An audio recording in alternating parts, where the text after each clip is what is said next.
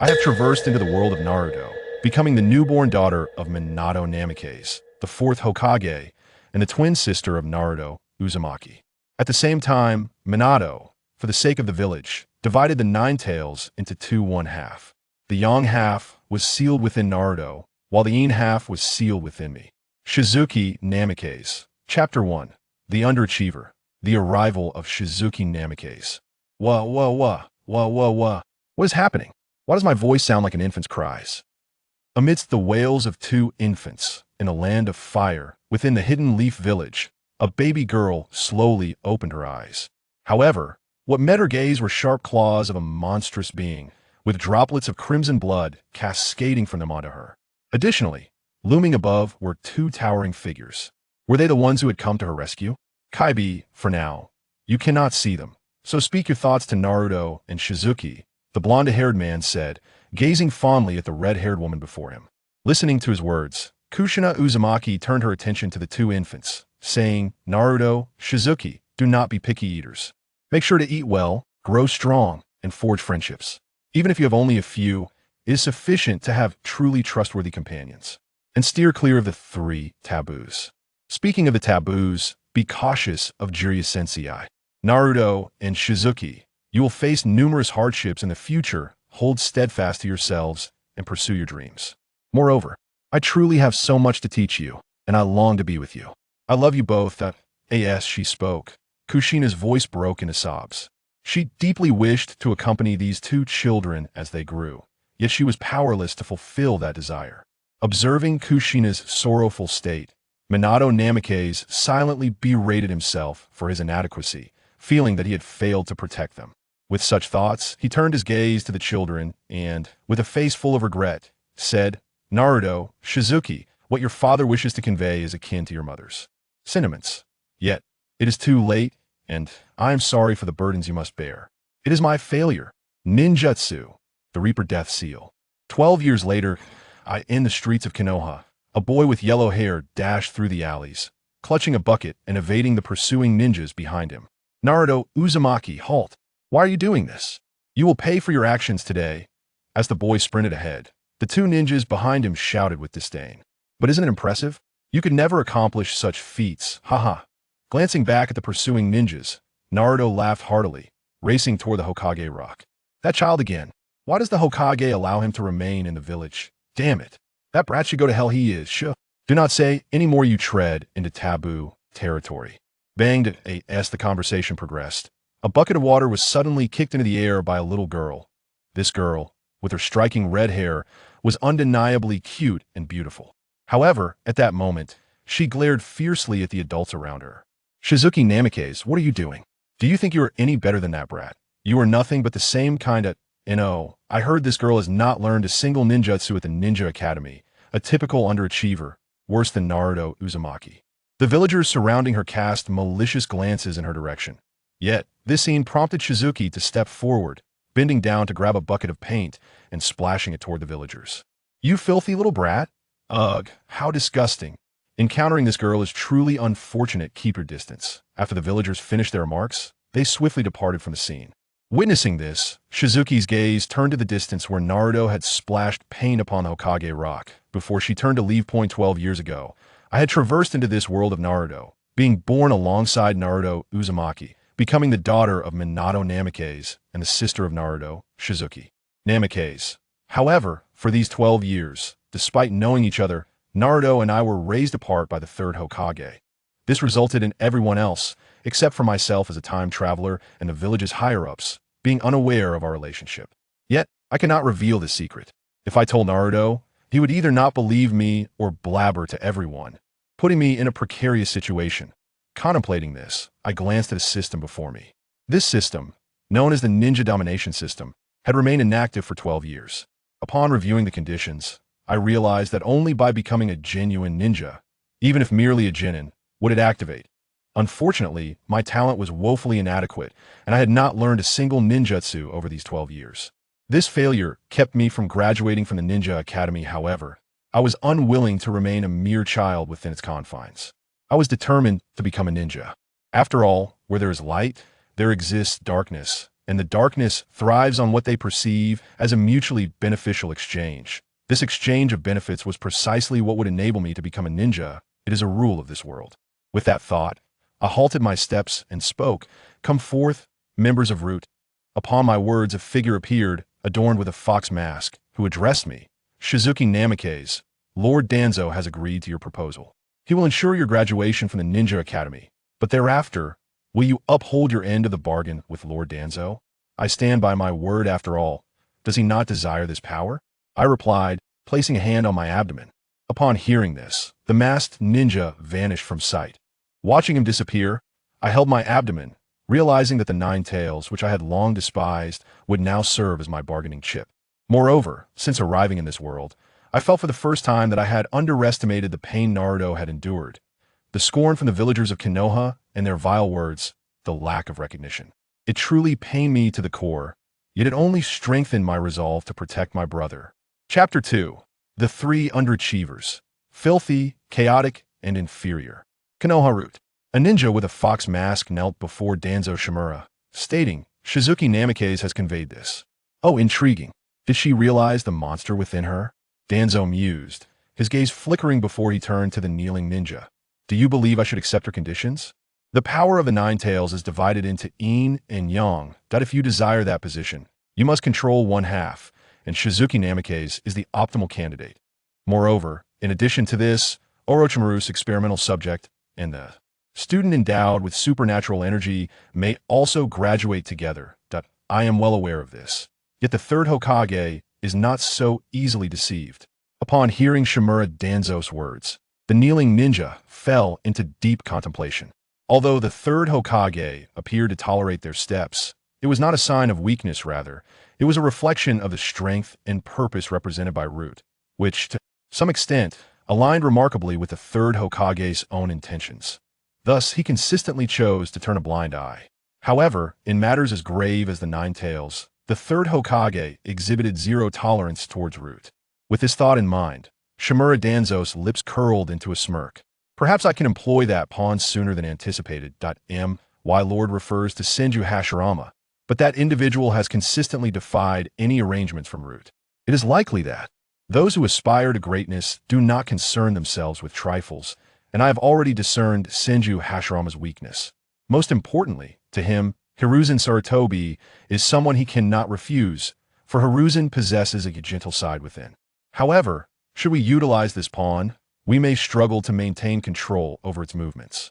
Upon concluding his statement, a smile crept onto Shimura Danzo's face. Although he could not exert full control, he indeed held the fatal weakness of that individual, which could serve as his trump card in critical moments. A gentle breeze swept through Konoha, and within the academy, a small boy dressed in tattered clothes, with unkempt and greasy hair, crouched in a corner, gazing enviously at the children playing in the distance. Soon, a ball flew to his feet. The boy picked it up, glancing towards a group of children. "Fujiwara Sekimatsu, who allowed you to touch our ball?" At that moment, a boy from the group stepped forward. "I merely wish to return the ball to you." Upon seeing this boy, Fujiwara Sekimatsu instinctively took 2 steps back, his eyes revealing a hint of timidity. "How dare you touch it with those filthy hands?" Indeed, this boy is utterly revolting. Ugly and dirty, it's simply nauseating. At that instant, a barrage of insults hurled towards the boy, growing increasingly harsh. Listening to these words, Fujiwara Sekimatsu yearned to retort, yet ultimately, he remained silent. Just then, Kazekage Satsuki returned from outside, passing by. "Hey, Kazekage Satsuki, you disgusting creature. Could you not walk past me? Don't you realize that nobody wishes to acknowledge you?" At this, the leading boy shouted towards Kazekage Satsuki. Upon hearing this, a peak of disdain surged within Kazekage Satsuki. "What's this? Are you still unconvinced?" As the boy spoke, Kazekage Satsuki stepped forward, her indifferent gaze fixed upon him, before landing a punch squarely on his face. "That's what you get for speaking so carelessly." As Kazekage Satsuki knocked the boy to the ground, she looked at the others behind him and declared, "If you wish to fight, then come at me together. If no one dares, do not hinder me from teaching this boy a lesson." Her words startled the group, and they watched as Kazekage Satsuki mounted the boy, delivering blow after blow. During these 12 years, Although Kazekage Satsuki's system had yet to awaken and she lacked talent for ninjutsu, she had dedicated herself to physical training. At the very least, 12 years of rigorous exercise, compounded by the influence of Nine-Tails chakra, had endowed her with physical prowess far superior to her peers. Please stop. At that moment, Fujiwara Sekimatsu stepped forward to intervene. TCH, in the one hitting him, it's none of your concern. This guy has a mouth that deserves a good beating. Boom. Kazekage Satsuki exclaimed, landing another punch on the boy's face. But if you keep hitting him, the teacher might return. Beside her, Fujiwara Sekimatsu said, TCH, listen here, you troublesome brat. He'll let you off today. But if you keep talking back next time, he'll make sure you regret it. Looking at the boy who now resembled a bruised mess, Kazekage Satsuki stood up and walked away in a certain direction. Witnessing this, Fujiwara Sekimatsu set the ball down and followed Kazekage Satsuki. That detestable person, once I become a ninja, I will definitely teach her a lesson. As he watched Kazekage Satsuki's retreating figure, the boy muttered threats, his speech hindered by his swollen face. Meanwhile, on the other side, Kazekage Satsuki strode through the academy, followed by Fujiwara Sekimatsu. What are you following me for? Thank you. If it weren't for you, I would have been bullied by them. Fujiwara Sekimatsu stammered as he spoke to Kazekage Satsuki. My actions were merely a reaction to their provocation. It has nothing to do with helping you. Kazekage Satsuki replied coldly, continuing her path forward. However, after taking a couple of steps, she turned her head and added, in the future, if anyone bullies you again, you should fight back just like I did. If you beat them, they won't dare to trouble you again. Even if you can't win, it's better to take a beating from a big boy than endure their cowardice. After saying this, Kazekage Satsuki turned towards the classroom. Behind her, Fujiwara Sekimatsu gazed in the direction of Kazekage Satsuki, his eyes flickering with two distinct and ephemeral energies. Honestly, why am I even saying all this? It seems there's no one around to talk to, so I want to say a few words to anyone I see. Hey, Sanomanjiro, that's mine? Who said it was yours? Now it's mine. As Kazekage Satsuki pondered, a student ran towards her, clutching a stuffed toy, pursued by several girls. Observing this scene, Kazekage Satsuki remained silent, dismissing the antics of this troublemaker. Thus, Kazekage Satsuki and Sanomanjiro brushed past each other. How infuriating! Is this guy's mind deranged? He's so good-looking, yet remains the school's troublemaker. Otherwise, why do you think he is one of the 3 nin in our academy? He's notorious for causing chaos. After these remarks, Kazekage Satsuki glanced at the girls before heading towards her class. Before long, the break came to an end, and the time for class arrived. Many students rushed in from outside, and 2 figures settled beside Kazekage Satsuki. Satsuki, it's good to see you again. Looking at Kazekage Satsuki, Fujiwara Sekimatsu spoke first. TCH, why do I have to sit with you too? Honestly, Naruto is far more interesting than you both. Sanomanjiro remarked, sitting beside them in boredom. Faced with this scenario, Kazekage Satsuki glanced at Sanomanjiro and then at Fujiwara Sekimatsu, genuinely unsure how to interact with these 2 oddities. As Kazekage Satsuki pondered, suddenly, the classroom door swung open, revealing Irika returning with Naruto Uzumaki. Upon seeing Naruto, Irika launched into a lecture, and after finishing, he instructed the entire class to prepare for a transformation technique examination, excluding the Messi trio, as they lacked any ninjutsu skills. After the transformation jutsu examination concluded, Irika unexpectedly made his way outside. He then returned, accompanied by a masked ninja, who greeted everyone, saying, "Greetings. This individual is a member of the Umbu. He is here because he has taken an interest in 3 of our students. In other words, 3 of our students will have the opportunity to graduate early today." Upon hearing Irika's words, the surrounding students displayed expressions of envy, secretly pondering whether they might be the chosen ones. Silence. Irika called out, commanding attention. The Umbu member then approached the podium and announced, "This time, 3 students have been selected by our Umbu to form a team. These 3 individuals are Sanomanjiro, Fujiwara Ishimatsu, and Nara Shizuki." Chapter 3. Team Leader, Senjushin. What constitutes the so-called Messi trio? Surely, there must be a mistake. These 3 are even less competent than Naruto Uzumaki. How can it not be Sasuke Uchiha? I had thought it was Sasuke and me. Spare me your vanity. If we are to choose someone to team up with Sasuke, it should be someone like me. Silence. This decision comes from our Umbu, and no objections will be entertained. Now, the three named students, please follow me. Upon hearing this, the trio, Sano Wanjiro, Fujiwara Ishimio, and Nara Shizuki, stood up and followed the masked member out of the room. Once they found a secluded spot, the Umbu member removed his mask, revealing a fair and handsome face. Hello everyone, I am Senju Shin, an ordinary ninja of the Umbu. You may call me Teacher Shin. In response to his words, the messy trio fell silent, though Nara Shizuki felt a moment of shock. Senju, is this a coincidence? Observing their expressions, Senju Shin smiled and continued. To be honest, when I received the task of mentoring you three troublemakers, I felt quite resistant. There has never been a precedent for such a situation in the Umbu. However, I cannot defy orders from above, so here I am. After introducing himself, he turned to the three students. I have introduced myself. Now it is your turn. Hehe. Let me go first. I am Sano Wanjiro, devoid of any ninjutsu or jinjutsu skills. My taijutsu is average, and I detest discipline. I particularly dislike you, teacher. As soon as these words fell, the room fell into silence. You dislike me? Very well, then it's your turn next. In the midst of the silence, Senju Shin was the first to regain his composure and, smiling, he directed his gaze toward Fujiwara Ishimio. While I am astonished that I can graduate, I lack any ninjutsu or jinjutsu skills, and my taijutsu is also lacking. I have no confidence, but I will listen attentively. Upon being called, Fujiwara Ishimio spoke. Oh, so you possess no skills and lack confidence. Quite the opposite of Sano Wanjiro. TSK. Lastly, let us hear what surprises you can offer, Nara Shizuki. The last to speak was Nara Shizuki, who merely stated her name. Knowing that the teacher had already reviewed their profiles prior to their meeting and thus felt no need for elaboration. Thus, the messy trio had completed their introductions. Upon hearing their introductions, Senju Shin exhaled deeply. Indeed, these three are as troublesome as the rumors suggested. Sigh. It seems I am simply incompatible with you three. I truly do not wish to mentor newcomers, especially not you three. Looking at the trio, Senju Shin sighed again.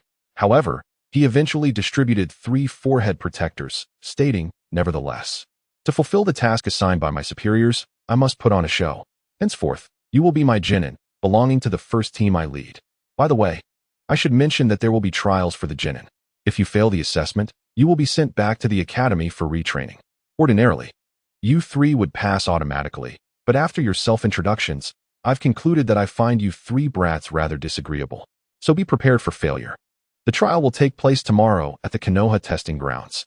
With that, Senju Shin's figure vanished in an instant. Once he disappeared, Sano Wanjiro picked up a forehead protector and placed it on his head. This is rather mediocre, isn't it? Hey, you two over there, for tomorrow's trial. I don't want to pass. The academy is much more enjoyable. Why must we go out on missions? After uttering those words, Sano Wanjiro walked off in one direction. I will do my best and not hold you back. So let us give it our all tomorrow, Fujiwara Ishimio declared before glancing at the delighted Nara Shizuki and leaving. After they all departed, Nara Shizuki gazed at the forehead protector in her hands, her heart racing with excitement. Soon, she placed the protector on her head. Ding! Congratulations, host. You have become a genin. The ninja domination system is now officially activated. Below is the information of the ninja domination system.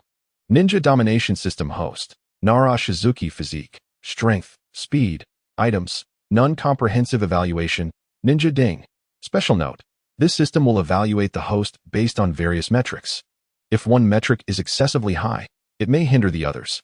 The comprehensive strength of ninjas, ranked from high to low, is. Points for increasing data will be allocated based on tasks completed by the host. Ding. As the host has successfully activated this system, you are granted 4 basic ninjutsu. Ninjutsu introduced from high to low. Nara Shizuki paused for a moment upon seeing this system notification. 12 years of activation, and this is it? Ding. Would you like to select? Yes.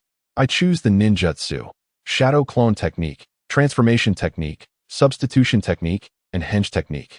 For the level, I desire the Konoha whirlwind. Ding. Selection successful. Additionally, the system grants the host 3 fake Ninetales chakra cards and 1 genuine Ninetales chakra card. Fake Ninetales chakra card. It disguises the Ninetales chakra leakage without enhancing physical strength. But enemies can distinctly feel or even see the Ninetales chakra aura surrounding the host. Genuine Ninetales chakra card. forcefully borrows the Ninetales chakra without the need for the Ninetales' consent. Ding. The system now issues its first task, pass tomorrow's exam. If successful, the host will receive generous rewards and the first completion task gift pack. Please look forward to it.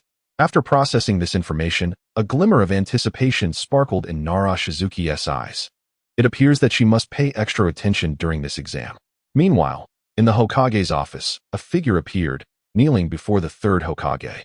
Upon recognizing this figure, the third Hokage furrowed his brow. I never expected Shimura Danzo to send you. Hearing this, Senjushin met the third Hokage's gaze.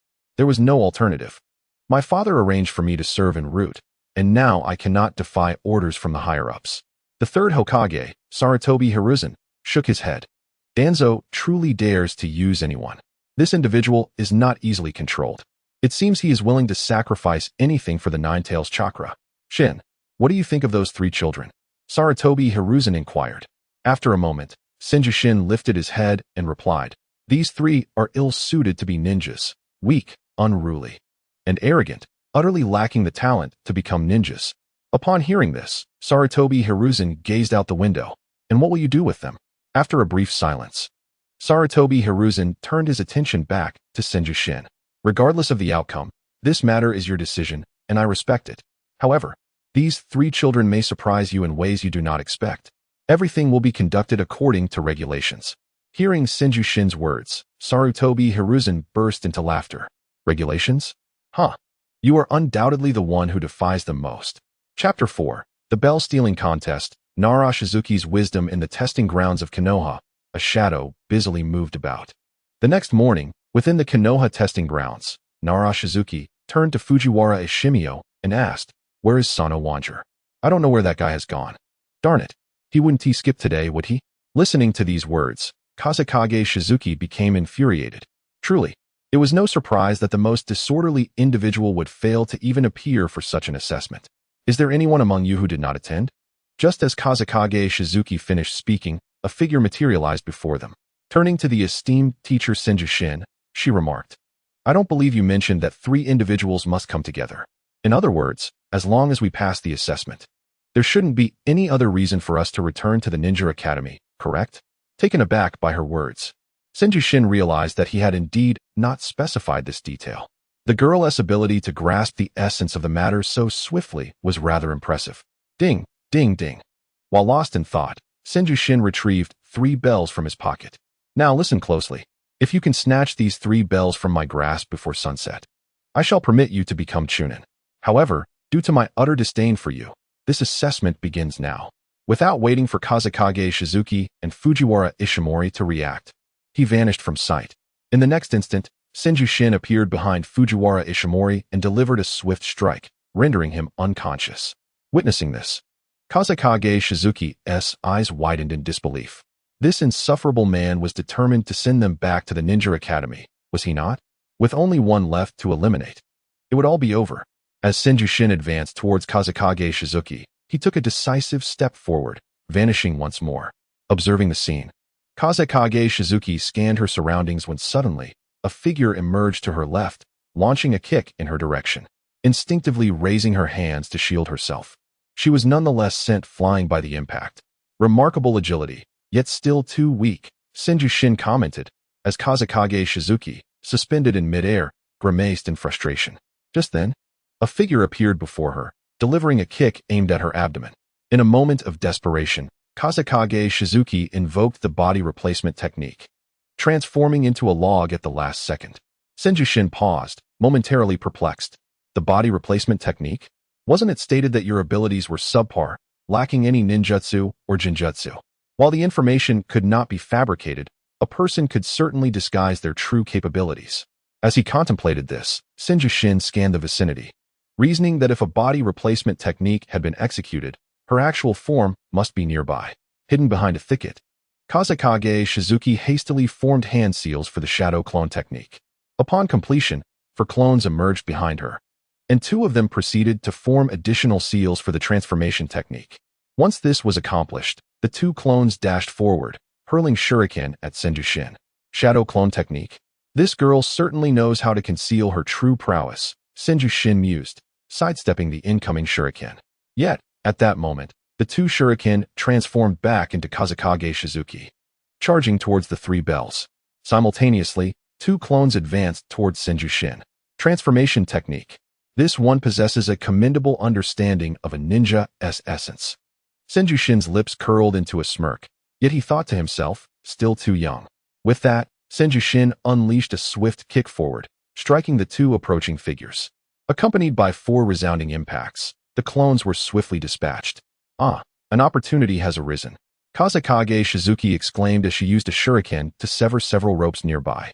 At that moment, traps descended around them, catching Senjushin off guard. So that is how it is. From the start. You never intended to engage me according to the rules, did you? The prearranged mechanisms and positioning were merely to draw me into your trap. Utilizing the body replacement technique to move beside your setup, then employing the shadow clone and transformation techniques to create a distraction. All designed to prevent me from forming seals within your traps. Unfortunately, had it been any other instructor, you would have succeeded. However, I truly have no desire to take you under my wing. After saying this, Senjushin touched the log that had approached him, exerting force to leap upward, successfully avoiding the descending wooden traps. Sensei, the real show has only just begun, Kazekage Shizuki exclaimed, but just then, a voice echoed from the jungle. Upon hearing it, Senjushin's eyes widened in shock as a flurry of shuriken flew toward him. How vexing. Did you truly anticipate this? Employing the shadow clone technique, Kazekage Shizuki concealed herself before swiftly activating a counterfeit Nine-Tails chakra card. You clever girl, adept at disguising your true abilities. These techniques were not documented in the records. How on earth do you possess such skills? As Senjushin spoke, he sensed a distinct chakra signature, one belonging to the Nine-Tails. His gaze fell upon Kazekage Shizuki, who now bore a single tail, and an unsettling feeling crept over him. Should she indeed unleash the beast within, it would spell disaster for him. With that, Senjushin swiftly eliminated the incoming shuriken and focused intently on Kazekage Shizuki. You've lost focus, teacher, which means I have won the match. In that fleeting moment of distraction, Kazekage Shizuki's clone seized the 3 bells, and simultaneously, her Nine-Tails chakra cloak vanished. Senjushin stood in stunned silence. Has she truly mastered the Nine-Tails chakra? How is this possible? She is merely a child, a mere 12 years old. Chapter 5. A bounty of rewards from the system. With this thought, Senjushin exhaled forcefully. Regardless of the circumstances, he had no grounds to contest further. However, this girl must remain close for careful observation. Impressive. You exploited the illusion of unleashing the Nine-Tails to distract me, thus securing the bells with your clones. Kazekage Shizuki, from a ninja's perspective, you truly are a remarkable talent. Senjushin remarked with a smile. Indeed, by the tenets of ninjutsu, achieving one's goal renders all else inconsequential. Kazekage Shizuki had accomplished just that. Then, does this mean we have passed? She inquired. Starting today, Class 1 is officially established. Tomorrow, I shall gather with Sano Manjuro at the mission reception area. Until then, farewell. With that, Senjushin's figure dissipated. Shadow clone. Kazekage Shizuki pondered, momentarily taken aback. All her efforts had been for naught. It was merely a shadow clone. If the real one had arrived, he might have seen through her cunning plan. Ding. Congratulations, host, on completing your first mission. The system is now distributing rewards for your initial task completion. Due to the special nature of this being your first reward, it shall be exceptional. Ding. The system rewards have been issued. Please check your inventory, host. Upon hearing this notification, Kazekage Shizuki promptly responded, claim. Ding. Congratulations to the host for acquiring the self-created technique of instant body flicker. This ninjutsu allows the host to instantaneously arrive before any object within their line of sight. However, there are limitations. It can only be utilized once per day and cannot be used consecutively. For multiple uses within a single day, the host must elevate their overall ninja level. Beep. Congratulations to the host for receiving a selection of martial arts gifts. Only one can be chosen. Level martial art. Heaven crumbling hand. Level martial art. Explosive fist. Level martial art. Nuclear explosion kick. Note, these 3 techniques can instantly incapacitate a ninja, but the target's strength must not exceed 3 levels above the host's overall strength. Otherwise, the effect will be significantly diminished, and each can only be used once. Beep. The host information is now being updated. Host. Kazekage Shuriwa physical condition, strength, speed, items, true borrowed Ninetales chakra card 1, false borrowed Ninetales chakra card 2 overall assessment. Ninja Beep. Due to the host's outstanding completion of the first mission, 3 enhancement points have been rewarded. Once the system updated all information, Shuriwa was momentarily stunned. With the self-created instant body flicker technique, enhancement points, and the option to select a martial art, Shuriwa could only think to herself how much she adored this development. Beep. Now that you know I love you, come. A kiss, please. Forgive me, my esteemed system, I was wrong before. Could you grant me something invincible? Beep. This system does not possess such a function, and a ninja must take one step at a time to achieve the pinnacle of ninja status. Thus, Shuriwa found herself with 2 choices. Did we fail? Just as she reveled in her success, a voice echoed from afar. Upon hearing it, Shuriwa's gaze fell upon a figure in the distance, Fujiwara Shimizu. We did it. Tomorrow we will gather at the mission reception area, she said with a smile, shaking the bell in her hand. Honestly, I didn't contribute much, Shimizu replied, feeling a twinge of shame as he glanced at the 3 bells. At that moment, Shuriwa placed her hand on Shimizu's unkempt, greasy hair and reassured him, "It's all right. We will soon be team members, and we must look out for each other." Right. See you tomorrow then. Feeling elated, Shuriwa murmured to herself as she turned and walked away. Behind her, Shimizu pondered, "Doesn't she think my hair is dirty?" After expressing this thought, a figure emerged in his mind. Use this filthy hair to obscure your eyes. Infiltrate the Hidden Leaf Village. Remember, at a critical moment, I will require your strength. It is this reason that you will survive. As these thoughts swirled in his mind, Shimizu felt a headache creeping upon him. Meanwhile, Shuriwa arrived within the Hidden Leaf Village, yet was met with disdainful glares from those around her. These gazes had accompanied her throughout her upbringing. To be honest, Shuriwa now harbored a profound dislike for the Hidden Leaf Village. This village, which considered her a demon fox, was the same one her parents had saved. Yet, the villagers were oblivious to this truth, only aware of the 9 tails sealed within her. Is this truly the governing philosophy of the Hidden Leaf? A tiresome village indeed. After expressing her thoughts, Shuriwa made her way home. Upon reaching her residence, she contemplated the system's enhancement points and allocated all 3 to her strength. This decision illuminated the significance of enhancing her abilities. Each enhancement signified a boost in power. For instance, if her strength was initially at a certain level, after the first enhancement, it would increase and subsequently continue to rise with each successive enhancement.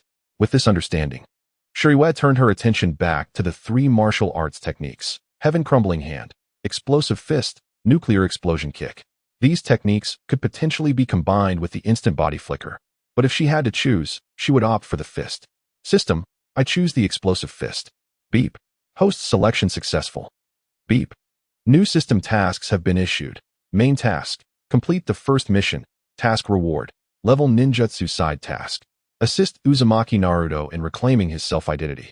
Earn enhancement points side task. Defeat Mizuki.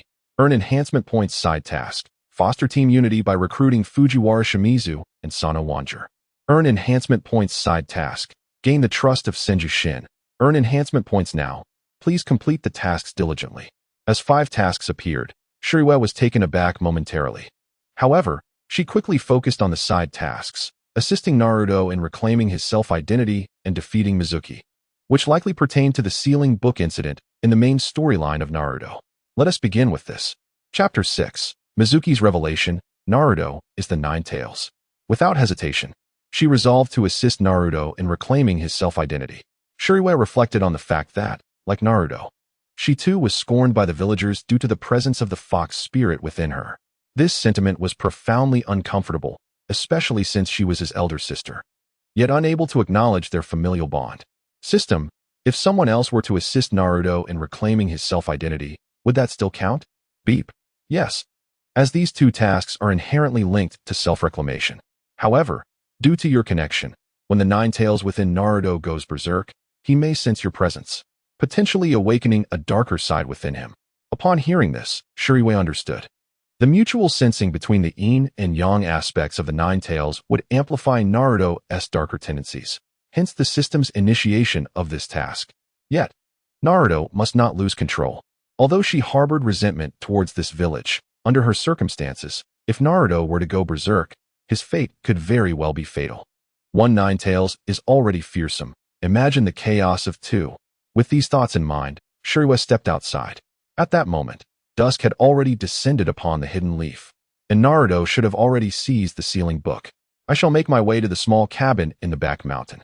With this resolution, Shuriwa set off in that direction. A gentle breeze caressed the air. Inside the small cabin at the back mountain of the hidden leaf, a young boy stared at the large scroll in his hands, scratching his head. The first technique is the one I struggle with the most, the multi-shadow clone technique? Hee, but with this, I can become a ninja. And then everyone in the village will recognize me. After saying this, Naruto began to weave hand signs, but for some reason, he could not execute it properly no matter how hard he tried. Witnessing this, Naruto felt disheartened, but quickly regained his determination. This time, I will give it my all. I must earn everyone's recognition. With resolve, he chanted the incantation, Ninja Art, Multi-Shadow Clone Technique. Upon completing the hand signs, no clones appeared behind him. Seeing this, Naruto exhaled deeply and cried out, "Why didn't any clones appear? The multi-shadow clone technique is so difficult. Why can't I succeed like Shuriwa, Shimizu, and Sanawanger? The path of a ninja is one of perseverance, and our recognition stems from our merit." At that moment, a voice emerged beside Naruto Uzumaki. Hearing the sound, Naruto immediately turned his head to see a beautiful girl with red hair, and he retreated, clutching a scroll, exclaiming, "When did you come to my side?" When you were complaining," said Kazuki Satsuki, attempting to speak while smiling, as it added a gentler touch. "Why do you always look at me like a lovesick fool? It's disgusting. Let me tell you, although we are both orphans, I can have someone I like, and that is..." Before Naruto could finish his sentence, Kazuki Satsuki punched him on the head. "This guy really shines when you give him a little encouragement." "Ouch! Why did you hit me?" After Kazuki Satsuki struck Naruto, he held his head and looked at her. "Tell me, do you know what crime it is to steal the Book of Seals?" Kazuki Satsuki asked seriously, gazing at Naruto. "Crime? What crime?" "It's just an old scroll," Naruto replied, looking at the scroll in front of him. "Naruto, Satsuki, why are you two together?" "Naruto, the Book of Seals is indeed in your hands. Hand it over to me." At that moment, a voice called out, and Iruka Yumino appeared. Spotting Iruka, Naruto jumped up. Grinning, "Hee, Iruka-sensei, I'll master the shadow clone technique in no time. Soon, I will become a ninja." After Naruto spoke, Iruka looked at him and asked, "Who told you that stealing the Book of Seals would make you a ninja?" Mizuki-sensei." Just as Iruka was speaking, his pupils widened, and a flurry of shuriken whistled through the air towards Naruto. Seeing this, Iruka pushed Naruto aside, taking the full brunt of the attack himself. This scene left Naruto staring blankly at Iruka and Mizuki, who was perched on a tree in the distance. "Oh, if it isn't Iruka? Your movements are quite swift. Oh, Satsuki is here too. This is indeed a delightful pairing," Mizuki observed with a smile from above. "Mizuki, what are you doing? It was you who told Naruto to steal the Book of Seals. Why would you do that?" "Hee, Naruto, hand over the Book of Seals to me." Mizuki merely chuckled at Iruka before turning to Naruto and speaking. "Naruto, don't give it to him. He only wants to steal the Book of Seals." At this moment, Iruka finally spoke up. "Iruka, I do want the Book of Seals, but I have never held any affection for Naruto from the start. I am merely using him. However, aside from me, haven't you all been using him as well? After all, he is." As Mizuki reached this point, Iruka shouted, "Bastard, stop talking." "Oh, not just Naruto, but also Satsuki. They are both the Jinchuriki of the Nine Tails, the demon fox of Konoha. I'm speaking of them." Thus, Mizuki continued, "So, Naruto, Satsuki, do you understand? No matter how hard you try, the people in the village will never acknowledge you." After Mizuki finished speaking, Satsuki's gaze remained icy. While Naruto looked at Iruka in disbelief, "Iruka-sensei, is this true?" "Naruto, Satsuki." Iruka attempted to speak again, but ultimately remained silent. "Ha, this is hilarious. Naruto, it was the Ninetales that caused Iruka to lose his parents. Do you think he will treat you well? Everything he has done for you is merely an act. All for the sake of the Book of Seals in your hands." Chapter 7. Naruto's Rampage. Solving it physically. As Mizuki uttered these words, Naruto's expression shifted dramatically, filled with doubt, anger, and disbelief. "Liar. Everything is a lie. I despise this village. It's unnecessary. Now, I will give you a swift end." Seeing this, Mizuki hurled a shuriken towards Naruto. As the shuriken flew, Naruto closed his eyes, clutching the Book of Seals, remaining motionless, while Kazuki Satsuki quietly observed the scene. Sure enough, in the next moment, Iruka shielded Naruto with his own body from the shuriken, looking into Naruto's eyes. Naruto. Yet before Iruka could finish, Naruto dashed away, grasping Kazuki Satsuki's hand, and ran in a particular direction. Mizuki, look at what you've done. Iruka yelled at Mizuki. Iruka, can't you see? Just now, Naruto's gaze was that of a demon fox. He will undoubtedly use the Book of Seals to take revenge on the Hidden Leaf Village. And as for Satsuki, what will she do once she learns everything? After Mizuki spoke, Iruka turned to him and said, Mizuki, it's not as you say. I can't be bothered to argue with you. All I want now is the Book of Seals. After Mizuki said this, he vanished from sight, quickly heading in the direction Naruto had fled. Meanwhile, Kazuki Satsuki looked at Naruto, who was pulling her along, and asked, what do you plan to do next? I want to take revenge on the Hidden Leaf Village, Satsuki. Let us use this to destroy it. As Naruto spoke, a hint of red chakra flickered around him. Observing this, Kazuki Satsuki hesitated. She understood Naruto's pain completely and harbored a deep-seated hatred for the village. However, this village was built on the sacrifices of both their parents, making her decision exceedingly difficult. Satsuki, hush. There's some movement over there. Let us listen first. Suddenly, Kazuki Satsuki covered Naruto's mouth and pulled him behind a tree, her eyes fixed on the distant figures of Naruto and Kazuki Satsuki. Soon, a figure appeared beside them. It was Iruka Yumino, who looked at Naruto and Kazuki Satsuki, saying, Naruto, Satsuki, don't trust Mizuki. Give me the Book of Seals, and I will. However, before he could finish, Naruto suddenly slammed Iruka away. Iruka, who had been knocked back, slowly stood up and looked at Naruto and Kazuki Satsuki, asking, how do you know I am not Iruka? As he spoke, he transformed, revealing Mizuki's figure instead. Because I am Iruka, Mizuki declared.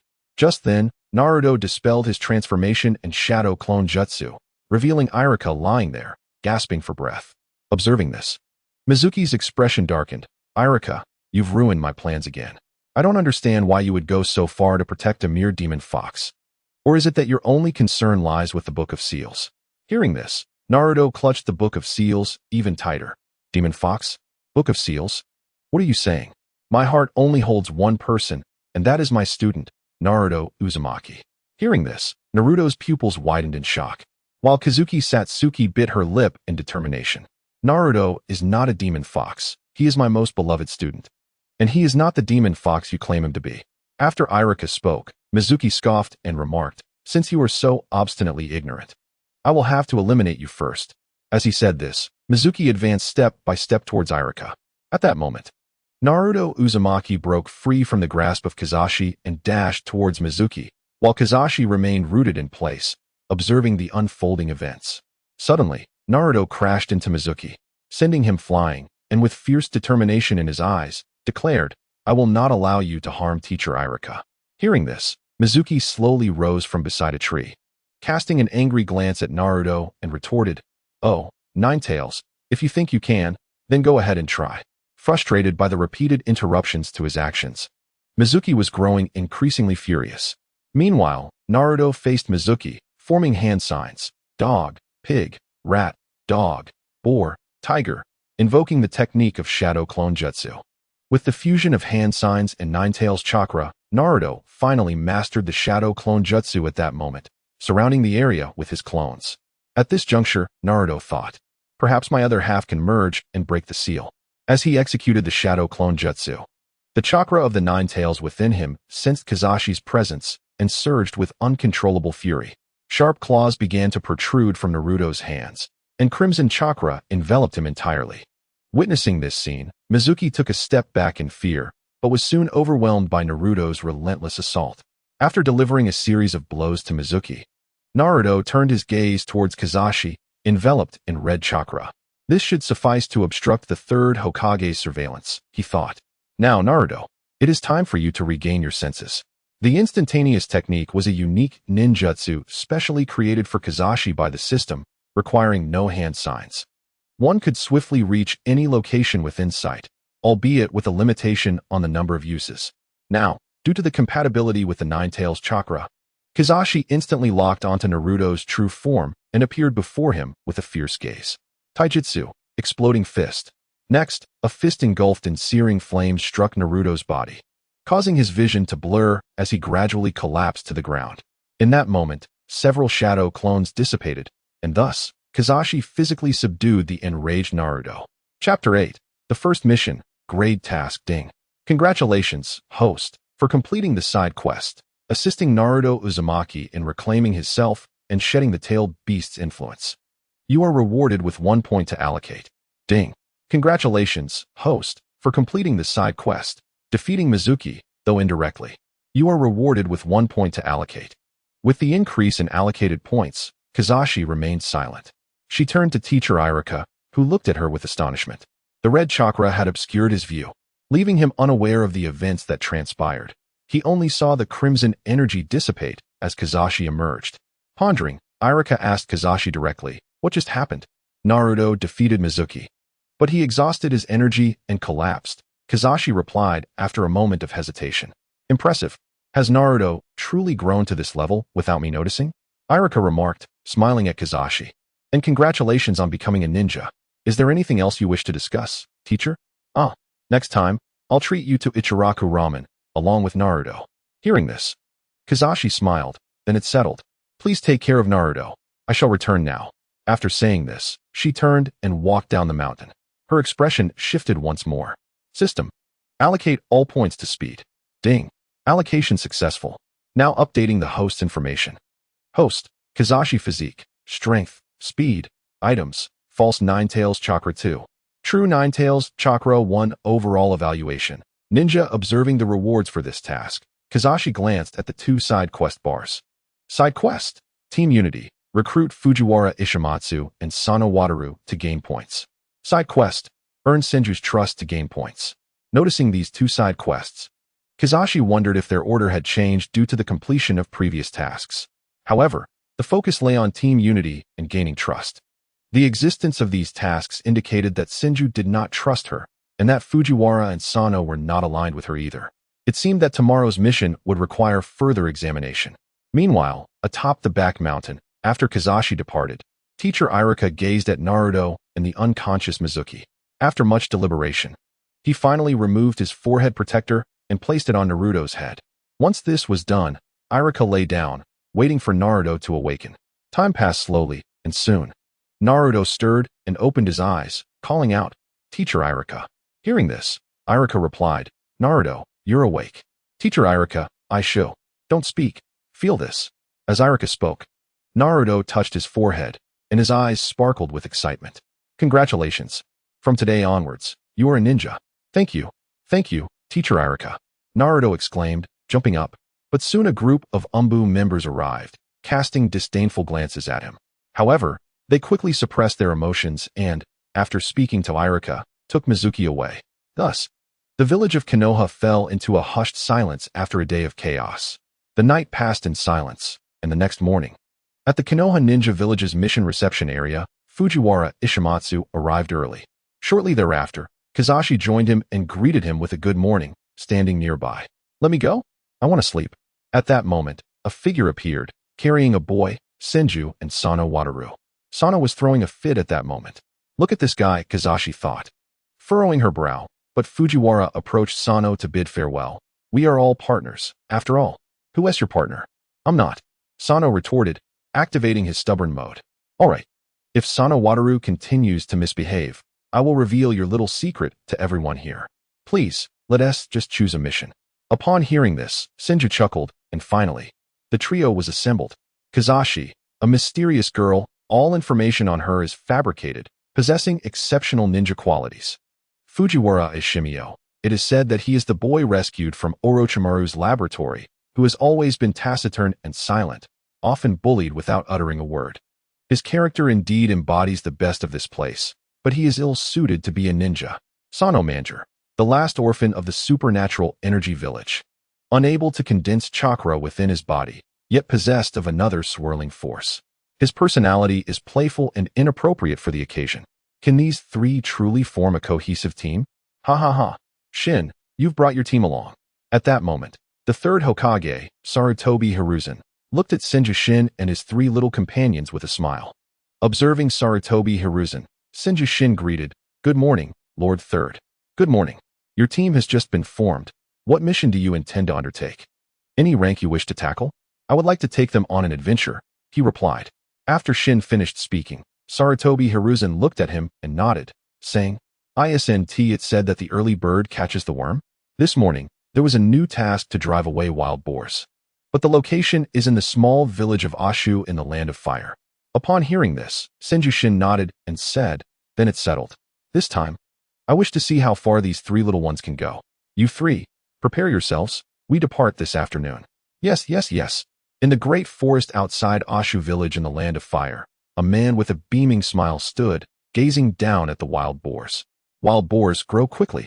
Once you're grown, we can find our king and then annihilate the entire ninja world." Chapter 9 Mission Success in the small village of Ashu.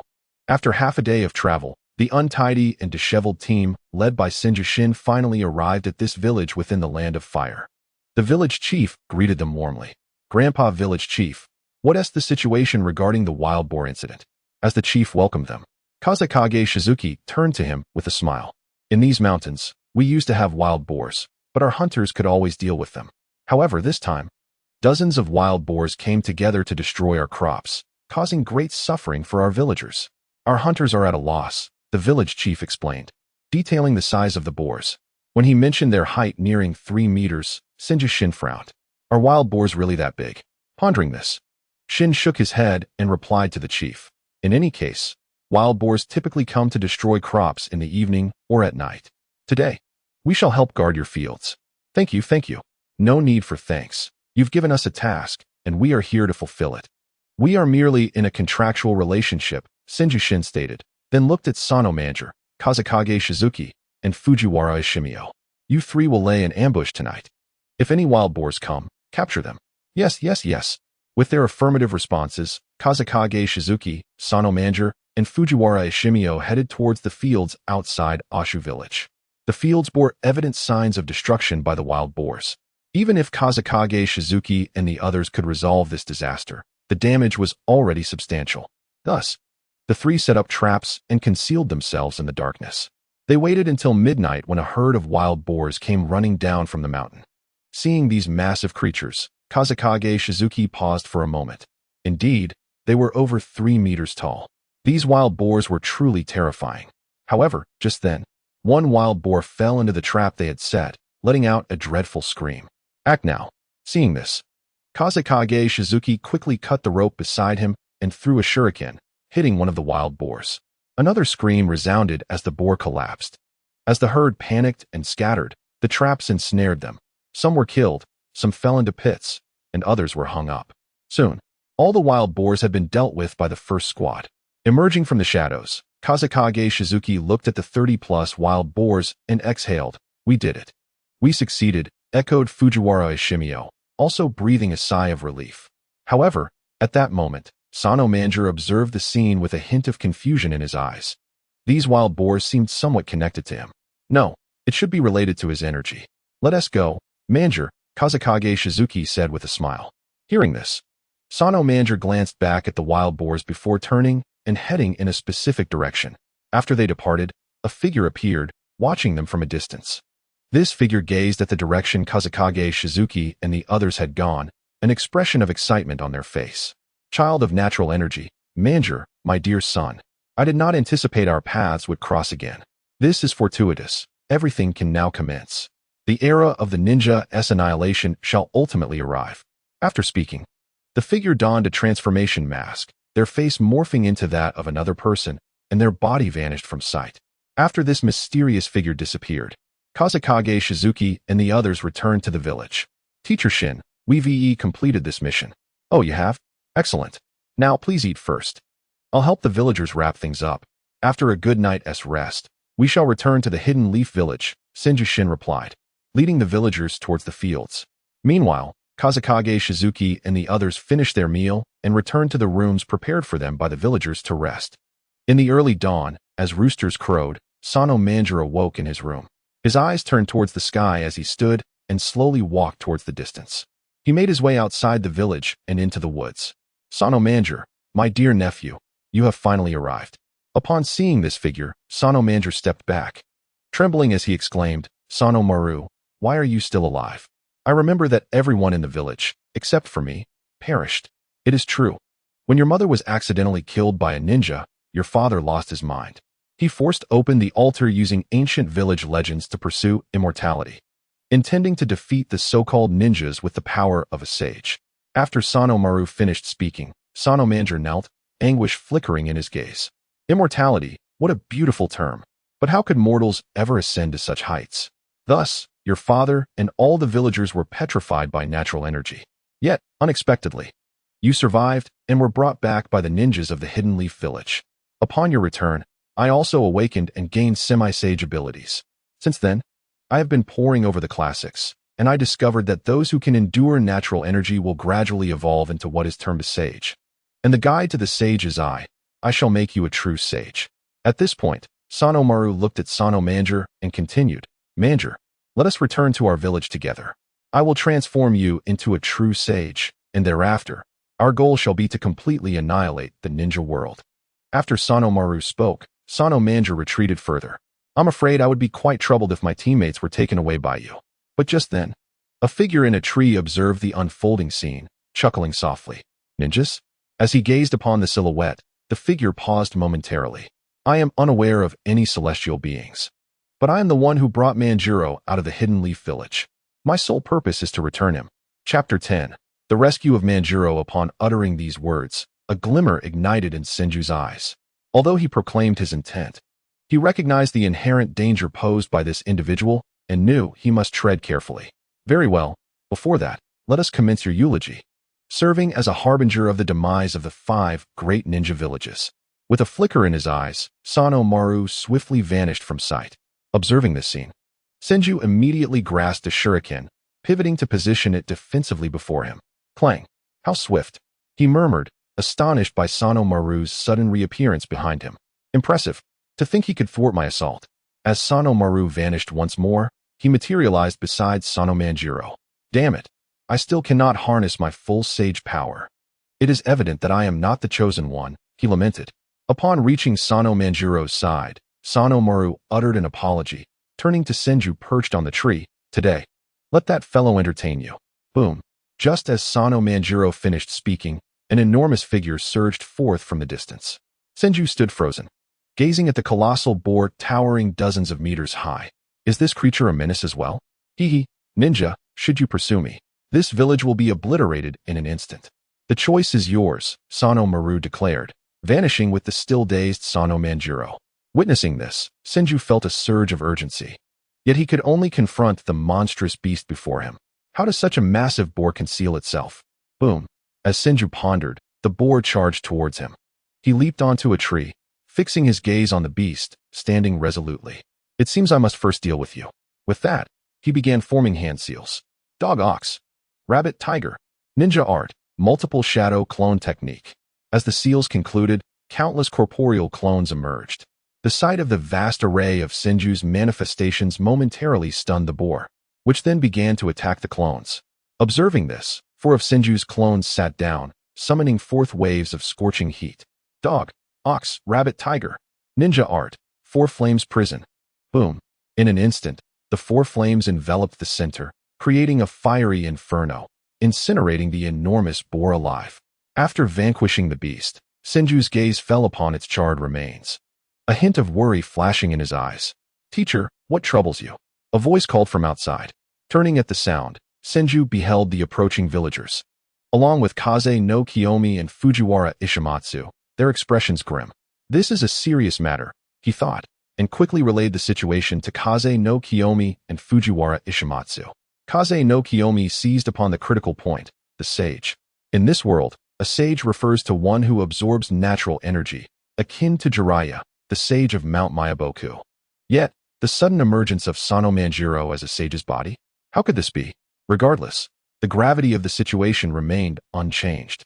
We have 2 options. First, return to the Hidden Leaf Village to report to the Hokage. Second, I know the location of that supernatural village where Sano Manjiro resides. We could attempt to rescue ourselves. Despite the 2 alternatives, I believe the first is the wisest choice. This is not a task we can handle lightly.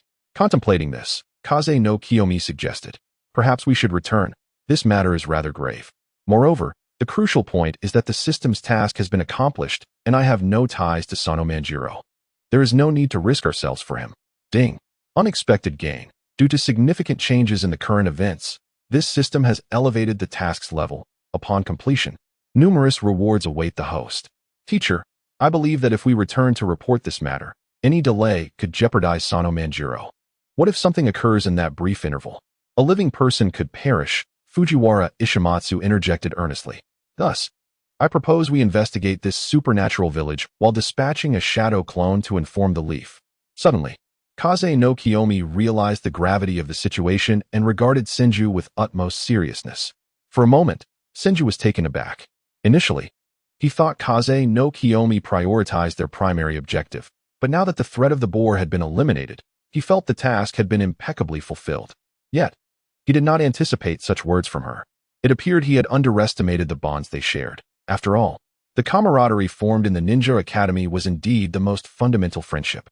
I concur with Kaze no Kiyomi's perspective, Fujiwara Ishimatsu chimed in. Upon hearing their sentiments, Senju exhaled deeply.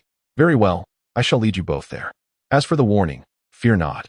I have already notified the higher-ups of the Leaf, so you need not be anxious.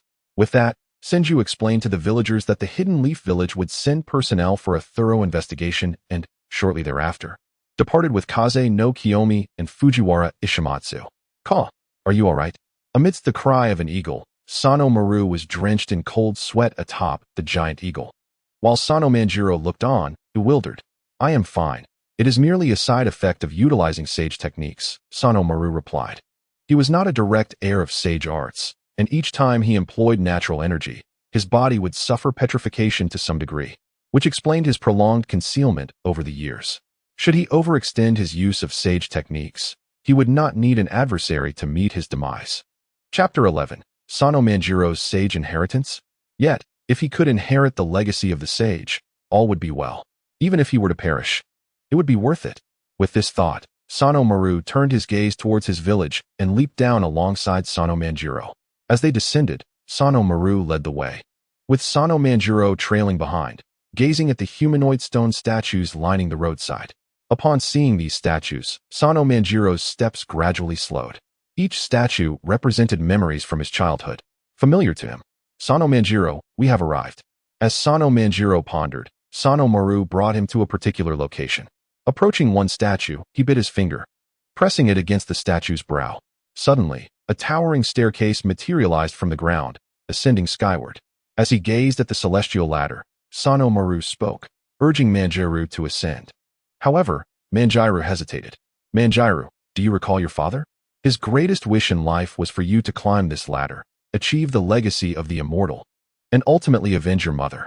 Upon hearing these words, Sano Manjiro's eyes widened. Gradually, he began to ascend the ladder, with each step causing a surge of natural energy to flow into his body. With every influx of this energy, his pupils dilated, enveloping him in a profound sense of comfort. Soon, he steadily advanced higher. Indeed, Manjiro, you can do it, Sano Maru said with a smile as he watched the scene unfold. Manjiro, stop, a voice called from behind. Turning his head, Sano Manjiro's gaze fell upon the approaching figures of Keisuke, Shiryuki, Fujiwara Sekimie, and their teacher. Why have you three come here? He inquired. Well, we are comrades. Shiryuki insisted that we cannot abandon you. Keisuke, Shiryuki replied. Manjiro, come down from there. She directed her attention towards the ladder, preparing to use her body flicker technique. However, this time, it failed to activate. What is happening? The system chimed in. Ding. This system alerts the host that this is a forbidden area, thus preventing the use of techniques. Understanding this limitation, Keisuke Shiryuki realized why the body flicker technique, despite its efficacy, had restrictions. Damn it, it's all your fault. You ninjas, Shiryuki exclaimed. You three should leave. I have never considered you my allies, nor do I trust teacher. Ever since I was brought to the Hidden Leaf Village, the people around me have looked at me with disdain, calling me the sole survivor, a harbinger of disaster. In my solitude, I resorted to mischief to garner attention. Because of the apathy towards me, I have never liked the people of the Hidden Leaf Village, including you. As he continued, Sano Manjiro grew increasingly agitated. his voice escalating to a shout. Upon hearing this, Senju fell silent. To be frank, he had perused the files on the three of them and had surmised the reasons behind Manjiru's penchant for mischief. Hey, stop talking to yourself, you brat. You may not like the Hidden Leaf Village or us, but we are your teammates now. Besides, who hasn't endured a tragic childhood? Sekimiao, let's go pull him down together. All right, Fujiwara. Sekimiao nodded, rushing towards the ladder, while Senju remained vigilant of Sanomaru. However, he soon noticed that Sanomaru did not obstruct Shiryuki and Sekimiao, merely observing from the side. Suddenly, as Fujiwara Sekimiao stepped onto the ladder, a force overwhelmed him, causing him to collapse. This energy rendered Sekimiao breathless, and soon, his body was petrified. Shiryuki and Senju stared in shock at the unfolding scene. The ascent of the immortal ladder reinitiates. The natural energy here does not merely dissipate if you do not absorb it, but rather, it forcibly enters your body. If you cannot withstand this petrification, your fate will mirror his, Sanomaru declared, directing his gaze at Keisuke's Shiryuki. Meanwhile, Sano Manjiru turned around and continued his ascent up the celestial ladder. What will it be? Give up? This time, not even the mightiest can halt Manjiru. As these words fell, a faint smile graced Keisuke's Shiryuki's lips, and she stepped onto the first stone step. Don't be ridiculous, Manjiru is my teammate. Even if he turns to stone, I will bring him back. After her declaration, a surge of natural energy flowed into her body. Confronted by this energy, Shiryuki clutched her chest, gasping for breath. This energy is unbearable. Ugh, what a troublesome little human. However, having lingered in this sightless world long enough, I shall lend you a hand. At that moment, a voice resonated within Keisuke's Shiryuki. Meanwhile, Sanomaru stood nearby, observing with a smirk. Look, both of your students are incapacitated. Is that so? Then please observe closely, came the reply. At this, Sanomaru's attention shifted back to Keisuke's Shiryuki. He beheld her now, as a vast reservoir of chakra surged within her, expelling the surrounding natural energy.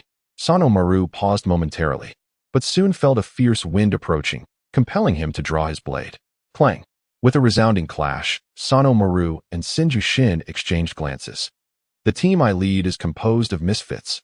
Thus, do not underestimate my students. Is that so? Then let me see how strong you, as their teacher, truly are. Sanomaru declared, lunging at Senju once more. Meanwhile, atop the ladder, Keisuke's Shiryuki promptly regained her footing, steadily advancing upward while contemplating. The Nine Tails can see everything. Can't it? Ding. This system does not permit it to observe, therefore it is blocked. Chapter 12. Keisuke's Shiryuki transformed by the Nine Tails. The loquacious sage Keisuke's Shiryuki found herself at a loss for words in the face of this obstinate system. Having been confined in a small dark room for over a decade, the Nine Tails must have been driven to madness. Yet, at that moment, Keisuke's Shiryuki cast her gaze towards Sano Manjiru in the distance, quickening her pace. Nevertheless, no matter how fast she moved, the repulsive force of the natural energy hindered her, rendering her unable to catch up. Damn that guy! I better not get my hands on him. Otherwise, I will definitely give him a beating. As she fumed, Sano Manjiru reached the cloud summit. Upon arrival, he surveyed his surroundings before standing before a statue, his gaze fixed upon it. After all these years, the Senju clan has finally produced a vessel worthy of an immortal's form. As this statement echoed, dark eyes from the statue turned towards Sano Manjiru, and a surge of dark energy enveloped him, seizing control of his being. At that moment, thunder rumbled ominously in the sky above the village. Witnessing this, Sanomaru swung his sword to force Senju back, glancing skyward with a gleeful expression. Success. The Senju clan has finally delivered a vessel to me after all these years. Do you comprehend your transgression? As Sanomaru spoke, a figure emerged from the midst of the thunder. It was Sano Manjiru, yet his eyes bore an unsettling malevolence, as if another being had claimed his form. Manjiru? What is happening? Sanomaru inquired, his voice laced with concern. Manjiru? Haha. It seems you truly believed in the legacy I mentioned. To be frank, what you call a legacy is nothing but a complete fabrication. Here, there is no legacy, only the vessel of the immortal, which is merely a temporary dwelling for me. As these words sunk in, everyone present fell into stunned silence. Soon, Keisuke's Shiryuki stood up and said, Are you implying that from the very beginning there was no talk of a legacy? Instead, You deceived and exploited the villagers of this village, making them believe you were in search of a successor, when in reality, you merely regarded them as vessels of the immortal slave clan, treating them as mere containers to be hoarded. After Shuriwa spoke, Sano Wanjiru turned to her and replied, "Absolutely correct. And what will become of your vessels in the end?" At that moment, Sano Maru spoke up to Sano Wanjiru. "The fate of the vessels is merely to be used by me or to perish, just like the soul within this body is slowly dissipating." As Wanjiru's words fell, Sano Maru's eyes turned crimson. He then leapt forward, his blade gleaming coldly, and slashed towards Sano Wanjiru. The elite among the immortal slaves dares to draw a weapon against his master. Do you wish for death? Observing Sano Maru, thunder rumbled, and bolts struck down upon him. Simultaneously, Sano Wanjiru delivered a punch, sending Sano Maru into the depths of the earth. "Pathetic," Wanjiru exclaimed upon witnessing the scene.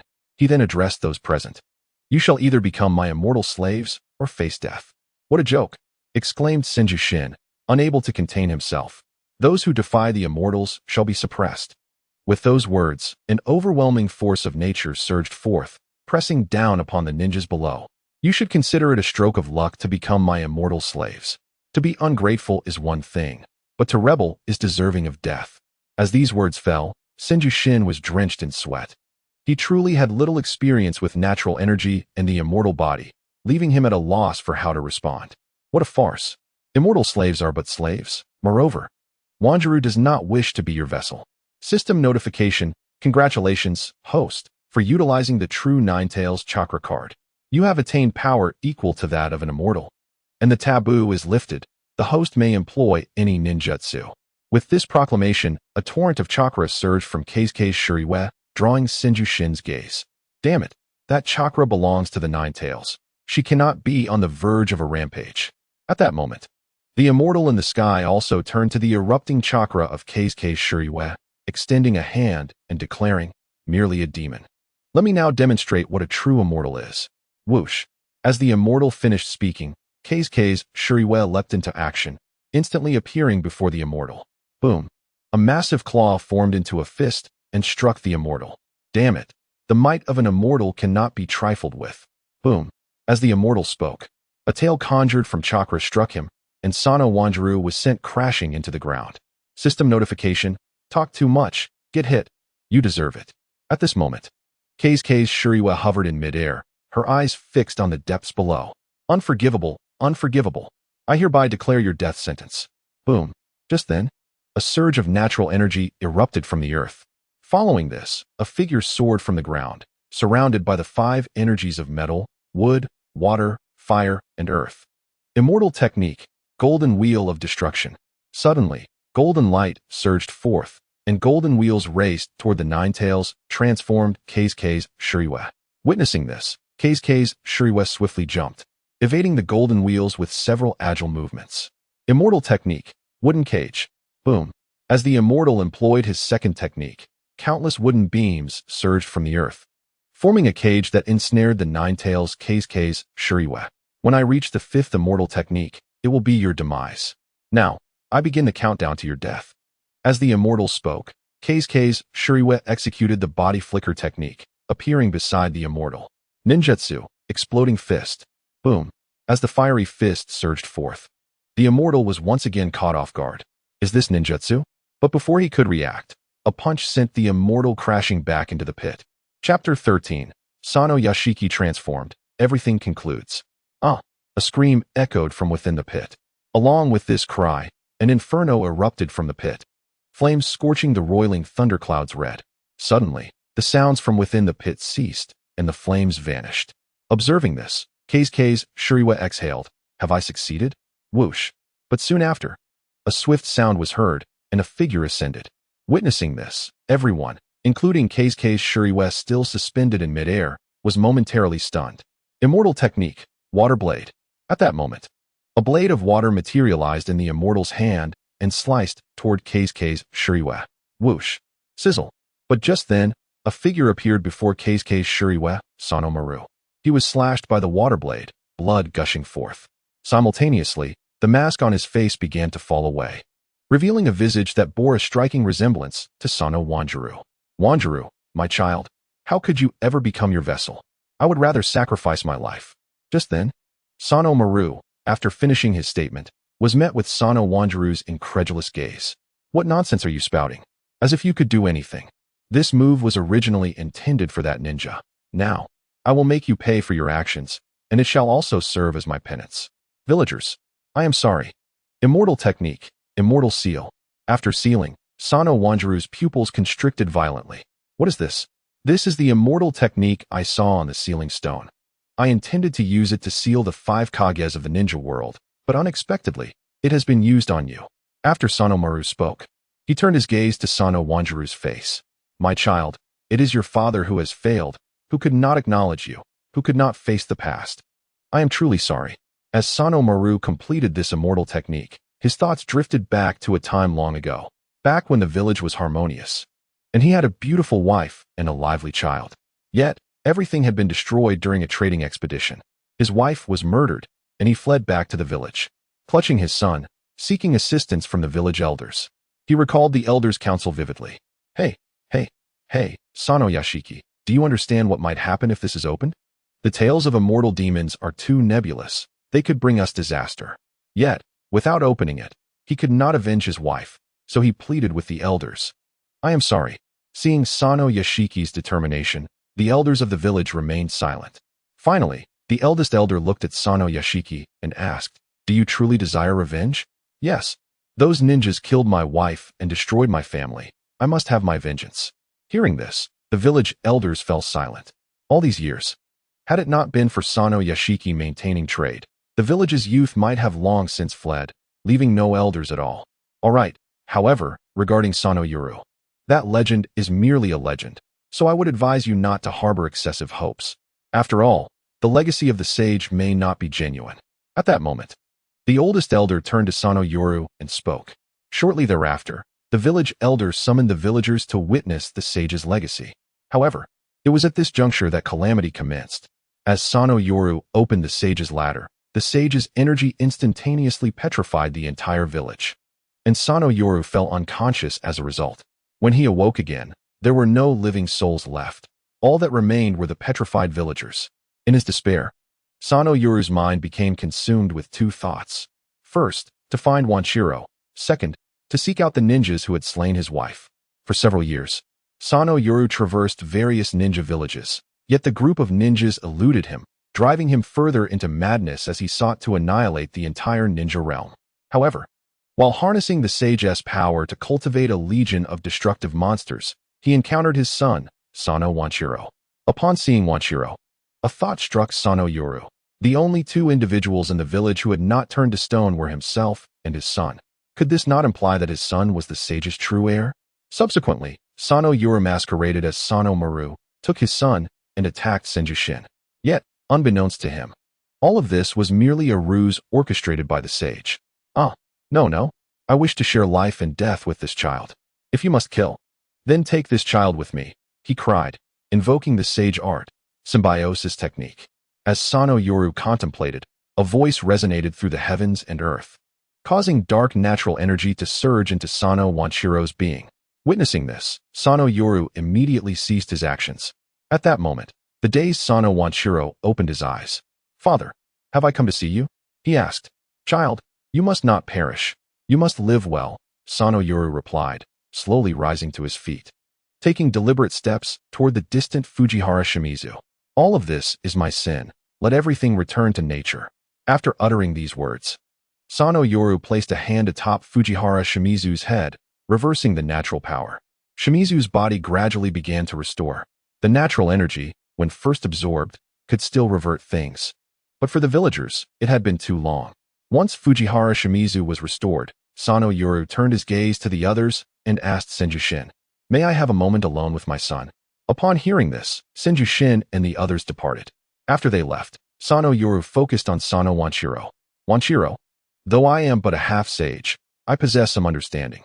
The symbiosis technique, while it implies coexistence, positions you as the master and it as a subordinate. In this context, you may gradually absorb its power, but do not allow darkness to encircle you. Otherwise, your body may be overtaken by it. In the future, you must live joyfully with those who wish to save you. As Sano Yoru spoke, His body began to petrify once more. "Father," Wanshiro cried. "I am unworthy of being a proper father, but Wanshiro, you must live happily." Chapter 14. The anomaly of Fujiwara Shimizu. The rustling of the wind echoed, and none knew what Sano Wanshiro and Sano Yoru conversed about inside. Nevertheless, the scene of parting was undeniably poignant. Soon, a figure emerged slowly from within. "Wanshiro," Fujiwara Shimizu called out to him, wishing to offer comfort, yet the words remained unspoken. "It's all right. How could it be all right? If you wish to cry, then cry. No one here will mock you," said Kazekage Shizuki, casting a gentle smile at Sano Wanshiro. After all, she had experienced such sorrow herself. 12 years prior, she witnessed a couple utilize the corpse demon sealing technique before her, and tears had filled her eyes at that moment. "Wah, Shizuki." With that, Sano Wanshiro squatted down, embracing himself as he wept profusely. Observing this, Kazekage Shizuki approached and enveloped him in her arms.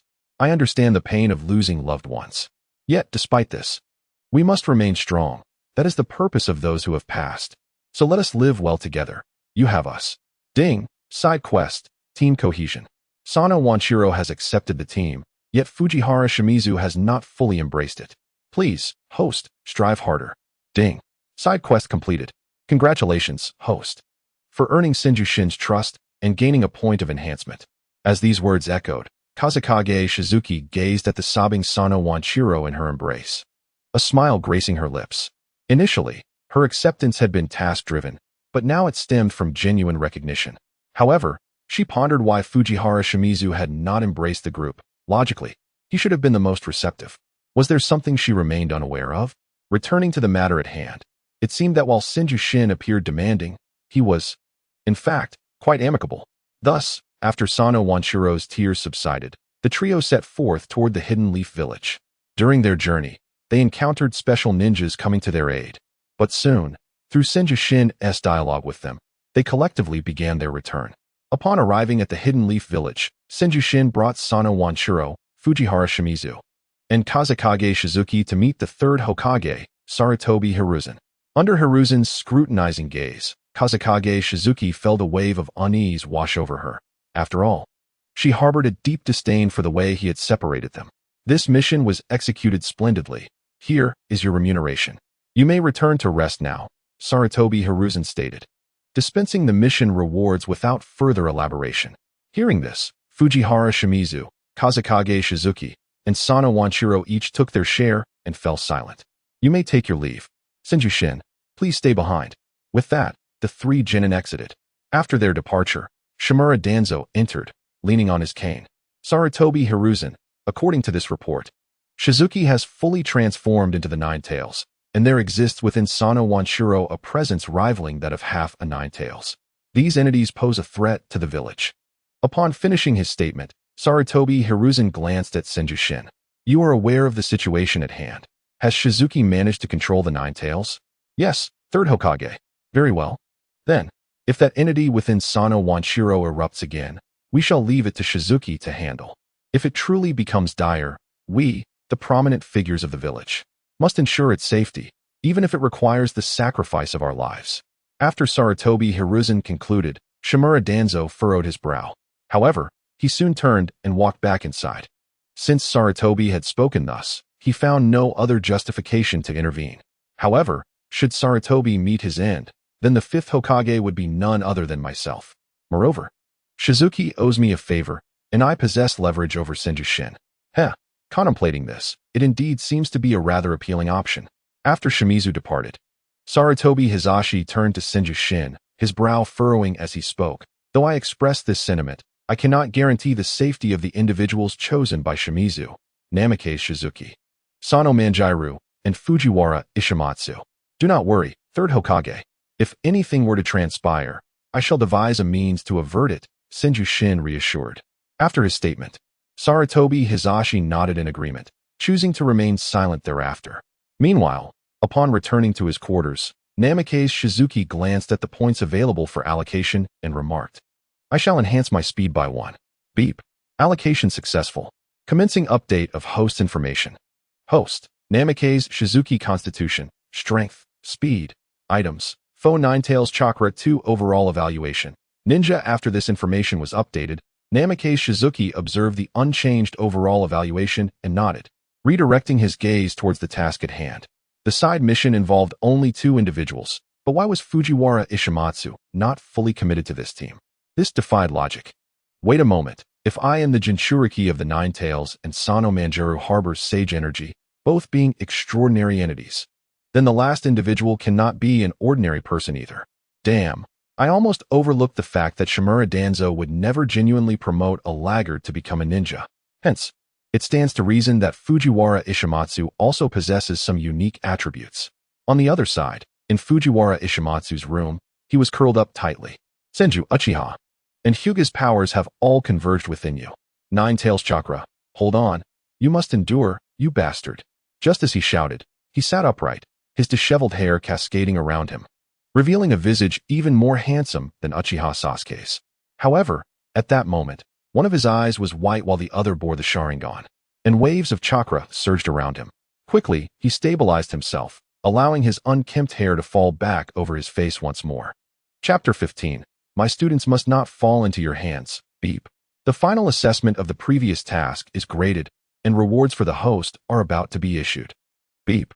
Awarding the host with 1 ninja technique upgrade card, which can enhance any ninjutsu. Please continue your efforts, host. In Namikaze Shizuki's room, a voice resonated. Accompanied by this sound, he gazed at the system with a hint of exasperation. Although I acknowledge that the ninjutsu upgrade card is formidable, I utilized a genuine Nine Tails chakra card for this task. Beep. Task levels are subject to strict scrutiny and are not amendable by this system. Namikaze Shizuki sighed in frustration at the system. Beep. The host is advised to use polite language. Otherwise, this system reserves the right to revoke this reward. This system, born of the essence of sun and moon, is the architect of all beginnings, a benefactor of heaven and earth. Beep. Flattery will not avail you with this system, but I shall overlook this instance. Hearing this, Namikaze Shizuki exhaled and turned his attention to his system reward, the ninjutsu upgrade card. To say that I currently possess a plethora of ninjutsu would be an understatement. However, the only technique I require upgrading is the body flicker technique. After all, enhancing other foundational or advanced ninjutsu would yield little benefit, and I am currently unable to harness its full potential, making further upgrades redundant. With this thought in mind, Namikaze Shizuki declared, upgrade the body flicker technique. Beep. Body flicker technique upgrade successful.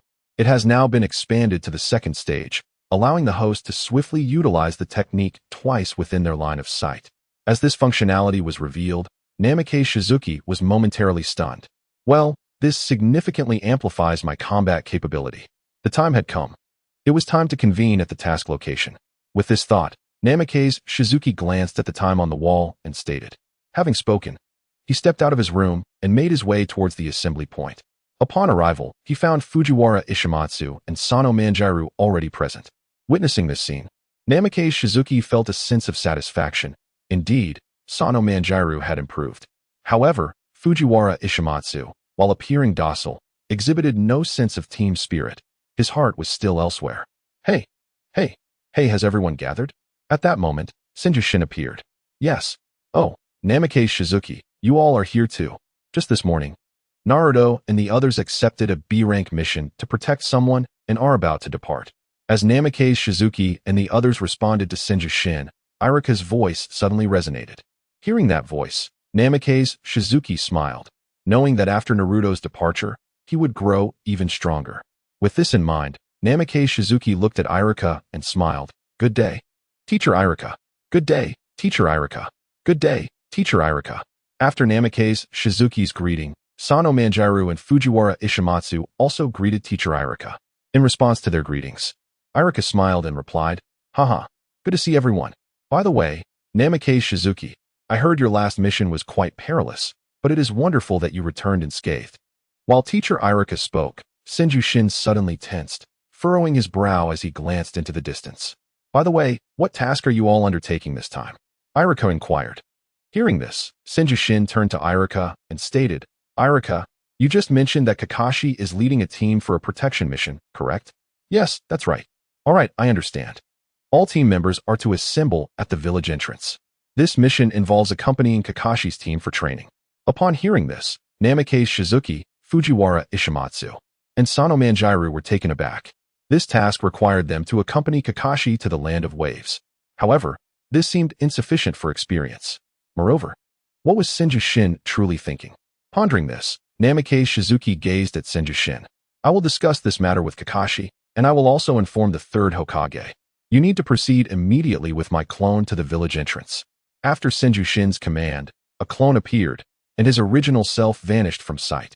As Senju Shin's original form disappeared, Namikaze Shizuki's expression darkened. Teacher Shin must be concealing something from them. However, there was little they could do now but follow the clone to the village entrance for assembly. As Namikaze Shizuki contemplated this, within the depths of Konoha, Senju Shin suddenly appeared. Why have you summoned me back? Among your students, we have discovered the presence of Orochimaru's infiltrator. It must be dealt with promptly. Indeed, they were targeting my students, yet I cannot agree to this. Gazing at Shimura Danzo, Senju Shin's expression turned grave as he spoke. Senju, I know you will not consent. Which is precisely why this matter was never intended to seek your approval. Kakashi will likely not bring these three troubles along. My people have already negotiated. As Senju Shin concluded, Shimura Danzo regarded him with a confident gaze, responding, Shizen Danzo, do you believe you truly understand Kakashi? Ah, Kakashi. The one thing he never relinquishes is, in truth, his bonds. After Danzo finished speaking, Senju Shin glanced at him, a smirk gracing his lips as he said, And do you think I would allow your people to hinder my plans? My return here is predicated upon ensuring the safety of my students. Upon concluding his statement, Shin fixed his serious gaze on Danzo. Shin, do you genuinely believe that we are the only ones searching for that child? I assure you, I could remain inactive. Yet Orochimaru's faction will undoubtedly seek out this child as well, for he is but a test subject of Orochimaru's, and it seems that the experiment has succeeded. Upon hearing Danzo's words, Shin paused momentarily. Orochimaru, one of the legendary Sannin of Konoha, a formidable rogue ninja. The mere thought of such a being seeking out that child was unsettling, particularly if the child were to fall into Danzo's hands. Contemplating this, Shin stood there, observing the members present, and declared, As for other matters, I will not concern myself, but I absolutely cannot allow him to fall into your grasp. Chapter 16. Journey to the Land of Waves. At the entrance of Konoha, Shin and Hatake Kakashi had just finished their conversation when Kakashi, holding his head, surveyed the disheveled group with a frown. Shin, you truly know how to keep me on my toes, he remarked lazily, glancing at Shin's shadow clone. In that moment, Shin exhaled deeply, responding, So I entrust this to you, Kakashi. All right, but if any unforeseen complications arise, I shall not be held responsible. Rest assured, I will take full responsibility for any circumstances that may arise, for this is not something I can handle alone. Hence, I sought assistance. After Shin's words, Kakashi nodded and approached the messy trio, saying, Hey, you three brats, let us be on our way. Upon hearing this, Bofeng Shuriwe glanced at Kakashi and Shin, saying nothing as she followed Kakashi's team. Meanwhile, Uzumaki Naruto kept glancing at Bofeng Shuriwe, chattering incessantly. As fellow hosts of the Nine Tails, Naruto felt an undeniable kinship with Shuriwe. As Kakashi led the 6 children away, Shin's shadow clone noticed 2 Umbu members in the distance and approached them step by step. Shin, do you wish to defy Lord Danzo's orders? One of the 2 Umbu ninjas asked, annoyance evident in their tone. Wish. As the 2 root members spoke, 2 masked ninjas appeared before them. By order of the third Hokage, root members are to return with us, one of the Umbu members stated. Upon hearing this, the 2 root members, though reluctant, realized that the decision was beyond their control. Meanwhile, deep within the root organization, Danzo cast a discerning eye on Shin, a hint of malice flickering in his gaze. Shin, are you certain you wish to oppose me? I know that my strength alone cannot withstand yours. Shin replied, smiling at Danzo. Danzo, you have gone too far. Regardless, these children are the grandson of the second Hokage. Suddenly, a voice called out from behind Danzo. Startled, Danzo's pupils widened as he turned to see the third Hokage, Sarutobi Hiruzen, approaching slowly. Hiruzen, what brings you here? Danzo inquired, his demeanor shifting to one of normalcy. Naturally, it pertains to those 3 children. Danzo, you are to refrain from interfering with them. They are exceptionally unique, and this matter has the unanimous consent of the Elder Council. After Hiruzen finished speaking, Danzo clenched his jaw, his eyes fixed on him as he replied, Very well, I understand. Come, Shin, let us depart. With that, Hiruzen turned to Shin, and the two made their way outside. Once they exited, Danzo clenched his fists, muttering, "These old fools grow bolder by the day. If this continues, Konoha shall surely meet its demise. My lord, what shall we do? We shall refrain from interference. For the time being, no matter what occurs. We shall not involve ourselves with Konoha's affairs, especially since Orochimaru is returning. The third time is drawing near." After Danzo spoke, he slowly retreated into the depths of Root. Meanwhile, outside Konoha, Haruno Sakura glanced at Fujiwara Ishimatsu, Bofeng Shuriwe, and Sana Wanjur, walking alongside Sasuke. What a stroke of bad luck to be stuck with these three. Is Naruto really that familiar with Bofeng Shuriwe? He seems so attached to her. I suspect he is only drawn to her beauty. In response to Sakura's comments, Uchiha Sasuke remained silent. However, beside Bofeng Shuriwe, Uzumaki Naruto continued to chatter. Observing this, Sano Wanjur raised his foot several times as if to kick Naruto, but ultimately refrained. Meanwhile, Fujiwara Ishimatsu kept his head down, walking ahead. At that moment, Bofeng Shuriwe was oblivious to Naruto's endless prattle. Her mission list had just been updated. Ding. Main quest. Complete the mission in the Land of Waves. Mission reward. Difficulty to be determined. Side quest. Unite the team. Win over Fujiwara Ishimatsu and Sano Wanjur for additional points. Completion. 50. Side quest. Defeat the rogue ninja brothers blocking the way. Side quest. Make an impression when confronted by Zabuza. Side quest. Prevent any malicious hands from reaching Fujiwara Ishimatsu. Upon reviewing these tasks, Bofeng Shuriwe understood that this incident would prove far more challenging than in the original storyline. However, having already exhausted her borrowed Nine-Tails chakra, she knew that every step forward must be taken with utmost caution. Hey, Shuriwe, are you even listening to me? Suddenly, Naruto's voice broke through Shuriwe's thoughts. His words jolted Shuriwe back to reality as she turned to face him, stepping closer. Shuriwe, what's wrong? Naruto asked, momentarily taken aback by her sudden approach. Naruto. Yes. As Shuriwe stood close, her red hair brushing against Naruto's face, he blinked in surprise. Yet, in the next instant, she placed her hand atop his head and said, "It's nothing. I just think you're getting cuter by the day." After saying this, she turned and walked away. Witnessing this exchange, Sano Wanjur's gaze darkened with hostility, while Fujiwara Ishimatsu lowered his head even further. Cute? What are you talking about, Shuriwe? Haruno Sakura interjected. Naruto, I assure you, there's nothing between us. Who cares about you? Naruto, stop messing around. We're still en route. Our mission is to escort and protect. Chapter 17. An oath in the name of pain. As they journeyed toward the Land of Waves, the sky was clear and bright, and the water pools along the roadside reflected the images of those passing by. Observing this scene, Bofeng Shuriwe glanced at the water before continuing her path forward. As she was aware, the main quest of the Land of Waves commenced with the appearance of this water pool. Thus, the group continued their journey in relative peace until they arrived at the second pool. There, Bofeng Siye observed the scene with an impassive expression as she walked past. Just as Kakashi, who trailed at the back of the group, passed the water pool, two masked ninjas suddenly emerged from within. Upon their arrival, one of the ninjas hurled the other towards Kakashi, subsequently ensnaring him. This binding maneuver, executed with a razor-sharp chain, cleaved Kakashi into 3 parts at the rear of the crowd. One of the onlookers, witnessing this grim spectacle, immediately shouted and fled into the distance. Just as Sano Wanjuru prepared to intervene, he was swiftly restrained by Bofeng Siye. Siye, what's the matter? Kakashi assessed their situation, stating that it would be unwise to act at this moment. After her admonition, Sano Wanjuru halted his movement. Assessing our measures? He pondered, eager to witness the true strength of Uchiha Sasuke in battle. Indeed, at that moment, they approached Naruto Uzumaki, shouting about the second attack. Faced with this alarming scene, Naruto trembled, unable to move his legs. However, just then, Uchiha Sasuke leapt into action, throwing a shuriken that immobilized the chain. Observing this, Sasuke launched another shuriken to secure the position. "It won't budge," exclaimed one of the ninjas as he forcefully tugged at the chain.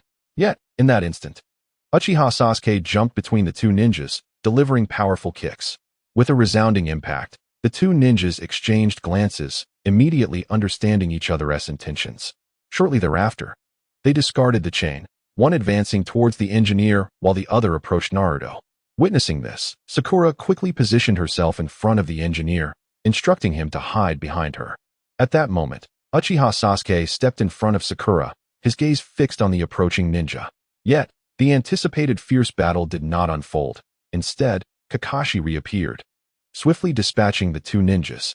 TCH, trying to show off, Sasuke muttered, dissatisfied as he watched Kakashi.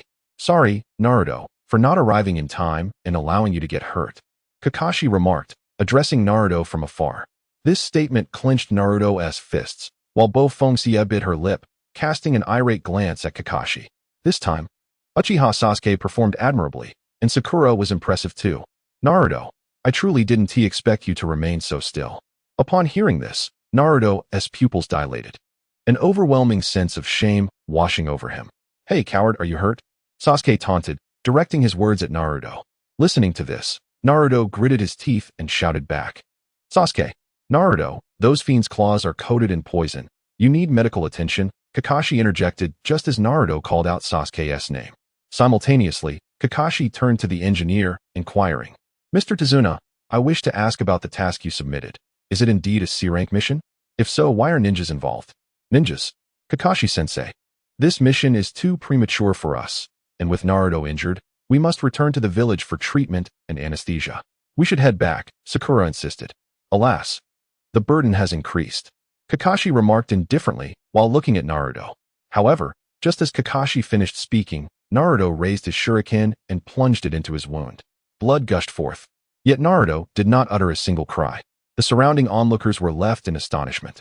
After the Chunin exams, I have been diligently completing tasks and practicing solo every day. I thought I had grown stronger. But just now, I truly faltered and became a burden to everyone. Even so, I still wish to grow stronger and surpass Sasuke. Thus, I shall use the pain of this wound as an oath. From this day forth, I shall not remain like this. Therefore, let the mission continue.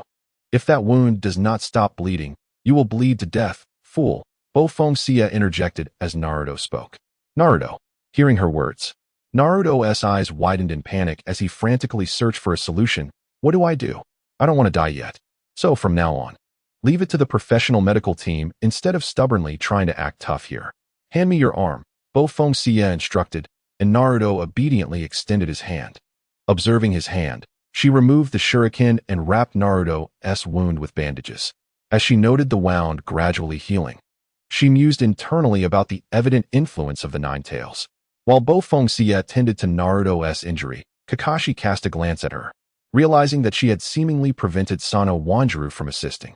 It appeared that everything had been within her expectations from the very beginning.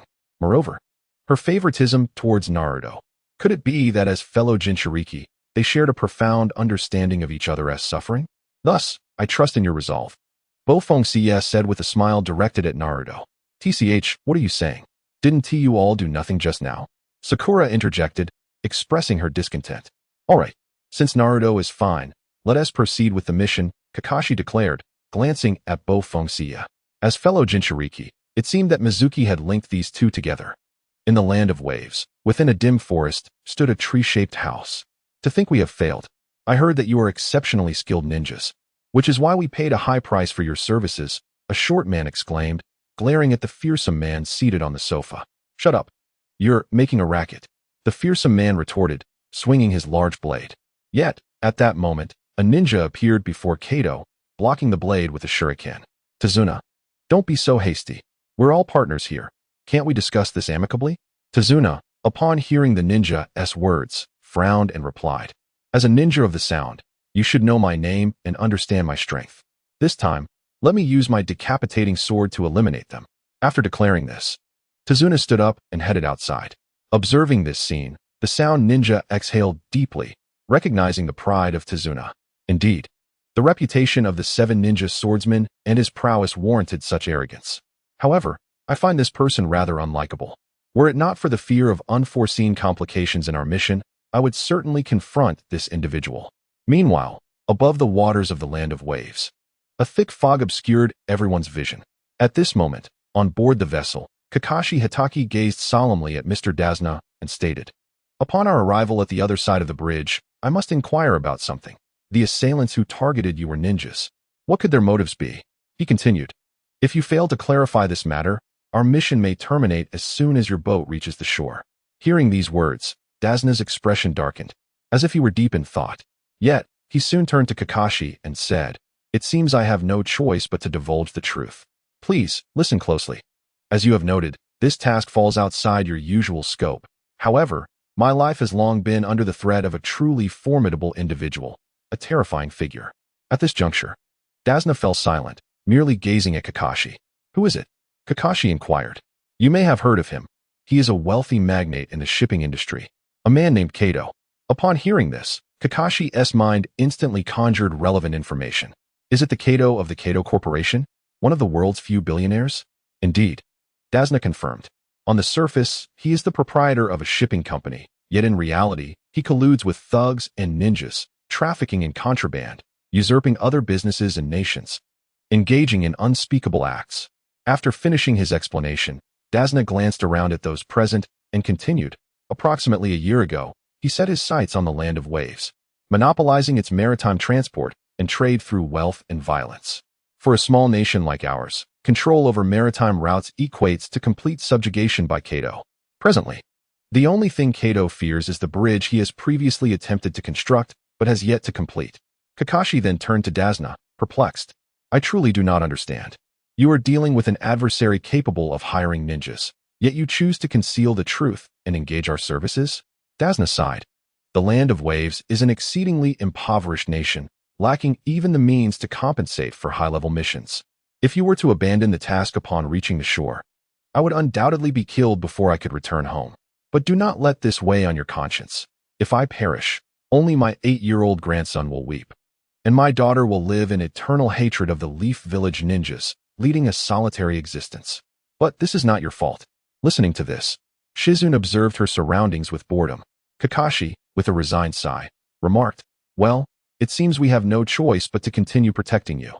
"Oh, I am immensely grateful to you," Dazna expressed, a victorious smile gracing his face. Soon after, they arrived in the land of waves and proceeded towards Dazna's home. Along the way, each of them harbored their own thoughts. Suddenly, Naruto Uzumaki stepped forward and hurled a shuriken, declaring, "There's something moving over there." He executed a cool maneuver, only to discover, "Oh, it's just a rat." At this moment, Sakura Haruno, standing behind him, scolded, "What are you trying to show off for? There was nothing there from the start." Kakashi observed this scene and interjected, "Please, Naruto, refrain from recklessly using shuriken. It's dangerous. Don't do anything that might cause misunderstandings." At this time, Dazna also spoke up. Yet, Naruto remained oblivious, continuing to chatter, when suddenly, he threw another shuriken. Both Shizune and Kakashi turned their attention to their surroundings. An enemy is about to appear, Shizune contemplated, just as a large blade soared towards them. "Everyone duck!" Shizune shouted. With her warning, everyone immediately dropped to the ground as the blade whizzed overhead, embedding itself in a tree. Atop the blade appeared a menacing figure. Seeing this silhouette, Shizune commanded, "Prepare to move in coordination with my actions." Understood, both Shizune's allies replied promptly. Kakashi approached the figure, saying, "Well, if it isn't Zabuza Momochi, the rogue ninja of the mist." As Kakashi spoke, Naruto leaped forward, but Kakashi restrained him, saying, "You all need to fall back." "Why?" Naruto asked. "This individual is not like the previous foes. If our opponent is indeed him, even I must exert my utmost effort." Kakashi replied, positioning his hand on his forehead protector, ready to unveil his eye.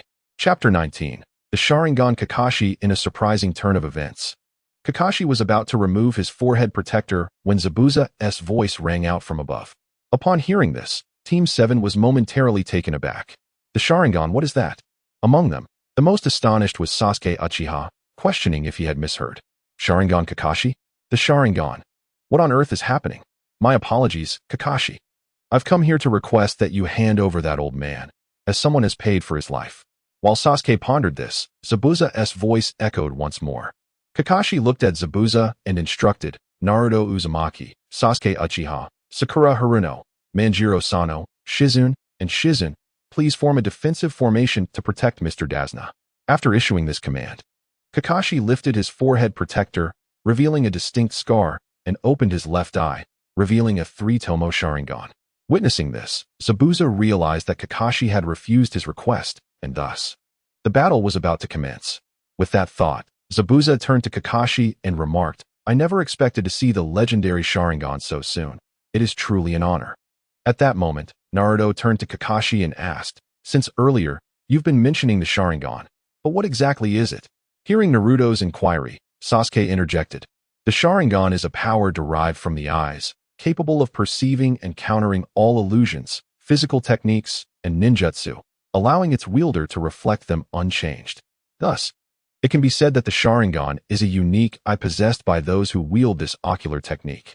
However, its powers extend beyond this." After Sasuke finished speaking, Zabuza looked at him and replied, "Well articulated. It is also recorded that the man who has copied over 1,000 ninjutsu is none other than the copy ninja, Kakashi Hatake." Upon hearing this, Sakura gazed at Kakashi, her heart filled with admiration. "Is Kakashi-sensei really that remarkable? Truly impressive," Naruto exclaimed. On the other side, Uchiha Sasuke gazed at Hatake Kakashi, his heart filled with a sense of perplexity. The Sharingan, a rare and extraordinary trait even among the Uchiha clan, was virtually unheard of among outsiders. Could it be that this individual? Just as Sasuke pondered this, Momochi Zabuza glanced at Tazuna, indicating that their idle chatter had come to an end. He needed to secure the head of that man sooner rather than later. After Zabuza's declaration, Uzumaki Naruto, Uchiha Sasuke, Nara Shikamaru, Fujiwara Ishimatsu, Sano Manger, and Haruno Sakura swiftly formed the swastika formation, encircling Tazuna for his protection. Meanwhile, Hatake Kakashi stood at the forefront of the gathering, his eyes fixed intently on Momochi Zabuza. Observing this scene, Zabuza exhaled, remarking that it seemed Kakashi would have to be defeated before he could claim that man's head. With that said, Zabuza's figure vanished from the tree. When he reappeared, he stood upon the water's surface, striking an unusual pose. Ninjutsu, hidden mist technique.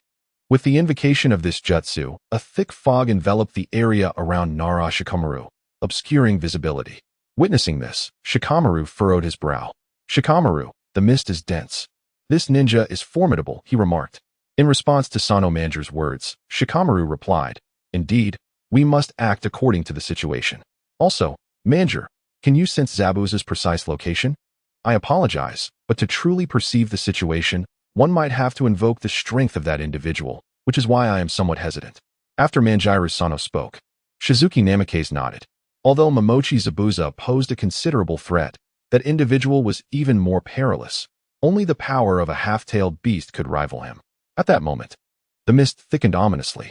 A voice resonated in the surroundings. Throat, spine, lungs, liver, collarbone, kidneys, heart, and mind. Where shall I strike next? Upon the utterance of these words, the 8 individuals present, including Kakashi, were momentarily taken aback. It was then that Hatake Kakashi unleashed his chakra, gaining a slight clarity amid the surrounding chaos. Yet, Uchiha Sasuke and the others remained paralyzed under the overwhelming killing intent exuded by Zabuza. Among the assembled figures forming a swastika, the only ones somewhat composed were Shizuki Namikaze and Manjiro Sano, both of whom had experienced moments of existential awakening. However, the others fared far worse, with Uchiha Sasuke being the most affected. Under the suffocating pressure, Sasuke grasped the kunai in his hand, contemplating self-destruction. "Sasuke, rest assured, even in death, I shall protect you." Kakashi finally spoke, turning his gaze towards Sasuke. "Moreover, I will never allow my comrades to be slain." Hearing these words, Naruto Uzumaki, Sasuke, and Sakura felt a measure of relief. Not necessarily, an untimely voice interjected, and soon, Zabuza emerged at the center of the swastika formation. "It's over." After Zabuza's declaration, Kakashi rushed towards him with blinding speed, thrusting a shuriken into Zabuza's body. Simultaneously, the swastika formation dispersed, and everyone maintained a safe distance from Kakashi and Zabuza. However, the ordeal was far from over. The sound of water sloshing towards the ground signaled the emergence of a figure behind Kakashi. "Sensei, behind you!" Naruto shouted urgently. In response to this scene, Zabuza's figure appeared behind Kakashi and swung a blade towards him. "Die!" With this declaration, Zabuza cleaved Kakashi in two. Yet, Zabuza's eyes widened in shock, for the Kakashi before him was, like himself, merely a water clone. What is happening? Did he replicate during that dense fog? As Zabuza Momochi pondered, a shuriken suddenly materialized against his neck. Everything had come to an end. At that moment, Kakashi Hatake turned to Zabuza and spoke. Chapter 20. The Resolve of Naruto Uzumaki to Become a Ninja. Upon hearing these words, Zabuza gazed at Kakashi, who had appeared behind him, and the atmosphere became palpably tense. Remarkable. Meanwhile, Naruto Uzumaki observed the scene and immediately shouted, "We won." Simultaneously, Sakura Haruno and Sasuke Uchiha exhaled deeply, taking in the moment. Hehehe, is it truly over? At that moment, the laughter of the demon, Peach Blossom, suddenly erupted. Subsequently, without turning his head, he spoke. Do you still not comprehend? Kakashi, mere imitation at whim cannot possibly defeat me. However, you are not too shabby. At that moment, you managed to replicate my water clone technique, subsequently leading the clone to utter those words, thereby drawing my attention entirely towards the little demon behind you, while you concealed yourself using the mist concealment technique, observing my every move. However, you overlooked one crucial detail. I am not so easily dealt with. After Momochi Zabuza finished speaking, a figure appeared behind Kakashi Hatake. Then, the Momochi Zabuza before Kakashi once again transformed into water. This scene left Kakashi momentarily stunned. Remarkably, it was still a water clone. Just then, Momochi Zabuza, wielding his executioner's blade, lunged towards Kakashi's head. Seeing the imminent strike of the blade, Kakashi narrowly evaded it. Yet, in that moment, Kakashi found himself at a disadvantage. His dodging stance appeared full of openings to Zabuza. Observing this, Zabuza delivered a powerful kick. With a resounding crash, Kakashi was sent flying by Zabuza's kick. Now's the moment. Watching this unfold, Zabuza sprinted away wielding his executioner-s blade, but halted abruptly upon noticing something on the ground. How utterly dull. Observing this scene, Peachland's No More Cut spoke up, and after uttering his words, he gazed towards the distant water's surface before leaping across it. At that moment, Kakashi Hatake had just emerged from the water, yet he felt an extraordinary weight in the water. Wait, heavy? As Hatake Kakashi pondered, he found himself confronted by Momochi Zabuza, who swiftly began forming hand seals behind him. Water release, water prison technique. Upon the successful execution of the water prison technique, Kakashi's gaze fell upon Zabuza, who commanded the watery confines, and he inwardly sensed trouble. You've fallen into my trap. This is a cage from which you can never escape. After all, if I allow you to move freely, it would be quite difficult for me to strike, Kakashi. I shall return to deal with you shortly, but for now, I must attend to those younglings. Having spoken, Zabuza employed the water clone technique. Subsequently, a water clone emerged upon the surface, advancing step by step toward the 7 individuals in the distance. You 6, do you truly believe that donning a forehead protector makes you a ninja? A true ninja refers to those who have faced life and death countless times. In other words, one can only be considered a true ninja when their name can be inscribed in my esteemed manual. As for you, you are yet to attain that status. Upon hearing these words, Kei's Shuriwa furrowed her brow, yet remained unperturbed. Do not worry, Shuriwa. I shall protect you, just as you valiantly ascended the ladder in the past. This time, it is my turn to safeguard you. At that moment, beside the waves of the wind, Susanoo Manjiro spoke up. Hearing these words, Wolfing Sia cast a glance at Susanoo Manjiro and advised him not to unleash that power just yet, for there was still hope for a turn of events. After Wolfing Sia finished speaking, Susanoo Manjiro obediently stood still, refraining from any movement. Suddenly, a voice echoed from the distance.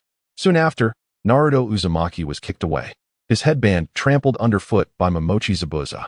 Witnessing this scene, Wolfing Sia realized that the spectacle was about to unfold. Meanwhile, in the distance, Kakashi Hatake observed everything and shouted, urging the others to swiftly escort Tazuna to safety. Remaining there would yield no chance of victory. Their only path to survival lay in fleeing. Listening to these words, Naruto Uzumaki trembled on the ground, appearing utterly bewildered. On the other hand, Sasuke Uchiha glared at the water clone, gritting his teeth in frustration. Truth be told, from the moment Kakashi Hatake was ensnared, they had lost any hope of escape. Their only option now was to rescue Kakashi. With this thought in mind, Sasuke Uchiha dashed towards Momochi Zabuza, throwing a multitude of shurikens. Observing this, Zabuza's water clone swiftly drew its sword, blocking all the shurikens with ease. Seeing this, Sasuke sensed an opportunity and leaped forward, gripping a shuriken tightly as he aimed for Zabuza's head. In response, Zabuza coldly remarked, "So slow," before seizing Sasuke by the neck and flinging him away. Sasuke! Sakura Haruno exclaimed upon witnessing this. He has been eliminated. This is the true prowess of YIN. Meanwhile, Naruto Uzumaki trembled even more violently at the sight of Zabuza. In his heart, he could only think of fleeing. He needed to run swiftly, or he would face death. Hey, Naruto, that headband was a gift from Irika-sensei, right? And didn't you vow to protect it? I shall no longer cower in fear. At that moment, Tsukuyami approached Naruto Uzumaki and spoke. If you only contemplate fleeing, then what purpose does the wound on your left hand serve? Moreover, I have always held the belief that you are capable. If it were you, success would undoubtedly follow. Gazing at Naruto Uzumaki, Bo-Fong-Chius spoke with a smile. Even in the face of potential failure, there remains the brilliance of one's own body flicker technique. Therefore, let Naruto indulge in his antics for a while. After all, Naruto Uzumaki boasts a success rate of 100%, a testament to the essence of a protagonist's growth. However, if I continuously shield this individual, he may ultimately fail to mature. Indeed, I refuse to experience defeat again, especially at the hands of Sasuke. My recently injured left hand serves as a reminder. If I were to flee now, how would that differ from before? With such thoughts in mind, Naruto Uzumaki stood once more, casting his gaze towards the forehead protector at the feet of Momochi Zabuza in the distance. That forehead protector was a cherished gift from Irika-sensei, a token of his ninja journey. Indeed, I have already become a ninja, and Irika has acknowledged me. Indeed, having resolved not to flee any longer, Naruto charged directly towards the distant land of water, where he would confront Zabuza Momochi. Chapter 21. The Origin of the Demon. Naruto, what are you doing? In this moment, Kazekage Shuriwa, what folly are you indulging in over there? Do you truly believe that if Naruto charges forward, you shall be able to escape unscathed?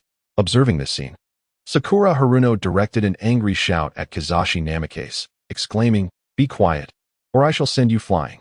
Upon hearing her, Kizashi Namikaze spoke with an air of indifference, causing Sakura to instinctively fall silent. Meanwhile, Kizashi's gaze shifted toward the distant Naruto Uzumaki, who was boldly advancing towards Zabuza Momochi's water clone. Fool! Zabuza scoffed at this sight, then raised his foot to kick at Naruto. In response, Naruto quickly reached out his hand towards the ground ahead. With a resounding crash, Naruto was sent hurtling through the air by the force of the kick. Witnessing this, Sakura adopted a tone reminiscent of an adult, admonishing Naruto, "Are you truly so reckless as to charge head-on? You are seeking your demise. Even Sasuke cannot contend with that individual. No matter your efforts, you cannot prevail against him." However, at that moment, Naruto rose to his feet, clutching a forehead protector in his right hand.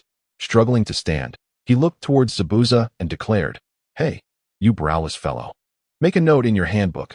I, Naruto Uzumaki, will one day become the Hokage of the Hidden Leaf Village." With that proclamation, he fastened the protector upon his forehead.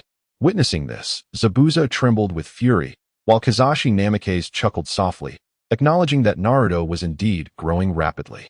Even the previously skeptical Tazuna regarded Naruto with newfound respect, feeling that he appeared far more reliable than before.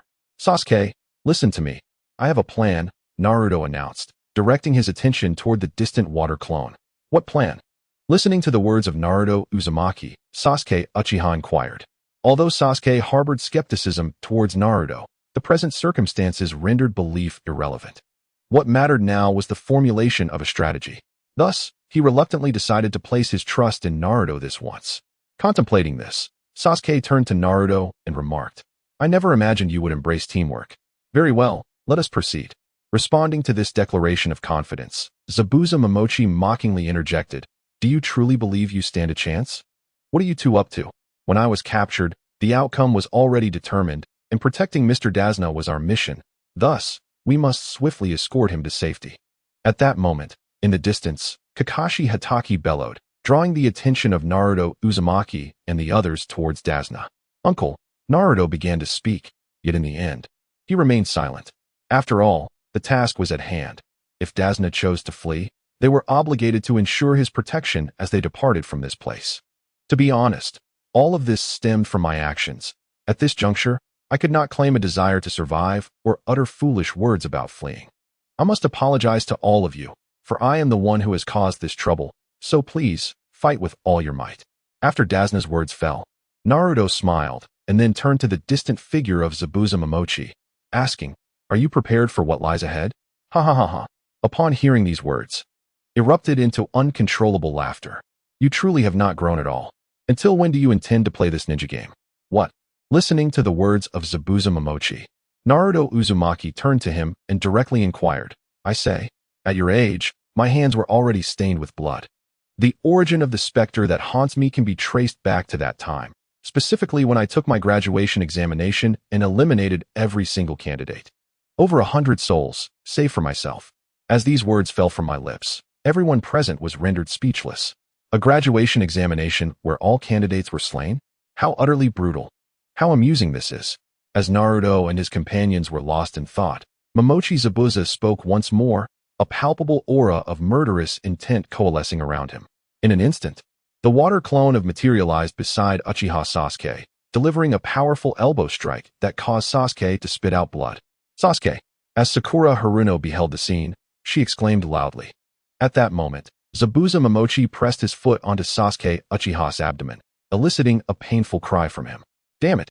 Seeing this unfold, Naruto Uzumaki swiftly began to form hand seals. Dog, boar, rabbit, dragon, snake, tiger. Ninja technique, multiple shadow clone jutsu. Upon completing the seals, dozens of Naruto clones emerged around him, all gazing at Zabuza before charging toward him in unison. Thus, they surrounded Zabuza. However, he merely swung his large blade, sending Naruto's clones flying in all directions. At that moment, Naruto glanced at Sasuke, retrieving a YIN shuriken from his backpack and tossing it towards him. When Sasuke caught the shuriken, he paused momentarily, contemplating. So this is what he meant. A smirk appeared on his lips. This strategy was rather clever for that individual. With that thought, Sasuke gripped the YIN shuriken in his right hand and directed his gaze into the distance, declaring, "YIN shuriken, shadow windmill." Zabuza, observing the scene, chuckled and remarked, "That shuriken is of no use to me." In response to his words, Sasuke refrained from any explanation and leapt into the air, executing a stylish throw of the YIN shuriken. However, the target was not the clones, but Zabuza himself. Witnessing this, Zabuza laughed and said, "You are all too naive," as he effortlessly caught the YIN shuriken with one hand. Yet at that moment, another shuriken flew towards him. Is there another shuriken concealed within the shadow of the first? Moreover, due to the presence of an object on my left hand, am I constrained to withdraw solely with my right hand? This notion, for these individuals, is rather commendable. However, alas, to me, it remains futile. After finishing his words, Toad Sage leaped, effortlessly evading the Wind Demon's shuriken attack. Chapter 22, The Copy Ninja Kakashi. An extended sequence of hand seals for the Water Dragon technique was successfully avoided. Witnessing this scene, Haruno Sakura suddenly let out a loud cry. However, at that moment, Uchiha Sasuke's lips curled into a slight smirk, exclaiming, "Humph. The splendid performance has only just begun."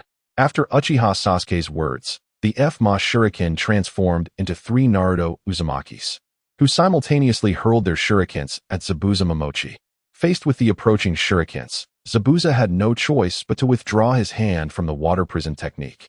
As he twirled the F-Ma shuriken, his gaze turned fiercely towards the distant Naruto, muttering, "Damn little brat." Yet, at the very moment the F-Ma shuriken was about to be launched, a hand emerged to block it, and a voice remarked, "Well done, Naruto Uzumaki. You have indeed shown growth." As he spoke, he reflected on the recent tactics employed by Naruto. This fellow had first utilized the shadow clone technique to create multiple clones, effectively obstructing Zabuza's line of sight with physical bodies. He then stealthily transformed his true self and a couple of clones into F-Ma shuriken, cleverly concealing them in his backpack. Subsequently, he presented them before Zabuza, employing Sasuke's exceptional shuriken manipulation skills to launch the F-Ma shuriken, all the while hiding his true form in the shadows cast by the shurikens. Once Zabuza evaded this attack, Naruto revealed his true self and launched an assault, compelling Zabuza to exit the confines of the water prison technique, thereby liberating himself. This individual had adeptly integrated teamwork, transformation techniques, and shadow clones to such an extent that it took everyone by surprise. As a genin, Naruto Uzumaki's skills were undeniably impressive. Now, it was his turn to shine.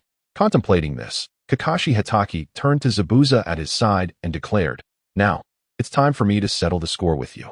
If you can, then give it a try, declared Momochi Zabuza, his voice direct as he gazed at Kakashi Hatake. Simultaneously, the power in his hands began to intensify. Observing this, Kakashi stood his ground, facing Zabuza. However, in a swift motion, Kakashi forcefully flung the wind shuriken, which Zabuza failed to catch. In that very moment, Zabuza's body retreated rapidly, mirroring Kakashi's own movement as he too stepped back.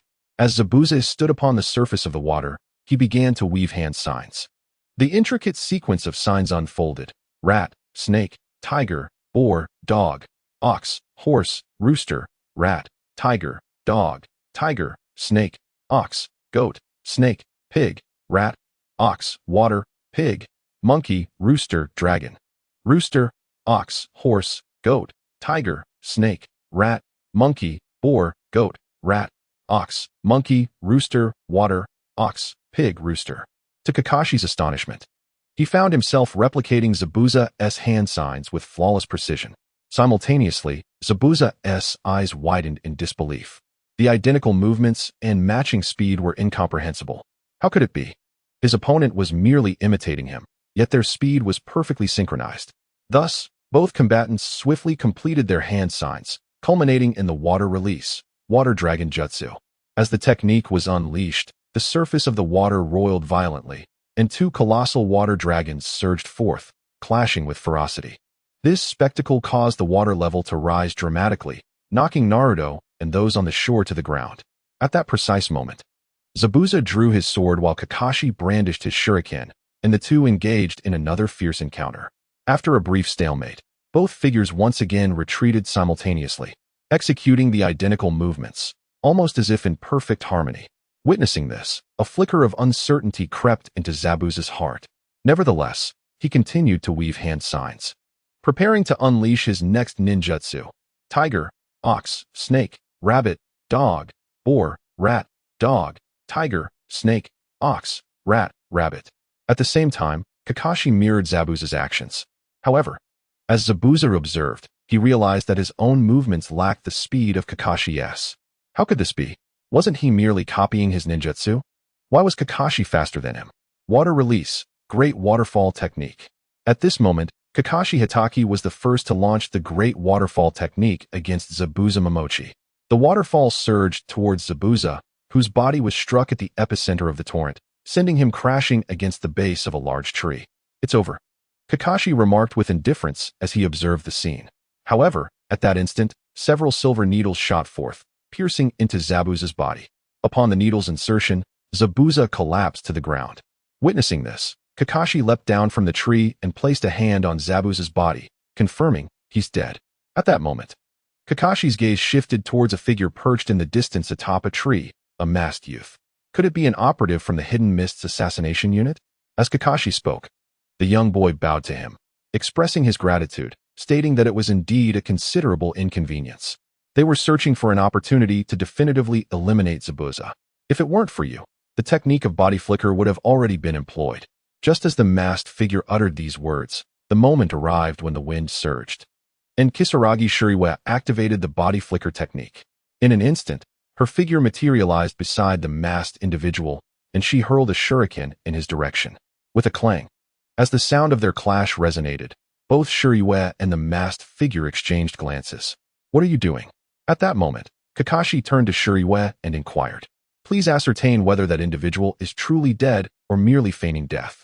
Observing the scene, Shuriwa spoke again, prompting Kakashi to pause. Then gaze at the spot where the silver needle had been inserted. Is this a revelation? Hey, Sound Ninja, kindly take Zabuza away. Our collaboration is about to commence. At that moment, the masked youth declared. Chapter 23. Each their own cultivation whoosh. Upon the masked youth's utterance, a figure appeared beside Zabuza. Clang. As this figure materialized, Kakashi immediately drew his kunai, engaging in a clash with the newcomer. Observing this, the Sound Ninja quickly addressed Kakashi. Copy Ninja Kakashi, I harbor no hostility towards you. I am merely executing my mission. With that, the Sound Ninja forced Kakashi back, cradling Zabuza's body and swiftly retreating. Meanwhile, the masked boy glanced at Kisaragi Shuriwa, quickly retreating. Witnessing this, Shuriwa contemplated employing the body flicker technique once more, But Kakashi suddenly called out, "Come back, Shuriwa." Hearing his words, Shuriwa altered her intention to pursue. The recent appearance of the Sound Ninja was one of the main reasons for her decision to halt the chase. The Sound Ninja was part of the hidden village created by Orochimaru, comprised of his loyal subordinates, each possessing formidable strength. This represented a narrative element absent from the original storyline of Naruto. Yet, why had the Sound Ninja appeared here? Was it due to Sasuke Uchiha's involvement? Or had they inadvertently heightened the difficulty of the mission in the Land of Waves, prompting Orochimaru's presence? No, it seemed unlikely that Orochimaru would be here. If he were, this mission would have already reached its conclusion, for with his intervention, unless Naruto and I went berserk, no one could stand in his way. Conversely, the cooperation between the Sound Ninja and Zabuza suggested their strengths were comparable, making it difficult for Shuriwa to pursue further. After all, faced with an unknown adversary coupled with the power of the Byakugan, alongside a fatigued Kakashi, making a choice was indeed challenging. With such thoughts, Shuriwa approached Kakashi's side, prompting him to regard her. The recent body flicker technique had escaped even his keen perception. What was that? Flying Thunder God? No, it cannot be. The Flying Thunder God requires a marker, yet Shuriwa executed her transfer without any. Shuriwa, what technique did you just employ? While Kakashi pondered, Naruto Uzumaki turned to Shuriwa, asking. Simultaneously, Sasuke Uchiha's gaze was fixed on her, filled with complexity. Shuriwa, who had previously been one of the weakest in the Ninja Academy, had shown remarkable growth in the brief month since their last encounter. Sakura Haruno looked at Shuriwa, her heart brimming with envy. At that moment, Shuriwa met Naruto's gaze and replied, "It is a technique I devised myself." "You created it yourself?" The surrounding individuals were momentarily stunned. Even Kakashi paused in surprise. Sasuke clenched his fists, momentarily at a loss for words. Meanwhile, Sakura's jealousy surged, her inner voice incredulously protesting. How could this be? She created her own jutsu? That day, when you stealthily took the sealing scroll, I glimpsed a technique within, only half of it, and I modified it from memory to create this jutsu, Shuriwa fabricated. Indeed, this explanation seemed more plausible than any system rewards. That's incredible. Shuriwa, could you teach me? Naruto shyly inquired of Shuriwa. Naru, Kakashi initially intended to reprimand him. But Shuriwa interjected, "It's not out of the question. However, before that, you must first become a Chunin." She smiled at Naruto. "Becoming a Chunin is trivial for me, as my goal is to become Hokage." Alright, enough chit-chat, we must move on. After Kakashi's declaration, he suddenly toppled forward, collapsing to the ground. "Kakashi-sensei, what's wrong?" Naruto shouted, alarmed. "Shoo, quiet down. It seems he has exhausted his chakra. We should carry Kakashi-sensei to the home of the bridge builder, Dasna," Shuriwa stated. Following her words, everyone nodded in agreement. After the recent battle, they were all fatigued and needed to rest at Dasna's residence. Thus, Kakashi was carried by Naruto and the others to Dasna's home for recuperation. Meanwhile, in another part of the forest, Zabuza, having revived from his feigned death, remarked to Haku, "I never expected that a mere genin could see through your feigned death technique and even utilize such a body flicker technique to attack you. Had her offensive capabilities been stronger, she could have posed a significant threat. If that child were to truly engage me in combat, the outcome would be uncertain. However, with her and Kakashi present, it would be challenging for us to make another move. Henceforth, we will collaborate with you." After Haku spoke, a Sound Ninja materialized. Addressing the duo with a grin, "Leave Kakashi and Team 7 to you. I will handle the remaining 3. After all, I, Inuzuka Hanzo, am no nameless ninja." Upon hearing Inuzuka's name, Zabuza's gaze flickered slightly. Hanzo was the elite ninja recorded in his ledger, yet no one had ever seen his likeness. Every time he acted, his enemies met their demise, leaving no witnesses. To think such a renowned ninja would appear now. Haha, I did not expect it to be you. My apologies for the previous oversight. Now, our collaboration can proceed smoothly, for our combined strength far surpasses those fools. But before that, I must take some time to recuperate. Agreed. Our next encounter will be the decisive battle, at which point we shall join forces to defeat the enemy. Hanzo chuckled, and his laughter was echoed by Zabuza.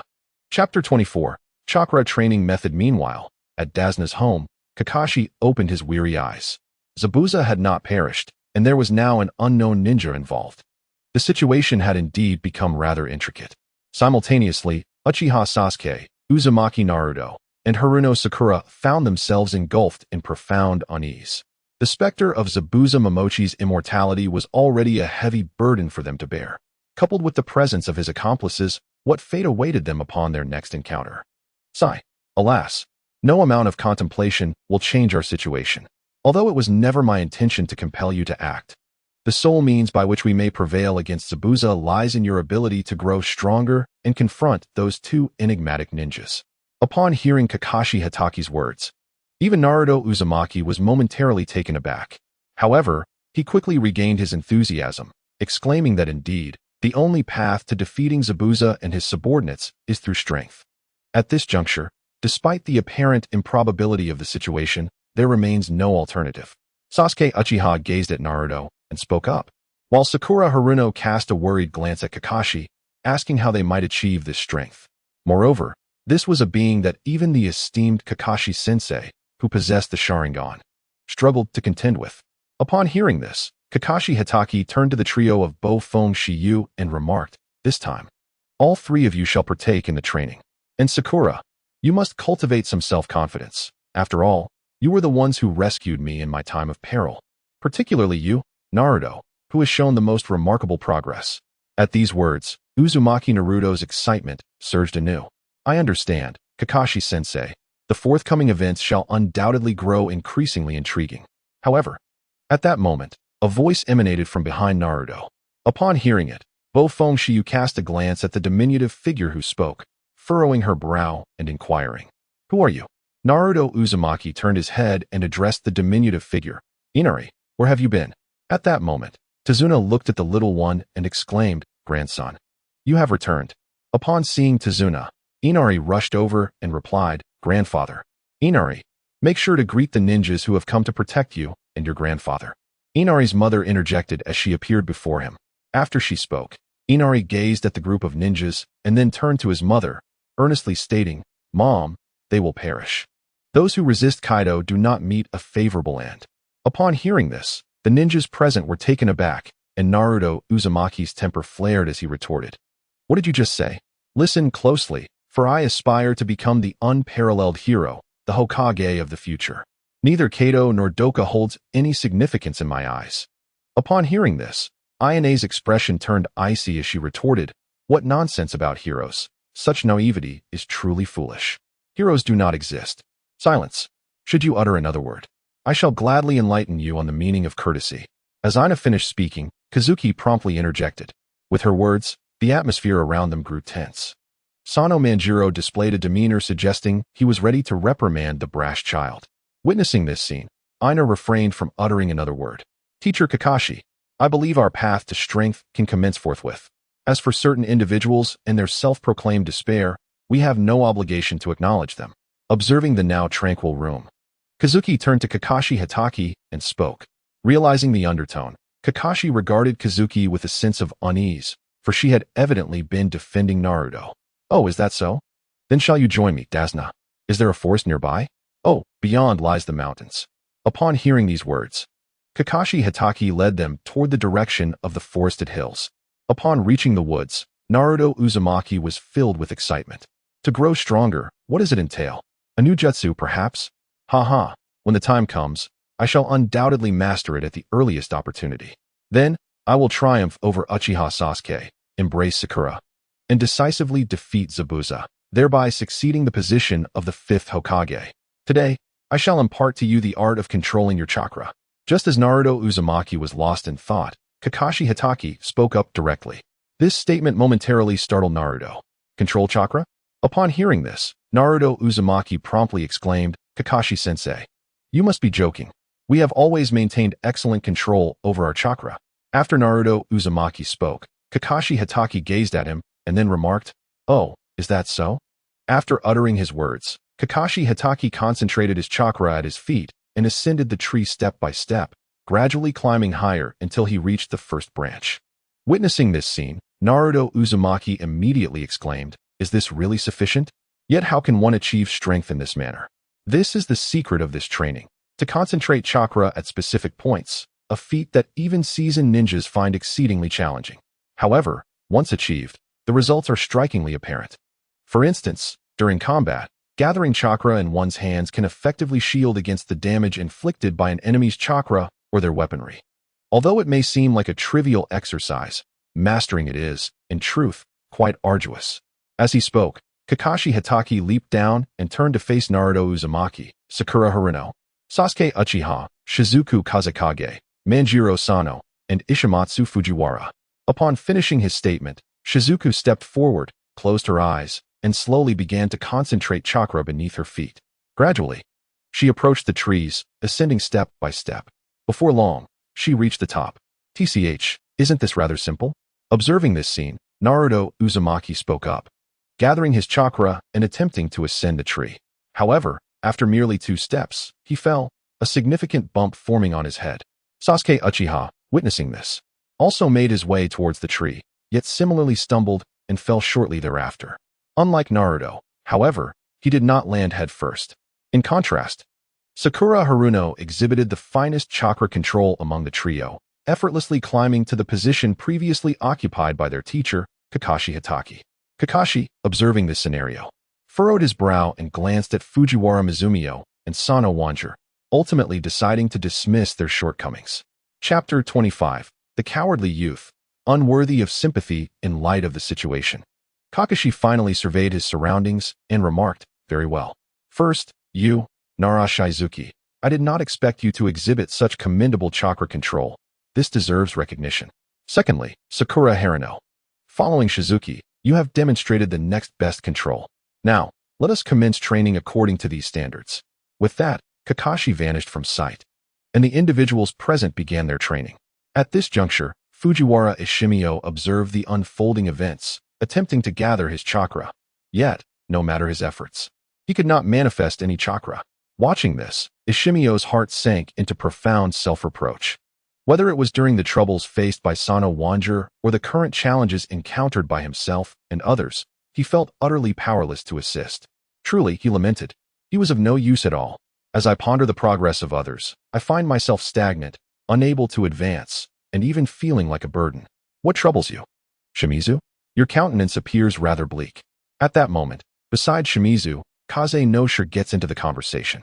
Hearing these words, Shimizu wishes to respond, yet ultimately, he simply smiles and shakes his head, saying it is nothing. Observing the figure of Fujiwara Ishimio, Bluffing Sia took a seat beside him. With her gaze directed towards the heavens, she addressed Ishimio, stating, "As teammates, I earnestly hope that you can place your trust in both me and Wanjiro, no matter the circumstances. Shiyu, I wish to convey that you may share anything with me, for we are not merely teammates, but partners as well." Observing Fujiwara Ishimio's hesitance, Bofeng Shiyu encouraged once more. To speak candidly, the delicate psyche of a boy like Fujiwara Ishimio eludes my understanding. I see. I feel rather fatigued today, so I shall take my leave. Fujiwara Ishimio smiled at Bofeng Shiyu before departing. After watching his figure fade away, Bofeng Shiyu furrowed her brow. It seems peculiar. According to the usual narrative, one should be able to unburden their heart at such a moment, should they not? Clearly, I must devote some thought to him. Shiyu, there is something I wish to ask of you, and please do not divulge it to that guy Sasuke. Just as Bofeng Shiyu pondered, Uzumaki Naruto abruptly appeared beside her. Glancing at Uzumaki Naruto, Bofeng Shiyu smiled and encouraged him to speak. "How did you manage to climb to the top of the tree?" Uzumaki Naruto inquired. Upon hearing this, Bofeng Shiyu contemplated for a moment and then responded, "It is quite simple. Focus intently, distribute your chakra to your feet, then close your eyes and imagine walking on the ground while traversing the tree." However, while it sounds straightforward, it proves somewhat challenging in practice. Seeing Uzumaki Naruto, Bofeng Shiyu smiled again and added, "Thank you. Just watch, Shiyu. I shall surpass that guy Sasuke in no time." After saying this, Uzumaki Naruto headed off into the distance. Watching his retreating figure, Bofeng Shiyu smiled slightly before beginning to organize her system. Claim the rewards for the side quests. Beep. Side quest. Defeat the blocking Chunin brothers completed. Reward. Host gains 1 point to allocate. Beep. Side quest. Perform during the encounter with Zabuza. Performance. Average. Reward. Host gains 1 point to allocate. System. Allocate 1 point to both strength and speed. Beep.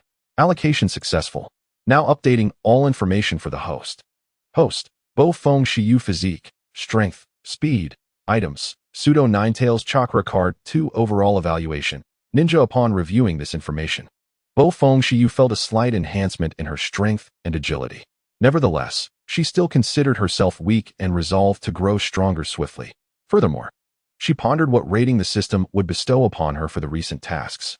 Thus, after a period of training, Bo Fengshiyu, Haruno Sakura, and Sano Wanjiro made their way to Dazna's home, leaving only Uzumaki Naruto and Uchiha Sasuke to train on the scene.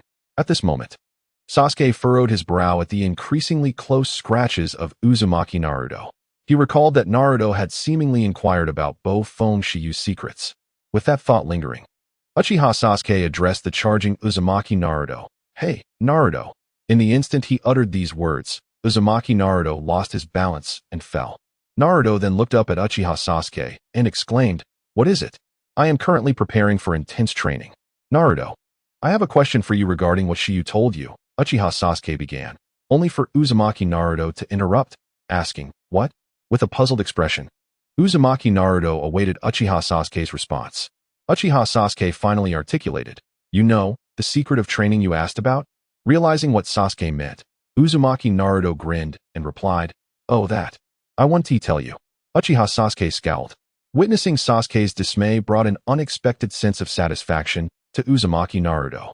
As time gradually advanced to evening, after dining together, the group sat conversing. Suddenly, Haruno Sakura gazed at a photo on the wall, noticing a tear, and inquired, "Hey, why does this photo have a tear? Who was the person torn away?" "That was my husband," a voice interjected, one belonging to the man previously hailed as the hero of this town, Dazna. Upon uttering these words, Inero rose from his seat and walked outside. At that moment, Inero's mother hurried after him, saying, "Father, please refrain from mentioning those words in front of Inero." After she rushed out, Bo Fengshiyu also stood up and headed outside, already aware of the unfolding narrative and feeling no need to hear it again. Stepping out, she strolled leisurely along the street, soon catching sight of a distant figure. "Hey, isn't that Inero? What's the matter? Without your scoundrel of a father, you're nothing, are you?" "Haha, I say, that scoundrel of a father should just die, just like my dad, who sided with Kato, enjoying the spoils of life." Upon hearing these words, Inero trembled, feeling powerless to resist. A cowardly child, lacking the courage to stand up, hardly deserves anyone's sympathy. Just as Inero shivered, a voice emerged from behind him. Hearing this, Inero turned to see Bo Fengshiyu approaching him. Chapter 26. The Recognition of Companions. "Hey, oh, this little girl is rather charming. Be my girlfriend." As Bo Fengshiyu drew nearer, the leading boy attempted to insult her, but soon found himself drooling at her beauty. Swish. Boom. However, as soon as the boy completed his sentence, Bo Fengshiyu advanced a step and delivered a swift kick.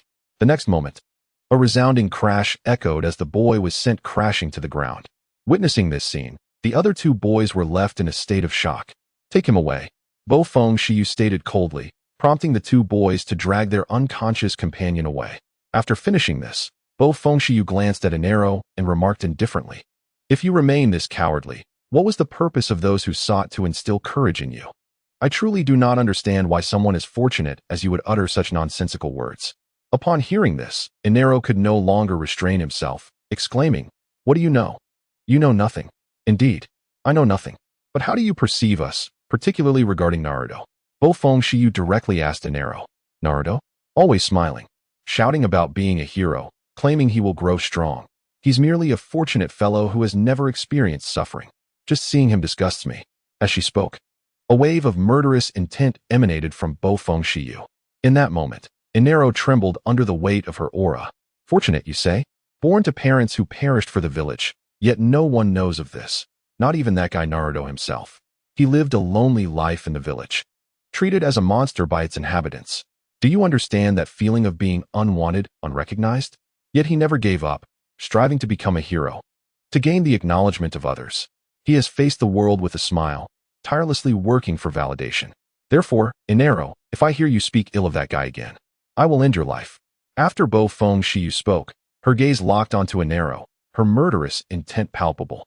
These words also reflect the inner turmoil of Kazekage Shuriwa, who harbors deep resentment towards the Hidden Leaf Village. Apart from Naruto, she despises everything else associated with it. That cold-blooded village, devoid of warmth and human kindness. has nearly driven her to the brink of despair. Were it not for Naruto Uzumaki, she would have long since departed from that village. For a ninja's identity is not confined to a single village. The desire to end your life is palpable. Had it not been for your grandfather, you would have perished at my hands long ago. As she gazed at Inazuma, Kazekage Shuriwe gradually walked into the distance. Her mood was severely tarnished, and she felt the need to alleviate her distress. Meanwhile, in another part of the forest, Fujiwara Shimon was diligently training. Yet, despite his efforts, he could not gather any chakra. Damn it, why is this happening? He exclaimed, striking the ground with his fist. Of course, this is because we have placed a seal on you. Otherwise, how could you possibly control the powers of nine-tailed beasts, Senju, Hyuga, and Uchiha? At that moment, a voice resonated around him. Upon hearing it, Fujiwara Shimon looked around, asking, "Who is it?" Fujiwara Shimon, your purpose is to bring destruction to the Hidden Leaf Village. Have you forgotten? How could it be you? Fujiwara Shimon trembled at the sight of the ninja before him, collapsing onto the ground. What's wrong? Are you trembling with joy upon seeing your former teacher? Just then, Hinatsuki Hashin approached Fujiwara Shimon and said, Orochimaru has ordered that I help you unlock some of your powers to adapt. Otherwise, if we release everything at once, you might end up ruined. Oh, and by the way, you will be the only one returning from this mission. But don't worry, given the third Hokage's nature, you won't die. However, you may end up in a prison under strict surveillance. But it's all right, I will arrange for someone to assist you inside. Suddenly, Hinatsuki Hashin sensed an aura of killing intent behind him. Leaf Whirlwind. With a swift motion, he executed a Leaf Whirlwind kick, catching Kazekage Shiryue's attack with one hand. Fujiwara Shimon was momentarily stunned. Shiryu, what are you doing here? More importantly, Shimon, ISNT that the guy who rescued Zabuza last time?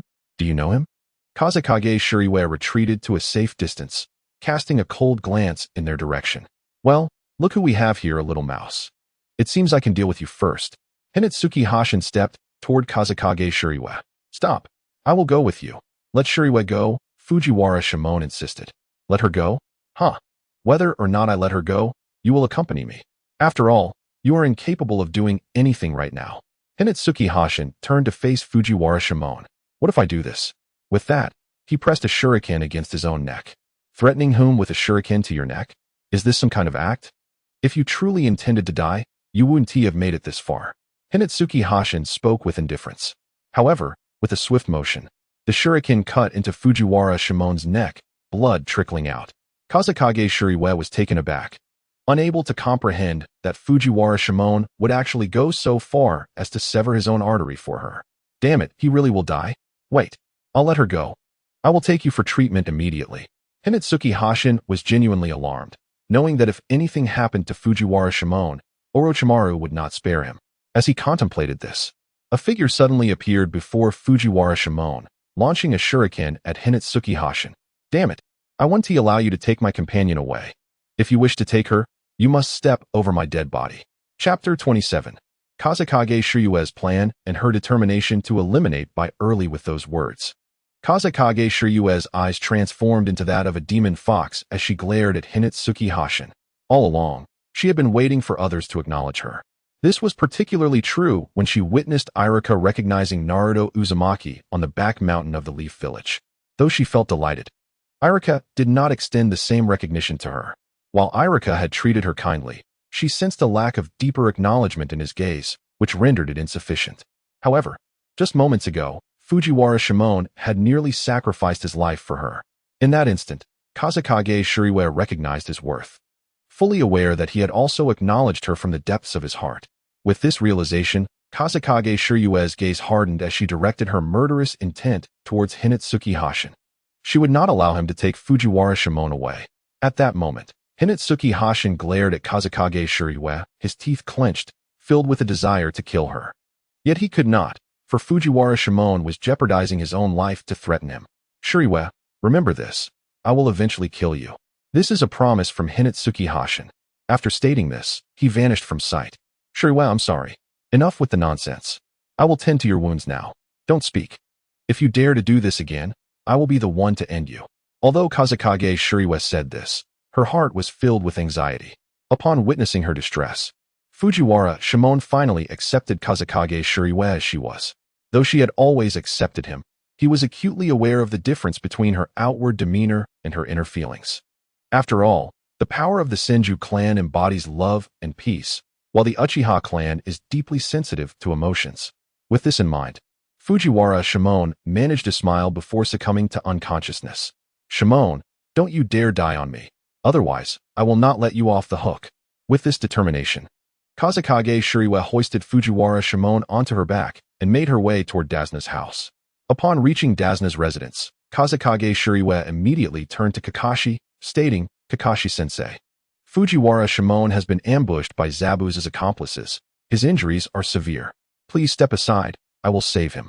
At that moment, Kakashi observed the wounds and led Fujiwara Shimon into a room to begin treatment. However, the injuries did not appear to be caused by outsiders. Kakashi furrowed his brow, sensing underlying issues but deciding not to press further if no one wished to speak. After a long while, the door opened and Kakashi emerged, stating, "He has been treated, but he will need several days to recuperate. I will take care of him in the coming days. If there are any difficulties, please reach out to me. After all, Senju Shin entrusted you to me, and I will ensure your safety." After Kakashi finished speaking, Kazekage Shuriwa bowed to him. "Understood. Thank you once again, Kakashi-sensei." With that, she entered Fujiwara Shimon's room, gazing at him as he lay asleep in bed, before turning her attention to the system before her. Main quest: the Team's mission is accomplished. Due to the flawless completion of the task, a reward of 6 attribute points is granted, with 3 points each allocated to strength and speed. Ding! Attribute allocation successful. Now updating the host's information. Host: Bofeng Shiyu. Constitution, Strength, Speed, Items, Pseudo-Borrowed Ninetales Chakra Card 2. Overall evaluation, Ninja. Ding! Side quest: Block the Dark Hand reaching for Fujiwara Shimizu. As Bofeng Shiyu felt the power bestowed by the system, a glimmer of ferocity flickered in his gaze. "Inuyasha Hashin, when we meet again, I shall certainly end your life. Shiyu, how is Fujiwara Shimizu?" At that moment, a voice echoed from outside. Hearing this, Bofeng Shiyu glanced at the intruding Sano Wanjiru and replied, "Take care of him. I shall step outside for a moment." With that, Bofeng Shiyu rose and slowly exited the room. Upon reaching the forest, he sat on the ground, contemplating Inuyasha Hashin. The ability to retreat from Kakashi's grasp alongside Zabuza reveals that this individual possesses formidable strength, comparable to the current Kakashi and his peers. Yet, at this moment, he could only consider himself a mere ninja, entirely unable to compare. The power of Sano Wanjiru combined with his own was insufficient. If that fellow's inner beast were to unleash its fury, he would lack the energy to suppress it. As for Kakashi and the others, dealing with Zabuza and Haku would keep them occupied. Wait a moment, Haku. What if I eliminate this individual beforehand? With that thought, a smile began to form on Bofeng Shiyu's lips. Thus, the night passed in silence. The following morning, deep within the forest, a young girl was gathering herbs while playfully interacting with birds. Suddenly, her gaze fell upon Uzumaki Naruto, who lay resting on the ground. She approached him slowly, contemplating taking his life. However, in the end, she hesitated. "Hey, don't sleep out here. You might catch a cold." After a moment's hesitation, Haku called out to Uzumaki Naruto. "Huh, who are you? Did you wake me up? By the way, what is a sister doing here?" "Gathering herbs." Thus, after spending the morning collecting herbs together, the girl stood and began walking in a certain direction, informing Naruto that she was male, which left him astonished.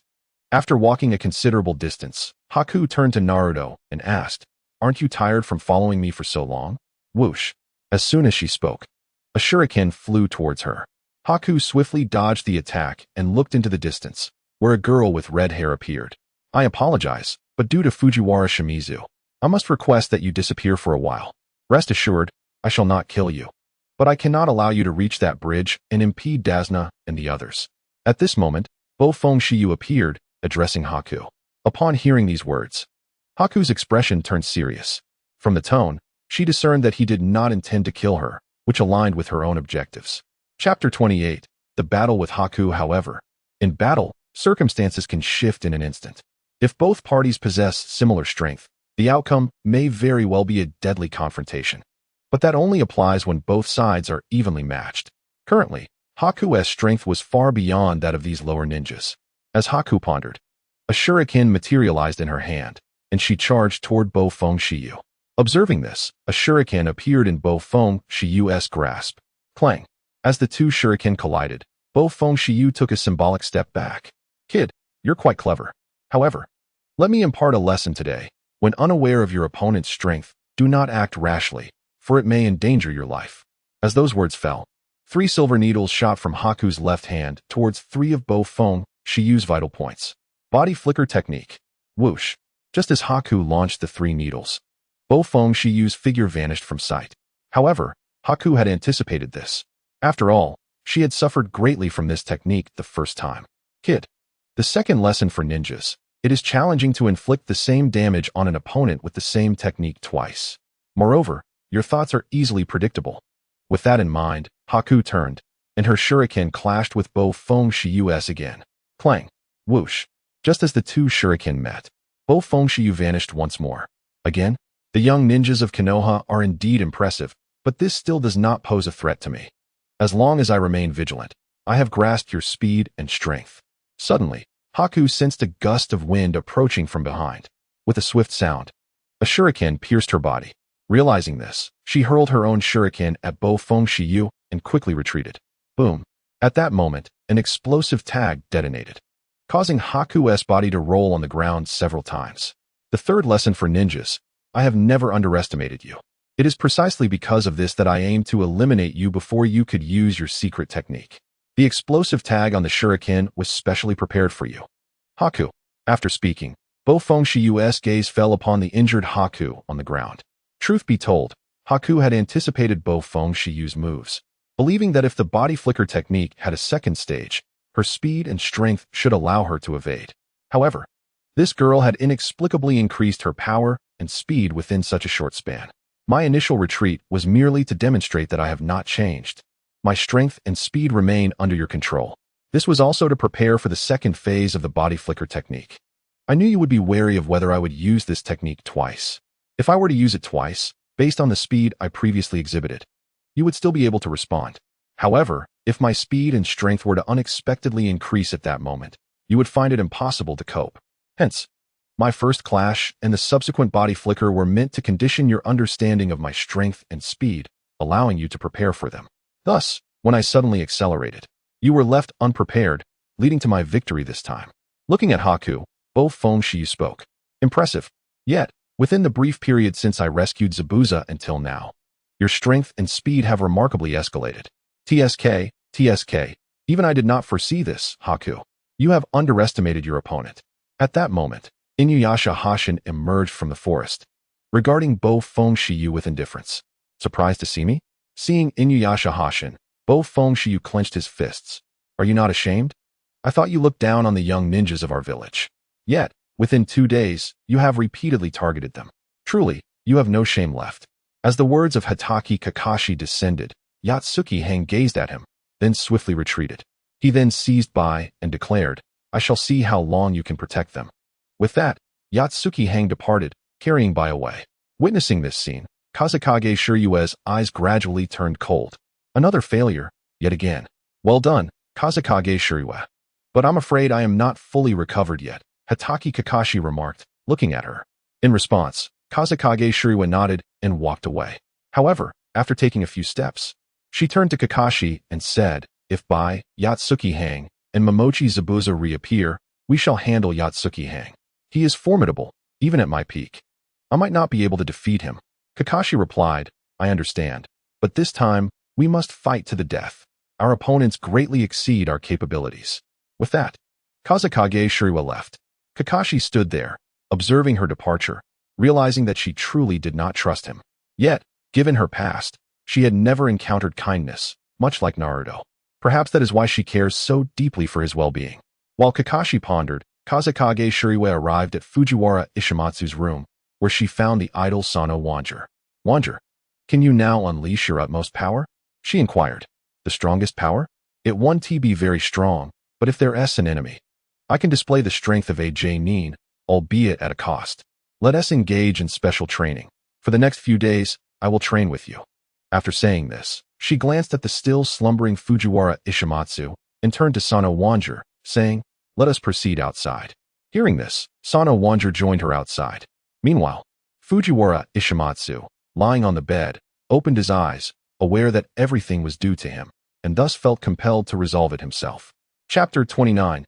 Sana Wanjer takes action. The power of the sage within Zabuza's chamber, by lay on the bed, addressing Zabuza. I apologize, Lord Zabuza. It's fine.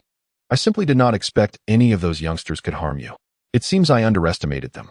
After Zabuza's words, Yatsuki Hang chuckled. Bye, Zabuza. You both focus on recuperating. The final battle is approaching. When the time comes, I will deal with Kazekage Shuriwe, Fujiwara Ishimatsu, and Sana Wanjer. Hearing this, Zabuza nodded. That works. We'll leave the rest to you. On the other side, Sana Wanjer sat in an open area, absorbing natural energy. However, he soon realized that his absorption rate was exceedingly slow. Observing this, Kazekage Shuriwe contemplated. In the original narrative, Sage Mode was attained rapidly. But those individuals were somewhat different from Sana Wanjer. They had not coexisted with sages, and aside from Orochimaru's experiment, the others were well-established figures. Shuriwe, I'm sorry. What are you apologizing for? I have a request of you. There's no need to rush. We must focus solely on accumulating natural energy for now. Everything else can be addressed later. After saying this, Kazekage Shuriwe began her own training. Thus, days passed slowly. Fujiwara Ishimatsu's wounds began to heal over the following days. Naruto Uzumaki and Sasuke Uchiha also trained fervently during this time. Both managed to climb to the treetops, but that night, Naruto fainted. Observing this, Kazekage Shuriwe realized that the final battle was imminent. At last, on the day after Naruto's collapse, early in the morning, Kakashi addressed Kazekage Shuriwe. You all will come to switch shifts at noon. I will take Sasuke and Sakura ahead.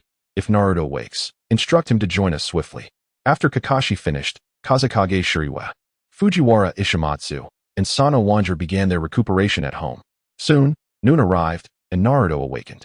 Thus, the four of them set off towards the bridge. However, halfway there, Naruto glanced at the cut branches and wild boar, feeling uneasy. You should return and check. We will proceed ahead, Kazekage Shuriwe suggested. This prompted Naruto to nod and head back towards Tezuna's home, while Kazekage Shuriwe and the others continued forward. Before long, fog enveloped the area, prompting Kazekage Shuriwe to furrow her brow, but remain silent. Ah, you have finally arrived. At that moment, a voice echoed. Turning, Kazekage Shuriwe beheld Yatsuki Hang and coldly remarked, You used Jinjutsu to lure us here. Are you afraid I would hinder your plans by going to the bridge? Plans? No, you are mistaken. My sole purpose has always been Fujiwara Ishimatsu. With that, Yatsuki Hang vanished in an instant.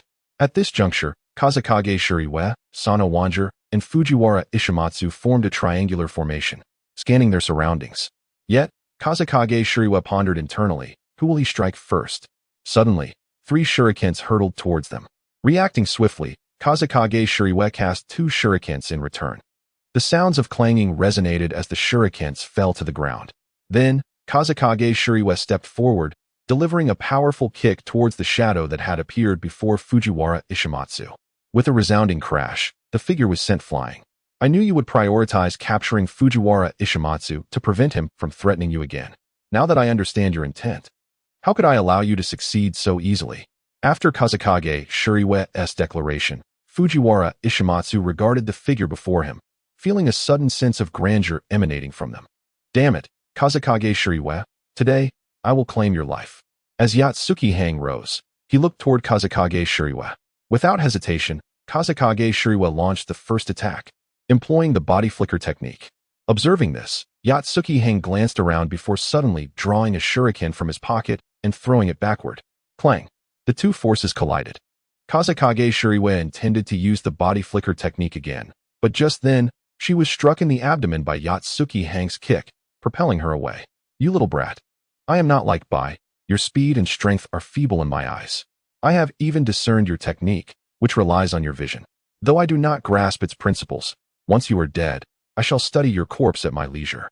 As Yatsuki Hang approached Kazekage Shuriwe, he inched closer, declaring, Stop.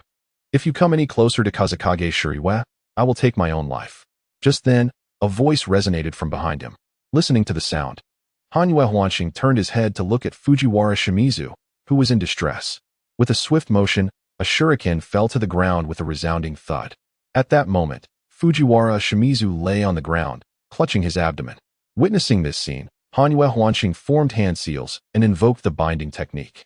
Once the technique was complete, Hanyu Huanqing turned his gaze towards the distant Keisuke Shuriwe and approached her step by step, inquiring, "Now, how should I torment you?" "Torment me? Perhaps you should consider what you ought to do at this moment," responded Keisuke Shuriwe. Just as she finished speaking, a chilling sensation surged from behind her. In that instant, Sano Wanjiru appeared before Hanyu Huanqing and threw a punch in his direction. Observing the incoming blow, Hanyu Huanqing retaliated with his own fist. Yet his body was sent flying by Wanjiru's strike. How is this possible? Despite the unexpected turn of events, Sano Wanjiru remained silent, gritting his teeth in determination. Senjutsu, Golden Destruction Wheel. 3 golden wheels shot forth. Although they lacked the brilliance of those wielded by previous sages, they maintained a semblance of form. Chapter 30. The outburst of Fujiwara Shimizu as the 3 golden wheels hurtled towards Hanyu Huanqing. He rose to his feet and hurled a shuriken at one of them. The clash echoed with a metallic clang, followed by the sound of 2 sharp hisses as 2 cuts appeared on Hanyu Huanqing's body. Gazing at this unfolding drama, Keisuke Shuriwe turned to Sano Wanjiru, whose eyes had begun to show signs of confusion. "Wanjiru? Huh? Shuriwe, what's the matter?" Wanjiru questioned, shifting his attention to her. "Do not unleash that power. I am still here. I will assist Fujiwara Shimizu in breaking the bindings while you hold him back, so we can escape together," Keisuke Shuriwe instructed before making her way towards Fujiwara Shimizu. Upon reaching him, she attempted to free him from his restraints, but despite her efforts, she found herself unsuccessful. "Shuriwe, you must leave this place. He will not kill me," Fujiwara Shimizu urged as he looked at her. Just then, a figure was hurled towards them, landing beside Fujiwara Shimizu and Keisuke Shuriwe. Staring at this figure, Keisuke Shuriwe's eyes widened as she turned to look at Hanyu Huanqing in the distance. Hey.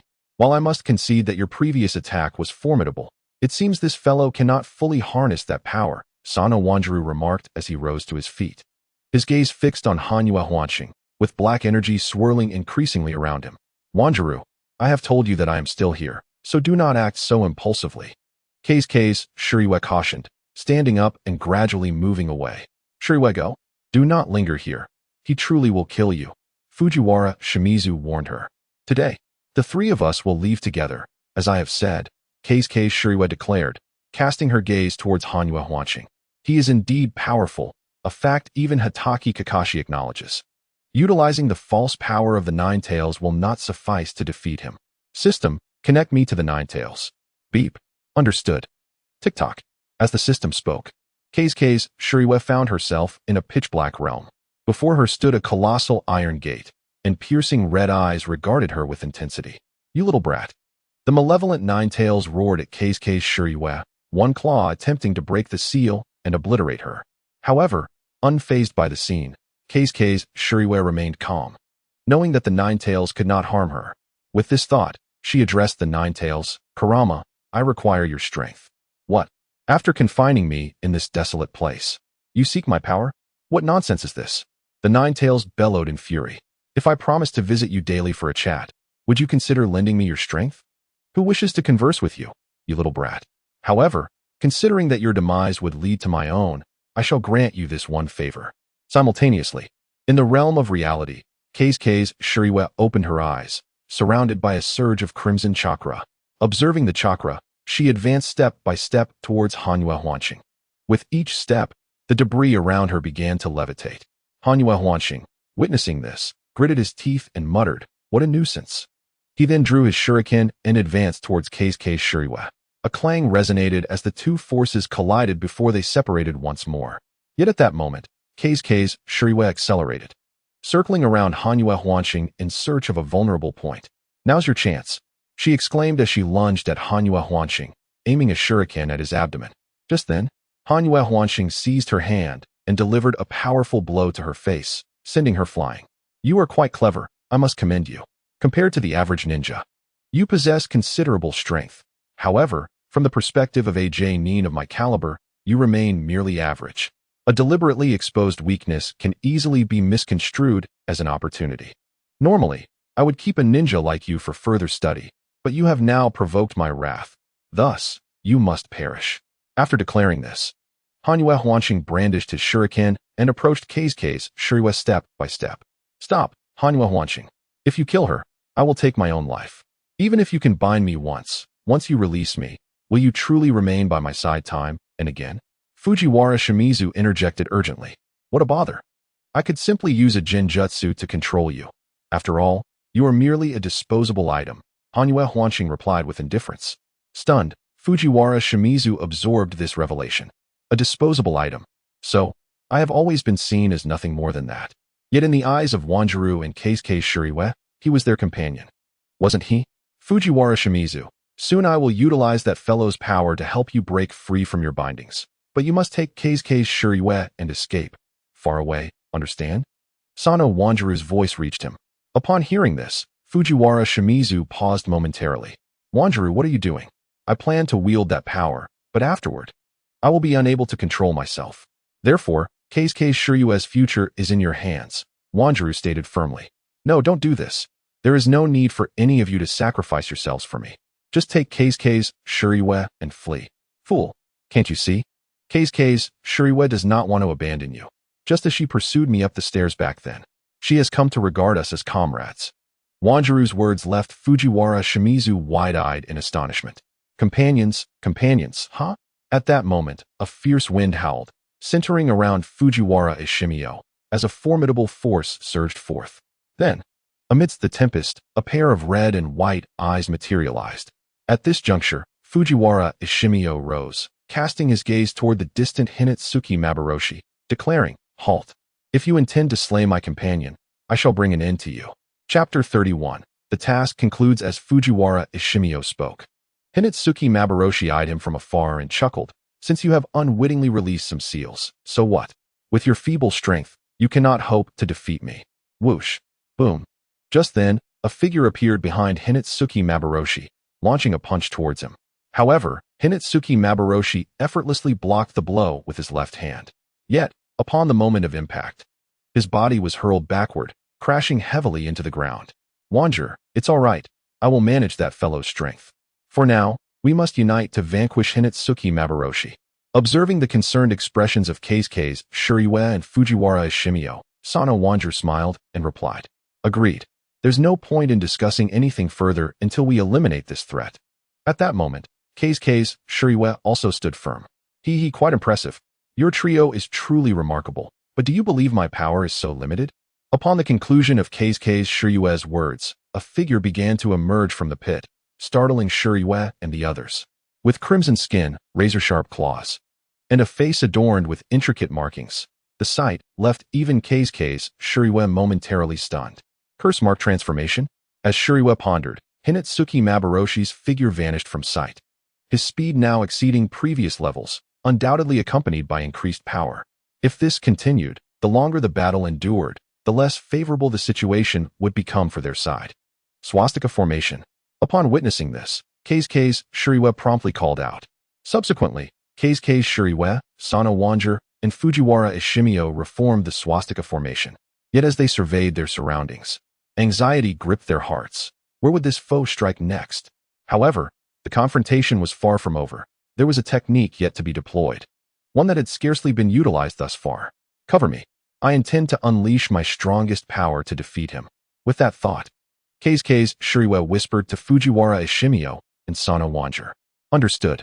Understood. What are the three of you plotting? At that moment, a voice emerged, followed by a sharp claw lunging towards Sano Wanjiru. Boom. With a resounding crash, Wanjiru staggered back a step, his shoulder pierced by the claw. Yet, witnessing this, the darkness in Wanjiru's gaze deepened, and he retaliated with a punch. Boom. The counterattack yielded little result, as Hinatsuki Mabaroshi merely tilted his head, evading the blow. Impressive.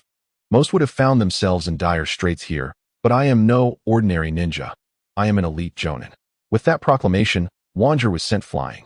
However, at that moment, Hinatsuki Mabaroshi noticed Fujiwara Ishimio had approached him, launching a punch in his direction. Even if you break the seals, so what? Without mastering any ninjutsu, you are but a novice. Boom. As the scene unfolded, Hinatsuki Mabaroshi struck, sending Fujiwara Ishimio hurtling back. Yet, Hinatsuki Mabaroshi's expression faltered, for he realized Keisuke Shuriwa had vanished. Where is Keisuke Shuriwa? Explosive fist. Just as Hinatsuki Mabaroshi pondered, a voice resonated from behind him. Suddenly, a searing flame descended upon him. Boom! The flames engulfed the surroundings. This was Keisuke's Shiryue's most potent technique. If this strike failed to eliminate him, true peril would ensue. Is it resolved? At that moment, Fujiwara Ishimio gazed toward the deep pit, inquiring aloud. Whoosh! Damn it! Just then, amidst the flames, a figure dashed forth, directing a punch at Keisuke's Shiryue. Faced with this scene, Shiryue found himself at a loss. His strongest technique had already been expended, and both the Nine-Tails chakra and his own were depleted. Sage Art, Golden Destruction Wheel. Boom. Just then, 3 golden wheels pierced through Hinatsuki Mabaroshi's body. He stood there momentarily before gradually collapsing to the ground. Witnessing this, Keisuke Shiryue turned her gaze towards Sano Wanjer, only to find his eyes clouding over. Wanjer. Boom. As Keisuke's Shiryue called out, Wanjer's body crumpled. Wanjer. She cried again. But he had reached his limit. Observing this, Keisuke Shiryue turned to Fujiwara Ishimio and said, Take Wanjer back to recuperate. And you? Fujiwara Ishimio asked, concerningly. The bridge. Keisuke's Shiryue began, but before she could finish, her body also collapsed. This time, she too had reached her limits. Thus, in a daze, Keisuke Shiryue drifted for several days. Days later, she opened her eyes. Awake now? Sister Shiryue. As she regained consciousness, Uzumaki Naruto smiled at her. Yes. What is the situation? Momochi Zabuza, Hinatsuki Mabaroshi, and Haku are all dead. Zabuza perished avenging Haku, using shuriken to slay Kato, while Haku was killed by Kakashi-sensei's Chidori while attempting to save Zabuza. As for Hinatsuki Mabaroshi, you and your companions truly excelled. He was slain by you. Upon hearing this, Keisuke Shiryue inquired further, and what of Sano Wanjer? He's up and about, just as lively as ever. Hearing this, Keisuke's Shiryue exhaled a sigh of relief. All right, since Sister Shiryue has awakened, it is time to return to the Hidden Leaf Village.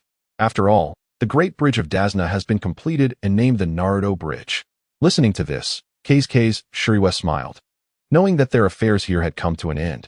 Hey, Wanjer, that meat is mine. TCH, Sakura is so annoying, refusing to share a piece of meat. What? Wanjer? You're the annoying one.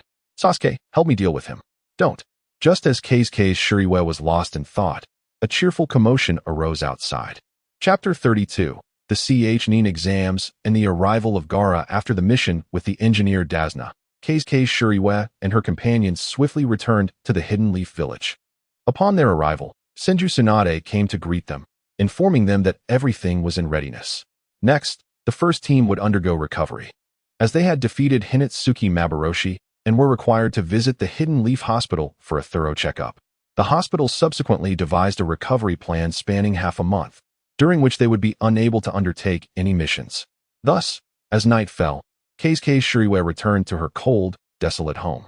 Observing the arrangement of items within her abode, she sat there despondently, her thoughts consumed by the events surrounding Hinatsuki Mabaroshi. If one were to say that this individual was a task sent by the heavens, it would indeed be a formidable challenge. Yet, conversely, it could be argued that such a predicament arose from one's own inadequacies. Ding. Main quest. Complete the task in the Land of Waves. Difficulty rating. Special reward. 3 evolution points. Level ninjutsu. Shuriken Shadow Clone Technique. With the emergence of this reward, the method of performing the Shuriken Rain technique instantly materialized in the mind of Kazuki Kaze. Observing this reward, Kazuki smiled, simultaneously noting the enhancement of his evolution points in both strength and speed. Ding. Points allocation successful. Now updating host's complete information. Host, Kazuki Kaze. Physique, strength, speed, items, pseudo Nine-Tails chakra card 2. Comprehensive evaluation, ninja. Ding. The Chunin exam is about to commence. Please prepare to pass Irika-sensei's assessment to proceed with the Chunin exam. Rewards will be granted upon passing. At that moment, the system suddenly alerted him. Acknowledging the notification, Kazuki nodded. The Chunin exam awaited him. Days passed by in a blur. Tap, tap, tap. While Kazuki was idly at home, a sudden knock echoed through the door. Upon opening it, he found Fujihara Shimizu and Sano Manjiro standing outside. Sano, munching on snacks, looked at Kazuki and said, "Good afternoon. I've been bored at home lately, so I invited Fujihara and you to join me for a stroll. I'm sure we're all quite weary of monotony." Hearing this, Fujihara nodded in agreement. However, Kazuki was momentarily taken aback upon seeing Fujihara. His previously unkempt long hair had vanished, replaced by a fresh short haircut. Complemented by stylish attire and handsome features, he was utterly transformed. Hehe, Kazuki, are you astonished by Shimizu's transformation? To be honest, I am too. This guy looks incredibly handsome with just a bit of effort, Sano remarked, glancing at Kazuki. Alright, enough chit-chat. Let us head out, Kazuki responded decisively. The trio then ventured out, meandering through the village, and, due to their familiarity, swiftly explored most of it. However, as they turned into a narrow alley, Sano suddenly pointed into the distance and exclaimed, "Look, that's Naruto. It seems he has gotten into some trouble." Following Sano's gaze, Kazuki saw a figure clad entirely in black, gripping Sarutobi Konohamaru, confronting Naruto and his companions. "Are you the genin of Konoha? Before that annoying one arrives, let me have some fun with you," the dark-clad individual taunted. Upon hearing this, Naruto charged forward in anger but stumbled unexpectedly. Witnessing this, the black-clad figure coldly remarked, "Truly weak, these genin of Konoha." As those words fell, Naruto shouted back, "You, let go of Konohamaru, or I won't spare you, idiot. You're quite bothersome. I despise short people, so I'll kill him first, then deal with you," the figure declared, raising his hand to strike Konohamaru. Just then, a stone struck his wrist, causing him to release Konohamaru, his gaze darting towards the source of the projectile. Perched on a tree branch was Uchiha Sasuke, toying with another stone. "What business do you have in another's village, you scoundrel?" With Sasuke's arrival, the atmosphere shifted dramatically. The black-clad individual glared at him, demanding, "You, come down." "Silence, Kankuro," a voice echoed from the other side of the tree. Sasuke's pupils widened slightly as he turned to see a figure with panda-like eyes silently observing Kankuro. "Listen to me, Gaara. They started this," Kankuro stammered, panic evident in his tone. "Be quiet, or I'll kill you," Gaara warned, a deadly glint in his eyes. As Kankuro scrambled to his feet, he quickly apologized. "I understand, I was in the wrong. I'm truly sorry." Gaara then turned to Sasuke, offering his own apology. Ding. System issues a mission. Help your brother seek revenge. Let Gaara take an interest in you. The greater the interest, the more bountiful the rewards from this system. As Gaara conversed with Sasuke, Kazuki smiled. It appeared that the spectacle was about to commence. Ninjutsu, body flicker technique. Whoosh. Boom. In an instant, following Gaara's words, Kazuki executed the body flicker technique, appearing before Kankuro and delivering a punch that buried his face into the ground. Observing this, Gaara's gaze was fixed on Kankuro. "Kankuro, you fool." At that moment, Temari, standing beside Kankuro, brandished her fan, summoning a wave of sand from behind Kazuki. "Sister, be careful," Naruto shouted. In an instant, Kazuki vanished from the ground. Moments later, he perched atop a nearby wall, casting a cold smirk at Gaara. "Apologies should be delivered with sincerity, don't you think, Gaara?" Chapter 33. Chunin exam registration. With this statement, an immense bloodlust erupted from Gaara's eyes.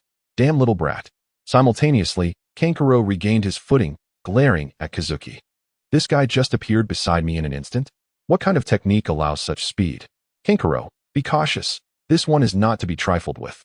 Moreover, she effortlessly dodged Mai and Gaara's attacks," Temari cautioned, causing Kankuro to clench his fists. No. It seems they are truly about to fight," Sano noted, his demeanor deceptively innocent yet shrewd. "If a fight breaks out, just let me know.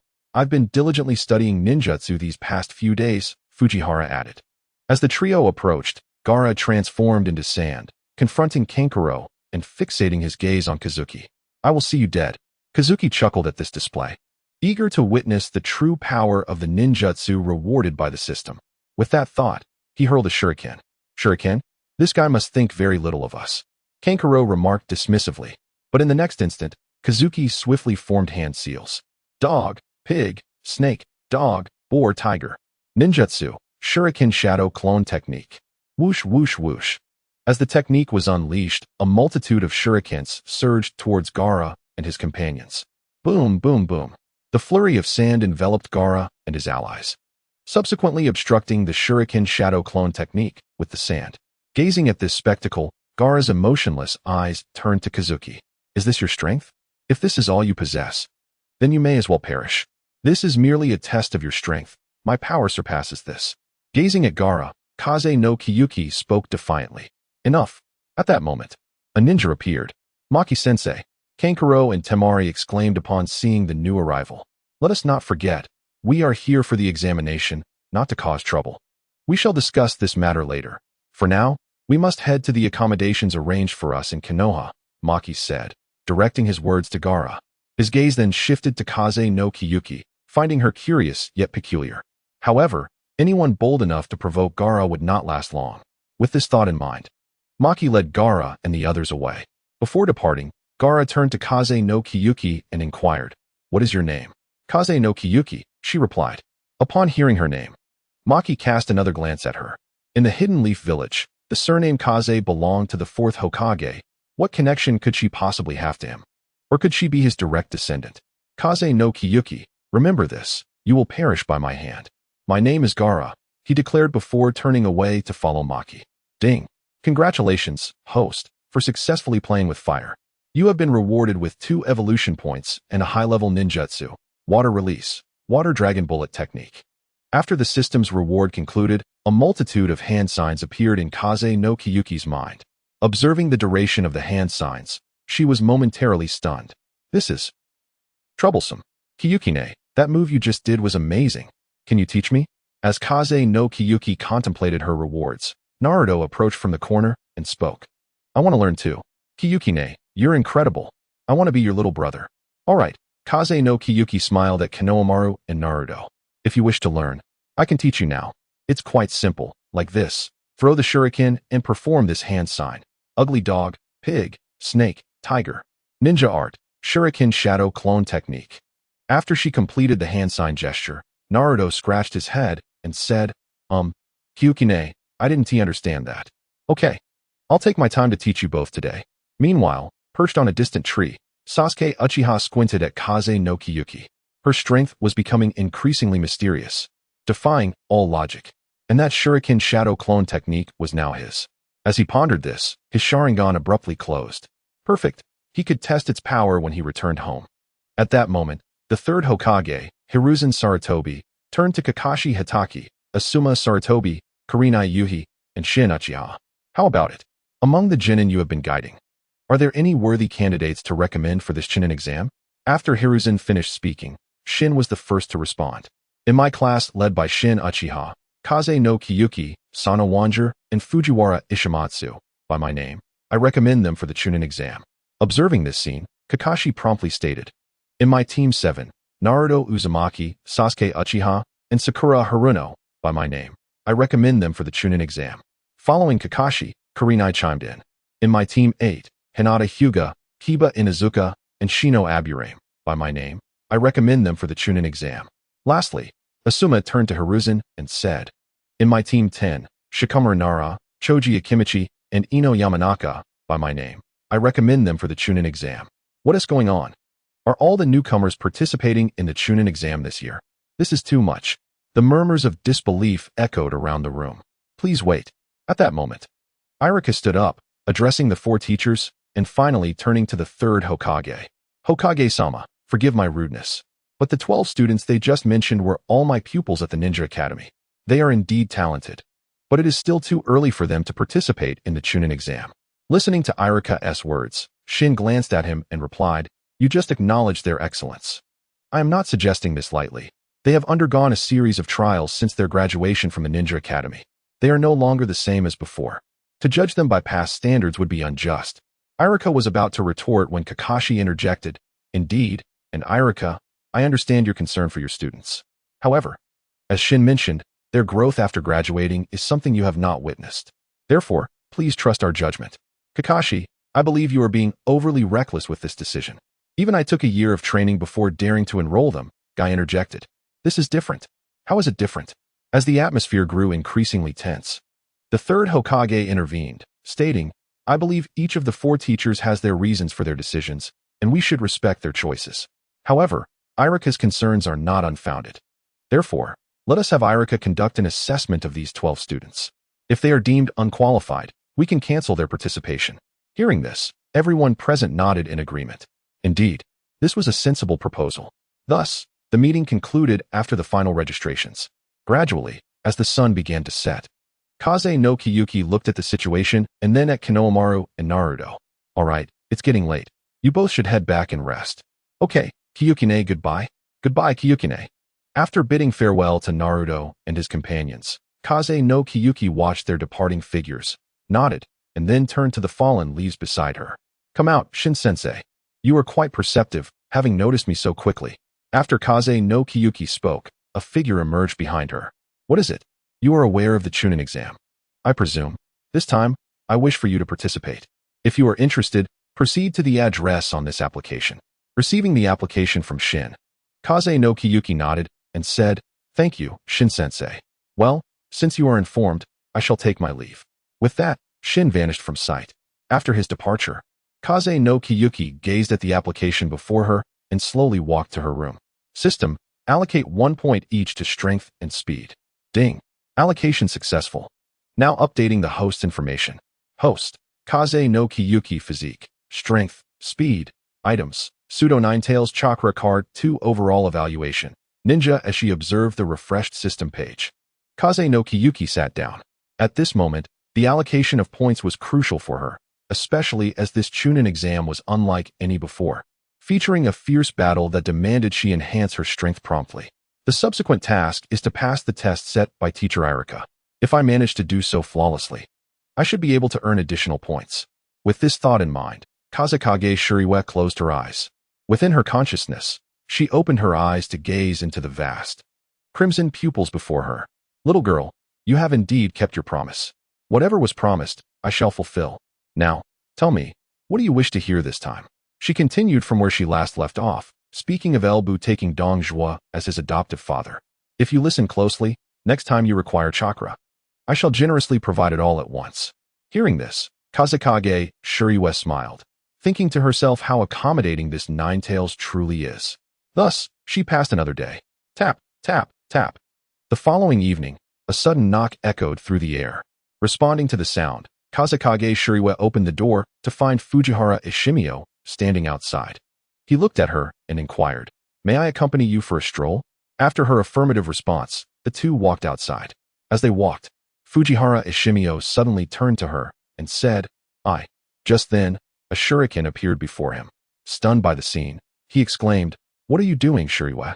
Teacher Irika. Has no one informed you? Fujihara Ishimio had overcome his stuttering impediment, possibly due to his usual silence. So you were unaware of this matter, Teacher Irika. After Kazekage Shuriwe finished speaking, Irika turned to her and asked, Then how do you know it is mine? Gazing at Kazekage Shuriwe, Irika transformed back into his original appearance. It's quite easy to guess. In the YIN exams, typically only freshly graduated genin participate. You would certainly oppose this, not to mention that within the Ninja Academy, you can see our abilities. Moreover, at this point in time, others would hardly bother to engage in such childish games. Thus, only you would come to test me. As for the above, it is merely my conjecture, but ultimately, a woman's intuition tells me it is you. Ding. Since when did this system become a woman's intuition? After Kazekage Shuriwe concluded, Irika remarked, Well done. However, you have indeed passed, but your companions, Teacher Irika, we are no longer the little kids from the academy. My companions are not as weak as you might think. After her words, Irika smiled and said, Let us hope so. After this statement, Irika vanished. Witnessing this, Kazekage Shuriwe's system began to alert her. Ding. Congratulations, host, for completing this assessment. You are rewarded with 2 evolution points. Ding. Main quest initiated. Please proceed to the 3rd round of the YIN exam. Ding. Side quest initiated. Please complete the 1st round of the ninja exam. Ding. Side quest initiated. Please complete the 2nd round of the ninja exam. Ding. Side quest initiated. Please rescue Naruto Uzumaki and others from Orochimaru. Chapter 35. Turmoil outside the examination room in the dead of night. Irika appeared atop a rooftop. Before him stood Kakashi Hitaki, who inquired, How did it go? Very well. All 12 passed my test, Irika replied with a smile. Indeed, Irika, they will change. Only during the actual YIN exam will you understand, Kakashi remarked. This time, Irika did not counter but nodded in agreement. Meanwhile, on the other side, Kazekage Shuriwe examined her system and stated, System. Allocate 1 point each to strength and speed. Ding. Allocation successful. Updating all host information. Host, Kazekage, Shuriwe Physique, Strength, Speed, Items, Foe Ninetales Chakra Card 2 Overall Evaluation. Ninja. Upon reviewing this data, Kazekage, Shuriwe smiled, yet soon frowned. Indeed, the strength represented by these figures was formidable, easily surpassing that of ordinary genin, and even seasoned lower-ranking ninjas would fall before her. However, there were exceptions among the ninjas, such as Gaara and Neji. Their prowess was beyond her estimation, and Sasuke Uchiha's rapid progress was alarming. Against such formidable opponents, she realized she must strive harder. Ding! How dare you label others as mere obstacles? I have no time to argue with you. After I finish telling the Ninetales the story, I must prepare for the YIN exam. Hearing the system's words, Kazekage Shuriwe's face turned slightly red. After crafting an excuse, she entered her consciousness space. A silent night passed. The following morning, Kazekage Shuriwe, Sano Wataru, and Fujihara Ishimio convened. After their meeting, they proceeded toward the first examination site. However, a dramatic scene unfolded along their path. In the distance, two ninjas were obstructing a ninja clad in green clothing. Before long, the green-clad ninja was knocked to the ground. Kazekage Shuriwe observed this scene with keen interest. At that moment, Sasuke Uchiha and his companions arrived. Observing the situation, Sasuke stepped forward and declared, "Step aside. We need to pass through. Also, please dispel this genjutsu." Hearing this, the surrounding ninjas turned to him, confused. Genjutsu? Sakura Haruno, who ranked first in their class, was expected to explain. As the onlookers puzzled over the situation, Sasuke turned to Sakura and said, "Since this morning, I've noticed that your spirit seems somewhat absent. This cannot continue. You must regain your composure." Sasuke, thank you. Yes, I realized it too. This is not the third floor, just the second. Upon this revelation, the plaque indicating room 302 immediately transformed into 202. Witnessing this, the surrounding ninjas quickly understood they had been tricked. Meanwhile, the two obstructing ninjas glared at Sasuke and said, "Even so, it won't be so easy for you to pass." With that, one ninja launched a kick at Sasuke. In response, Sasuke prepared to retaliate. But at that moment, the green-clad ninja dashed between them and deflected their attacks with ease. This spectacle astonished the onlookers. This guy was just being beaten moments ago. How did he suddenly become so powerful? Lee, what is going on? Didn't you say you would conserve your strength? One of Lee's teammates, Tintin, approached him and asked. At this moment, Lee turned to Sakura and approached her, saying, Hello there, lovely lady. May I have the honor of courting you?" To this, Sakura promptly replied, "No. Your eyebrows are too thick." Hearing this, Lee immediately sank into despondency against the wall. At this juncture, Neji Hyuga turned to Sasuke and inquired, "You are the new face this year, correct? What is your name? Shouldn't you introduce yourself before asking someone else's name?" Sasuke replied coolly. Upon hearing this, Neji gritted his teeth and retorted, "You're the new face this year. How old are you?" "Apologies, but I am under no obligation to disclose that." Thus, an unspoken tension ignited between the two.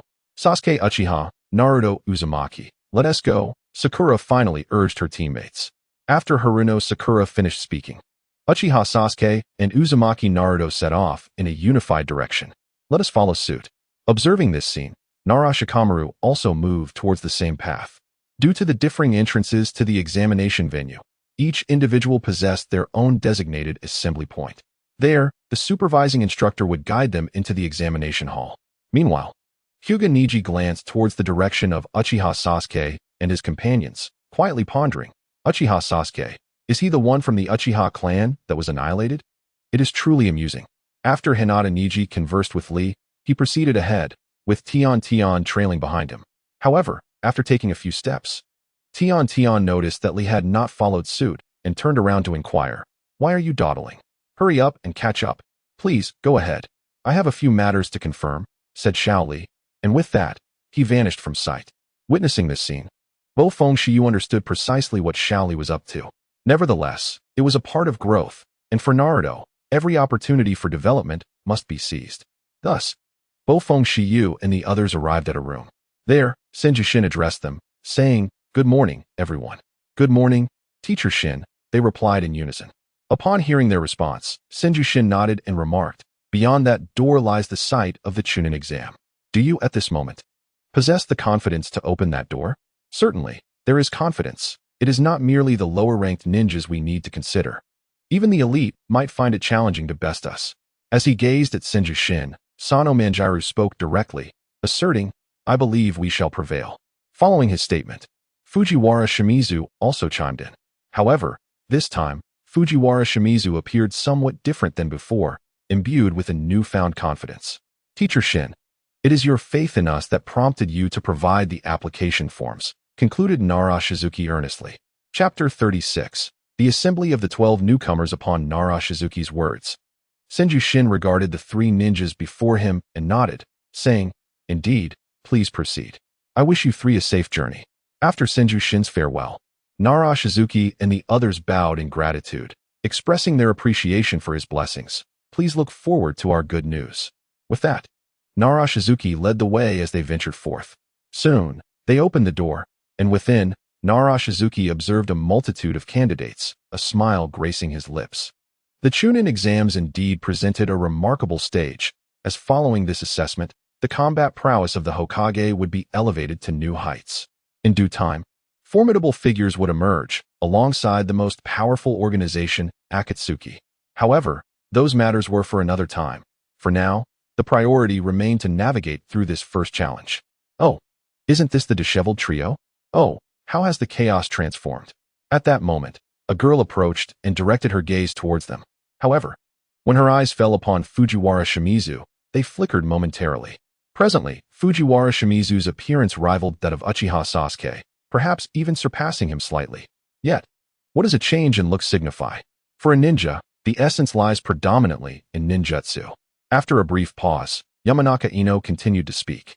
This guy truly wished to tear her words apart. Listening to Yamanaka Ino's fervent utterances, Sano Manjiro spoke with an air of indifference. What did you say? Tail end Charlie, troublemaker. As soon as Sano Manjiro finished speaking, Yamanaka Ino immediately yelled at him. Ino, enough, enough, let's spare him this time. Although Nara Shikamaru verbally affirmed this, he inwardly muttered. What a hassle, girls are always comparing. Silence, Yamanaka Ino. If you continue to provoke, I shall render you incapable. At that moment, Nara Shikamaru glanced at Yamanaka Ino and spoke. True menace, he thought, observing Kazekage Shizuki, but he knew that was simply her nature, and there was nothing he could do about it. Ag, it has been found. Now, we merely await Naruto and his companions. While they were embroiled in a heated argument, Inuzuka Kiba suddenly approached and addressed them. Oh, they entered. After Inuzuka Kiba finished speaking, Akimichi CHG suddenly interjected, and everyone turned to gaze at the last 3 little ones who had entered. Sasuke observed this scene as Yamanaka Ino dashed over, embracing Uchiha Sasuke. Witnessing this, Nara Shikamaru finally exhaled, saying phew. Fortunately, Sasuke's appearance captivated Ino's attention. Hey, let go of me. Yet, just as one scene concluded, another commenced. At this moment, Sakura Haruno observed Ino Yamanaka lifting Uchiha Sasuke and immediately called out. Meanwhile, the likes of Kazashi and others approached as well. Thus, all 12 newly graduated ninjas from the Konoha Ninja Academy gathered together. Indeed, all 12 newcomers have participated in the YIN exams this year. However, how far do you think you can go, Uchiha Sasuke? Observing this scene, Inuzuka Kiba immediately turned to Sasuke, provocatively speaking. After all, within the academy, Sasuke was undeniably a top scholar, his prowess ranking amongst the best. Indeed, he was the rightful first. Yet even so, Kiba did not feel that he was inferior to him at present. He had endured rigorous training, and his current strength had transformed significantly. Moreover, he was not progressing alone. He had his canine companion, which doubled their strength. Sasuke, stop focusing solely on him. As for the rest of you, aside from Sister Shizuki, none of you could even contend with me. Observing everyone incessantly mentioning Sasuke, Uzumaki Naruto chimed in, visibly displeased. Shizuki, the underachiever? Hey, Naruto, are you speaking in sarcasm again? Upon hearing the words of Uzumaki Naruto, Inuzuka Kiba immediately turned to him and said, I apologize, Naruto, that was not my intention. At that moment, a faint sound emanated from beside Inuzuka Kiba. Woof. Upon hearing this sound, Akamaru barked excitedly. Akamaru, you seem quite delectable. Hearing the dog bark, Nara Shikamaru shifted his gaze towards Akamaru and began to approach it. However, halfway there, a shadow loomed in front of him. At this juncture, Nara Shikamaru looked at the peculiar figure clad in a magical mirror and entirely enveloped in clothing, and inquired, "What are you doing?" However, the other party did not respond. Instead, his gaze was fixed upon the ground. Following the direction of his eyes, I beheld a small insect ascending the surface beneath us. Once the creature had passed, the peculiar individual spoke, urging us not to step on it. "What? I instructed you not to tread upon it. Do you wish to consume it?" Upon hearing the same words once more, Akimichi Choji spoke up. "Eating bugs. What is this portly fellow rambling about?" Shui Miao Shiyu remarked. "His words are truly amusing." Just after Choji finished speaking, Sano Manjiro interjected. Hearing this, Choji's expression turned icy as he directed a piercing gaze at Sano Manjiro and inquired, "What did you just say?" Perceiving the increasingly discordant atmosphere, Fujiwara Shimizu promptly stepped forward to mediate, saying, "I apologize. What Manjiro meant was that he finds ample beauty appealing." "Hey, you lot," he interjected. "Could you please keep it down a bit?" Just as the argument escalated, a dissonant voice emerged from a distance. Subsequently, a bespectacled individual approached from that direction.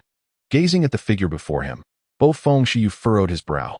"Yao Shido, this fellow possesses strength on par with a Jonin. However, for the time being, it is prudent to feign ignorance. You 12 must be this year's newcomers, having just graduated from the Ninja Academy, making quite the ruckus here as if on a spring outing." Upon hearing this, Yamanaka Ino immediately retorted, "And who might you be, acting all high and mighty?" "I am Yao Shido, but let us not dwell on that. Take a look around you," he replied. Once Yao Shido concluded his words, the 12 graduates from the Ninja Academy simultaneously turned their gazes to their surroundings. They were met with numerous pairs of eyes watching them, some displaying impatience, others irritation. In any case, everyone was observing them. Witnessing this scene, Yao Shido spoke once more. "The Rain Ninja Village members behind you are quite restless. Be cautious, as they may create trouble for you before the exam begins." Chapter 37. The Examiner Appears. Sanai Ibiki as Yao Shido finished speaking. A flicker of unease crossed the faces of Naruto Uzumaki and his companions. Observing this, Yao Shido briefly closed his eyes and remarked, "It's unavoidable, after all. They are newcomers experiencing this for the first time. It reminds me of my own past, when I was just like them. It truly evokes nostalgia." Listening to this, Haruno Sakura turned to Yao Shido and began, "So your name is Do? Is this your second time participating in the Chunin exam?" After Yao Shido responded, Sakura quickly continued her inquiry. "No, this is my 7th. When Yao Shido mentioned it was his 7th, Nara Shikamaru stared blankly at him, who was only a few years his senior. The others also looked at Yao Shido with expressions of confusion.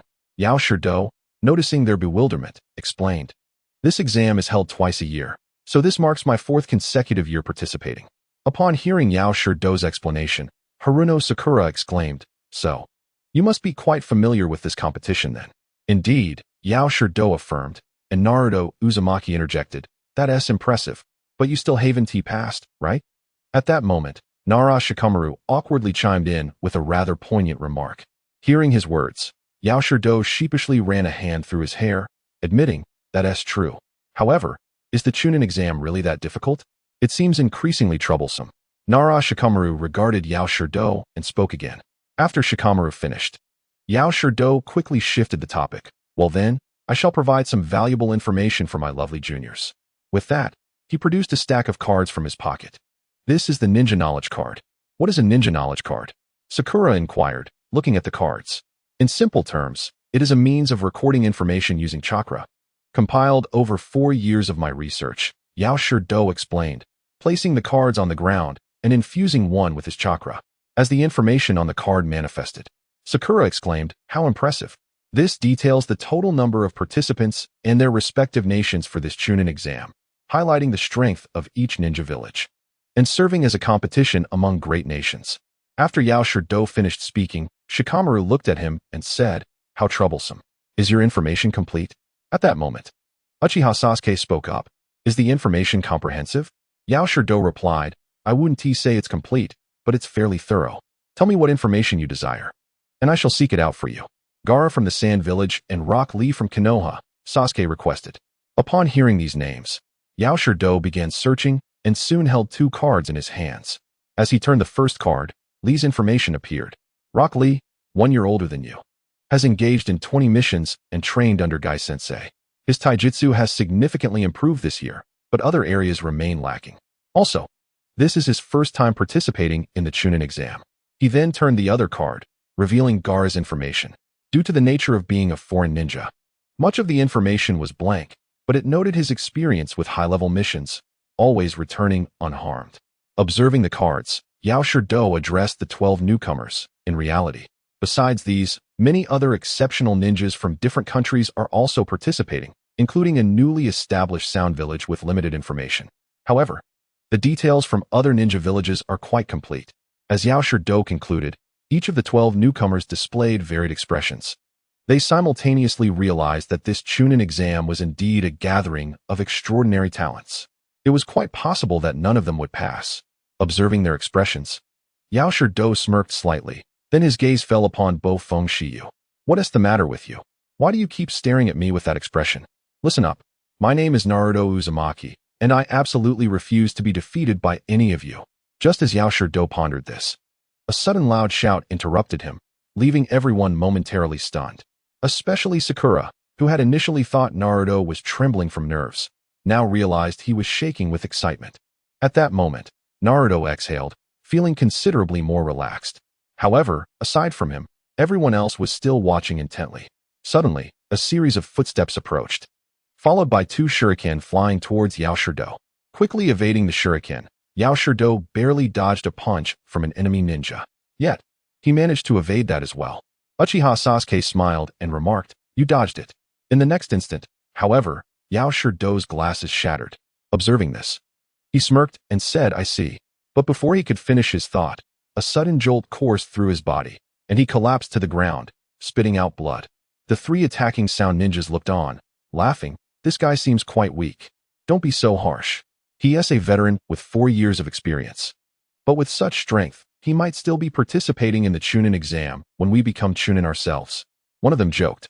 Haha, so weak. You do? Make sure to record our information in your cards, or else you won't even know who defeated you. Listening to their taunts, Yao Shido turned to the 3 ninjas. Shut up, you ruffians.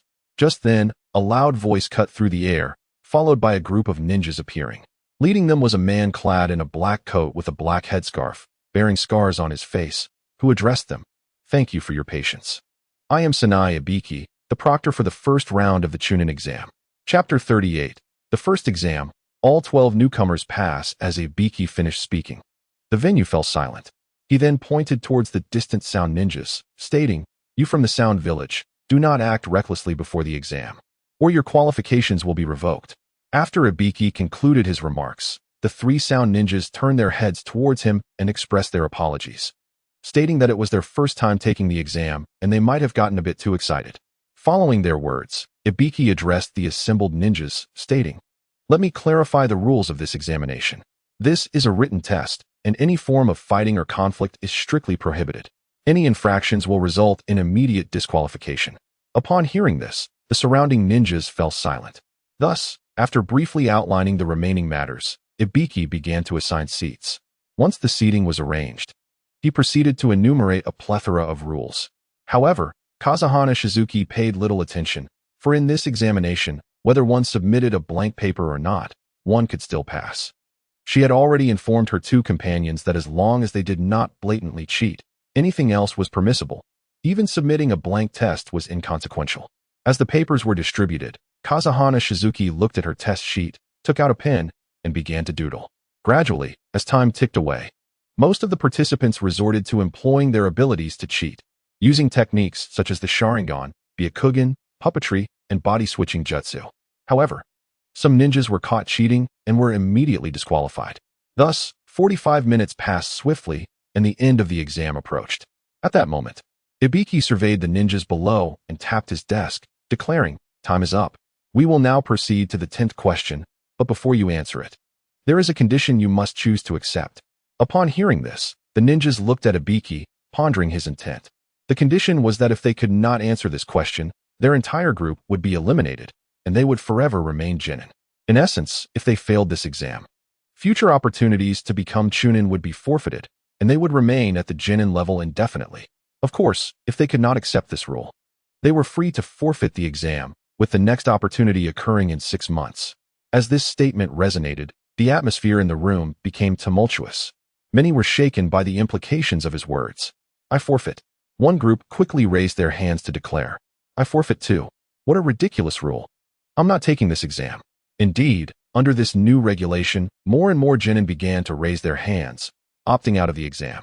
To them, it seemed more prudent to prepare diligently for the next opportunity than to risk everything on this singular chance. As the tension thickened, a hand slowly rose amidst the crowd. Many around were taken aback by this display.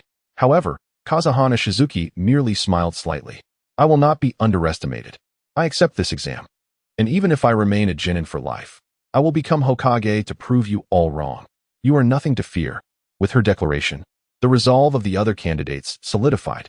At that moment, Kazahana Shizuki smiled again, realizing that this Naruto character had not even considered his companions. Nonetheless, this tenacity was indeed admirable. I will ask once more. This is a pivotal choice in your lives. If you have any regrets, now is the time to voice them. Gazing at the determined genin, Ibiki pressed on. I will not retract my words. This is my ninja way. Listening to Uzumaki Naruto's declaration, the previously restless hearts of the spectators quieted, their gazes fixed resolutely upon Ibiki. In that instant, Ibiki understood that this young boy had dispelled the anxiety permeating the gathering. Consequently, he surmised that no one else would withdraw. With this thought, Ibiki acknowledged the gathered participants, stating, Your resolve is commendable. Therefore, I announce that you have all passed. Upon hearing this, Haruno Sakura promptly stood up, exclaiming, Passed? But we haven't even seen the 10th question yet. To this, Ibiki smiled faintly, stating, There is no 10th question. If one were to consider it, my earlier inquiry regarding whether you would forfeit was indeed the binary choice of the 10th question. Those who chose to stay are the ones who provided the correct answer. However, if that is the case, then the previous 9 questions were utterly meaningless, were they not? At that moment, another voice interjected, What do you mean meaningless? The 9 questions served our purpose, which was to assess your ability to gather intelligence. Frankly speaking, this year's questions were not something you youngsters could answer. Therefore, I intentionally placed 2 individuals among you who knew the correct answers to test your investigative skills. Those lacking the necessary abilities were to be eliminated. This was the true significance of the first 9 questions. After Ibiki finished speaking, he slowly removed his headband, revealing scars adorning his forehead. The sight of these scars left the surrounding ninjas in stunned silence. If those lacking ability were permitted to remain, the inevitable outcome would be capture by the enemy, leading to severe punishment or even jinjutsu to extract information from their minds. Following Ibiki's remarks, the room fell into silence. Suddenly, a loud crash interrupted the stillness as a window shattered, and a banner appeared before Ibiki. Now is not the time for joy. I am Mitarashi Anko, the examiner for the second round. Please follow me for the next examination. As this statement echoed, the participants were left in a state of shock. Kazahana Shizuki observed the scene with a smile, finding Anko's personality quite endearing. No one is paying you any mind, she thought as the awkwardness lingered. At this moment, Ibiki stepped forward from behind the banner, addressing Mitarashi Anko. Chapter 39, the second exam begins. The crowd below turned their attention to this unexpected arrival. Haruno Sakura internally remarked, This person's personality is just like Naruto's. 84 participants remain, with 28 groups left. This first exam has become significantly simpler, Mitarashi Anko remarked, casting a discontented glance at Ibiki. There's nothing that can be done. We have many exceptional candidates this year. I have done my utmost to eliminate participants. Yet so many have still remained. Ibiki replied with a smile. Alas, it seems inevitable.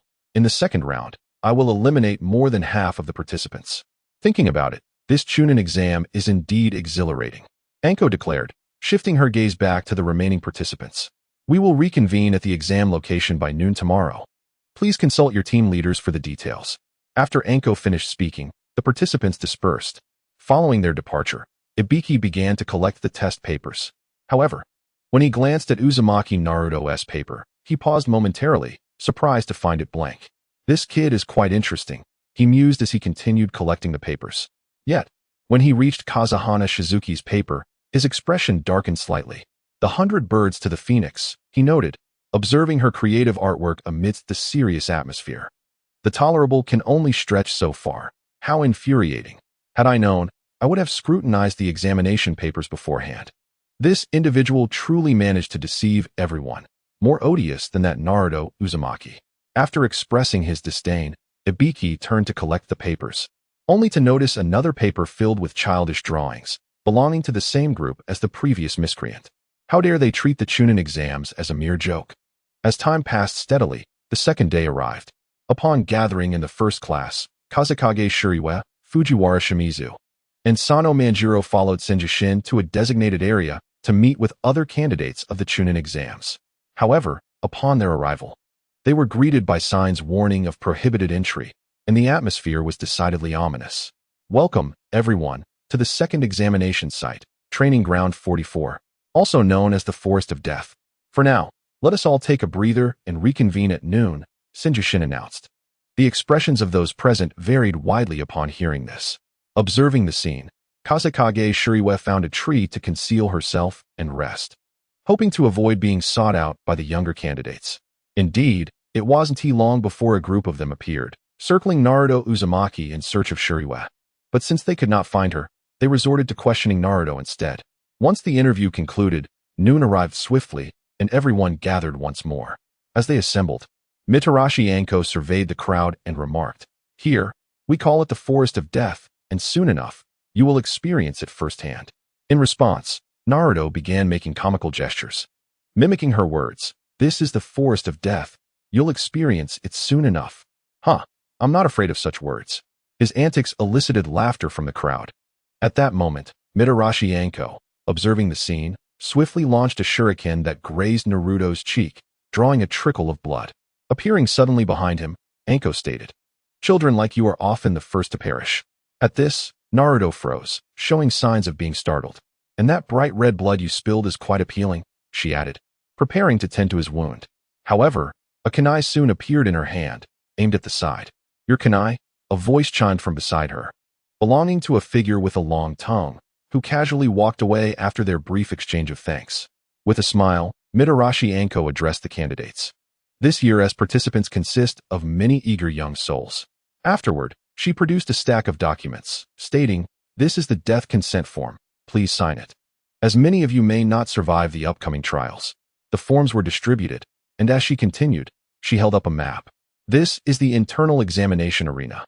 The tower in the center is your destination. You have 5 days to reach it, during which you will be assailed by the beasts of this forest. Additionally, there will be a scroll competition. There are 14 teams with heaven scrolls and another 14 with earth scrolls. Your task is to collect both types of scrolls and reach the tower." After her words, the assembled ninjas exchanged glances, and the death consent forms were collected. Soon, they began to seize the heaven and earth scrolls, carefully concealing them as they prepared for the challenges ahead. "Now, proceed to your respective entrances. The examination is about to commence," Mitarashi Anko announced. Once everyone had secured their scrolls, the responsible teachers led them to their entry points. Kazekage Shuriwa's group followed a ninja to their designated entrance. "Shuriwa, I'm so excited," Sano Manjiro exclaimed upon arrival. Yet, a concern arose. But who should hold the scroll? Looking at Kazekage Shuriwa, Fujiwara Shimizu retrieved the heaven scroll they had been assigned. "Let me take it. I intend to make quite the ruckus this time," Kazekage Shuriwa said, her anticipation mounting as the door slowly opened. She knew that everything was just beginning, and she was ready to unleash her strength. "Orochimaru, Gaara, just wait. You shall soon witness the true extent of my power." Chapter 40. Borrowing chakra from the Nine Tails with a swift motion, Kazekage Shuriwa turned to Fujiwara Shimizu and Sano Manjiro. "Let us proceed. We may be facing a significant challenge, yet I am confident in our abilities."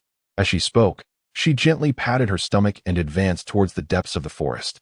Behind her, Fujiwara Shimizu and Sano Manjiro nodded in agreement and followed closely. Just as Kazekage Shuriwa prepared to seek out Naruto, 3 figures suddenly emerged before her. Sensing their presence, she narrowed her gaze and focused on one of them. Ninja art, body flicker technique. In an instant, Kazekage Shuriwa appeared behind one of the figures, delivering a powerful punch that sent him crashing to the ground. She then turned her attention to the remaining 2 ninjas, declaring, "Will you surrender and hand over your scroll? Or shall we have to beat you into submission first?" "Don't get too cocky, little brat," one of the lower-ranked ninjas retorted. But before he could finish, Sano Manjiro swiftly struck him in the temple with a kick, causing him to plummet downwards. Wait, I surrender. The last ninja, witnessing the scene, attempted to concede but soon turned his focus on Fujiwara Shimizu, sprinting toward him in a desperate attempt to take him hostage, hoping to leverage his capture against Kazekage Shuriwe and Sano Manjiro. Kid, you'll make a fine hostage, he declared, but in the next moment, Fujiwara Shimizu's eyes transformed, revealing the Sharingan and Byakugan.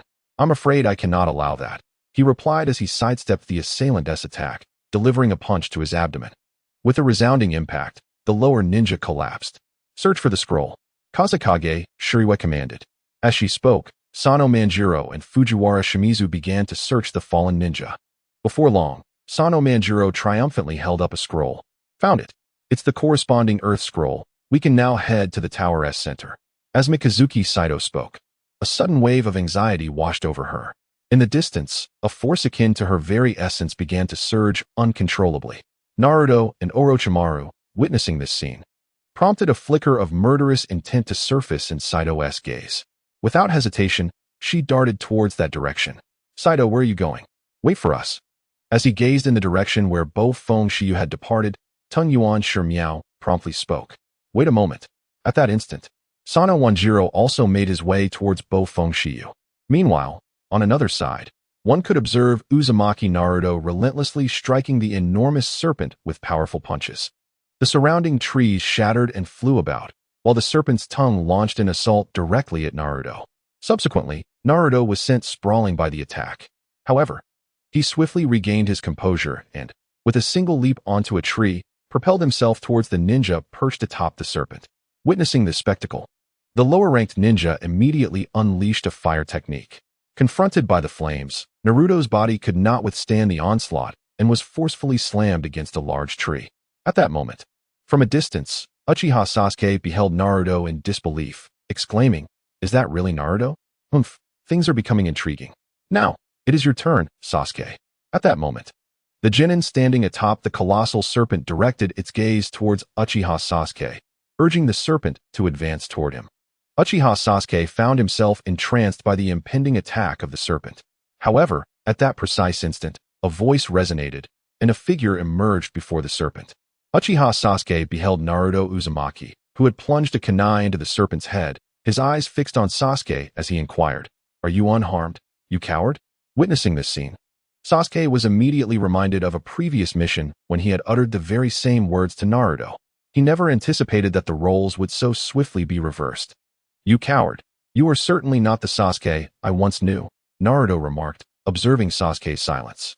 Just then, a tongue shot forth, ensnaring Naruto Uzumaki. As he witnessed this, Naruto's pupils dilated, yet he found himself unable to struggle. Whoosh! Boom! Long-tongued beast, released Naruto Uzumaki. At that moment, a figure appeared, hurling a shuriken that embedded itself into the serpent's tongue. Hiss! Ah! As the shuriken embedded itself into Orochimaru's tongue, he let out a cry of pain before casting Naruto Uzumaki aside. Witnessing this scene, Kaze no Shizuki swiftly stepped forward, catching Naruto and landing deftly on a branch. That insufferable brat. At that moment, Orochimaru's gaze shifted towards Kaze no Shizuki, who was also focused on Naruto. Rising to his feet, Kaze no Shizuki's eyes locked onto Orochimaru, his mind racing with thoughts. The body flicker technique, second stage, had already been exhausted today, and his opponent was none other than Orochimaru, a formidable foe far beyond the earlier sound ninja. Contemplating this, Kaze no Shizuki glanced at Naruto and declared, "Naruto, today I shall teach you how to coexist with the companion within you." With that, he closed his eyes. Soon, within the realm of his consciousness, the Nine Tails turned to Kaze no Shizuki and urged, "Hurry, tell me the outcome of the three heroes' battle against Elbu." "Kurama," Kaze no Shizuki replied. "I find myself in a predicament. A powerful presence obstructs me.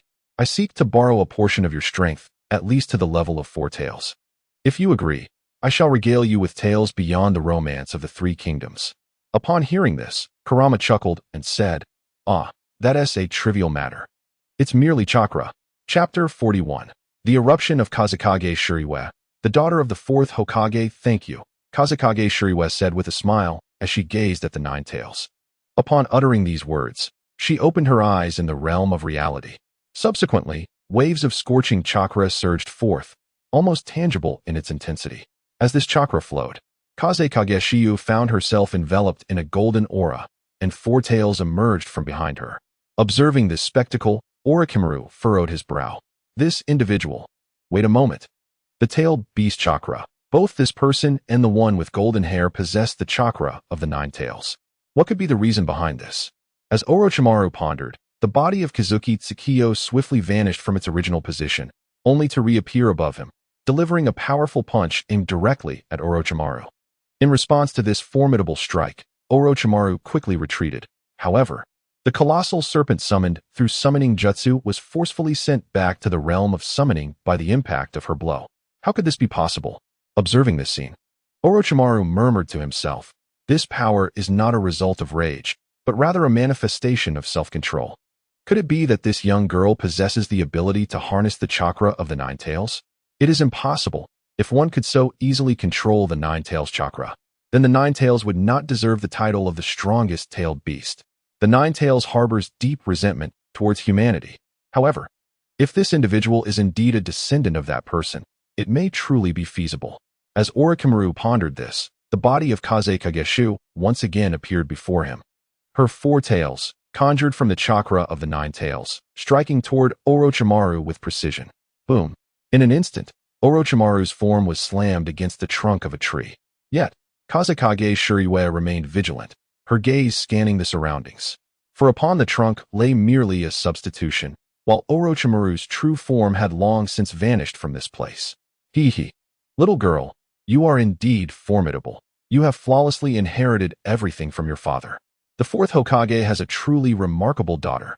As Bo-Fong Shiyu surveyed her surroundings, a voice resonated from the vicinity. Upon hearing this voice, those nearby were momentarily taken aback, their gazes all converging upon Bo-Fong Shiyu. At that moment, Haruno Sakura also turned to Bo-Fong Shiyu, inquiring about the daughter of the fourth Hokage. The fourth Hokage was none other than Bo-Fong Shiyu, and it dawned upon her that Bo-Fong Shiyu was indeed the offspring of that legendary hero. Simultaneously, Uzumaki Naruto directed his attention towards Bo-Fong Shiyu, asking, "Sister, are you truly the daughter of the fourth Hokage?"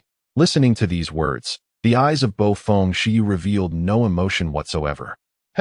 Unwilling to admit it. Are we? The prowess you display is not befitting of one your age. Without the guidance of esteemed mentors and lacking sufficient talent, how could you possibly harness the power of the nine tails? That underachiever from the Ninja Academy, the third Hokage, has indeed gone to great lengths to safeguard you. However, if you become overly reliant on the entity within you, might it not resurface and wreak havoc upon Konoha once more? Observing this scene, Orochimaru's voice once again resonated. The spectacle left the surrounding ninjas momentarily astonished. The nine tails? Could it be that the fourth Hokage had sealed that monstrous entity within his own daughter? However, if you, Kazekage Shizuki, continue to recklessly wield that power, what shall we do if the nine tails is unleashed?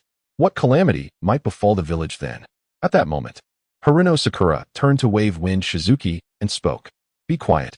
Hearing this, Uzumaki Naruto suddenly shouted at Haruno Sakura. This exclamation caused Sakura to fall silent, as she realized her own excessiveness.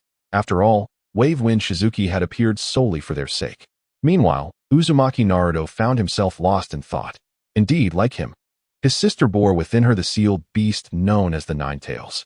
As the daughter of a hero, my sister could have garnered the admiration of all and flourished amidst the spotlight. Yet, due to the formidable and malevolent power of the Nine Tails, she, like myself, has become a target of disdain among the villagers.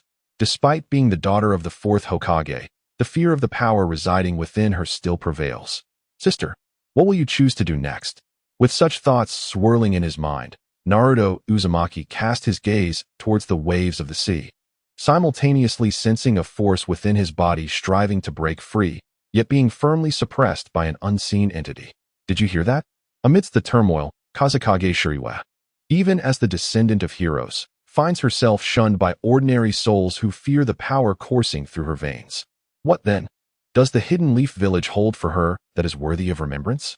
Thus, she contemplates abandoning the village and stepping by my side, for I possess the means to assist in its obliteration. Upon hearing this, Shiryue's countenance darkened, betraying no emotion. The onlookers held their breath, fearful of any reckless actions she might undertake. Indeed, Within such a village, there is naught that stirs my nostalgia. I long to see it reduced to ashes. Suddenly, words escaped Shiryue's lips, rendering the surrounding ninjas pallid with dread. Naruto Uzumaki clenched his fists at a loss for words. Had it not been for Irika-sensei, his sentiments would likely mirror hers. As the daughter of the Fourth Hokage, her anguish must surpass his own. Endowed with the malevolent power bestowed by her father, she endures the disdain of those he sought to save. How could he ever grasp the depths of her suffering? At this moment, Shiryue cast her gaze upon the gathered ninjas, ultimately fixing her attention on Naruto, a faint smile gracing her lips. Yet, she knew she could not act upon her desires just yet, for she cherished something precious within this place. With a swift motion, Shiryue's four chakra tails surged towards a singular direction. A resounding crash echoed as a great tree fell, revealing a pale visage to the collective gaze. Witnessing this, Shiryue vanished in an instant, launching a powerful strike toward her adversary. However, Orochimaru deftly evaded, leaping into the air. "This is not over," she proclaimed, as her hands began to weave intricate seals. Observing her movements, Sasuke, Uchiha, and the others were momentarily taken aback. These were the same seals employed by Zabuza and Kakashi in times past. With precision, she chanted the incantation, Water Release, Water Dragon Bullet Technique. And from beneath the earth surged a colossal water dragon, aimed squarely at Orochimaru, ready to rend him asunder. Simultaneously, a shuriken materialized in Shiryue's hand, which she hurled towards the dragon's maw, while her hands continued to form seals. Shadow Shuriken Technique. Upon invoking this technique, countless shuriken clones surged forth, embedding themselves into the dragon's head. In an instant, a figure emerged from the chaos, plummeting towards the ground. With a thunderous crash, the figure landed, leaving the question hanging in the air: had victory been achieved? Observing this scene, Uchiha Sasuke spoke. Just then, a figure shot forth from Orochimaru's mouth, swiftly darting towards Uchiha Sasuke. I knew it would come to this. As she beheld the scene, Kazekage Shiryue once again hurled a shuriken, subsequently forming hand seals. Ugly Dog. Ninjutsu, Shuriken Shadow Clone Technique. Whoosh whoosh whoosh. In this manner, the shuriken clones ensnared Orochimaru's form once more upon the trees. However, at that very moment, as Orochimaru's front limbs were immobilized, another figure emerged from his mouth. This figure cast a fleeting glance at Fujiwara Shimizu, a slight smile gracing his lips, before swiftly approaching Uchiha Sasuke and sinking his fangs into Sasuke's neck. In an instant, Orochimaru withdrew, and a figure materialized upon the tree trunk, his eyes darkly fixed upon Kazekage Shiryue. Observing this, Shiryue clenched her teeth in frustration. She had anticipated a countermeasure, yet it had ultimately proven futile against her adversary. Kazekage Shiryue, I acknowledge your prowess. You are indeed the daughter of the Fourth Hokage. No, it should be said that you have surpassed your predecessor. I trust your father would be quite pleased upon learning this. Once Orochimaru finished speaking, he cast another glance at Kazekage Shiryue and remarked, however, you underestimate me. I hold a seniority even greater than your father's. Were this not the Hidden Leaf Village, I would unleash my full might to eliminate you, preventing any future repercussions. Thus, should we cross paths again, it will be your demise. With that, Orochimaru's figure gradually faded from view. Witnessing this, Kazekage Shiryue was about to pursue once more when, at that instant, Uchiha Sasuke collapsed. Sasuke, what has happened to you? As the sound dissipated, Kazekage Shiryue fixed her gaze upon the vanishing figure before turning her body, her eyes landing on Uchiha Sasuke, swiftly approaching his side. Shiryue, save Sasuke, she implored. Observing the mark left by Orochimaru's bite, Shiryue noted the emergence of a cursed seal. Gazing at this ominous sigil, she cast another glance at Sasuke, realizing with dismay that despite her fervent efforts to alter the course of events, fate had remained unyielding. Contemplating this, Shiryue rose to her feet, intending to speak, but before she could utter a word, a wave of dizziness overtook her, and she collapsed into unconsciousness. What is wrong, Shiryue? Sister Shiryue, what has happened to you? At that moment, a cacophony of sounds erupted around them. Observing the scene, Haruno Sakura immediately began to analyze the situation as outlined in her book. In a short span, she deduced the cause of the commotion. It was merely the result of fatigue that had led to a fainting spell. After all, her opponent was an individual of formidable prowess. Despite possessing the Nine-Tails chakra, It was impossible for Namikaze Satsuki to withstand the ordeal in her current condition. Our priority now is to ensure her well-being. After Sakura finished speaking, those present let out a collective sigh of relief. Thus, she supported Namikaze Satsuki and Uchiha Sasuke, guiding them to rest beneath a tree. Meanwhile, Fujiwara Ishimatsu, Sano Wataru, and Uzumaki Naruto were preparing for something nearby. However, Fujiwara Ishimatsu's gaze held an unusual intensity, as a voice resonated persistently in his mind. Restrained Sano Wataru. Fujiwara Ishimatsu. What is the matter with you? At that moment, Fujiwara Shimizu called out. Surprised by the sound, Fujiwara Shimizu paused briefly before shaking his head and saying, I must be fatigued. I shall rest for a while. However, during this time, regardless of what transpires, you must not leave this place. After uttering these words, Fujiwara Shimizu walked away into the distance. Meanwhile, the chilling gaze once again invaded his mind, and a crimson hue appeared in his eyes. Since you refuse to obey my commands, I shall have no choice but to exert temporary control over you. Thus, time passed, second by second. Uchiha Sasuke and Nara Shikamaru were deep in slumber, while Haruno Sakura and Uzumaki Naruto took their respite, with Sano Manjiro standing watch over everything. At last, the dawn began to break slowly. At that moment, Fujiwara Ishimio stood up and addressed Sano Manjiro, saying, Good morning, let us set off and find something to eat. After Fujiwara Ishimio spoke, Sano Manjiro glanced at him and replied, Amen. Upon receiving Sano Manjiro's response, Fujiwara Ishimio looked at the sleeping Naruto and Haruno Sakura, inquiring, Hey Naruto. Sakura, are you two awake? Yes, we're awake, they replied. Sano and I are going out to find food. You two keep an eye on Namikaze Satsuki and Uchiha Sasuke. Fujiwara Ishimio stated before walking ahead. Sano Manjiro observed Fujiwara Ishimio, feeling that something about him seemed peculiar today, although he could not pinpoint the oddity. Thus, slowly, Fujiwara Ishimio and Sano Manjiro departed from the area. After they left, Naruto turned to Sakura and remarked, Hey, don't you think Ishimio seems a bit different today? What are you talking about? Sakura responded, looking at him. I mean, he deliberately led Sano away. Although I am unsure of that person's intentions. Since it has already been done, you two just need to deal with the remainder, Naruto explained. Just then, three figures emerged in the distance. Naruto and Sakura were taken aback by their presence. These three were the same individuals who had previously confronted Senior Yakushi Kabuto. Why were they here? And why did they refer to Orochimaru as that person? Hearing this, Sakura stood up and demanded, Who are you? You need not know much. All you must understand is that you are about to face a true trial. Should you lose, you shall perish here, one of the Sound Ninjas declared. Chapter 43. Tatsuzan Lee Rock. After the three Sound Ninjas finished speaking, they swiftly advanced towards Sakura and Naruto.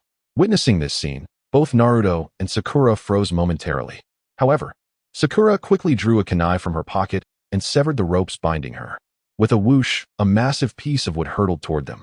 Observing this, the leading Sound Ninja smirked and remarked, You too lack talent. Thus, you must strive desperately. With a resounding crash, he punched the wood into splinters and charged towards Sakura and Naruto. Just then, a voice resonated from above, followed by a spinning leaf whirlwind that forced the three Sound Ninjas to retreat. A figure then appeared. You are Lee Rock, Naruto instantly recognized, recalling how this individual had effortlessly defeated Uchiha Sasuke. Long time no see, Naruto-kun. Sakura. What is happening here? Lee Rock inquired. They want to kill us, Sakura replied, her gaze fixed on the distant Sound Ninjas. Upon witnessing this, Lee Rock furrowed his brow at the three ninjas. Meddling little brats, Tatsuzan remarked, turning to Sak and Kin. Let us finish this quickly. I will handle this newcomer. Uchiha Sasuke and Namikaze Satsuki are yours. With that, Tatsuzan lunged at Lee Rock with a punch. In response, Lee Rock swiftly retrieved a large piece of wood from the ground, countering the attack.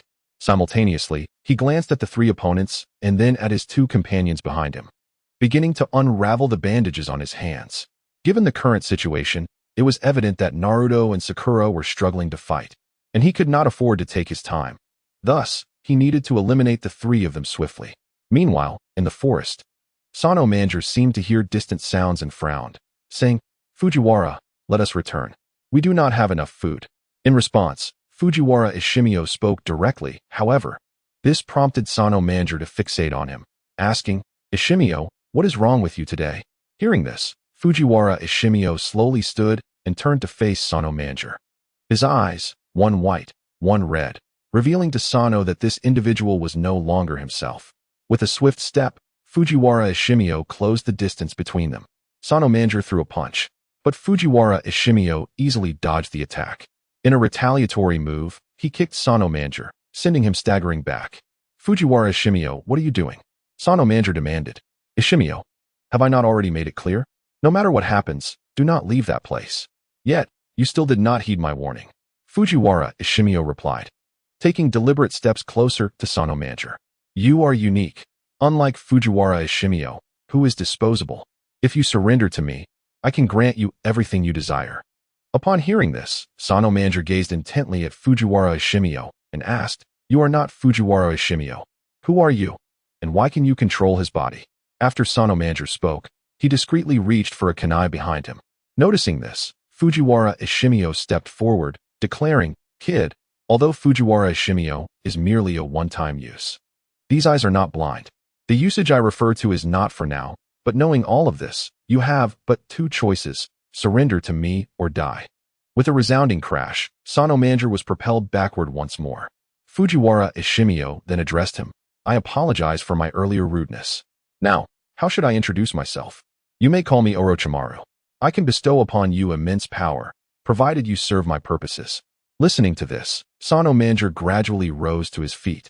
Fixing his gaze on Fujiwara Ishimio and questioning, What of Fujiwara Ishimio? Why have you usurped his body? This individual has been my experiment from the very beginning. If these subjects do not behave, I can control them regardless of their location, Fujiwara Ishimio explained. Sano Manger paused at this revelation. Do not harbor such intense hostility toward me. After all, such actions will only provoke my ire. With that, Fujiwara Ishimio vanished from sight. In response, Sano Manger's body underwent a subtle change, and he struck out with his right hand. With a powerful clash, Sano Manger was forced back again, and he gazed at Fujiwara Ishimio from a distance, witnessing his red and white eyes, along with the surging malevolent chakra. I will grant you one final opportunity. Should you fail to cherish it, I will take your life, Fujiwara Ishimio warned. Meanwhile, on the other side, Lee Rock, having unraveled the bandages from his hands, faced Tatsuzan. Tatsuzan, visibly displeased, glared at Lee Rock and stated, Kid, you are as good as dead. With that, he charged at Lee Rock. However, the next moment, Lee Rock placed his hand before him, and in an instant, his figure vanished entirely. Observing this, Tatsuzan looked around, only to find Lee Rock appearing beneath him. With a swift kick, Tatsuzan was sent soaring into the air. However, Lee Rock remained vigilant, leaping forward and skillfully wrapping bandages around Tatsuzan's body. With a rapid spin, Lee Rock propelled Tatsuzan downwards towards the ground. At that moment, Sak, observing the scene, silently acknowledged the impending danger and placed his hands on the ground. Utilizing a mechanism, he transformed the ground below into a soft, sponge-like terrain. Consequently, after Lee Rock's strike, Tatsuzan suffered no substantial harm. Chapter 44. The Ninja Techniques of Naruto Uzumaki. Sister, please bless me. As Tatsuzan landed on the cotton-like soft ground, a sense of drowsiness overcame him. Had it been solid earth, he would have been incapacitated.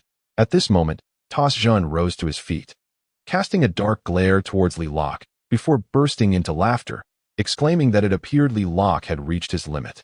In an instant, Tatsuzan stepped forward and launched a punch at Lee Rock. Due to having employed forbidden techniques, Lee Rock's body could no longer execute any formidable moves. He barely managed to retreat a step to evade the attack. However, he soon found himself kneeling on the ground, hands clasped over his head. My attacks cannot be evaded simply by dodging with your body. The key lies in the sound, Tatsuzan remarked, observing Lee Rock's defeated posture.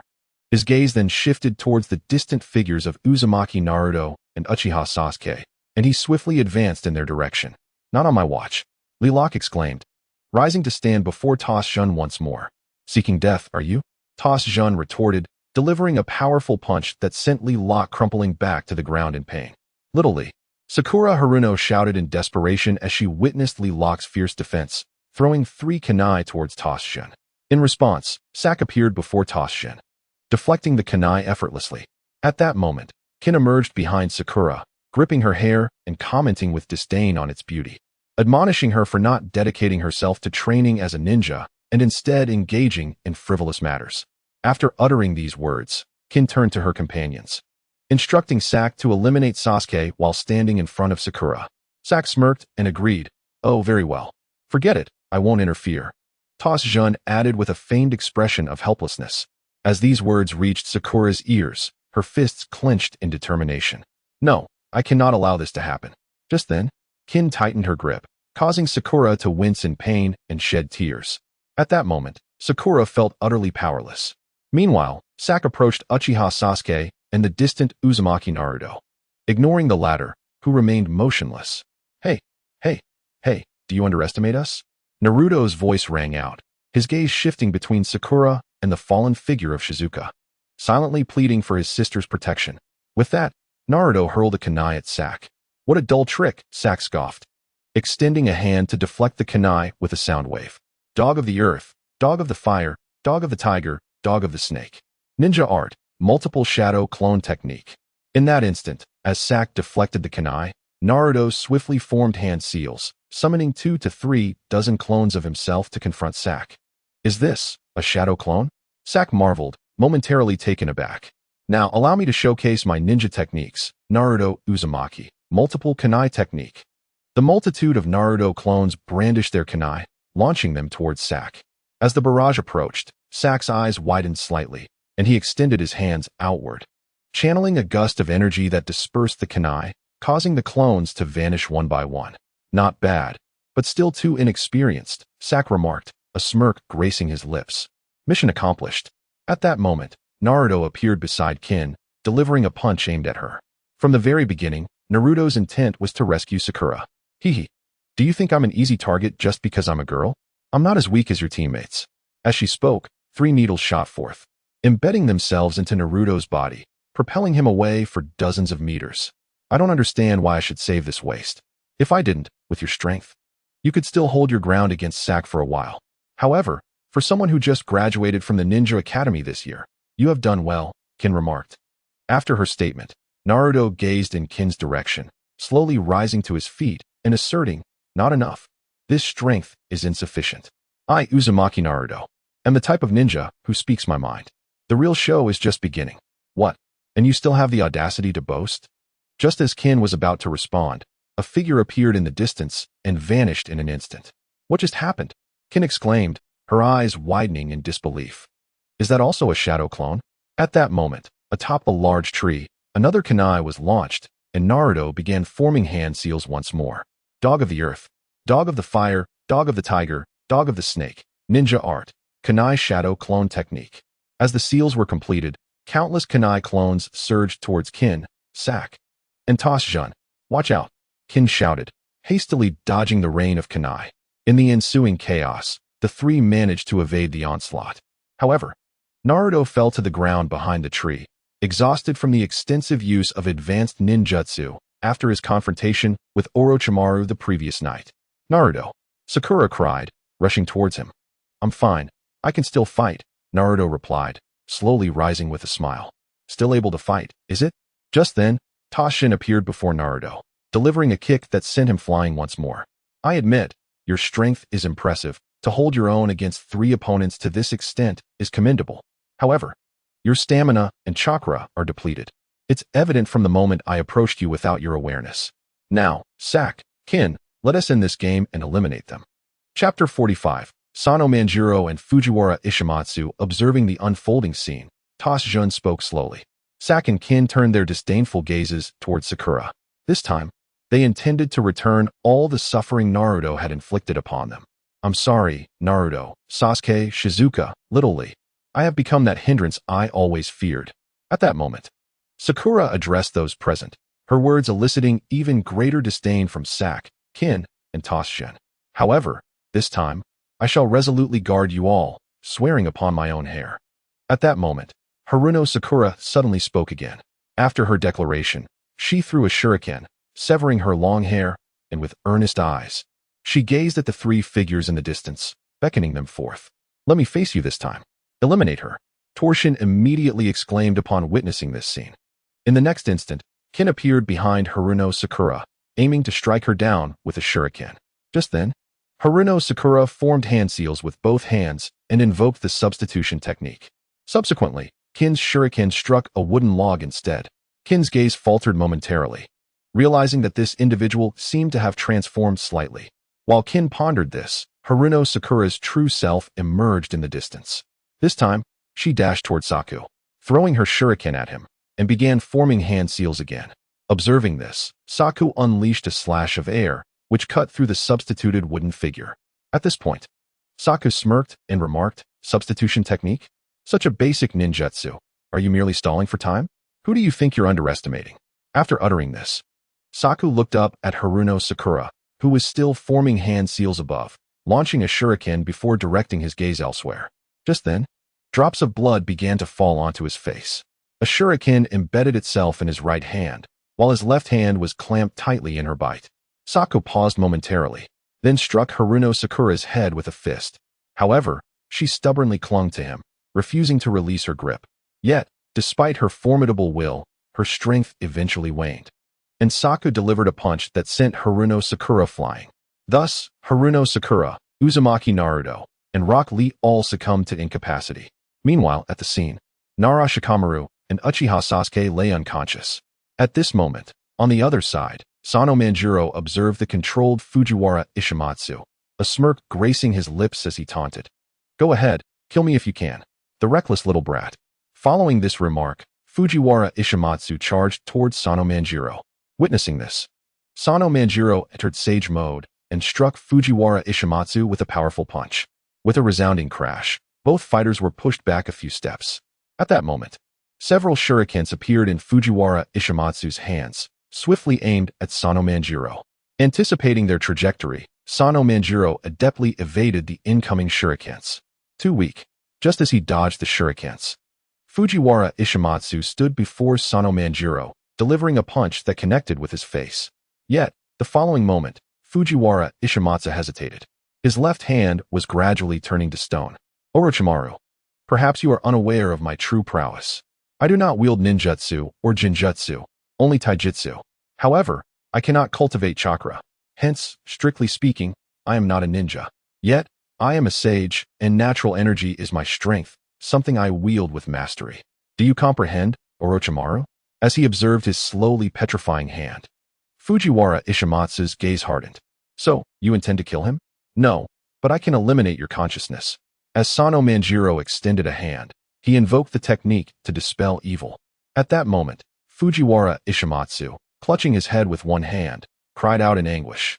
Yet, in response, the darkness in Sano Manjiro's gaze deepened. "Let us merge and annihilate this Orochimaru." "Silence. I will not merge with you, and this before me is not Orochimaru, but Fujiwara Ishimatsu." After the internal struggle subsided, Sano Manjiro gently touched Fujiwara Ishimatsu's forehead with both hands. Subsequently, Fujiwara Ishimatsu's body fell silent. Sano Manjiro exhaled, sitting down as he retracted the natural energy, watching as Fujiwara Ishimatsu's petrified hand began to restore.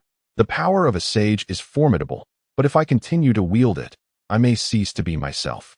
After uttering this, Sano Manjiro closed his eyes, seeking to recuperate. "Sano Manjiro, how do we end up here?" Suddenly, a voice emerged from Fujiwara Ishimatsu. Upon hearing this, Sano Manjiro stood, exclaiming, "At last, you are awake. Now, let us hurry to help Nara Shikamaru. I sense trouble brewing there." Addressing Fujiwara Ishimatsu, Sano Manjiro continued, "Fear not. Orochimaru can no longer control your body." As Fujiwara Ishimatsu spoke, Sano Manjiro smiled and began to walk away. Behind him, Fujiwara Ishimatsu regarded Sano Manjiro with a flicker of concern in his eyes. He was but a vessel, fully aware of his destined fate since childhood. This time, Orochimaru's intrusion into the hidden leaf village signified his intended use, and afterward, he would vanish from this world. It was an inevitable conclusion. Yet, just this once, he vowed to protect his comrades. After the second stage of the Chunin exam concluded, he would depart from the leaf, ensuring that even if Orochimaru sought to disrupt the village, he would remain undetectable. Chapter 46. The Arrival of the Boar, Deer, and Butterfly. Meanwhile, Saku approached the incapacitated Haruno Sakura, intent on delivering the final blow. However, at that moment, three figures suddenly appeared, obstructing his path. Observing these figures, Torshin smiled and remarked, "It seems another set of Leaf's little insects has emerged. How troublesome. Let us eliminate them all." As these words fell, a palpable aura of menace enveloped them. Witnessing this, Akimichi Choji immediately slumped to the ground, exclaiming, "What are you two thinking? These guys are killers. I don't want to die, spare me." At this time, Nara Shikamaru tugged at Akimichi Choji's scarf, saying, "It's unavoidable. Ino has stepped forward, and as boys, we cannot flee. Therefore, let us fight together, Choji." Hearing this, Ino offered an apologetic smile, saying, "I'm truly sorry for dragging you into this, but since the exam requires teams of 3, we are bound by our fate now. Choji, let us battle together." After Ino's declaration, Nara Shikamaru chuckled, "Do your best. After all, these 3 are no pushovers. No, you two can't just decide this. I still don't want to die." As Yamanaka Ino and Nara Shikamaru spoke, Akimichi Choji's voice rang out. Simultaneously, he desperately crawled backward, but due to Nara Shikamaru holding his scarf, he was unable to escape. "Let go of my scarf, Shikamaru." "How annoying. I won't let go," replied Nara Shikamaru. Observing Choji's plight. At this moment, on the other side, Sak observed the scene with a mocking expression and remarked, "Feel free to leave, you big fat pig." However, as these words fell, the ears of Akimichi Chg twitched. Subsequently, his demeanor shifted dramatically as he turned to Ino and Nara Shikamaru beside him and inquired, "What did that person just say? I didn't quite catch it." Hearing this, Sak was momentarily taken aback. In contrast, Shikamaru and Ino exchanged glances at the suddenly combative Chg and exhaled in relief. As Sak noticed this sudden change in atmosphere, he grew increasingly impatient, retorting, "If you don't want to fight, then just hurry and leave, you big fat pig." Upon hearing the phrase big fat pig, Chg promptly spun around and exclaimed, "I am not a big fat pig. I am merely a bit plump. It's plumpness, not fatness." After his declaration, Chg's chakra visibly surged. Simultaneously, he shouted, "Long live plumpness." After this exclamation, he turned to Ino and Shikamaru and stated, "You understand now, right? This is a battle between Konoha and the Sound Ninja." Meanwhile, Yamanaka Ino thought to herself, "What luck, this guy is angry." Shikamaru sighed internally, realizing things were becoming increasingly troublesome, but acknowledged Chg's formidable strength. Witnessing the scene unfold, Sak began to approach them, saying, "You wretched fools, since you refuse to leave, then you shall all stay." As Sak advanced, Ino glanced at Haruno Sakura and said, "I leave it to you two." "All right," came the reply. "In that case, let us initiate the formation, Chg, that guy is yours." "Understood." With that, Chg utilized the expansion jutsu, enlarging himself while retracting his limbs and head into his clothes. He then rolled towards the enemy like a large meatball. Observing this, Sak scoffed, "It's merely a meatball rolling on the ground. Watch how I dispose of you." After stating this, Sak unleashed a wave of energy. The tremendous air pressure collided with the rolling meatball. However, quite rapidly, the meatball soared towards Sak. Noticing this, Tosaka promptly dashed towards Sak, but then abruptly halted, placing his hands on his head and striking a peculiar pose. Seeing this, Kodo exclaimed, "Tosaka, what are you doing at a time like this?" Just then, she noticed that Nara Shikamaru was mimicking Tosaka's actions. She quickly understood it was a binding technique. In that moment of distraction, Yamanaka Ino also utilized the body flicker technique to immobilize Kodo. Yet, Sak, still engaged in battle with Chg, spotted Tosaka being restrained and called out, "Kodo, come help us." At that moment, Kodo placed a shuriken against her neck and declared, "This is the end. If you dare move again, this girl named Kodo will lose her life. If you wish to avoid that, surrender the scroll and leave. I will release her when I can no longer sense your chakra." Hearing this, both Tosaka and Sak smirked slightly. Subsequently, Sak raised his head and launched another wave of energy towards Kodo. Whoosh. Boom. Just then, Kodo shouted, and Chg utilized his body to shield Kodo from the attack. However, he collided with a tree in the process. Kodo then looked at the group, bewildered, and remarked, "Why would they harm their own?" After she spoke, Sak immediately replied, "You have been too careless." He continued, "Our goal is neither to seize the scroll nor to follow the rules of the exam. It is Sasuke and Nara Shizuku." With that declaration, the effects of the shadow binding technique dissipated. "Oh, it seems your binding technique has also reached its limit," Nara Shikamaru explained. After Shikamaru's clarification, Tosaka quickly added, "Moreover, Judging by your companion's ninjutsu, it should be a mental technique that controls another's physical body. However, now that Kodo is injured, she too is in peril. Does this mean that if Kodo dies, so will you? Are you truly willing to kill your own comrades? Hearing these words, Shikamaru inquired. Is that true? Just then, Sak aimed the wave of energy at his companion. Witnessing this, Shikamaru furrowed his brow and muttered to himself, "This cannot be allowed. These wretches truly disregard the lives of their own. What a pity, you were but a step away from success, but the price of failure is death." Chapter 47. The Awakening of Uchiha Sasuke. The power of the curse mark. It is truly unbearable to witness such bullying of these second-rate characters, seeking to pose as victors. You sound ninja scoundrels. After Tosaka's words, a voice emanated from atop a grand tree. Hearing this voice, Tosaka, Kodo, Sak, and the Ino Shikicho trio all turned to see who stood upon the tree. There stood a man and a woman, and at that moment, Haruno Sakura and Uzumaki Naruto recognized them as part of Lee's team. "Humph, you scurry in like cockroaches. What strength do you possess? And what does this matter to you?" Sak retorted. Following this, Hyuga Niji spoke up. "That guy with the kappa head lying on the ground is my comrade, and you dare to strike him?" After Niji's words, he activated his Byakugan, unleashing a powerful aura that swept across the battlefield. This display sent shivers down the spines of those present. This individual is formidable, and there is something unsettling about those eyes. It seems they can see through everyone here. Seeing the gazes directed at him, Niji smiled slightly and said, "If you wish to continue fighting, I shall gladly oblige." As he spoke, he glanced at Uchiha Sasuke in the distance and thought, "What is this chakra? What is going on with him? If you can't bear to watch, then come down and face me," Sak shouted. Upon hearing this, Tosaka prepared for battle.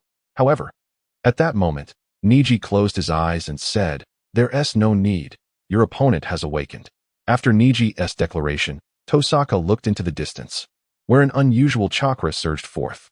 Gradually, a figure rose from the ground, enveloped in a swirl of purple chakra that instilled fear. "Sakura, Naruto, who did this to you?" Uchiha Sasuke inquired, looking at them. This question rendered both Naruto and Sakura momentarily speechless. Something is amiss with him. "Sasuke, your body," Sakura began, observing the black markings covering Sasuke's form. However, these markings filled Sasuke with a sense of power. "Do not worry, I feel my strength surging forth, and I am at ease. This is what he granted me, and it has made me realize that I am a seeker of vengeance. Even if it means selling my soul to the devil, I shall have my revenge." With these words, Sasuke turned his gaze towards the three sound ninja and asked Kodo, "Now, tell me, which one of you injured her?" It was at this moment that Sak greeted the situation directly. After his words fell, Uchiha Sasuke turned his gaze towards Sak. At this time, Sak looked at Uchiha Sasuke and remarked, "This pathetic fellow is nothing to fear." As he spoke, he directed his hands toward Uchiha Sasuke and unleashed the Void Slash. The immense gust of energy from the Void Slash shattered everything before Sak into fragments. Witnessing this scene, Sak immediately proclaimed, "It's all in ruins now. This guy, Uchiha Sasuke, only knows how to boast. Who are you referring to?" At that moment, a cold voice emanated from behind Sak. Subsequently, Uchiha Sasuke delivered a swift kick, sending Sak flying. Observing this, Uchiha Sasuke swiftly formed hand seals and unleashed the fire release, Phoenix Fire technique, towards Sak. As Sak beheld the flames, he quickly raised his hands to extinguish the fire with the Void Slash, but soon, shurikens emerged from within the flames, piercing through Sak's body. Immediately, Uchiha Sasuke appeared behind Sak, seized his arms, and incapacitated him with a decisive blow.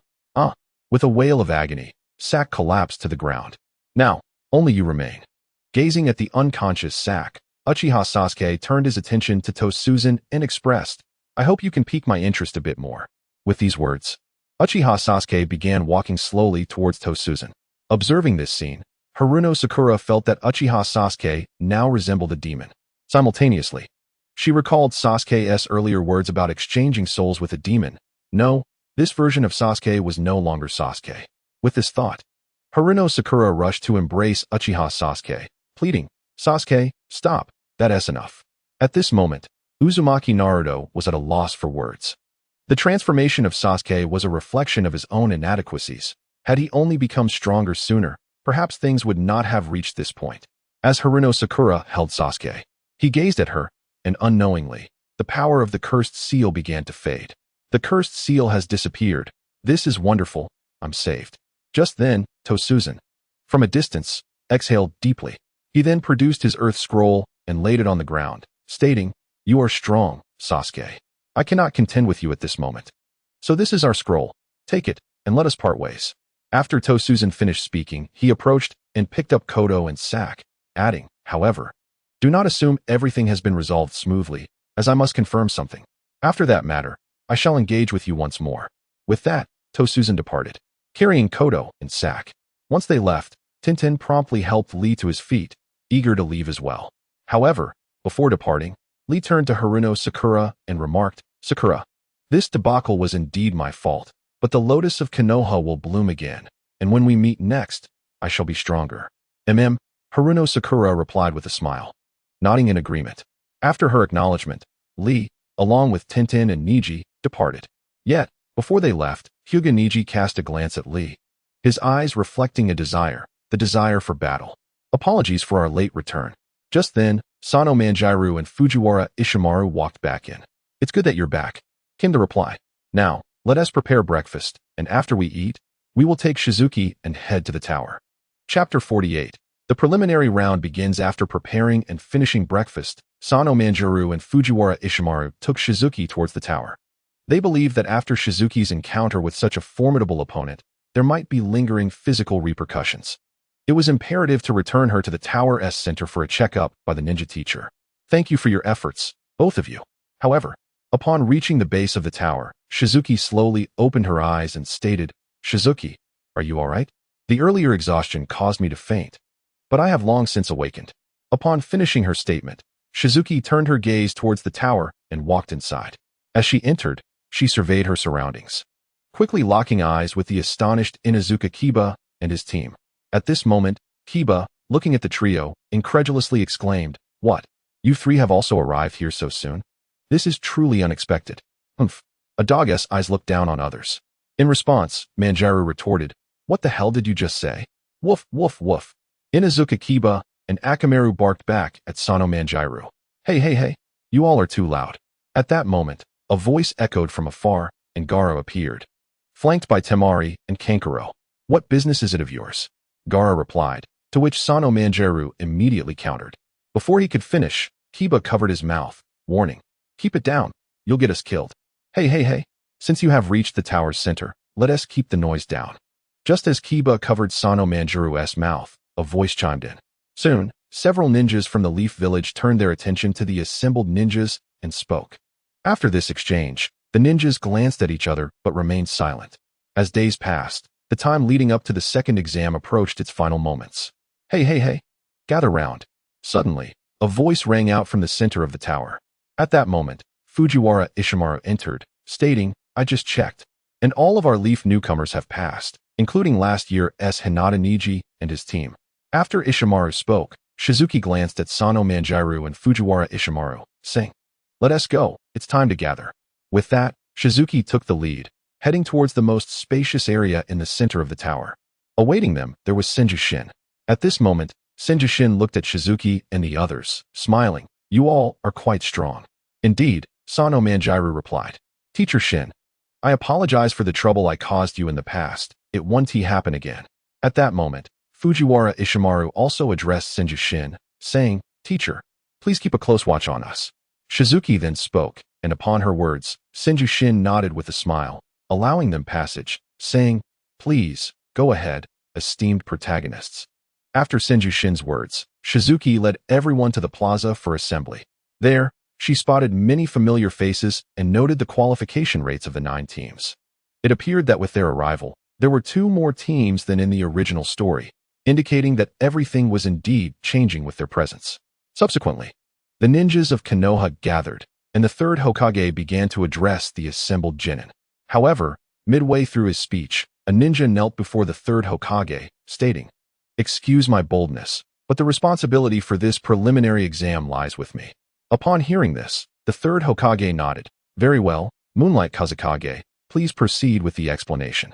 "Yes, Lord Third Hokage." After Moonlight Kazekage spoke, he turned to the crowd and declared, "Next comes the final phase of the second exam, the preliminary round. Preliminary round? What is that? Listening to these words, countless voices erupted below, as these sounds resonated. Moonlight Gale coughed twice and stated that the so-called preliminary match is the main event of the second round, as well as the qualifying rounds before the third match. In simple terms, it is a contest where the victor is crowned king and the vanquished are deemed outlaws. It's as straightforward as that. How can this be? What kind of joke is this? The second match has just concluded, and now we are to participate in the preliminaries? Why was this not mentioned earlier? We are utterly exhausted. After this statement, dissenting voices echoed everywhere. Observing this scene, Moonlight Gale, with a steely gaze, declared, "If you do not wish to participate, consider yourselves eliminated. Furthermore, should such a situation arise during a mission, do you think the enemy will heed your readiness?" As these words fell, the clamor ceased abruptly. Moonlight Gale continued, "We shall commence the contest shortly. However, if any of you wish to forfeit, please raise your hand." "I forfeit." As soon as Moonlight Gale finished speaking, Yakushi Kabuto raised his hand. Seeing this gesture, Moonlight Gale nodded and replied, "Very well." He then glanced at the others, inquiring, "Is there anyone else?" Yet this time, no one responded. It was no laughing matter. Having finally made it this far, how could they abandon the competition on a mere whim? With no further objections, it was determined that 26 participants remained, who would engage in 13 matches. "Now, all ninjas, please proceed upstairs. I will select the contestants for the upcoming battles, and those chosen will descend to compete." As this announcement was made, waves of individuals moved towards the upper level. Then, a luminous screen flickered to life. Do-do-do. Wave Wind Moon, Long Sound Sand. As the names appeared, Moonlight Gale called, "Please, both contestants, come down." Observing this, Wave Wind Moon stepped confidently to the center of the arena, and across from her stood a figure. This figure-eyed Wave Wind Moon and smirked, a female ninja. "It seems heaven has taken an interest in me. My dear girl, you might as well surrender now, or else, once I defeat you, your confidence will be severely shattered." Upon hearing this, Wave Wind Moon smiled slightly and replied, "Is that so? I was initially inclined to grant you some dignity, but now, I think I shall finish you off quickly."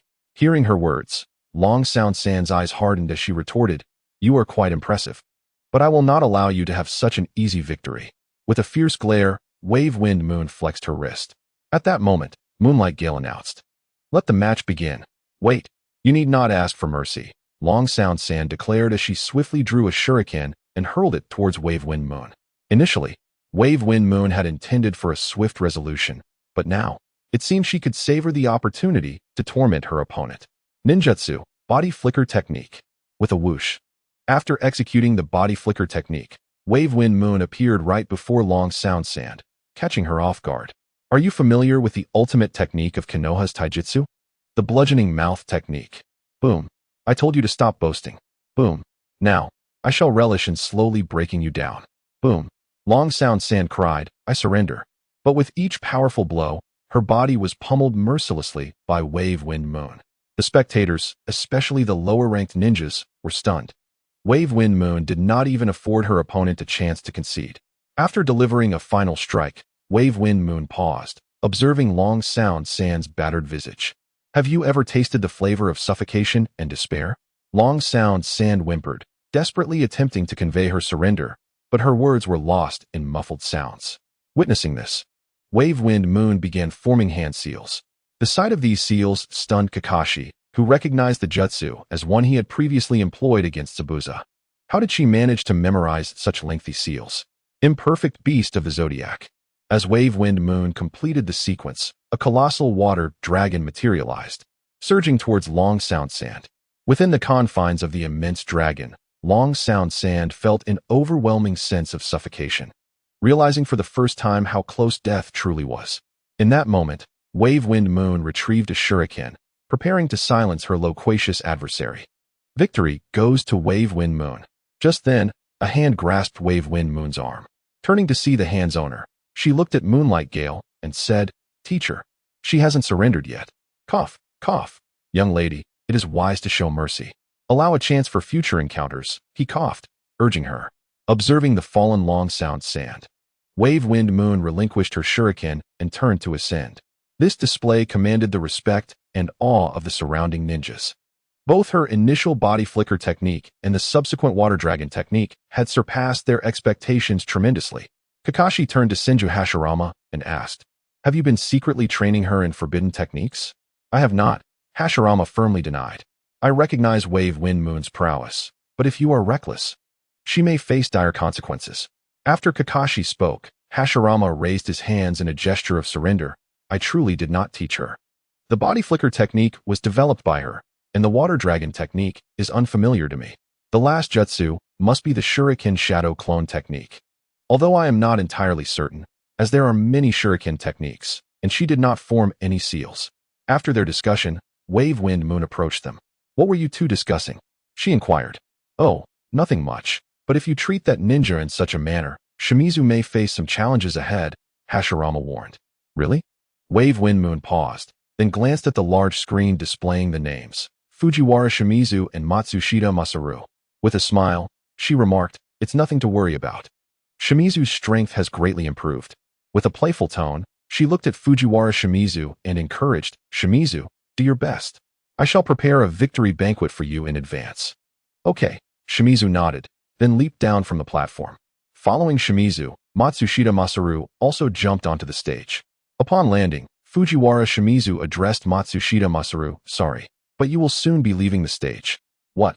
Who do you think you are looking down upon?" Matsushita Masaru retorted angrily. "Oh, is that so?" Just as Moonlight Gale announced, "Let the match begin," Matsushita Masaru charged towards Fujiwara Shimizu at lightning speed. In response, Shimizu extended his right hand to block. With a thunderous impact, Shimizu was pushed back. In that moment, Matsushita Masaru quickly drew a shuriken and hurled it toward Shimizu. "You better concede. I don't want to hurt you." The loathsome individual appears to be merely in a state of passive defense. Witnessing this scene, Matsushita Masaru's anger surged. He then stepped forward to Fujihara Ishimio and struck him with his palm.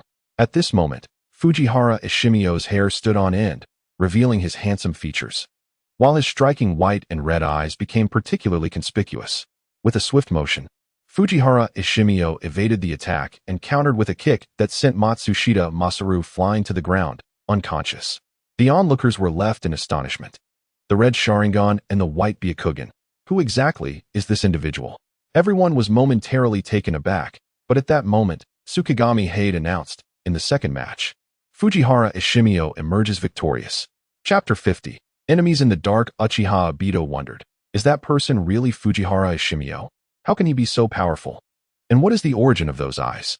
After Fujiwara Ishimio's swift defeat of Matsushita Masaru in the second match of the Ch-Nin exams in Konoha, the surrounding genin were left speechless. Fujihara then turned to the crowd, gradually making his way back to his companions, Senju Shin and the others. How does it feel to be overflowing with confidence? At this moment, Sano Manjiro approached Fujihara Ishimio with a smile, complimenting him. Very impressive, chimed in Kazekage Shiryu. Now, 2 of the 3 underperformers have shed that title. Sano Manjiro, it's your turn to step up. Senju Shin then looked at Sano Manjiro and said with a grin, TCH. My opponent, 1 kick will suffice.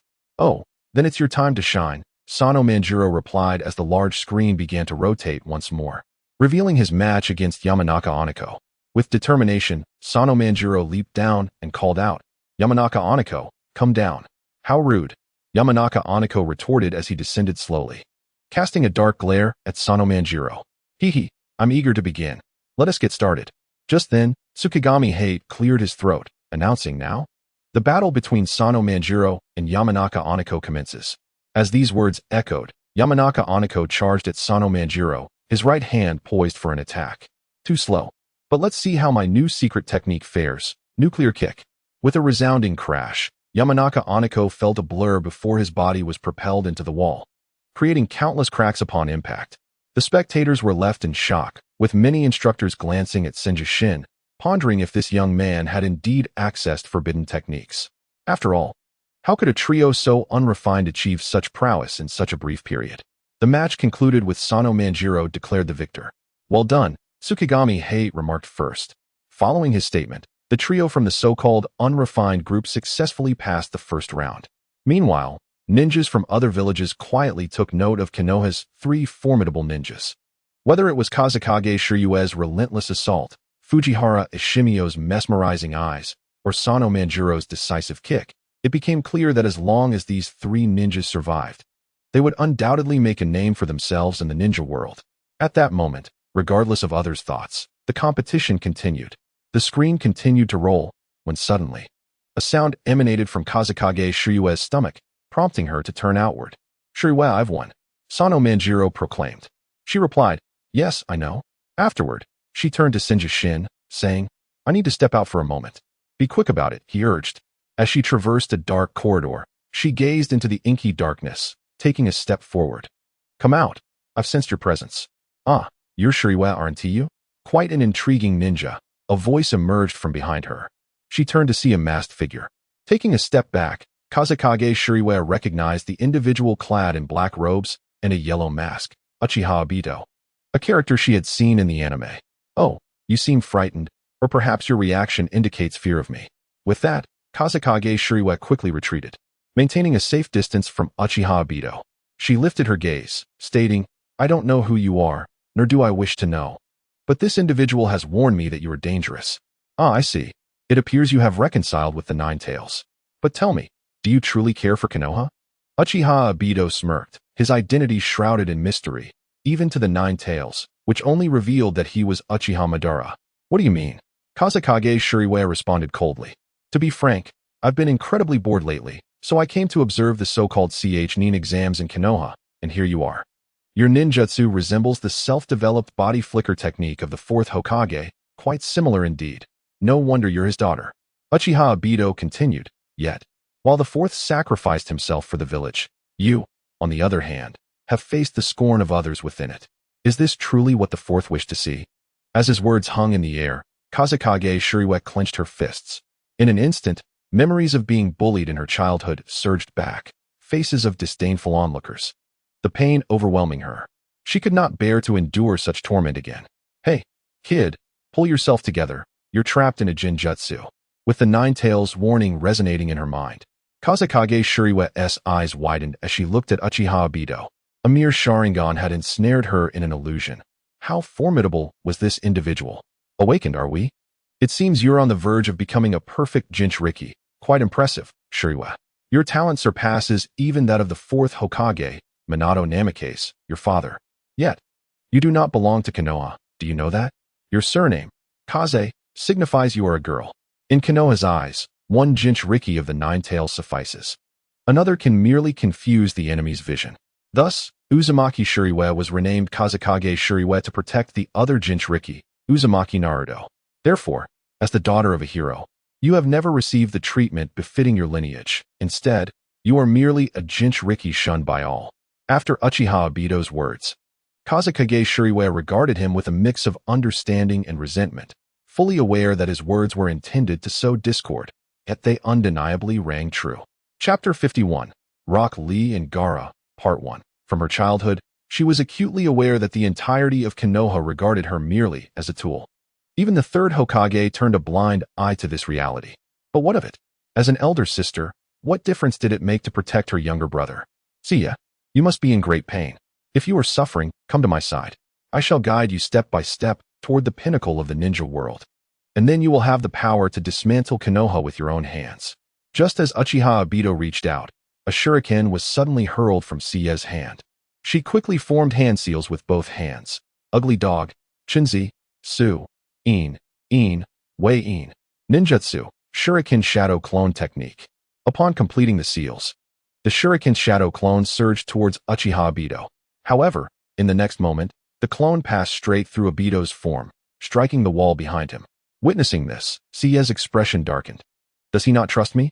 Obito possesses the ability to become intangible, yet if he had truly intended to shake hands, he would not have been in this phantasmal state. It seems we are still bound by mutual distrust. However, fret not. You shall come to seek me eventually. Remember my name. I am Uchiha Madara. After Obito spoke, he turned and departed. Siya felt a cold sweat break out across her brow. Her impulsive decision to act was the gravest error of her life. If he had harbored murderous intent, even within the confines of Konoha, she would have been unable to evade his pursuit, and she might have already met her demise. Fortunately, Uchiha Obito did not wish to kill her. With this thought, Siya remained seated, her mind swirling with the reality of Obito's arrival. The narrative of Naruto had diverged entirely from what she had known. Whether it was her presence, or that of Sano Wanjer, or Fujiwara Ishimio. Everything had begun to change. If this is the case, then I must also grow stronger. With that resolve, Sia turned her gaze to the system before her. Claiming all task rewards. Beep. Claiming side quest. Completing the first exam. Reward. 1 evolution point. Beep. Claiming side quest. Rescuing Naruto Uzumaki and others from Orochimaru. Reward. 2 evolution points. Beep. The host has passed the second assessment. However, as the judge has not declared the end, please claim the task rewards after fully completing the second exam. As the notifications chimed, Sia assessed her gains. 2 points in strength, 1 in speed. Beep. Points successfully allocated. Updating host's complete information now. Host, Sia Constitution, Strength, Speed, Items, Pseudo Ninetales Chakra Card 2 Overall Evaluation. Ninja. Upon reviewing the system's assessment, Sia stood up. Though her strength had only increased slightly, she felt significantly better than before. With this thought, Sia made her way outside. No matter what, I must inform the Third Hokage that we face numerous adversaries. However, before that, I need to rescue Moonlight Ship, for I cannot persuade anyone alone. With that in mind, Sia stepped outside. Sia, you're back. You have no idea. You missed several matches, and Naruto Uzumaki won. The ever-enthusiastic Sano Wanjer greeted her as she returned. What round is it now? Sia inquired. The big screen has just displayed the match between Gaara and Rock Lee. Can Lee possibly defeat Gaara? I'm a bit skeptical. Upon uttering this, Sia quickly turned her attention to Rock Lee. This match was one of the most anticipated in the YIN exams, and she was relieved to have returned in time. In that moment, Rock Lee was animatedly gesturing.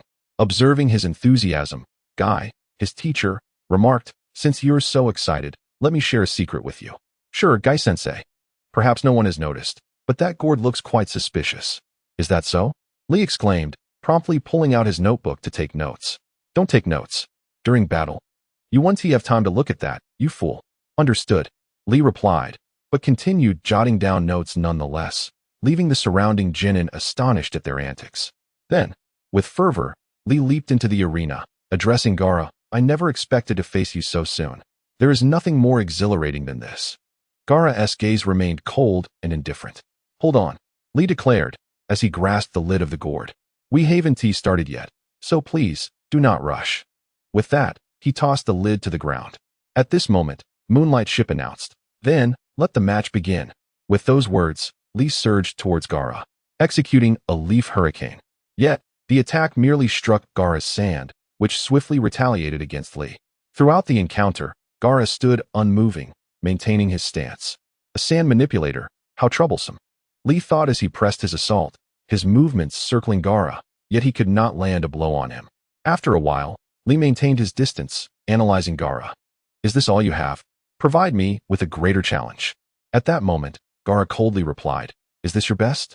Simultaneously, the sand moved, and Lee, unable to evade in time, was slammed against the wall. Yet, he quickly rose to his feet, launching another attack. However, no matter how he fought, the outcome remained the same. The sand continually obstructed his attempts, preventing him from inflicting any damage on Gaara. Before long, the sand retaliated, and Lee found himself exerting all his strength merely to face it. Suddenly, the sand caused Lee to slip, and he fell heavily to the ground. Just then, the sand soared into the air, hurtling towards Lee. Chapter 52, Rock Lee and Gaara, Part 2. In this critical moment, Lee sprang into action, leaping high and landing atop the enormous statue. "Lee, release your weights," Guy encouraged with a smile. "But Guy-sensei, you said that during a time of protection, those weights must not be removed." "Do not worry, I grant you permission," Guy responded, allowing Lee to comply. Once he removed the weights from his feet, Lee exclaimed, "Ah, I feel so light." On the other side, Temari smirked at the sight of the weights. "Humph. Merely shedding some weight will not allow you to keep up with Gaara's sand speed." Boom, boom. Before she could finish her sentence, 2 resounding crashes echoed through the arena as massive clouds of smoke erupted. In that instant, Lee's form vanished from sight. Subsequently, Gaara's pupils widened slightly as it seemed that something had shattered the sand behind him. However, when he turned around, he saw nothing. This scene left the ninjas present in astonishment. Beside Gaara, Rock Lee was persistently attacking, yet each attempt fell just short of breaching the sandy barrier. In an instant, an astonishing event occurred that left everyone dumbfounded. Rock Lee leaped, and delivered a kick directly to Gaara's head. This spectacle rendered the onlookers, especially the sand ninjas, speechless. How could anyone possibly harm Gaara? Yet soon, Rock Lee's speed increased once more. With a flurry of sounds, Gaara found himself surrounded by shadows that were audible but invisible, causing a flicker of panic within him. Then, with a resounding impact, Rock Lee's punch sent Gaara flying. The crowd was left in disbelief. At that moment, Kankuro, witnessing this, felt a pang of dread. Is it true? That pando-eyed fellow was actually sent flying, exclaimed Naruto Uzumaki. That's not what I meant. Just look for yourself, Kankuro replied. As Naruto turned to observe, he saw Gaara slowly rising, the sand that had fallen from him beginning to envelop him once more. What is happening? What is this sand? Did that earlier attack from the bushy-browed guy really get neutralized by it? Naruto questioned. That is the sand armor, which envelopes the body in sand to form a protective shield. Even if the sand shield is breached, the sand armor will still safeguard him. This is Gaara's absolute defense, Kankuro explained. Hearing this, Naruto's eyes widened. So if that's the case, does Gaara have no weaknesses at all? One could say that, Kankuro replied. Meanwhile, in the center of the arena, Gaara was once more encased in sand, gazing at Rock Lee with a challenge. Is that all you've got? After Gaara's taunt, Rock Lee looked back at him, a hint of disbelief flickering in his eyes. Gaara's defense surpassed Rock Lee's expectations. Beyond the sand shield, there was the sand armor. If he did not dismantle both, victory would remain elusive. It seemed the time had come to employ the Lotus technique. With this thought, Rock Lee began to unwrap the bandages on his hands. In that instant, he surrounded Gaara with his speed. Come at me, Gaara called out. As you wish, Lee replied, appearing beneath Gaara and launching a powerful upward kick. This kick propelled Gaara into the air, while Lee unleashed a series of successive kicks. With each strike, the sand struggled to keep pace with Gaara's form. However, suddenly, Rock Lee felt a sharp pain in his foot. Quickly, he wrapped Gaara with his bandages and executed the Lotus technique.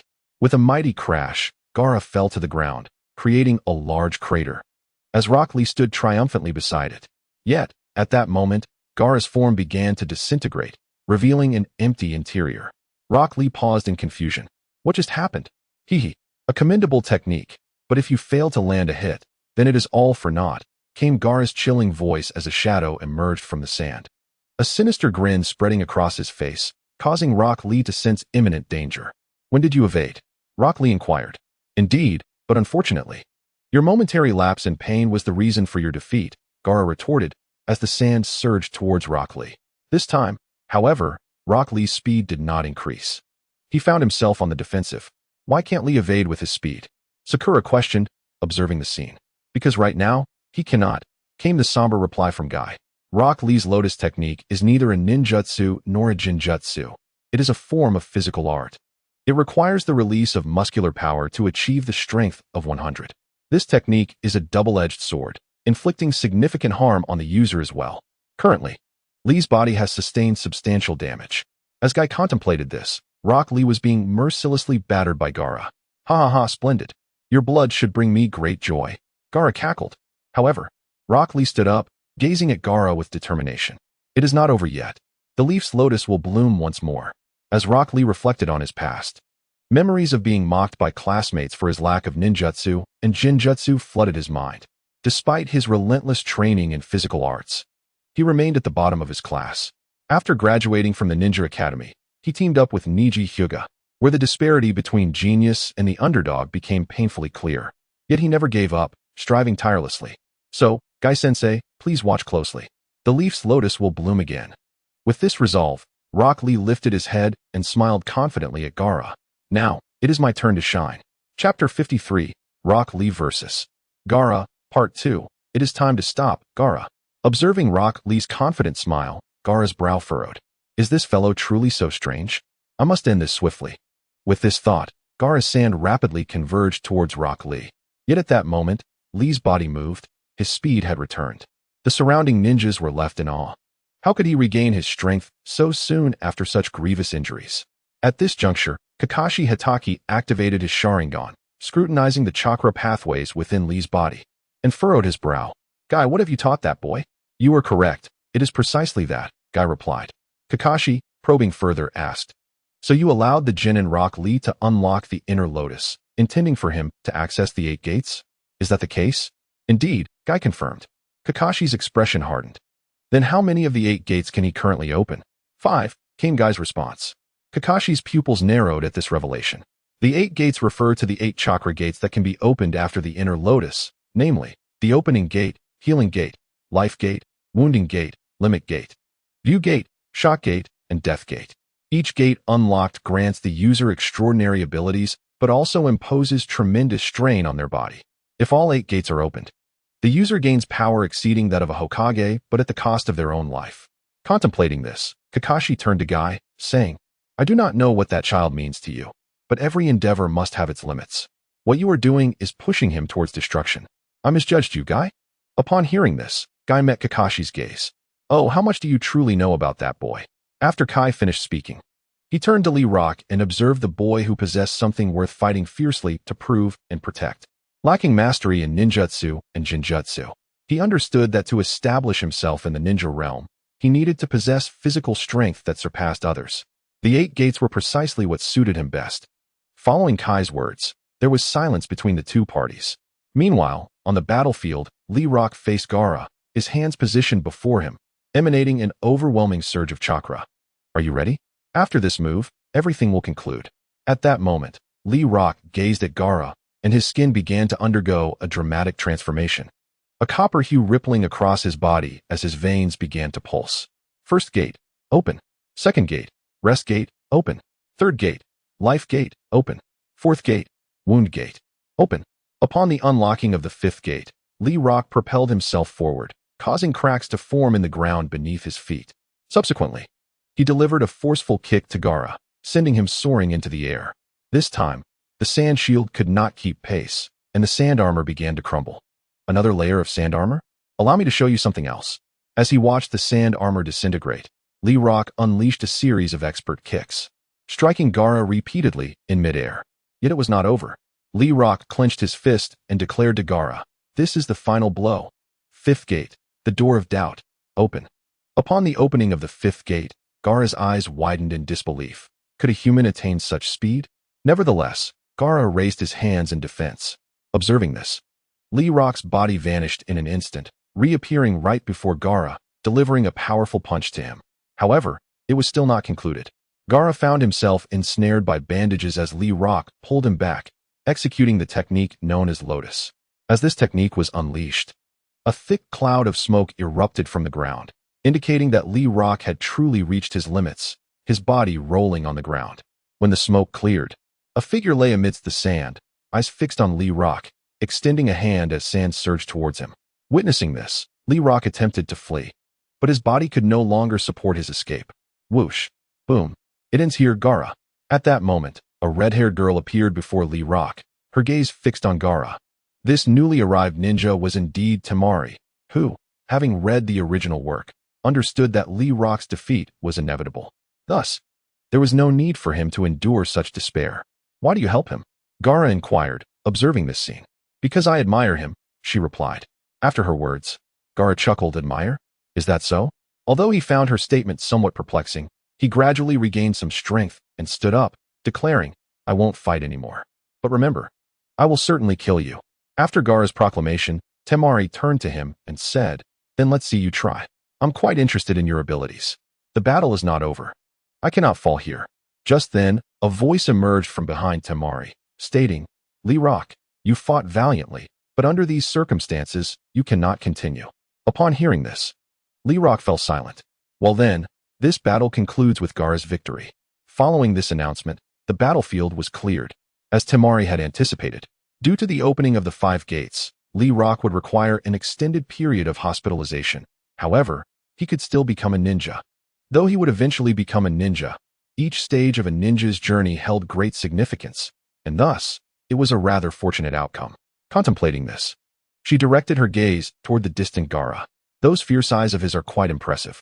I shall find an opportunity to show him what true power is. After Temari made this remark, she ascended.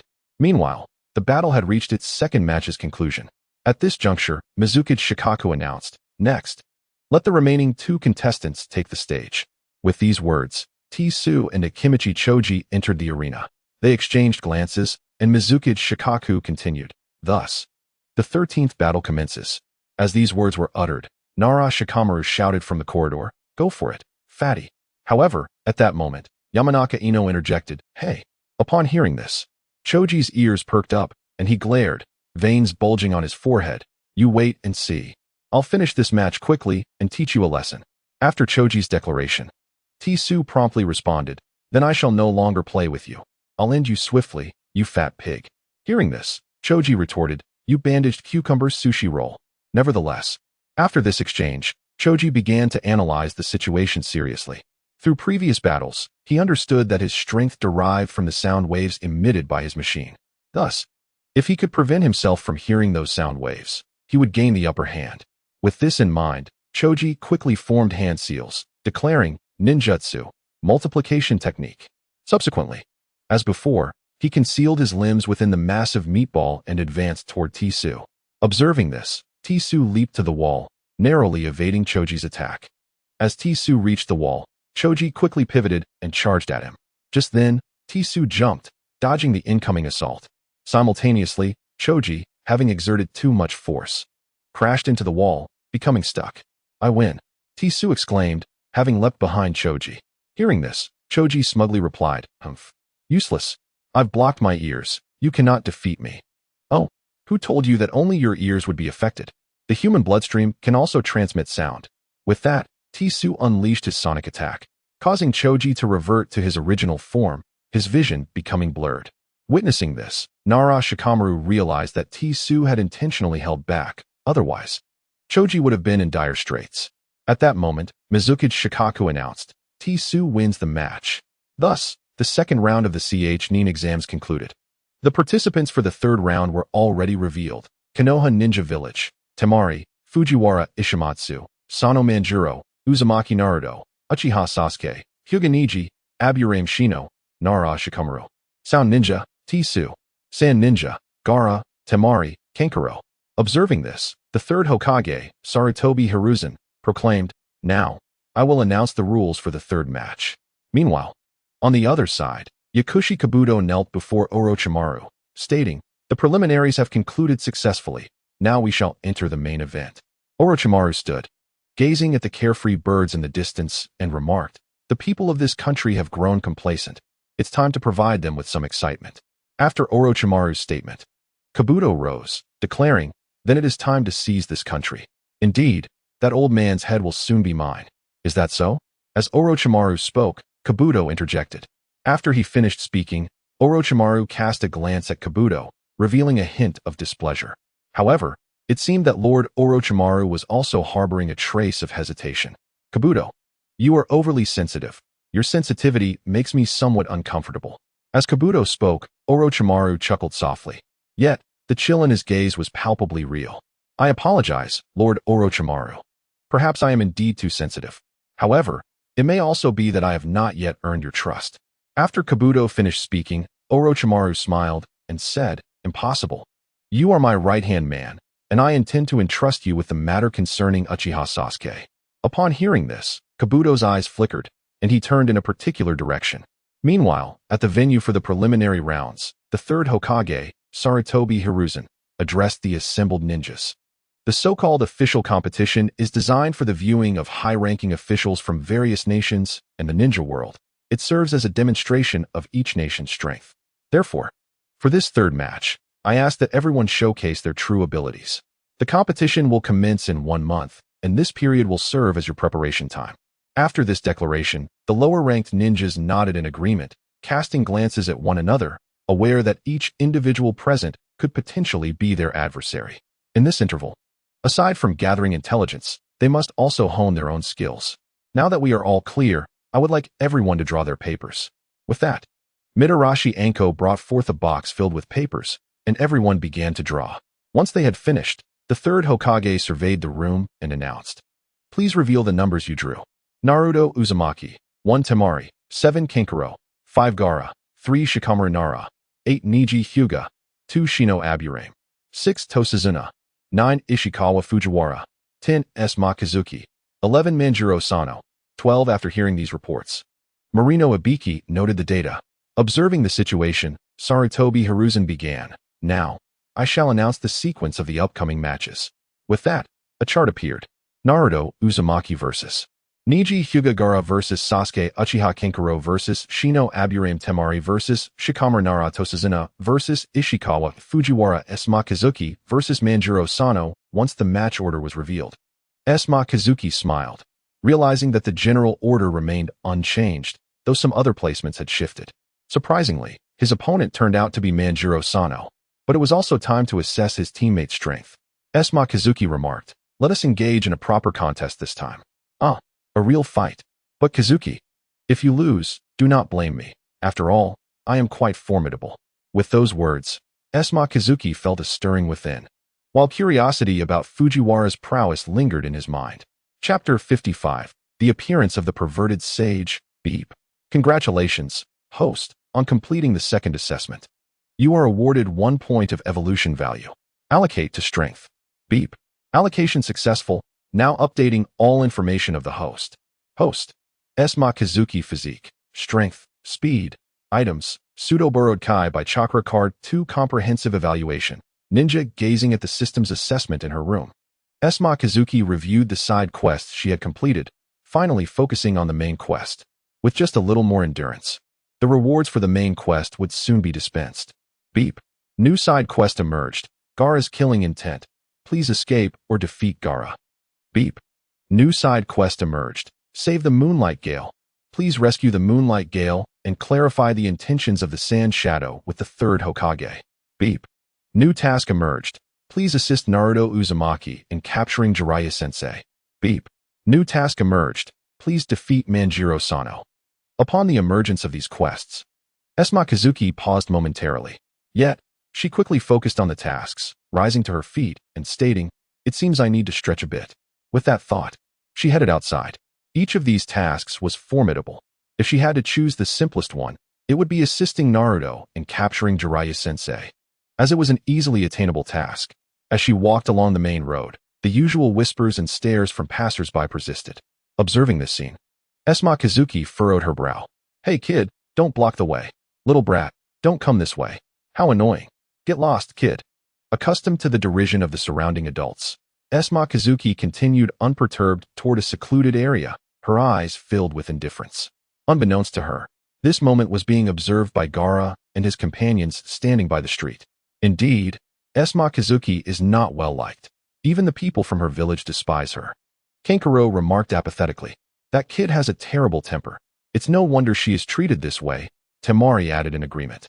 "Shut up. If you speak again, I'll kill both of you," Gaara said, his gaze coldly fixed on the two. At his words, Kankuro quickly retorted, "Gaara, aren't you also not fond of her?" With a swift motion, Gaara seized Kankuro by the neck and flung him away. "Kankuro, from this day forth, if you dare utter that I dislike her, I will truly kill you. Remember, I am not jesting, I do not joke." Upon hearing Gaara's declaration, fear flooded Kankuro's eyes. Temari stood beside him, rendered speechless. They understood that Gaara was unlike them. He was a true harbinger of death, with only the desire for slaughter reflected in his eyes. Observing the silence, Gaara began to move, stepping forward. Just moments ago, the way the crowd gazed at Makazuki mirrored how the villagers of the sand viewed him. That individual is likely a monster as well. Yet, she is not a proper monster. A monster must abandon emotions and walk further down the path of slaying, becoming a Shura who loves only oneself. For in this world, apart from oneself, no one will ever love you. Love is non-existent. Meanwhile, Makazuki arrived at a secluded spot, her gaze devoid of warmth. Although she had grown accustomed to it all, an inexplicable sorrow still lingered within her heart. "Little girl, your name is Makazuki, correct?" Suddenly, a figure appeared beside her. Turning her head, Makazuki beheld a white-haired man and remained silent. "It matters not if you do not speak, for I have already seen through everything, as I am a sage." Sage. In an instant, Makazuki's eyes widened. Within the Hidden Leaf Village, during the YIN exams, there was only one ninja who proclaimed himself a sage, and that was Jiraiya. However, this individual appeared markedly older than the animated version. Contemplating this, Makazuki turned to look at Jiraiya. "What do you think? Am I not the epitome of a sage, possessing an ethereal presence, descending from the heavens, and strikingly handsome? Perverted sage, I have found you. Oh, Kazukine, you are here as well. Just as Makazuki felt the situation was too coincidental, a voice suddenly rang out. Listening to the source of this voice, the lecherous sage furrowed his brows and said, "I will find you later. Right now? I must." "No, right now. Naruto needs you for something." As Jiraiya spoke, Kazekage Shuriwa suddenly tugged at his clothing and exclaimed, "Lecherous sage, you've knocked my master unconscious, so now you must teach me to cultivate." At that moment, Uzumaki Naruto dashed forward. Observing this scene, Jiraiya glanced at Kazekage Shuriwa and then at Uzumaki Naruto, exhaling a sigh. Training is permissible, but you both must practice together. After Jiraiya finished speaking, Kazekage Shuriwa nodded in agreement. All right then. Given the circumstances, Jiraiya could only acquiesce. Thus, he led them to a serene lakeside and instructed, "You two, take a lap over there." Upon hearing this, Kazekage Shuriwa and Uzumaki Naruto simultaneously headed towards the lake's surface. With a series of soft sounds, both began to walk gracefully upon the water. Watching this, Jiraiya nodded in approval. "Very good. Now, I shall teach you both a secret technique." "A secret technique? Wow. That's fantastic, Sister Shuriwa," exclaimed Uzumaki Naruto, dancing with excitement. Meanwhile, Kazekage Shuriwa furrowed her brow, pondering, "Is it the summoning technique? However, we shall save that for tomorrow. Today, let us indulge in food and merriment. We will discuss other matters later," Jiraiya declared as he made his way towards the distant Hidden Leaf village.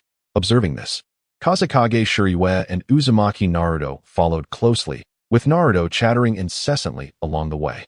After a refreshing bath, Kazekage Shuriwa promptly turned off the lights and lay down, closing her eyes. It was not until the stroke of midnight that she opened her eyes, watching a shadow vanish outside her window before slowly sitting up. She then changed her attire and exited the room, heading in a specific direction. Within the Hidden Leaf village, a figure was sprinting swiftly. At that moment, Maki appeared in his path, eyes narrowing as he remarked, "Oh, isn't this the proctor? When did you become a mere eavesdropping rat?"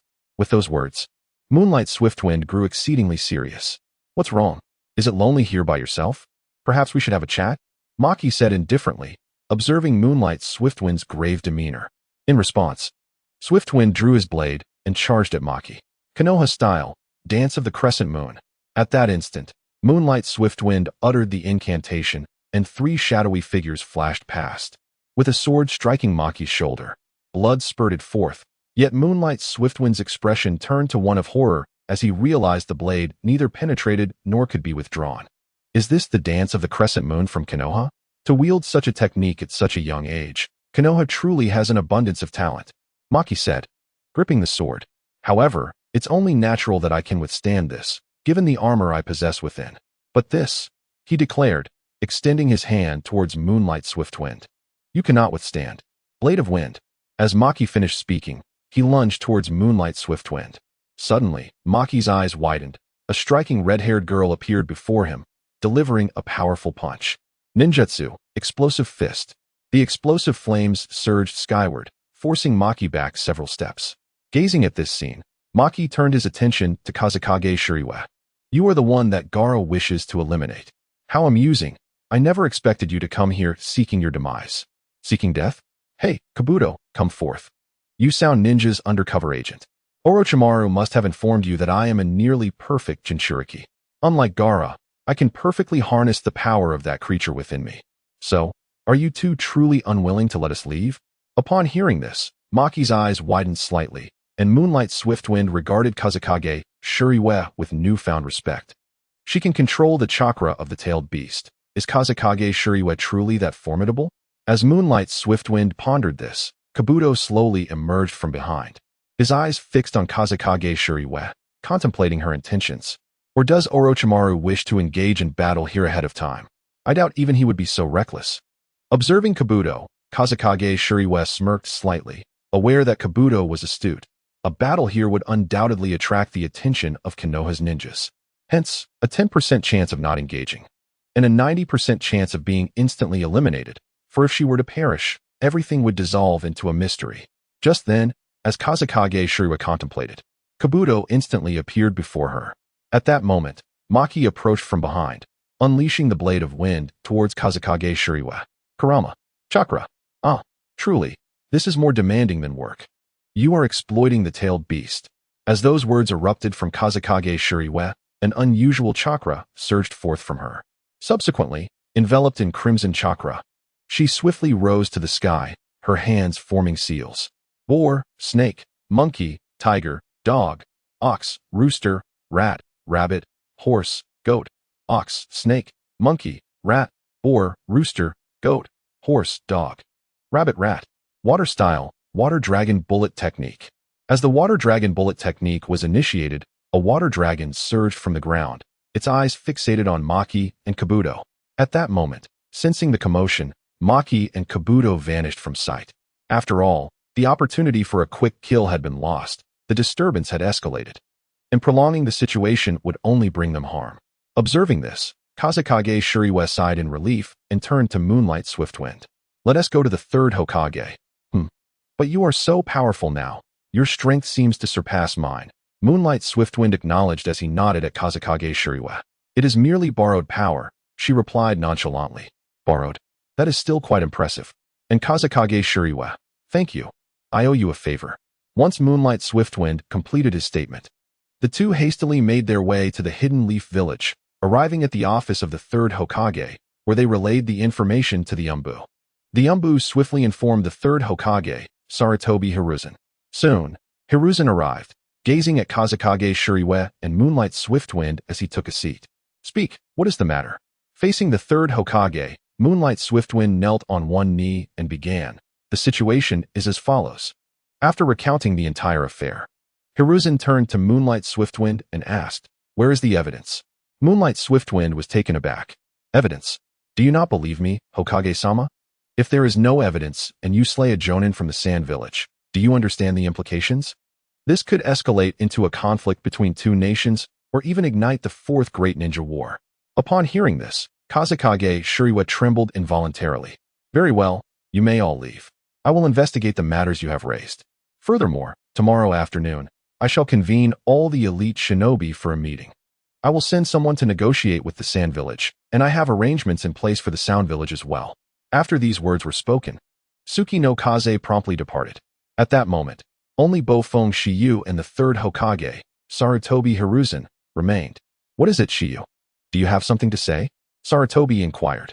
Sir, if you choose to ignore these matters, then the Leaf Village will bear the consequences of your cowardice, Shiyu replied, raising her gaze to meet the third Hokage's serious expression. Moreover, it is not only Konoha that will suffer.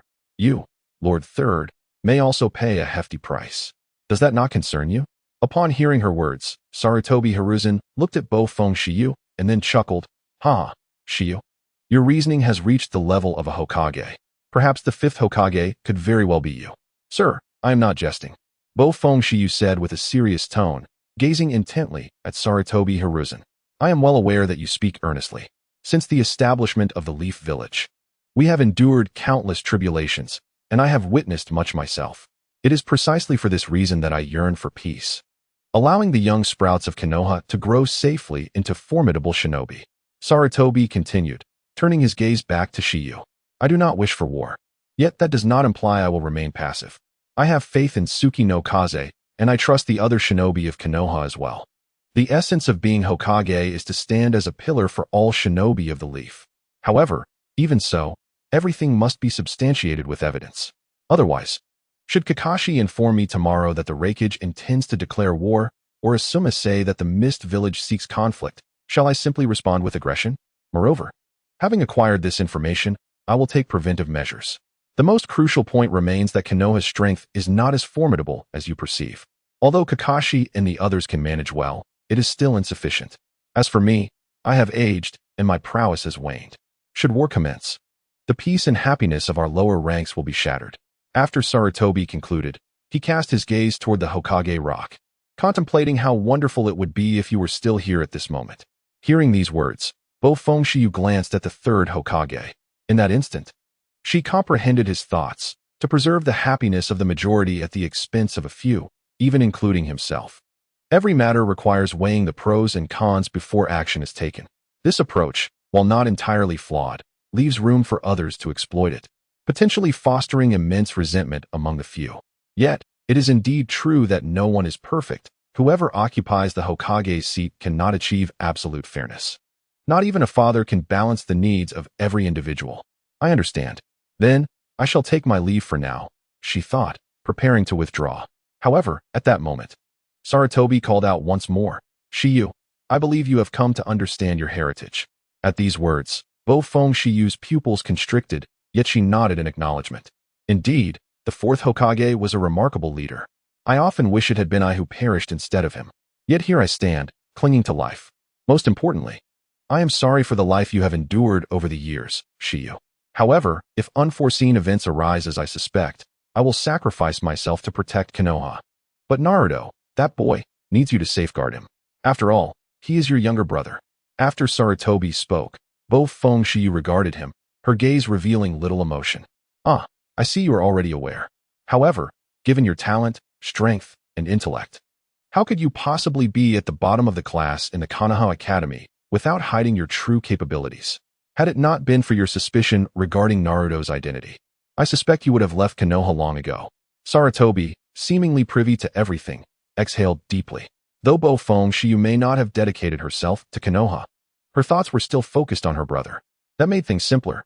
Shiyu, I have a task to entrust to you. Should I perish, you must investigate a particular matter for me. On the night of the full moon, Feng Shiyu stood on her balcony, her gaze fixed upon the luminous orb in the sky, her eyes reflecting a myriad of emotions. Third Hokage, you truly are willing to exchange the happiness of a few shinobi, including your own, for the greater good.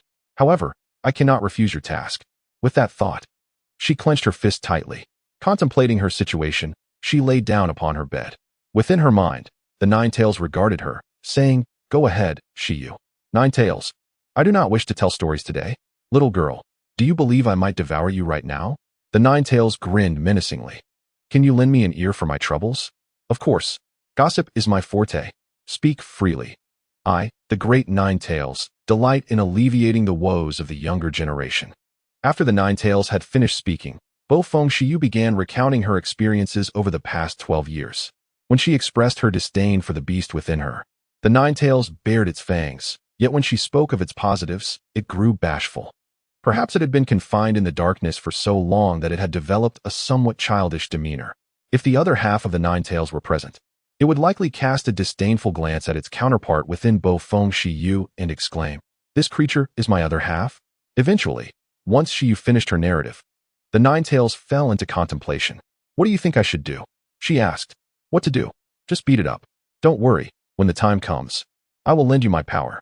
Do you not know that I once punched Uchiha Madara and kicked Senju Hashirama? Even the god of shinobi had to address me as Lord Nine Tails. Had I not been sealed away decades ago, I would have unified the shinobi world long ago, and you would not be burdened with such worries. After Feng Shiyu had spoken, the Nine Tails began to boast. Internally, the Nine Tails thought, well, those people are all dead now. I can boast as much as I want. Indeed, living long has its benefits. Chapter 58, Feng Shiyu, the perfect Jinchuriki master of the tailed beasts. Good. Indeed, you have spoken correctly. It is the merit of this system. One must understand that often it is only a solitary tailed beast, after enduring prolonged solitude, that seizes its singular opportunity to bask in the light.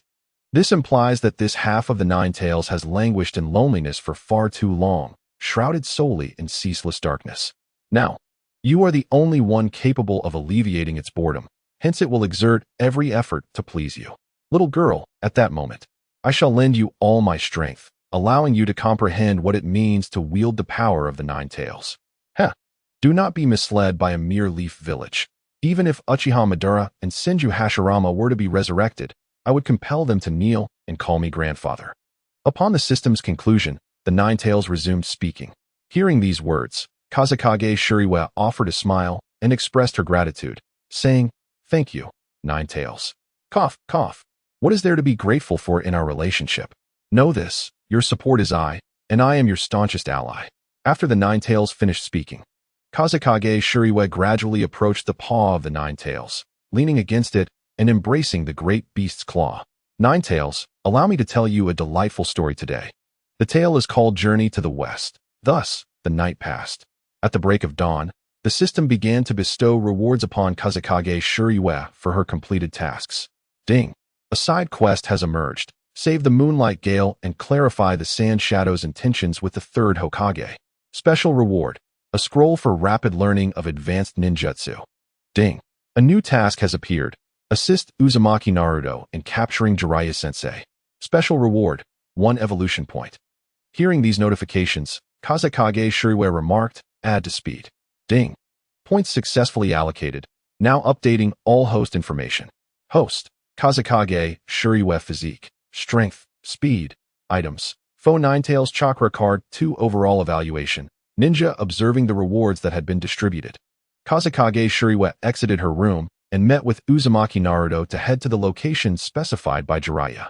Upon arriving at Jiraiya's indicated spot, Kazekage Shuriwa and Uzumaki Naruto silently observed Jiraiya, who was peeping at girls bathing. Internally, they both rated him poorly. This fellow is far too lecherous. No wonder he can pen novels like Paradise of Affection, a veritable disgrace to ninjas. Jiraiya-sensei, if you do not pay attention to them, they will become upset. At that moment, Uzumaki Naruto employed the sexy jutsu, covering Jiraiya's eyes with his hands, and spoke in a coy voice. You finally decided to use the sexy jutsu. I am overjoyed. After Jiraiya turned around, Naruto had already reverted to his original form. You little rascal, are you toying with me? Jiraiya exclaimed in anger, glaring at Naruto. The feeling is mutual, Naruto retorted. Well, today I shall teach you a technique called the summoning jutsu. But before that, Kazekage Shuriwa, you should sense the other chakra within you. You mean the Ninetales? Kazekage Shuriwa responded with a smile, as a surge of crimson chakra enveloped her form. Not only have you perceived it, but you have also mastered it? Uzumaki Naruto, watching this scene, expressed his frustration. Sister Shuriwa, why can you control that guy's chakra while I cannot? Of course, you cannot. Remember, the power of the Ninetales must be embraced with the heart. That being is not an enemy but a friend. Do you understand? As Jiraiya pondered this statement with a perplexed expression, Kazekage Shuriwa smiled at Uzumaki Naruto, who shook his head, indicating his confusion. Wait a moment, what are you saying? Are you implying that he also possesses a Ninetales within him? At that moment, Jiraiya gazed at Kazekage Shuriwa with mild astonishment.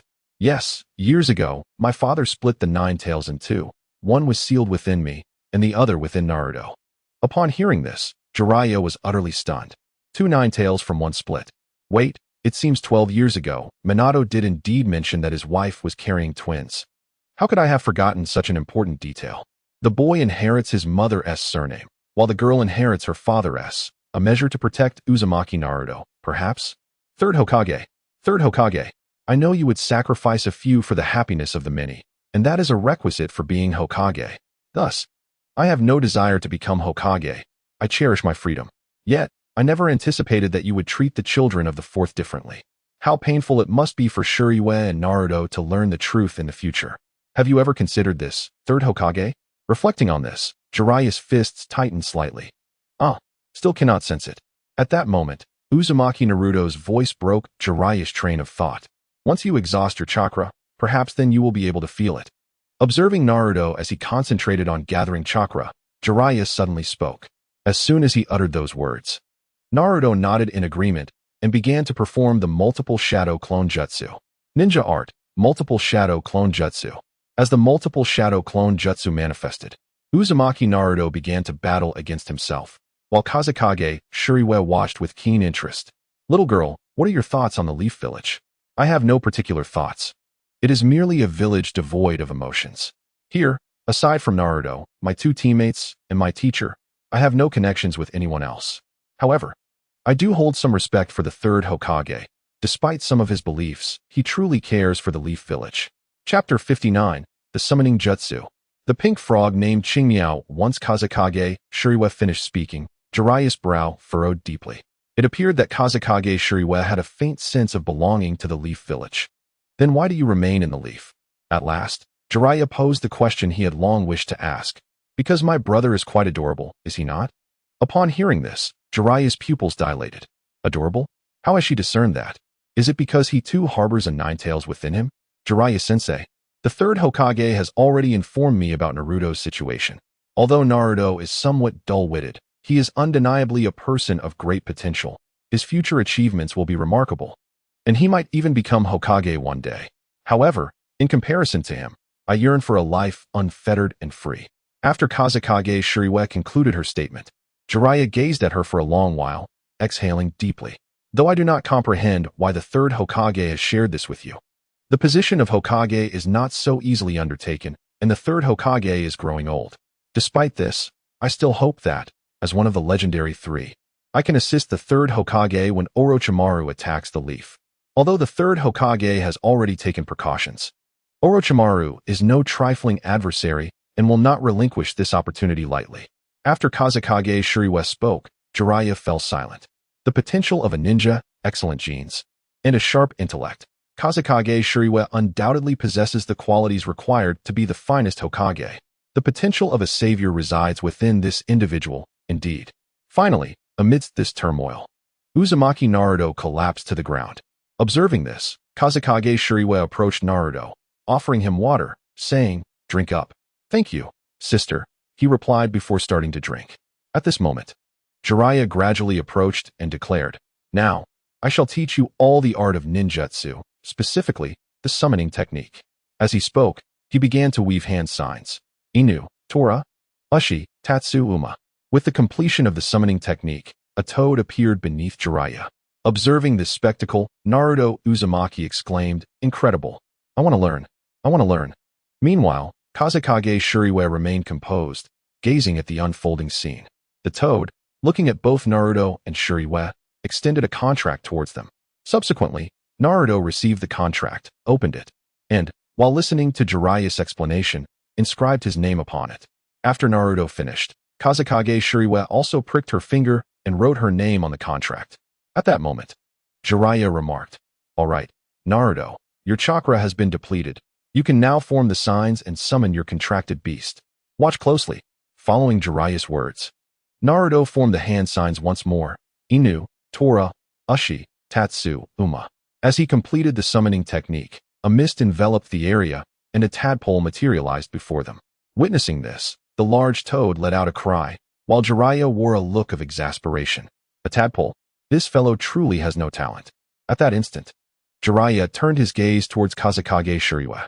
Ninjutsu Quick Learning Scroll activated. Ding. The system has detected a highly gifted summoning toad. Please proceed with caution. Caution. Hearing this, Shuriwa paused, feeling as though the system was playing tricks on her. However, at this point, there was no turning back. After all, even if the system posed challenges, she had no choice but to confront them. Inu, Tora, Ushi, Tatsu, Uma. Boom. Just then, a swirling cloud of smoke materialized, revealing a pink frog. Upon seeing this frog, the toad beneath Jiraiya vanished, leaving him momentarily stunned. What is happening? Although Shuriwa summoned a frog, its size was no larger than that of a small puppy. Yet my summoning beast vanished in an instant. What could this mean? Suddenly, a sharp sound pierced the air as a gleaming blade hurtled towards Kazekage Shuriwa. Observing this, she swiftly drew a shuriken to deflect the attack. However, the immense force of the strike sent her shuriken flying, while the glimmering blade approached her neck. In response, Shuriwa's eyes widened, and she swiftly cast the body flicker technique, reappearing in the distance. Yet the pink frog did not relent. It promptly rotated and confronted Shuriwa, declaring, "Not bad, little one. You summoned me, so let's see if you can withstand my prowess. If you cannot overcome me, do not summon me again." Witnessing this, Shuriwa hastily activated the body flicker technique once more, while simultaneously weaving hand signs. You, Tatsu, you, Inu, Tora, you, Tatsu, you, water release, water dragon bullet technique. As the majestic water dragon surged towards the frog, the pink creature scoffed, "Attacking with water? Your skills are truly lacking." With a leap, the frog plunged into the water, gazing provocatively at Shuriwa. "You misunderstand. The water is not meant to attack you, but to bind you." After the frog's remark, Shuriwa once again began to form hand signs. You, Tatsu, you, shadow clone technique. Countless clones sprang forth, each hurling shuriken towards the water dragon, while simultaneously forming hand signs. You, Tatsu, you, shuriken shadow clone technique. The multitude of shuriken clones struck the water dragon, and within moments, the pink frog wielded its blade, slicing through the chaos. In an instant, everything faded into oblivion. At the center of the commotion, the pink frog raised its head and addressed Kazekage Shuriwa, "Not bad. For now, I shall recognize you as my partner. However, should you fail to keep up in your training and hinder my progress, do not be surprised if I abandon you. Chapter 60. The third Hokage's decision. Hearing the frog's words, Jiraiya's expression shifted slightly. Qingmiao, a member of the mystical frog clan from Mount Myaboku, is known for their enigmatic nature. Unlike toads, frogs require the summoner's approval, or else they will be forsaken. Reflecting on this, Jiraiya gazed at Kazekage Shuriwa and Qingmiao, acknowledging that it was the first time he had witnessed someone earn the frog's recognition. Rest assured, I will become stronger than you, and when that time comes, you will willingly follow me, Shuriwa declared coolly. Let us hope so. From this moment forth, our contract begins. Do you have any further matters to attend to? None, Shuriwa replied. After her words, Qingmiao nodded. Then until we meet again, my little summoner. I hope you refrain from boasting. With that, Qingmiao vanished in a flash. Immediately after Qingmiao's departure, Naruto exclaimed, Sister, you are amazing. You summoned a frog on your first try, and such a formidable one at that. It even acknowledged you. I can't do that. Who knows when I'll be able to summon a frog? Do not worry. You can too. After all, you aspire to be the Hokage of Konoha. Shuriwa reassured him. Jiraiya-sensei, I will leave the rest to you. I'm quite exhausted and will return home to rest. Understood, Jiraiya replied, his gaze fixed on Shuriwa. Both her body flicker technique and water dragon bullet technique, along with her shuriken shadow clone technique, were executed with remarkable skill. The seamless combination of these techniques had already earned her the recognition of Qingmiao. This alone spoke volumes about Shuriwa's talent. Could it be that she was the prophesied child? Her immense potential far surpassed that of Minato, and her capabilities and intellect outshone her peers, which was indeed daunting. Yet, at that moment, Shuriwa remained unaware of Jiraiya's thoughts. She steadily made her way home, and, upon arrival, lay down to rest. Reflecting on the earlier events, she felt a tinge of dissatisfaction. A mere frog had bested her without the aid of the Nine-Tails chakra. This realization ignited a fervent desire within her to grow stronger. As she pondered, her gaze fell upon her missions.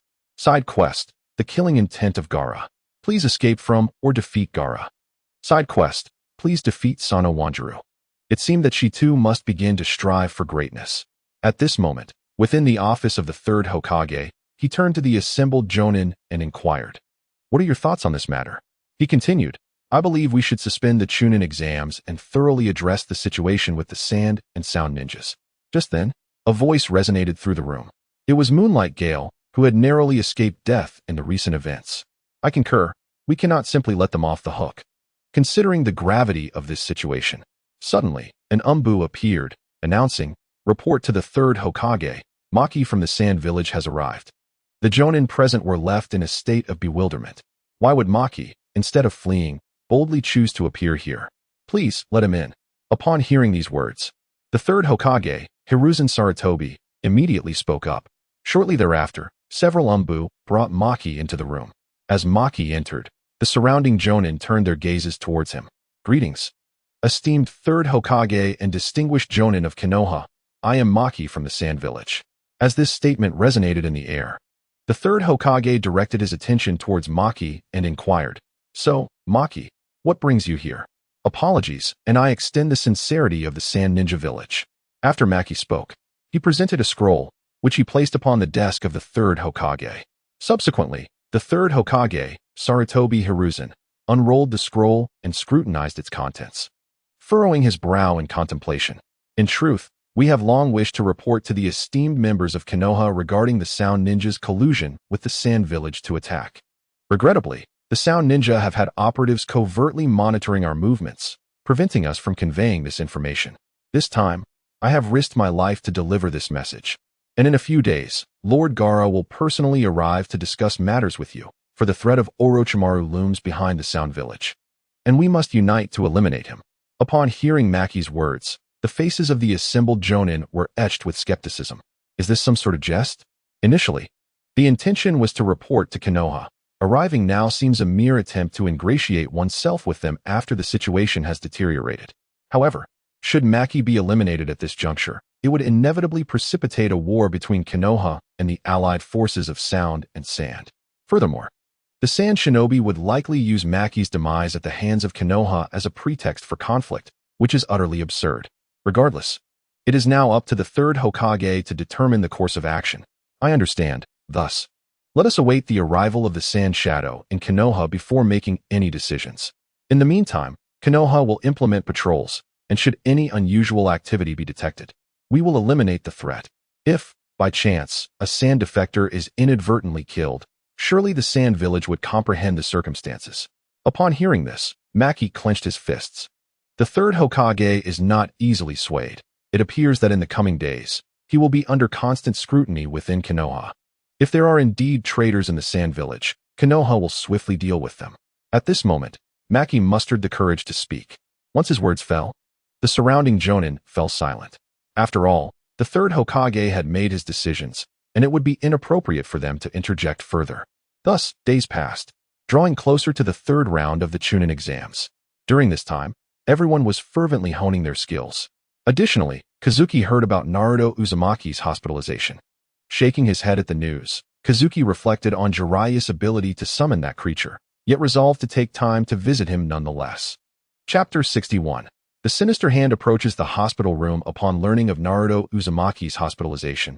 Kazuki promptly purchased a basket of fruit and made his way to the hospital. After arriving, he inquired about Naruto's room number and proceeded towards it. Upon reaching the door, he knocked softly. "Come in," a languid voice beckoned from within. Hearing this, Kazuki opened the door to find Shikamaru engrossed in a game of chess, momentarily at a loss for words. Oh, as Shiyu arrived to visit this individual, she found herself in an awkward situation. At that moment, Nara Shikamaru spoke first. Hearing his words, Bo-Fong Shiyu offered him a slight smile and replied, "I didn't expect to see you here." Although she was already aware of this situation from the original narrative, the current Bo-Fong Shiyu found herself at a loss for words. In her previous life, she had struggled with social anxiety, and in this life, aside from a few familiar faces, she had scarcely conversed with anyone else. This left her feeling quite uncomfortable, unsure of what to discuss. Well, this fool got himself into such a state just days before the exam, and I figured no one would look after him, so I came over. After all, compared to other places, this spot is relatively quiet and suited for a game of chess, Nara Shikamaru remarked. Bo-Fong Shiyu chuckled softly at his words and placed the fruit basket on the bedside table. At that moment, both Nara Shikamaru and Bo-Fong Shiyu noticed signs of Uzumaki Naruto awakening. They turned their gazes towards him, and Nara Shikamaru remarked, "Oh, it seems he is coming too." Just then, Uzumaki Naruto opened his eyes and looked at Bo-Fong Shiyu and Nara Shikamaru, asking, "Sister Shiyu Shikamaru, where's this? How did you both end up here? This is the hospital. What are you doing here? You have been in a deep slumber for 3 days and nights." 3 days and nights. As Nara Shikamaru's words resonated in the air, Uzumaki Naruto initially responded with a dazed utterance, only to subsequently spring to his feet, erupting into a fervent outburst. "Why did you not awaken me sooner? The YIN exams are approaching, and I cannot afford to languish in slumber. I must devote myself to training. It is precisely because you have overexerted yourself in your training that you find yourself here, Naruto. Rest is occasionally of paramount importance." At that moment, the words of Kazekage Shuriwa resonated. Upon hearing this, Naruto Uzumaki glanced at his sister and replied, "I understand, sister, but there are no buts, Naruto. Savor the fruit and recuperate slowly. I shall step out for a moment." With that, Kazekage Shuriwa departed, leaving Naruto to ponder. If Naruto has just awakened today, it foreshadows that trouble will surely ensue from that individual. "Gaara, I am genuinely looking forward to your arrival." Meanwhile, within the corridors of the Konoha Ninja Hospital, Gaara cradled his head, casting his gaze towards Rock Lee's hospital room. Gradually, he approached Lee's chamber. "Hey, your demeanor seems rather impolite," a voice called from behind him. Belonging to Kazekage Shuriwa, Gaara turned his head to meet her gaze, a tempest of murderous intent swirling in his eyes. With such palpable malice, it appears that a confrontation between us is inevitable. "Come with me, you insolent brat." Kazekage Shuriwa strode ahead, with Gaara trailing closely behind. They ventured into a secluded grove. Observing this scene, Gaara addressed Kazekage Shuriwa, "Before I end your life, I am compelled to ask, why did you choose to save that individual? I can discern that you, like myself, are a monster. If you have recognized this, how can you claim that you are capable of killing me? Utterly ridiculous. Nevertheless, I shall respond to your inquiry. Rock Lee is a remarkably diligent ninja, and his efforts ought not to cease here." Gazing at Gaara, I spoke in a tone devoid of emotion, is that all? Such a tedious rationale. With a swift motion, a grain of sand surged towards Kazamizuki after her words fell. Observing this scene, Kazamizuki leaped onto a tree, her gaze fixed upon Gaara. At that moment, Gaara's eyes were filled with murderous intent as he directed his gaze at Kazamizuki, unleashing a torrent of sand towards her. Boring ninjutsu, Kazamizuki remarked indifferently, then began forming hand seals. Cho, Shin, Miao, Z, Hai, Yu, Cho, Wu, Yu, Z, In, Shu, In, Si, Cho, Wei, Si, Hai, Wei Z, Rin, Shun, Yu, Chun, Yu, Cho, Wu, Wei, In, Si, Z, Shun, Miao, Hai, Shu, Wei, Z, Cho, Shun, Yu, Ren, Z, Hai Yu. Water release, water dragon bullet technique. Upon invoking this ninjutsu, a water dragon erupted from beneath the earth, charging towards Gaara. In response, he swiftly utilized sand to intercept it, successfully blocking the water dragon with ease. Kazamizuki smiled faintly at this turn of events, then propelled herself into the air above Gaara, launching a shuriken at him while hastily forming new hand seals. Cho, Su, Chun, Z, Su, Hai, Siin. Ninjutsu, Shuriken Shadow Clone Technique. Swish, swish, swish, boom, boom, boom. This time, Gaara's sand failed to provide adequate defense, and the shuriken clones shattered his sand armor, revealing his true form before Kazamizuki. So that is how it is. By employing the water dragon bullet technique, you allowed water to permeate my sand, weighing it down and slowing its speed, thus preventing it from keeping pace with the shuriken shadow clone technique. Then, you utilized this ninjutsu to obliterate my sand armor, effectively dismantling my dual-layered defense. I must admit, your prowess is impressive. As she beheld Gaara's bloodthirsty gaze, Kazamizuki chuckled softly. Indeed, but I did not anticipate that beneath that sand armor, your true self would be revealed in such a manner. It appears that the sand armor not only safeguards you, but also shapes your image. None of that matters now. Let us truly witness each other's strength, Kazamizuki. Allow me to see whether the monster within me is stronger than the one within you. Gaara declared as the sand began to envelop him. Kazamizuki paused momentarily, her inner voice calling out, Kai-bai, lend me your power. Chapter 62. The official start of the third match. Very well.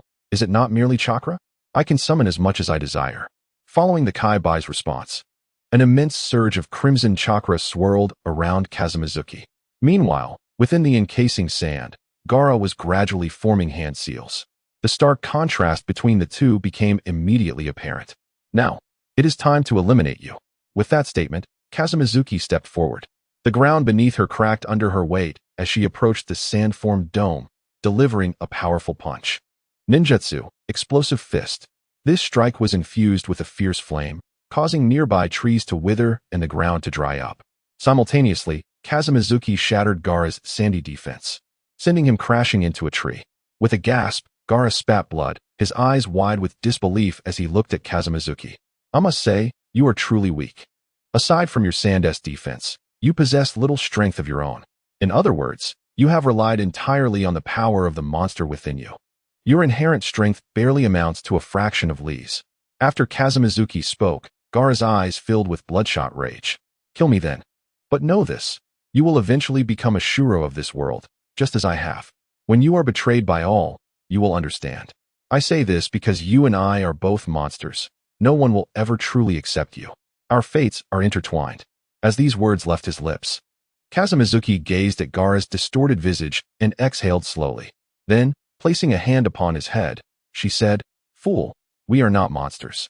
That is my belief. We are mere vessels for monsters. Regardless of whether others recognize us, we must first accept ourselves. If one cannot maintain a sense of self, how can one expect others to acknowledge them? Upon hearing Kazamizuki's words, Gaara retorted with a scoff. You are only accepted because of your strength. Just like Kankuro and Temari. They fear me, so they flatter me. But if one day they become stronger than I, they will be the first to despise me. Is that so, Gaara?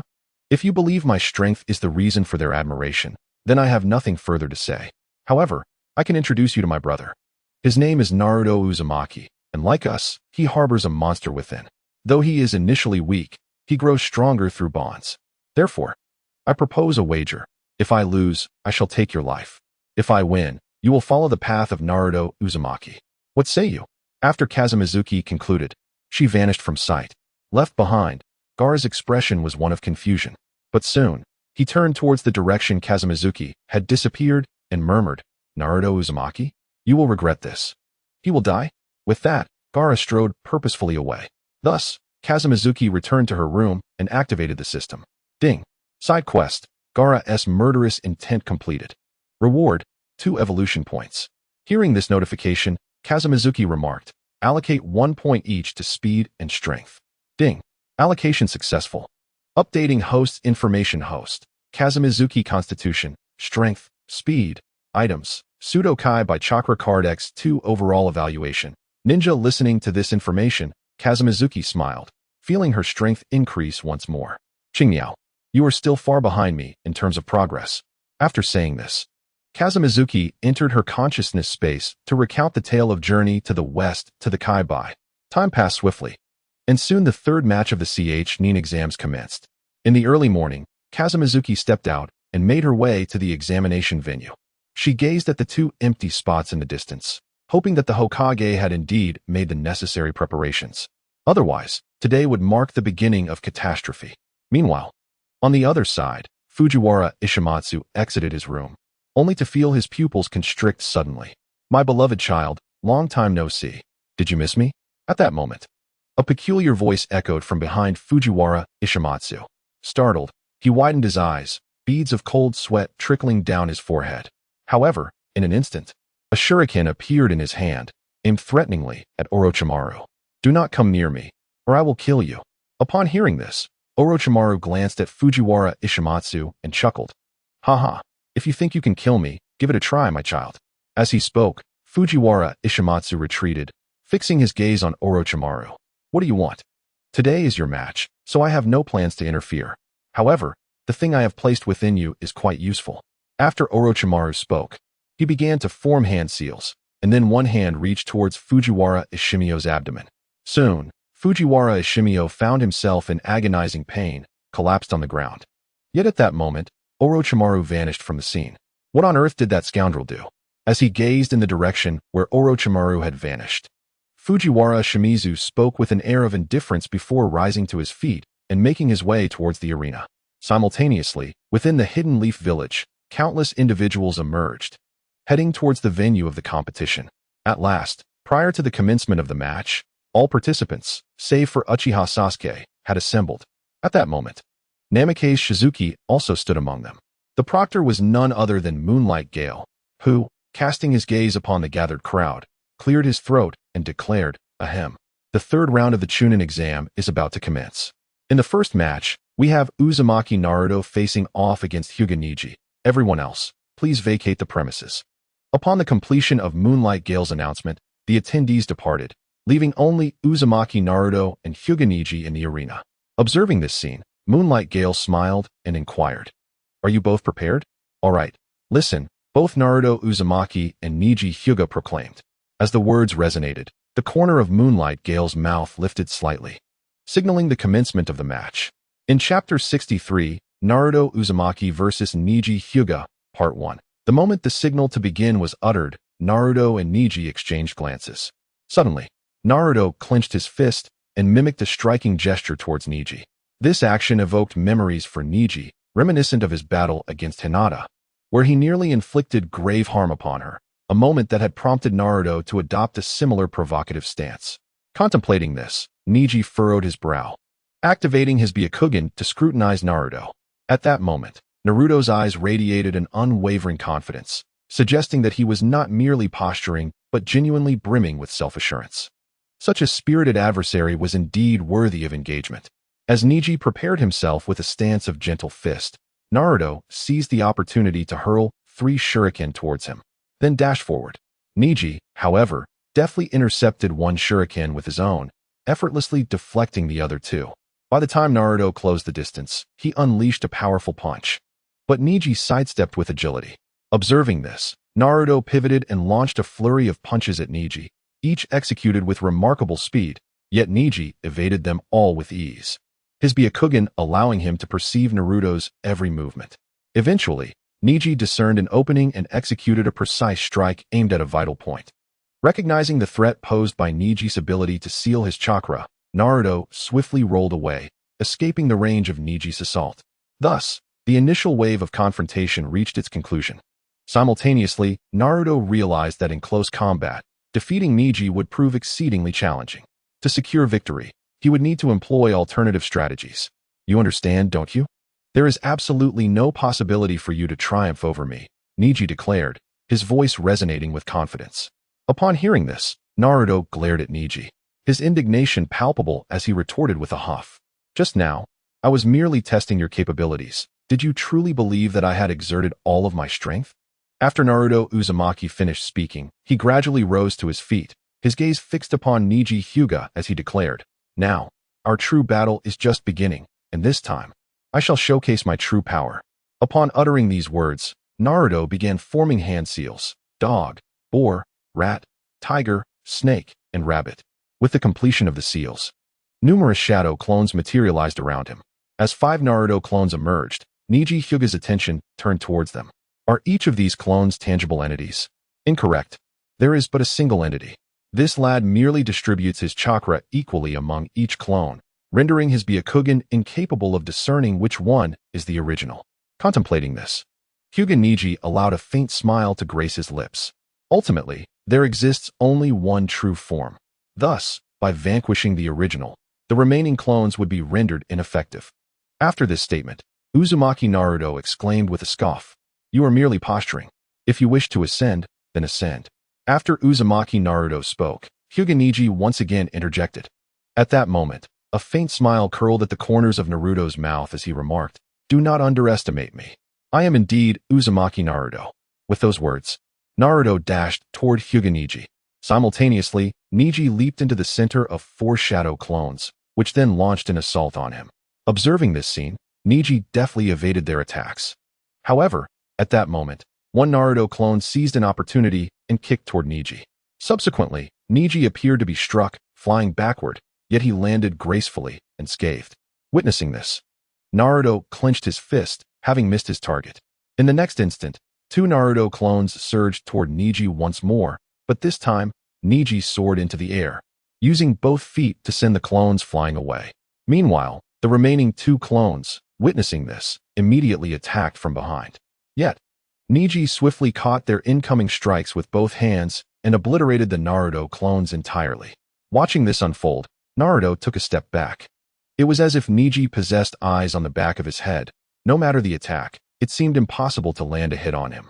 "You have expressed a desire to become Hokage, haven't you? But that is unattainable. My eyes see clearly. You lack the talent to be Hokage. To hold the title of Hokage, one must possess an innate ability destined for such a role. Even in the Hidden Leaf Village, only 4 individuals have ever attained that position. The first Hokage, Senju Hashirama. The second Hokage, Senju Tobirama. The third Hokage, Sarutobi Hiruzen.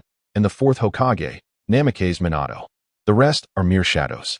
I have observed you with these eyes, and you do not possess such talent. Thus, you cannot become Hokage." Upon hearing these words, Naruto immediately retorted, "Why? Why do you always dismiss the ambitions of others? You once said that anyone could become Hokage through hard work. If what you say is true, then how could there only be 4 Hokage? The title of Hokage is merely a fate bestowed upon a select few ninja from birth. Moreover, everyone is unique and cannot resist their destiny. The only equal fate for all is death." As Niji finished speaking, Naruto gazed at him, trembling with emotion. "Even so, what of it? What I despise the most is surrender. Hence, I shall vanquish you. After defeating you, I will ascend step by step until I attain the position of Hokage." Upon hearing these words, Hyuga Niji shook his head and remarked on the foolishness of such aspirations. "However, if I can defeat you here, then your folly shall cease." With that, Hyuga Niji resumed his combat stance once more. At this moment, Uzumaki Naruto once again began to weave hand seals with both hands. Cho, Su, Chun, Z, Su, Hai, Si, In, Ninjutsu, multiple shadow clone technique. This time, the number of shadow clones that appeared was significantly greater than before, prompting Hyuga Niji to start paying closer attention to Naruto. Chapter 64, Uzumaki Naruto vs. Hyuga Niji, Part 2, The origin of the caged bird with such a multitude of clones, it posed a considerable challenge for Hyuga Neji. As he contemplated this, he witnessed Naruto's clones charging towards him. With swift attacks from both sides, the swarm of Naruto clones was unable to land a blow on Neji. Observing this scene, Naruto paused, realizing that he simply could not touch this opponent. Suddenly, Neji dashed through the crowd, his eyes fixated on the original Naruto, who had concealed himself at the back of the throng, ensuring minimal engagement. However, Neji had already seen through this strategy. In an instant, he struck a vital point on Naruto. With a series of pops, Naruto looked towards Neji as his surrounding clones began to vanish one by one. Neji then remarked, "As I have stated before, you cannot defeat me. How utterly absolute you are, and I am far from the fool you presume," Naruto retorted, and with a pop, his form dissipated from sight. At that moment, from two corners, two shurikens were launched, and Naruto began to weave hand seals once more. Cho, Su, Chun, Zi, Su, Hai, Si, In, Ninjutsu, Shuriken Shadow Clone Technique. Following the execution of this technique, a multitude of shuriken clones surged towards Neji. This time, they enveloped Neji completely, threatening to transform him into a pincushion. However, Neji furrowed his brow and unleashed a wave of chakra, forming a protective circle that thwarted the barrage entirely. How is this possible? Naruto thought, his eyes wide with disbelief. The gentle fist and Byakugan were already formidable. Yet now Neji had conjured an additional layer of defense. What on earth was this? Uzumaki Naruto, as I have said, you cannot defeat me, Neji stated coldly. What did you say? Naruto responded, his brow furrowing at Neji's words. At the same time, Naruto once again began to weave hand seals. Cho, Su, Chun, Zi, Su, Hai Si, In, Ninjutsu, multiple shadow clone technique. Upon completing the seals, a multitude of shadow clones appeared beside him, armed with shurikens, and charged at Neji. Yet, as these clones approached, Neji effortlessly countered and sent Naruto and his clones sprawling to the ground. I have told you, there is no way for you to win against me. And now you are well within my reach, Neji declared, adopting a fighting stance. Gentle fist technique, 8 trigrams, 64 palms. In an instant, Neji executed his technique, swiftly closing in on Naruto. 2 palms, 4 palms, 8 palms, 16 palms, 32 palms, 64 palms. After the 64th strike, Naruto collapsed to the ground, his 64 chakra points sealed, rendering him incapable of gathering chakra. It's over. The onlookers believed Naruto had lost, unable to gather his chakra. How could he possibly win now? Meanwhile, from the contestant seats, Nara Shikamaru observed with a slight smile, sensing that the true spectacle had only just begun. As Shikamaru pondered, he noticed Naruto slowly rising from the ground, his gaze fixed on Neji. How can you possibly get back up? Neji uttered incredulously. I have told you, I despise giving up, Naruto replied firmly.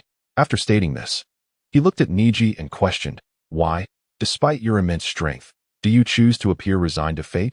Why do you label Hinata, who strives so hard, as a useless burden? I cannot accept that, so I will not lose to you, even if it costs me my life. Upon hearing Naruto's declaration, Neji clenched his teeth and replied, very well, since you feel that way, I will share with you the grievances between the main and branch families of the Hyuga clan, as well as the curse of the caged bird. After Neji spoke, he removed his forehead protector, revealing a mark that caught the attention of all present.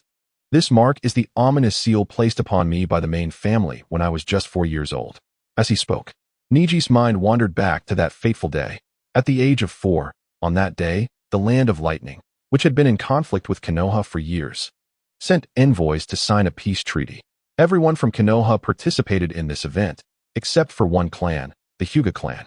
For that day was Hinata's birthday, and it was the day the caged bird seal was branded upon my forehead, marking me as a member of the branch family. As Neji spoke, Naruto furrowed his brow, questioning branch family, main family. They are all members of the Hyuga clan. Why is there a division? Huh? You think this division is merely a matter of classification? It is far more profound.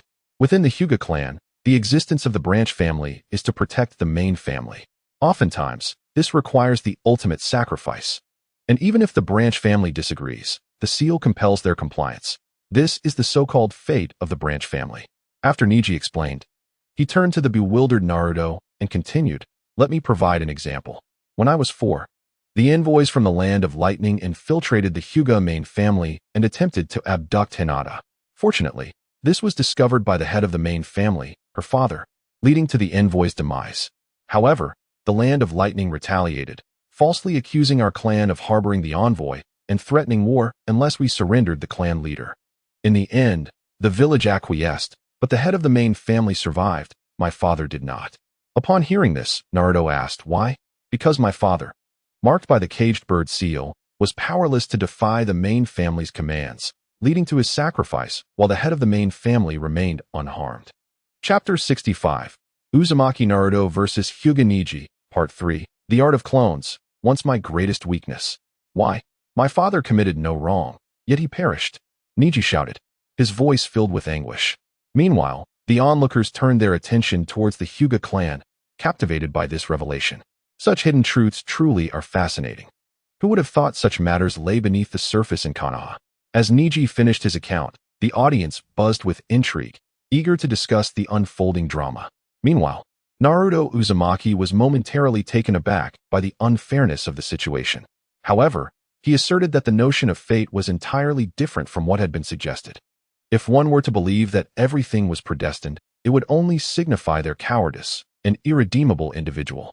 Upon uttering these words, Neji Hyuga swiftly approached Naruto and delivered a powerful strike, sending Naruto flying. The proctor declared the end of the match, disdainfully muttering about the shameful retreat. After this, Neji directed his attention toward the contestants' seating area.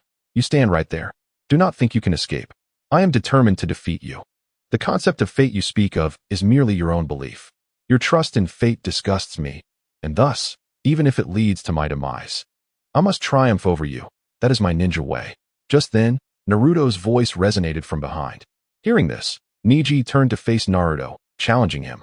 What will you use to fight me? I absolutely cannot lose. However, Neji's statement was cut short as Naruto shouted back at him. After Naruto's declaration, Neji trembled, coldly regarding Naruto with disdain. You know nothing, you ignorant child. Bearing the indelible mark of my fate, do you comprehend that feeling? Such a destiny cannot simply dissipate.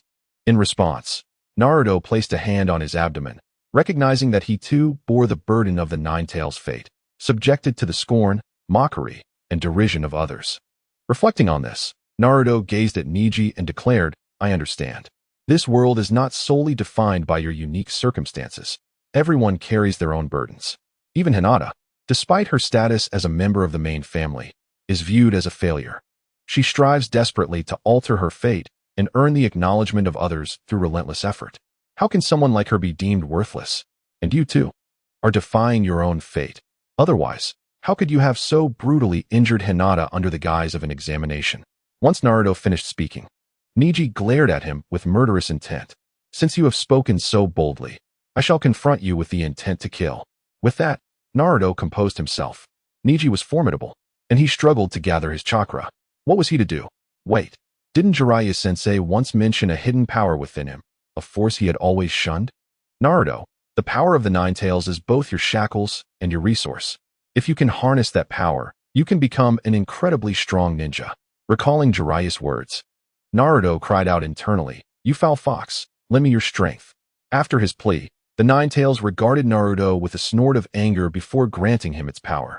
Almost instantly, red chakra surged forth from Naruto's body, causing the ground to tremble beneath him. Witnessing this spectacle, not only Neji but everyone surrounding them was taken aback. At that moment, Gaara in the stands glanced at Temari before shifting his gaze back to Naruto. Is this fellow yet another monster from Konoha? Indeed, like myself, he possesses the chakra of a beast. On the battlefield, Naruto faced Neji and took a decisive step forward. In an instant, Naruto vanished, leaving Neji momentarily stunned. However, Neji's Byakugan quickly pinpointed Naruto's reappearance. In midair, Naruto hurled 3 shurikens at Neji. Reacting swiftly, Neji used his heavenly spin to deflect the projectiles. At that moment, Naruto charged toward Neji, but Neji's shurikens were hurled in his direction. Yet, Naruto evaded them, disappearing from Neji's sight. Damn it, why has his speed increased so dramatically? Neji exclaimed, quickly drawing a kunai and turning to engage Naruto in close combat. The clash of their weapons forced both combatants to stagger back. You seem quite confident in your hand-to-hand combat skills, Naruto remarked. his tone indifferent as he rushed toward Niji once more. Niji had no choice but to employ his heavenly spin again. The two techniques collided with a resounding crash, enveloping the arena in dust and debris. As the haze cleared, two deep craters marred the ground. Quickly, a figure emerged from one of the craters, Niji, who steadily approached the other pit. Observing Naruto lying within, Niji coldly stated, "I apologize. But this is the reality." Just as he was about to continue, a figure burst forth from the ground, delivering a powerful punch that sent Niji sprawling.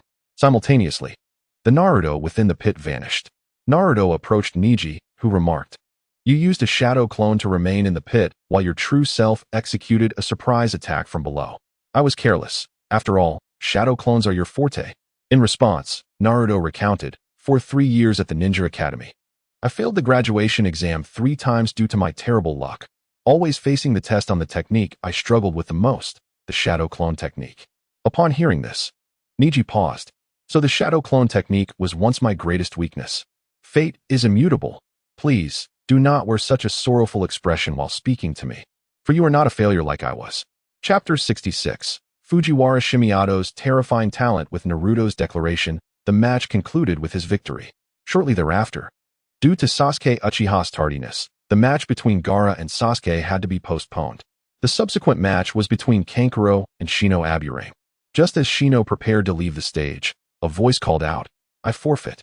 Everyone turned to Kankuro, astonished that he had announced his surrender in the finals. This unexpected turn of events also left Temari bewildered, pondering whether the plot was mirroring its previous course. Did the Sand siblings still intend to assault Konoha? Thus, another match concluded with Shino's unchallenged victory. Next up was the battle between Temari and Shikamaru Nara, which proved to be incredibly thrilling. Both were masters of strategy, each attempting to outwit the other throughout the match. Ultimately, however, Shikamaru outmaneuvered Temari with his cunning tactics, binding her with his shadow possession technique. Yet, to everyone's surprise, after capturing Temari, Shikamaru announced his surrender, simply stating that he had exhausted his chakra. This left the audience speechless, with only Choji Akimichi chuckling to himself. "I told you he would surrender." As the audience observed the dramatic match unfold, Moonlight Gale turned to the contestant area and announced the next bout, Fujiwara Shimizu versus Tsuzan. Upon the utterance of this statement, two figures stepped into the arena. Tsuzan glanced at Fujiwara Shimizu, a smirk gracing his lips as he confidently declared, "Do not worry. I shall conclude this match swiftly." "Thank you, but what do you mean by swiftly? Are you suggesting surrender?" Fujiwara Shimizu innocently inquired. But his words struck Tsuzan as a serious provocation. Tsuzan, contemplating this, responded, "Well, since you put it that way, I will ensure you do not have an easy time." As these words left his mouth, the spectators turned their gaze towards the two.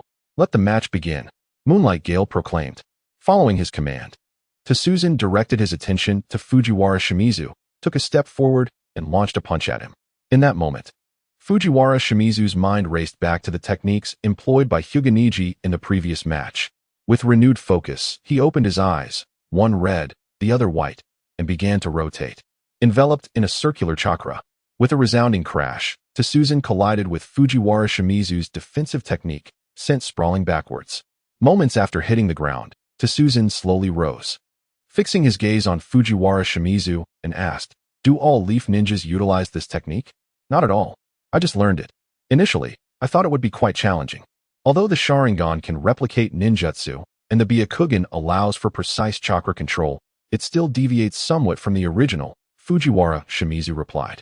The assembled ninjas were taken aback. The notion of mastering such a technique on the fly was unfathomable.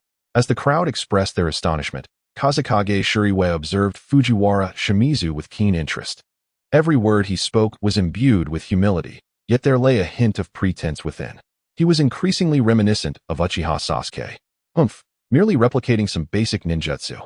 My abilities cannot be so easily imitated, remarked Sano Manjiro with a chuckle. Indeed, your skills are not ninjutsu but sage techniques, which Fujiwara Shimizu cannot naturally harness. Kazekage Shuriwe retorted. Shuriwe, I have prepared for a month to battle you. I hope you can provide me with some surprises. But once I emerge victorious, I shall demonstrate to Fujiwara Shimizu just how effortlessly I can defeat him, Sano Manjiro declared. As Sano Manjiro finished his statement, Kazekage Shuriwe exhaled deeply. With the inheritance of sage power and the task of Zabuza behind them, both Fujiwara Shimizu and Sano Manjaro had awakened their potential, bolstered by their own systems. This year's rookie champion from the Leaf Village would undoubtedly be among their ranks. However, she was curious to see whose eyes were stronger, Fujiwara Shimizu's or Sano Manjaru's sage mode. Unfortunately, neither had the chance to confront one another, as she was determined to claim victory in this grand tournament. Yet, this hinged on whether the third Hokage could resolve the issues posed by the Sand Village. As she contemplated this, Kazekage Shiriue turned her attention back to the match. In the arena, Tsuzen began to grasp Fujiwara Shimizu's abilities, replicating them and unleashing that power. Coupled with the Sharingan's copying capability and the Byakugan's insight, he recognized that this opponent was formidable. However, sound was an element that could not be replicated. As long as he maintained his distance and employed sound-based attacks, even Fujiwara Shimizu's defense could not shield him. With this thought, Tsuzen distanced himself from Fujiwara Shimizu, his eyes fixed on him as he slowly raised his right hand. Yet, distance would not deter me. The ninjutsu I have mastered is not limited to just one technique. With that, Fujiwara Shimizu vanished from sight. Tsuzen blinked in surprise, only to find Fujiwara Shimizu appearing beneath him, delivering a swift kick that sent him soaring. This scene evoked memories of his battle with Rock Lee in the forest. The familiar sequence of events, the identical speed and power, it was all too reminiscent. Soon after, Fujiwara Shimizu materialized behind Tsuzen and executed a swift maneuver, pinning him to the ground, rendering Tsuzen unable to continue the fight. Meanwhile, in the audience, Rock Lee watched in astonishment, his pupils widening. To think that in the Leaf Village, so many prodigies existed. The techniques he had spent so long mastering were effortlessly mimicked by his opponent. Nevertheless, he resolved to grow stronger. Knowing that while others could enhance their abilities through various means, he had only his physical prowess. Chapter 67. Kazekage Shiriue vs. Sano Manjaro. Following the conclusion of this duel, all eyes were riveted on Fujiwara Shimizu, each silently committing his name to memory. Simultaneously, this battle ended with Fujiwara Shimizu's triumph. At that moment, Kazekage Shiriue and Sano Manjaro leapt into the arena. "Are you both prepared?" Moonlight Gale inquired, to which they affirmed, "Yes, we are ready." Nodding, he replied, "Then let us begin." With this declaration, Kazekage Shiriue's gaze locked onto Sano Manjaro, and without uttering a word, she charged forward. In response, Sano Manjaro launched himself at her, aiming a punch at her face. However, Kazekage Shiriue quickly intercepted his strike and retaliated with a kick aimed at him. This forced Sano Manjaro to retreat, narrowly avoiding the blow. The distance between them widened as they assessed each other. "Let us get serious," Sano Manjaro said with a smile. "Agreed," Kazekage Shiriue replied. As the breeze rustled around them, she swiftly threw a shuriken and began forming hand seals. Beast of the Zodiac, Shuriken Shadow Clone Technique. With this, a multitude of shuriken clones surged forth. Sano Manjaro's body began to exhibit strange markings, his eyes turning crimson as he leapt into the air, charging towards Kazekage Shiriue. Water Release, Water Dragon Bullet Technique. In response, Kazekage Shiriue remained calm, forming seals once more. From beneath the earth, a colossal water dragon surged forth, its head aimed directly at Sano Manjaro. Unfazed, he raised his leg. Sage Body Technique, Nuclear Explosion Kick. With a thunderous boom, the water dragon was obliterated, its torrents spraying in all directions. The spectators were captivated, watching as both combatants stood at opposite ends, their gazes locked. Who would have thought that such a seemingly simple Chunin exam would conceal such extraordinary talent? Who could possibly deny it? The previous encounters featuring Naruto Uzumaki and Niji Hyuga were already remarkable in their own right. Shikamaru Nara's intellect left me utterly impressed, and I am equally eager to discern the prowess of Ishimio Fujiwara. The duo of Gaara and Sasuke Uchiha also captivates the imagination. And now we are introduced to the likes of Kazuki Hashizuki and Manjiro Sano. As this statement lingered in the air, Kazuki Hashizuki and Manjiro Sano ceased their mutual gaze and resumed their confrontation. This time, Kazuki swiftly approached Sano, launching a powerful punch in his direction. Observing this strike, Sano retaliated with a nuclear kick. The impact echoed as Kazuki, despite his timely defense, found himself compelled to retreat. This individual possesses astonishing strength. Gazing at Sano, Kazuki felt a surge of combat spirit. It appeared he had underestimated his opponent all along. "Unleash your full potential," Shizuki, your strength is not merely confined to this. For there lies within you an even greater power yet to be harnessed, is there not? As he gazed upon Kazekage Shuriwa, Sano Manjiro spoke, his aura intensifying. Observing this scene, Kazekage Shuriwa shook his head and declared, "You are formidable, but in our next encounter, victory shall be mine. Nine tails. Grant me the strength of 2 of your tails for this occasion. That shall suffice." Kazekage Shuriwa continued. Following his words, the Nine Tails responded, and a formidable power surged forth centered around Kazekage Shuriwa.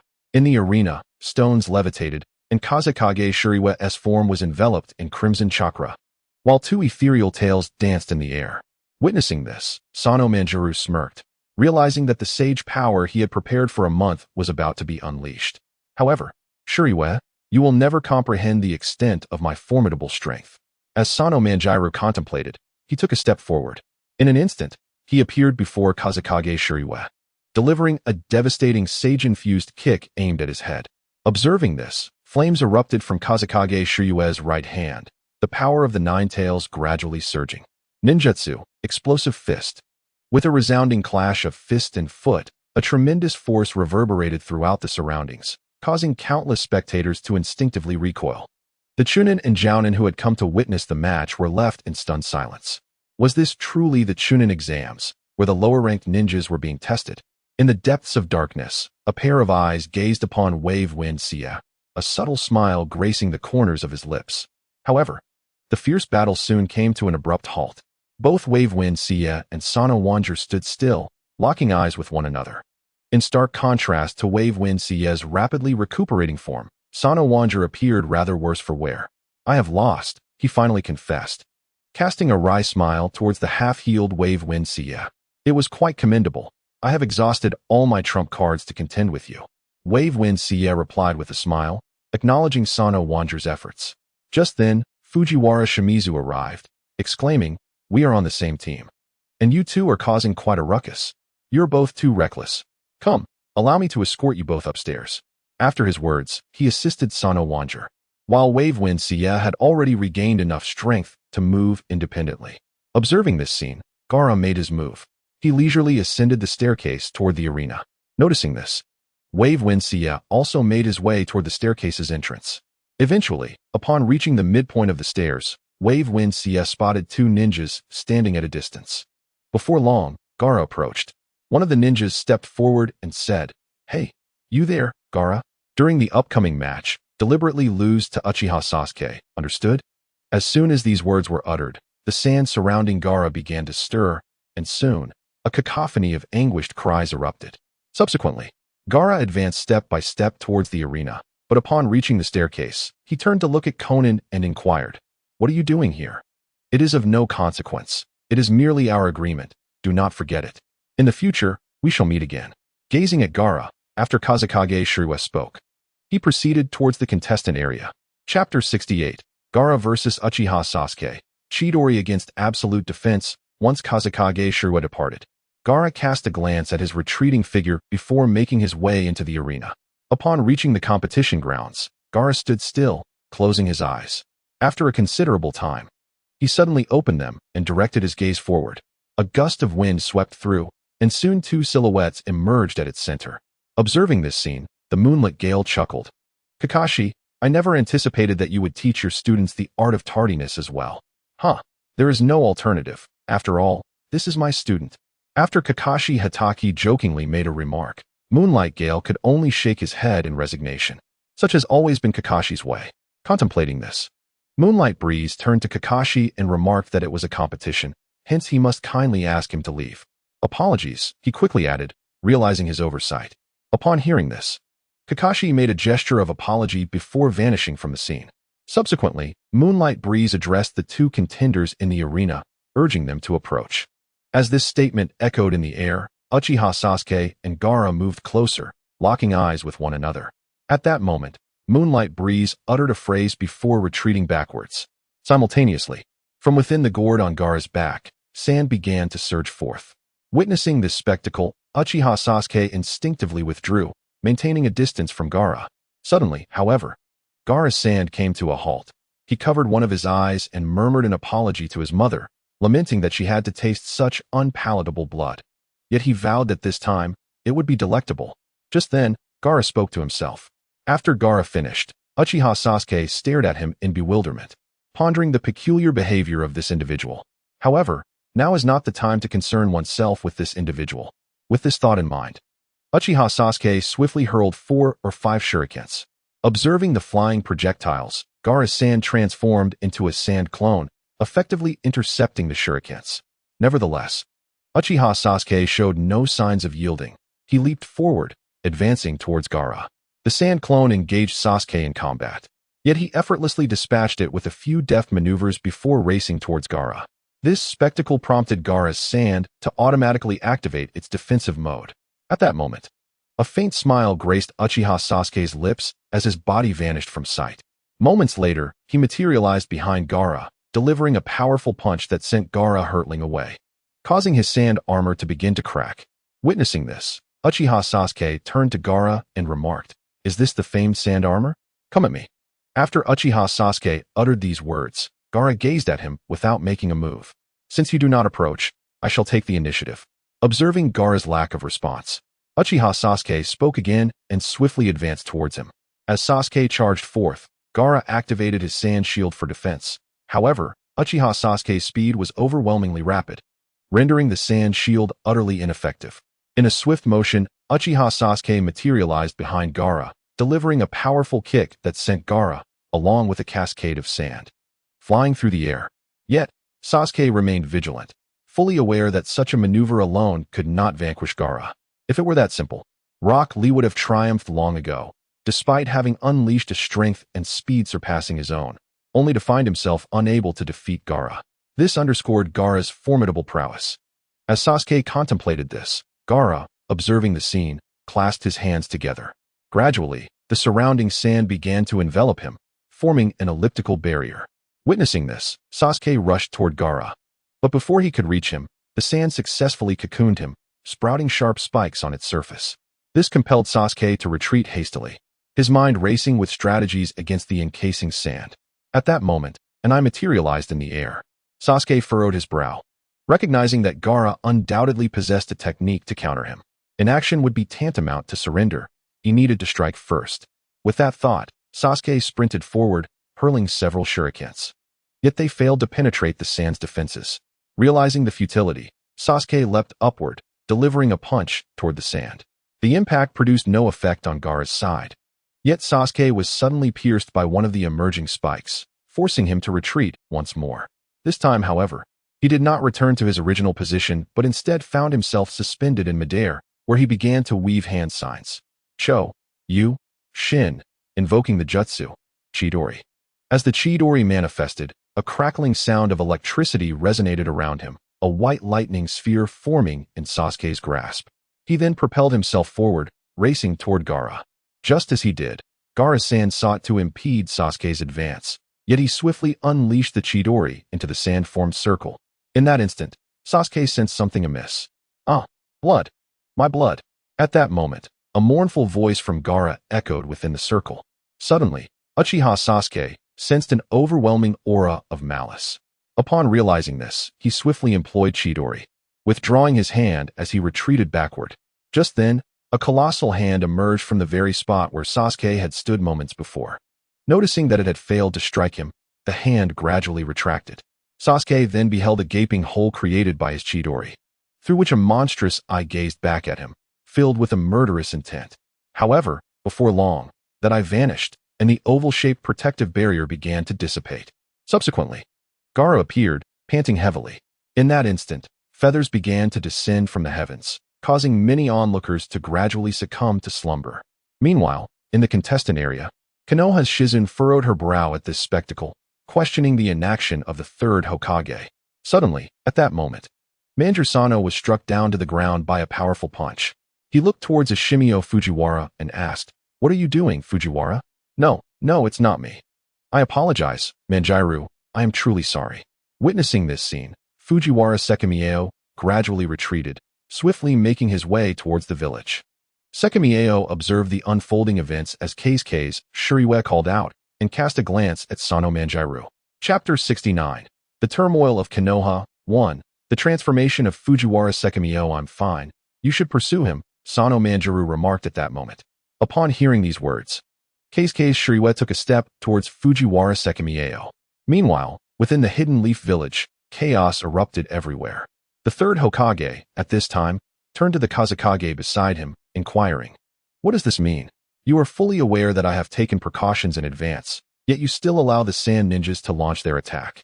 Are you not concerned for their lives?" The teacher truly must be jesting. Whether the sand ninjas live or perish bears no significance to me.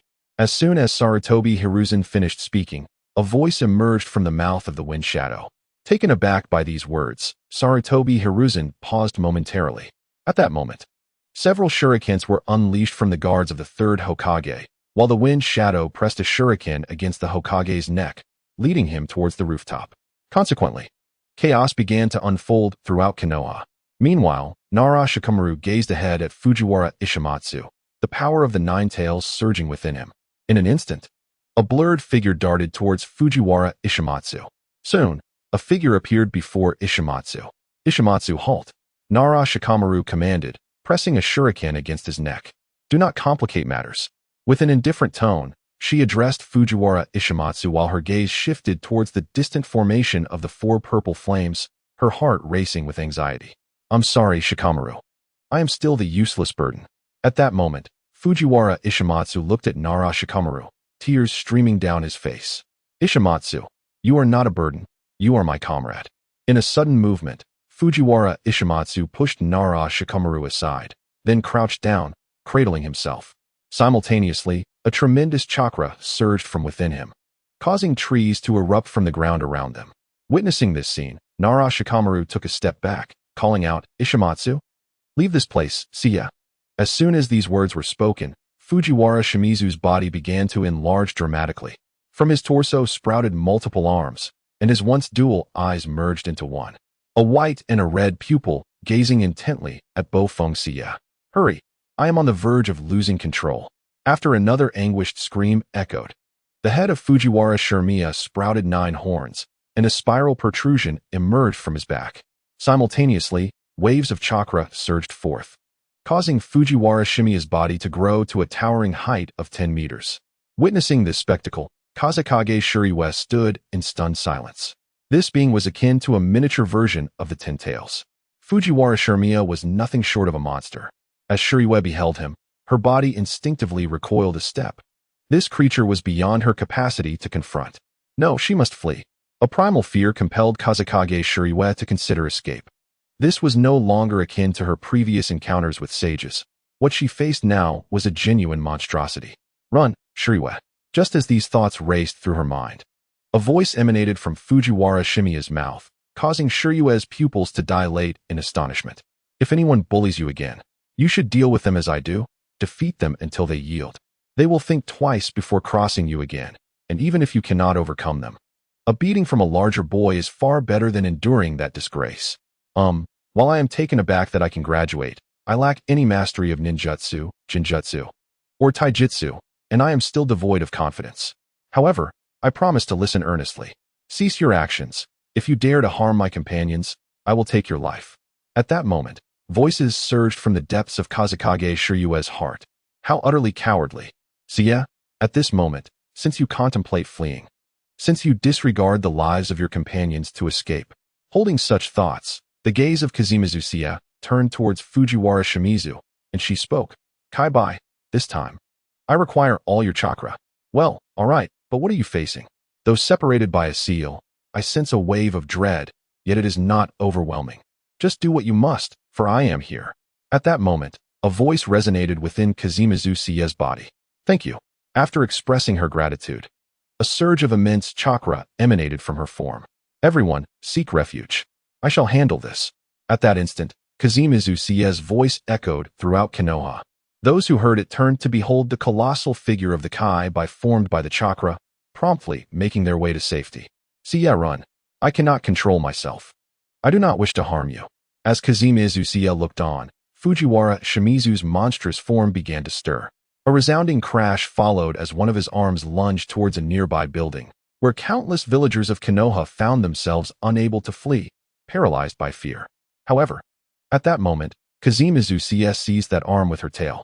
Witnessing this, the villagers turned their gaze towards Kazemizu, their hearts flooded with memories of past transgressions against her. Hurry and leave. I will confront this foe. Kazemizu's indifferent voice rang out, prompting not only the villagers but also the ninjas of Konoha to retreat hastily. Just then, another hand of the miniature J-Bai lunged towards Kazemizu.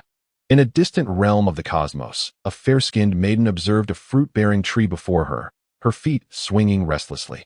How dreadfully boring. These fools have all descended to lower realms, leaving me to guard this tree under the pretense of watching over it. Does this grand tree even require oversight? After uttering this, the maiden suddenly sensed a ripple in the fabric of space. Oh, the scent of fruit. No, wait. It seems to be the aroma of the tree itself. How disappointing, what a counterfeit. This realm, belongs to Kaguya and her ilk. It was Kaguya's wretched suggestion that I guard this tree. Now, it appears there is some commotion in your realm. How delightful. But it seems quite far. And I must tread cautiously so as not to alert the others, lest they come after me, and I would stand no chance. After saying this, the maiden approached the tree, plucked a ripe fruit, and consumed it, her eyes sparkling with newfound intensity. Subsequently, a cavern materialized before her. Off I go, farewell, foolish tree. Chapter 70. Turmoil in Konoha. 2. The forceful use of explosive fist upon a rooftop in Konoha. The third Hokage, Sarutobi Hiruzen, gazed at the distant monstrosity, brow furrowed. Orochimaru, is this your experiment? What manner of creature have you unleashed? After Sarutobi's inquiry, Orochimaru glanced at him, tossing a shuriken in his direction. Yet, in the next moment, Orochimaru effortlessly caught the shuriken with his left hand. My apologies, sensei, but I was feeling a bit drowsy. This serves to invigorate me. After uttering this, Orochimaru released Sarutobi and began to stride away, stating, I cannot say for certain, but this creation is indeed my masterpiece. The combination of the Uchiha Sharingan, the High Gazbyakugan, the chakra of the tailed beasts from 1 to 9, and the first Hokage cells has birthed this abomination. You should know, I traversed the former second Hokage's laboratory and the sites of the legendary tailed beasts to gather these elements, even hunting down ninjas from the Uchiha and Hige clans. As Orochimaru finished, Sarutobi clenched his fists, directing a steely gaze at him. It seems allowing you to leave back then was my error. Indeed, but sensei, there is no remedy for past mistakes in this world, and I've always believed you unfit to be Hokage. After saying this, Orochimaru turned to Sarutobi and observed the distant confrontation. But tell me, which is more formidable, the Kai-Bai or my creation, sensei? At that moment, in the heart of Konoha, one of the Kai-Bai's tails ensnared the hand of the miniature J-Bai. Witnessing this, Kazemizu called out to the miniature J-Bai, Fujiwara Shimizu, awaken. Just then, the form of Fujiwara Shimizu morphed into the miniature J-Bai, delivering a kick that sent Kazemizu sprawling. As she staggered back, her eyes sought Fujiwara Shimizu, realizing that awakening him might be futile. Contemplating this, Kazemizu extended her 9 tails towards the miniature J-Bai. The ensuing chaos saw the miniature J-Bai leap, causing all 9 tails to plunge into the earth. Tailed Beast Bomb. With that, Kazemizu unleashed a Tailed Beast Bomb, hurling it towards the miniature J-Bai. In response, the miniature J-Bai opened its mouth, releasing its own Tailed Beast Bomb. The two energies collided, generating a tremendous force that obliterated the surrounding structures. Cursed be it, Kazemizu gasped, realizing that battling Fujiwara Shimizu within the village was untenable. He must be moved outside the village. With that thought, she advanced toward the miniature J-Bai, expanding her 9 tails to envelop Fujiwara Shimizu and transport him to the forest beyond the village. After their departure, Sano Manjiro arrived at the scene, observing the two who had just left, and followed in pursuit. Meanwhile, on the rooftop, Sarutobi Hiruzen watched this unfold, chuckling. Orochimaru, it seems your plan has faltered. It appears that Konoha has indeed given rise to a remarkable individual, Kazemizu. Her talents may surpass even those of Minato, and as a perfect Jinchuriki, her strength might very well be nearing that of your own. In response, Orochimaru smiled at Sarutobi. However, Sarutobi remained silent. At that moment, Orochimaru's hands began to weave through seals swiftly. Inu, Mi, Ino Shishi Tatsu. Ninja Art, Impure World Reincarnation. Observing this, Sarutobi exclaimed in alarm, quickly forming his own hand seals. Ushi, Inu, Tatsu, Torimi. Ninja Art, Shuriken Shadow Clone Technique. Shurikens surged towards the coffins, but the first two were unable to halt them. It seems I can only stop the third. With that thought, Sarutobi poured a significant amount of chakra into the final coffin. Thus, the third coffin was successfully blocked. Oh, the third indeed failed, but the surprises from the first two were sufficient. After Orochimaru's declaration, the lids of the two coffins fell away, revealing figures that bore an uncanny resemblance to the first and second Hokages. On the other hand, outside the village of Konoha, Kazemazusiya dragged a miniature J-Bai, transformed from Fujiwara Shimizu, to a secluded area. Throughout the journey, the miniature J-Bai incessantly battered Kazemazusiya, who remained undeterred. Suddenly, the miniature J-Bai let out a fierce roar, and a surge of power erupted from within, culminating in the formation of a tailed beast bomb in its mouth. This is bad. It's a tailed beast bomb. Kazemazusiya quickly gathered her own tailed beast bomb, preparing to collide with that of the miniature J-Bai. After the collision, Kazemazuki's body staggered backward, and simultaneously, her Nine-Tails chakra was significantly depleted. Nine-Tails, I still require chakra. Is my opponent truly that formidable? Is my entire chakra insufficient? At that moment, the Nine-Tails spoke. In response, Kazemazuki immediately cast her gaze into the distance and vanished using the body flicker technique. Shortly thereafter, a tailed beast ball materialized in the vicinity. With a thunderous roar, the area within dozens of miles was leveled to the ground. Fortunately, Kazemazuki had moved this miniature Ten-Tails far away, preventing any impact on the village. So powerful. Had I known, I wouldn't have used the exploding fist so hastily. Now, I am forced to use it a second time. After saying this, Kazemazuki glanced at her right hand. Ding. Warning. If the host forcibly uses the exploding fist, it will impose a significant burden on the body. Yet, there was no alternative at this juncture. As Kazemazuki finished speaking, her pupils fixated on the tailed beast ball approaching her, then shifted to the miniature Ten-Tails behind it. Ninjutsu, body flicker technique. Whoosh. Kazemazuki's form vanished in an instant. When she reappeared, she stood behind Fujiwara Ishimatsu, simultaneously channeling all her chakra into her right hand. Ninjutsu, exploding fist. Boom. Following this, flames erupted like a volcanic eruption outside the village of Konoha, igniting the sky and leaving an indelible impression on all who witnessed it. As the flames soared, Kazemazuki's right hand suffered severe burns. Observing this scene, she felt as though her hand were melting away. It seemed utterly ruined. Soon after, her Nine-Tails chakra was exhausted, and she collapsed to the ground. However, at that moment, she gazed at the surrounding flames and the distant figure of Fujiwara Ishimatsu, who was slowly regaining his shape.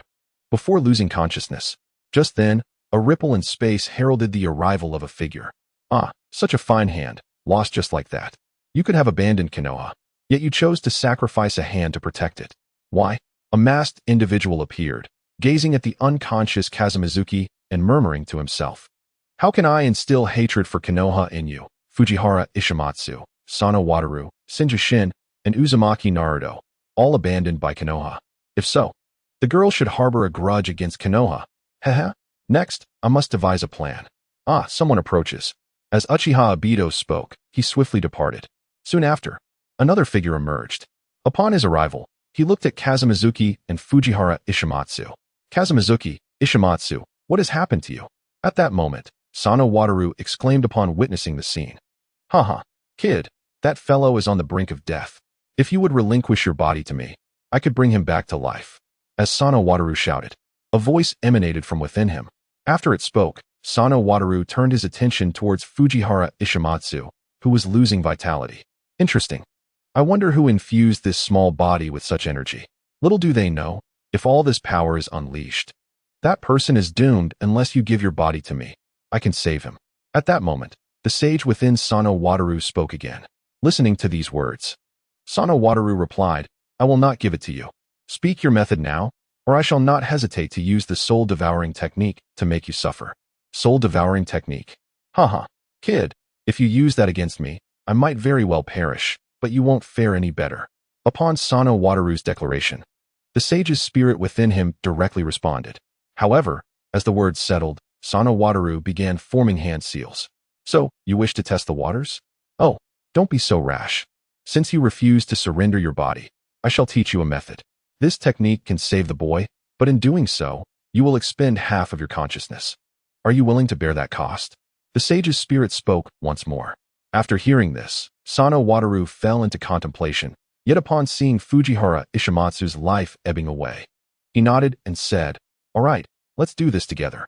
Thus, following the sage's spirit, Sano Wataru completed the ritual and pointed a finger to Fujiwara Ishimatsu's forehead. Subsequently, Ishimatsu's life force stabilized, ceasing its decline, but Sano Wataru's gaze became utterly clouded. Meanwhile, in the shadows, Uchiha Obito observed this scene, a plan forming in his mind. And so, time passed slowly. The attacks from the Sand and Sound Ninja villages failed due to Konoha's preemptive defenses. Gaara was also thwarted by Naruto.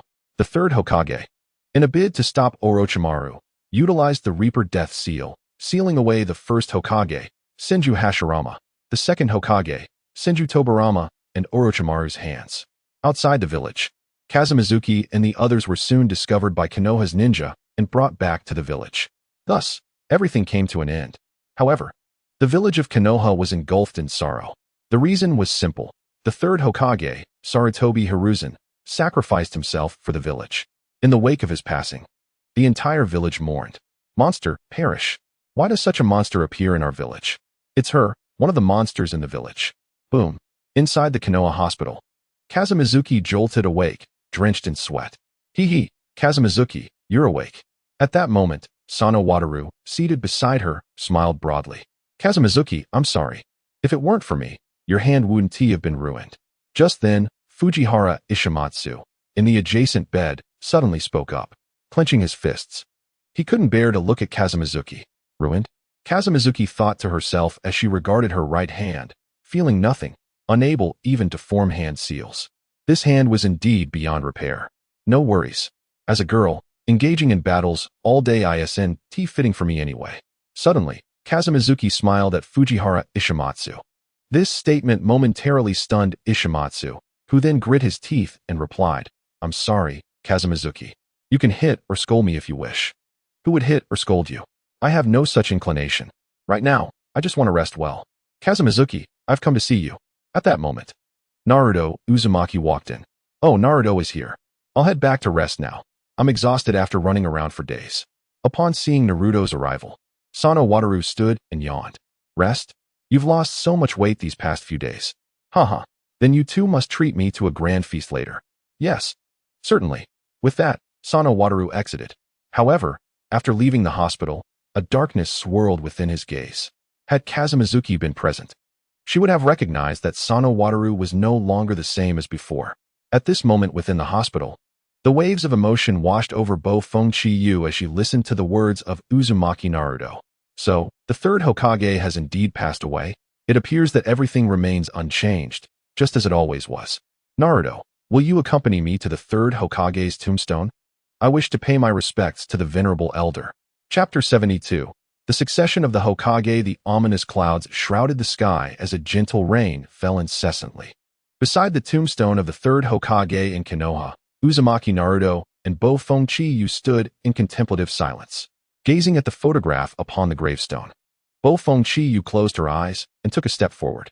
At that moment, Uzumaki Naruto turned to her and said, Sister, the third Hokage. I understand. Naruto, may I have a moment alone? After Bo Fengqiyu spoke, Uzumaki Naruto cast a glance at her before turning away to leave. Observing this scene, Bo Fengqiyu directed her gaze towards the tombstone of the third Hokage and uttered, Speak to me. Suddenly, a figure appeared before her. Lady Chiyu, Danzo-sama has issued a command regarding your favor. What is it that you require of me? Bo Fengqiyu replied, her tone indifferent as she regarded the masked ninja. Your recent efforts in saving the villagers have been acknowledged by Danzo-sama. Very well, you may take it. From this moment forth, I shall have no further dealings with you. Understood. The ninja responded before vanishing from sight. Once the masked figure departed, Bo Fengqiyu shook her head as she looked at the third Hokage's tombstone. Oh. Third Hokage, your excessive kindness has ultimately led to your downfall. Nevertheless, I shall accept that mission. With this thought in mind, she recalled the task entrusted to her by the third Hokage, Sarutobi Hiruzen. Previously, in the office of the third Hokage, he had said to her, Chiyu, I have a mission for you. If I should perish, You must investigate a certain matter. The Akatsuki organization aims to obtain the tailed beasts. I recognize the peril involved, and it may require your defection, but I have no other options left. At that time, she had been somewhat irritated upon hearing the assignment. Yet the third Hokage was indeed that kind of person, sacrificing his life for Konoha just as he always had. After some time, Bo-Fong Chiyu turned and exited the cemetery. Sister Chiyu, you're back. Try not to be too sorrowful, although Uzumaki Naruto looked at her, his own emotions welling up as he began to cry. Seeing this, Bo-Fong Chiyu approached him. If she were to defect, he would surely be heartbroken. Contemplating this, she reached out her unblemished left hand and playfully flicked Naruto's forehead. Foolish Naruto, I am not sad at all. In Konoha, there is no one who could make me grieve. Sister Chiyu, you must pretend to be strong. I have heard that your right hand cannot be healed because you saved Konoha. Uzumaki Naruto clenched his fist, declaring, do not worry, I will grow stronger and become Hokage. When that time comes, I shall find the best medical ninja to heal you. I've told you, if you do not believe me, then so be it. I will walk my own path from here on out. Do not follow me. With that, Bo-Fong Chiyu strode down the street. Behind her, Uzumaki Naruto watched her retreat, puzzled. Humph, she must be afraid I'll see her cry. Fine, I shall leave this moment to Sister Chiyu. Thus, Bo-Fong Chiyu made her way home from the cemetery. Upon her arrival, the system's voice began to resonate. Beep. Congratulations, host, for completing the task of battling Sano Wanjiru. Task reward, Evolution Point 1. Beep. Congratulations, host, for completing the Chunin exam task. Reward, learning Ninjutsu Scroll, Level 1, 1. Self-created Ninjutsu Card 1. Beep. Main quest. A new task has been initiated due to the host accepting a new mission. Infiltrate the Akatsuki organization. Beep. Main quest. Please accompany Jiraiya to seek Tsunade. Beep. Side quest. Prevent the arrival of Uchiha Itachi. Beep. Side quest. Learn the Rasengan. Bonus task. As the system presented a barrage of information, Bo-Fong Chiyu remained unperturbed as she contemplated the tasks. Beep. Acceleration successful. Updating the host information. Host. Bo-Fong Chiyu physique. Strength. Speed. Items. Phone Ninetales Chakra Card. Level 2. Learning Ninjutsu Scroll. Level 1. Self-created Ninjutsu Card. Level 1. Comprehensive evaluation. Ninja. Observing the newly updated data and tasks, Bo-Fong Chiyu sighed. With her right hand incapacitated, could she perform hand seals with only one hand? How frustrating. The system indeed kept its promises, rendering her right hand useless. Meanwhile, on the other side, Shimura Danzo spoke to the daimyo of the Land of Fire. Has a decision been reached? Yes, the most favored candidate for Hokage this time is Jiraiya, and the two from Konoha share this sentiment. Upon hearing this, Shimura Danzo felt a surge of dissatisfaction. But my people have resolved the village's greatest crisis. Bo-Fong Chiyu has eliminated one of the village's most significant threats. That is true. It would be quite unfair to you. However, this decision is final, and I have no recourse. After the daimyo of the Land of Fire concluded his statement, Danzo could only grit his teeth. Next time? At his age, would there be a next time for him? Lost in thought, he turned and headed back toward Konoha. However, halfway there, he suddenly sensed something and looked into the void. Who is there? This position of Hokage appears to be truly unattainable for you. At that moment, a figure emerged, causing Danzo to pause. Who are you? Ah, I seem to have forgotten. However, I can assist you in swiftly attaining the daimyo's promise, but you must relinquish Bo-Fong Chiyu, Senju Shin, Fujiwara Ishimio, and Sano Wanjiru. Hearing this, Danzo's eyes flickered as he nodded in agreement. Very well. Agreed. I will notify you when it is time to act. Once those words were spoken, the masked man vanished. Meanwhile, on the other side, Jiraiya arrived at the meeting. He turned to the daimyo of the Land of Fire and said, I cannot accept this position of Hokage. However, I can find a more suitable candidate. The daimyo responded, more suitable?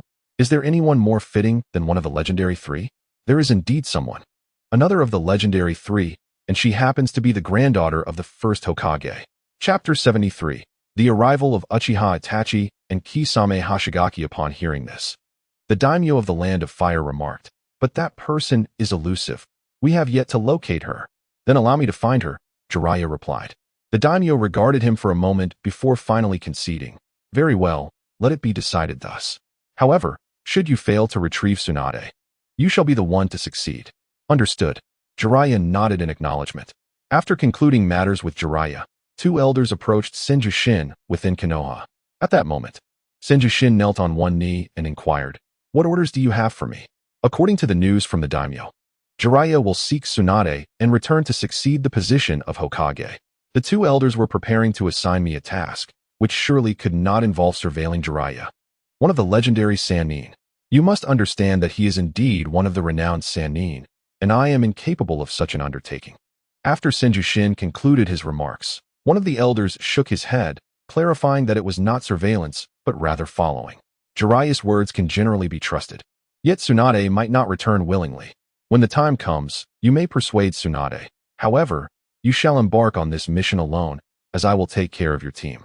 After the two elders spoke, Senjushin nodded and then vanished from the scene. Meanwhile, within the Hidden Leaf Village, Nara Shikamaru gazed at Jiraiya before inquiring if he intended to take both me and Naruto on a journey to locate Tsunade, one of the legendary Sannin. Yes, and only Tsunade possesses the ability to heal your right hand. Others would be of no assistance. After Jiraiya's response, I nodded in agreement. Ahem, Jiraiya-sensei.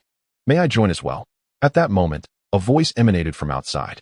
Upon hearing the voice, Jiraiya glanced at the newcomer, his brow slightly furrowing.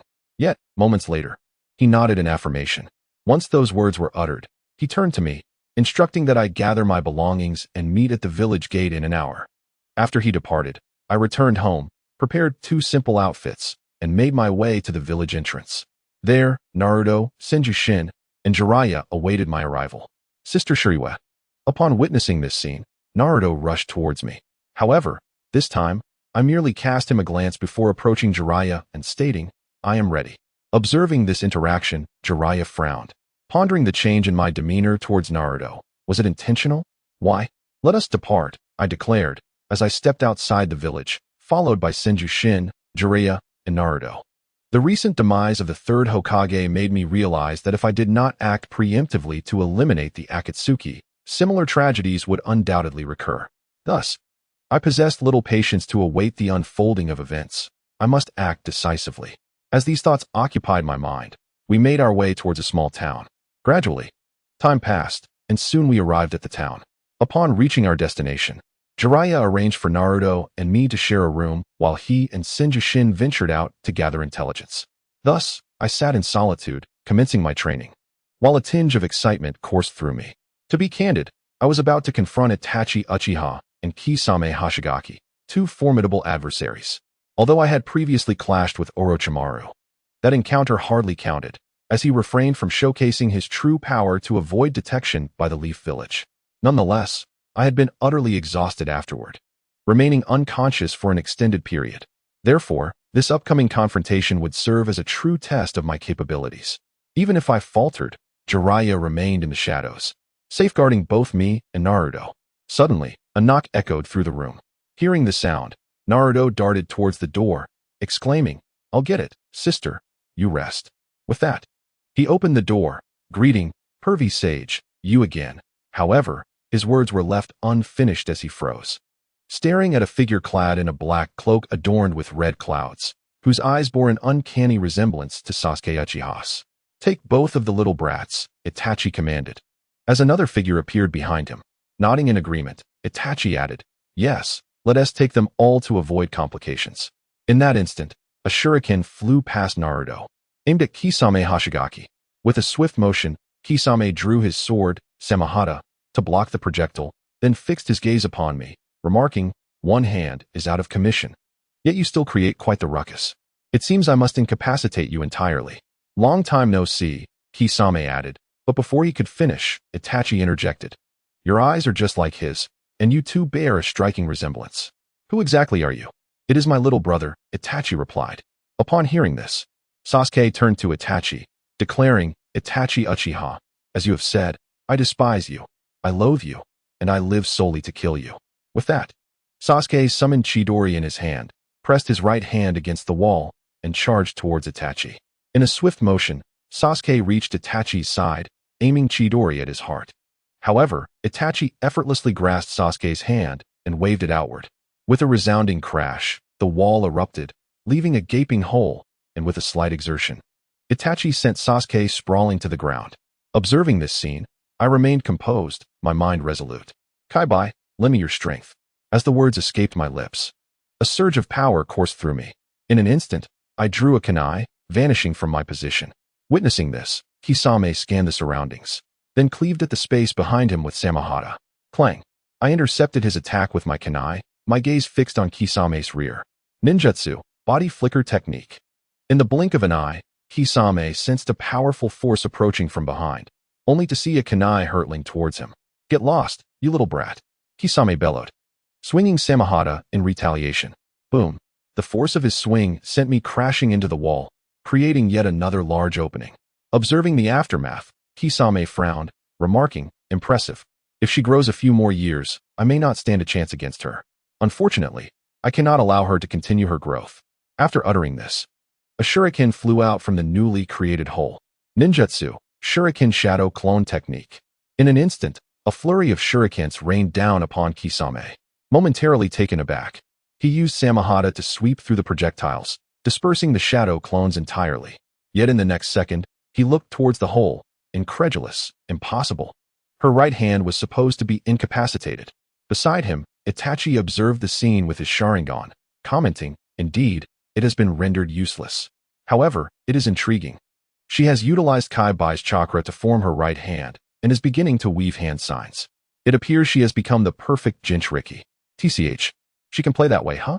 Itachi, one Kai-bai is enough. The other one must be eliminated. As soon as the dry persimmon ghost shark finished speaking, a shadow suddenly appeared behind him. This figure was none other than Kazekage Shuriwe, who had utilized the body flicker technique to arrive at the ghost shark's rear. She cast her gaze upon him and unleashed a devastating punch. Witnessing this scene, the dry persimmon ghost shark momentarily froze. The chakra of the nine tails combined with that terrifying fist could indeed be lethal. However, that would only be the case if he were caught entirely off guard.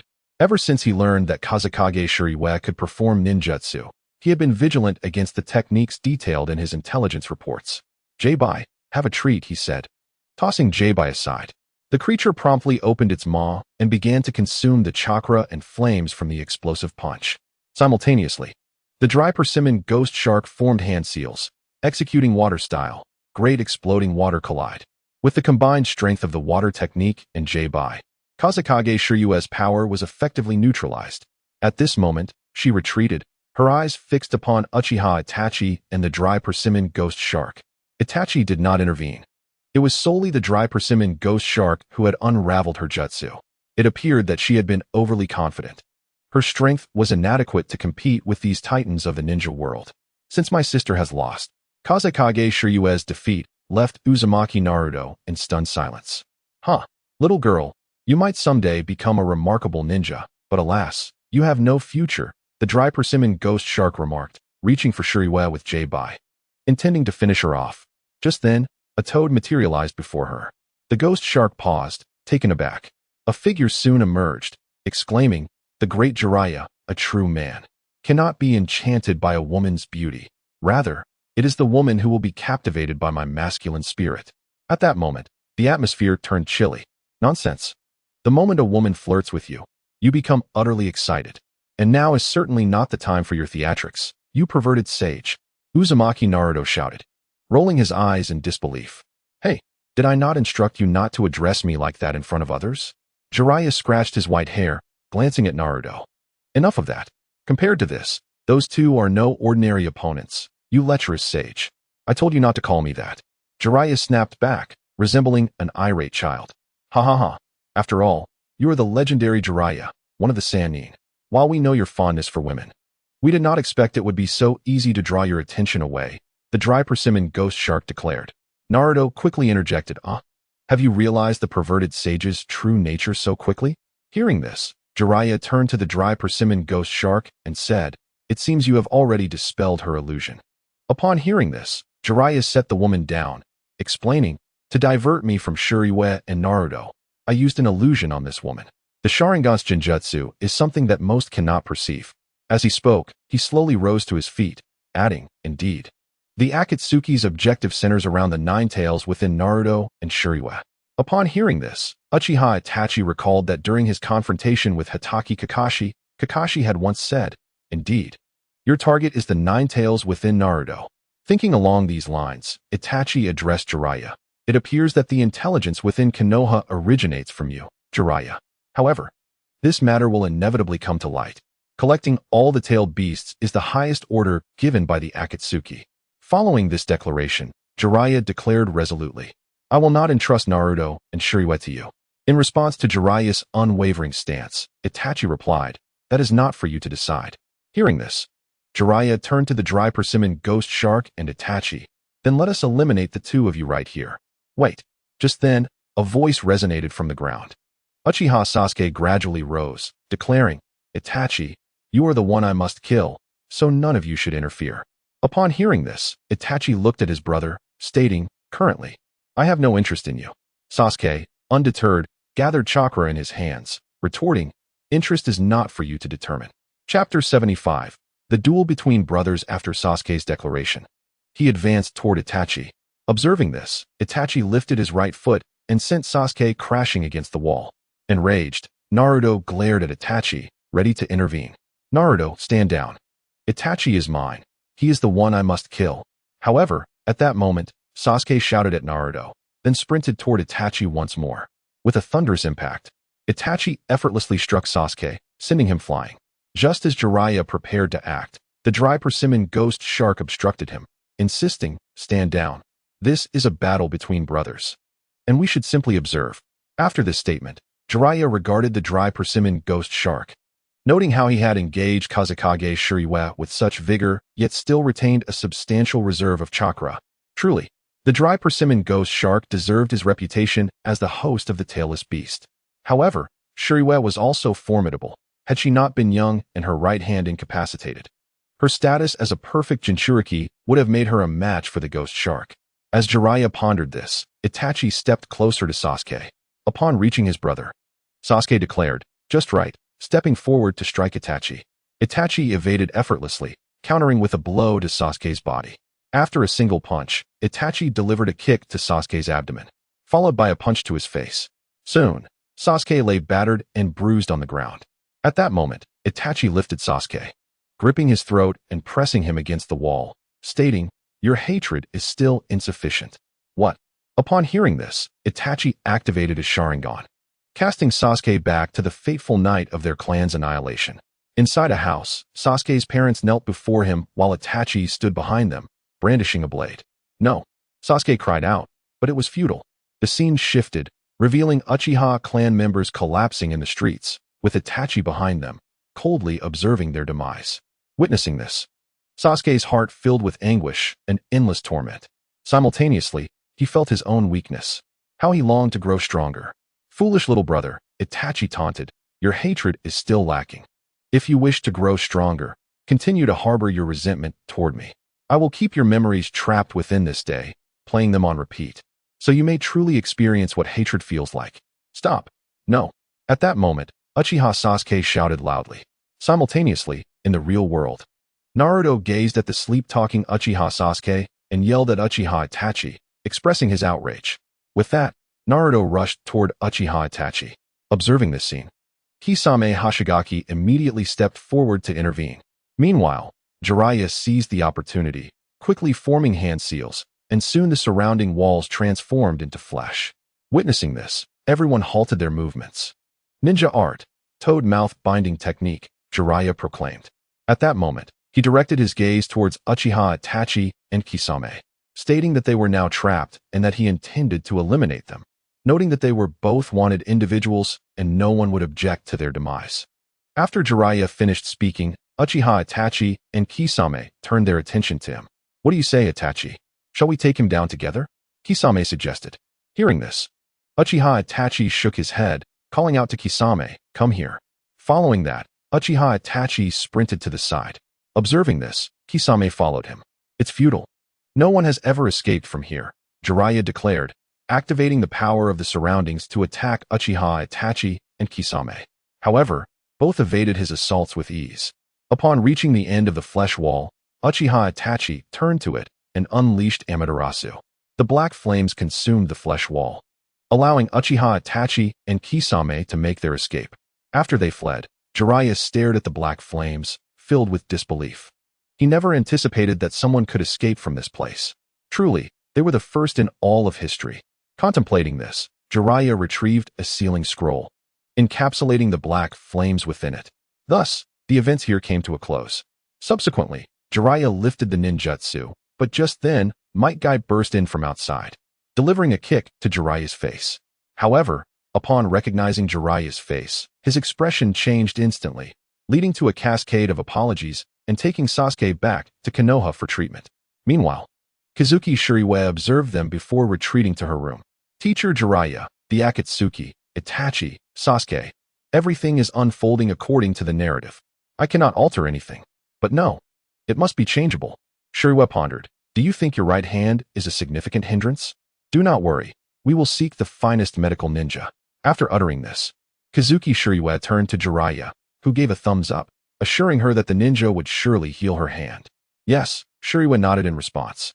In truth, whether her hand healed or not was not of utmost importance, yet it was still significant. Most crucially, she needed to grow stronger in the shortest time possible.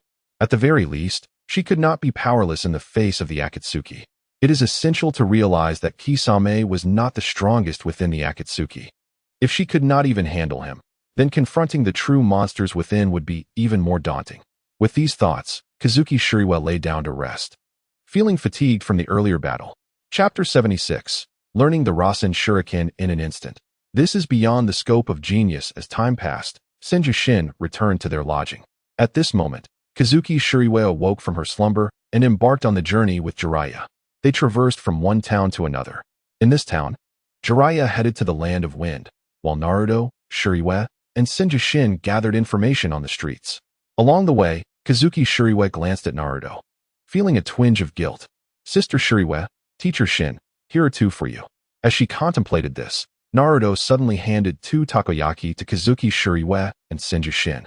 Thank you, Naruto, Shin said with a smile upon receiving the takoyaki. No need to mention it.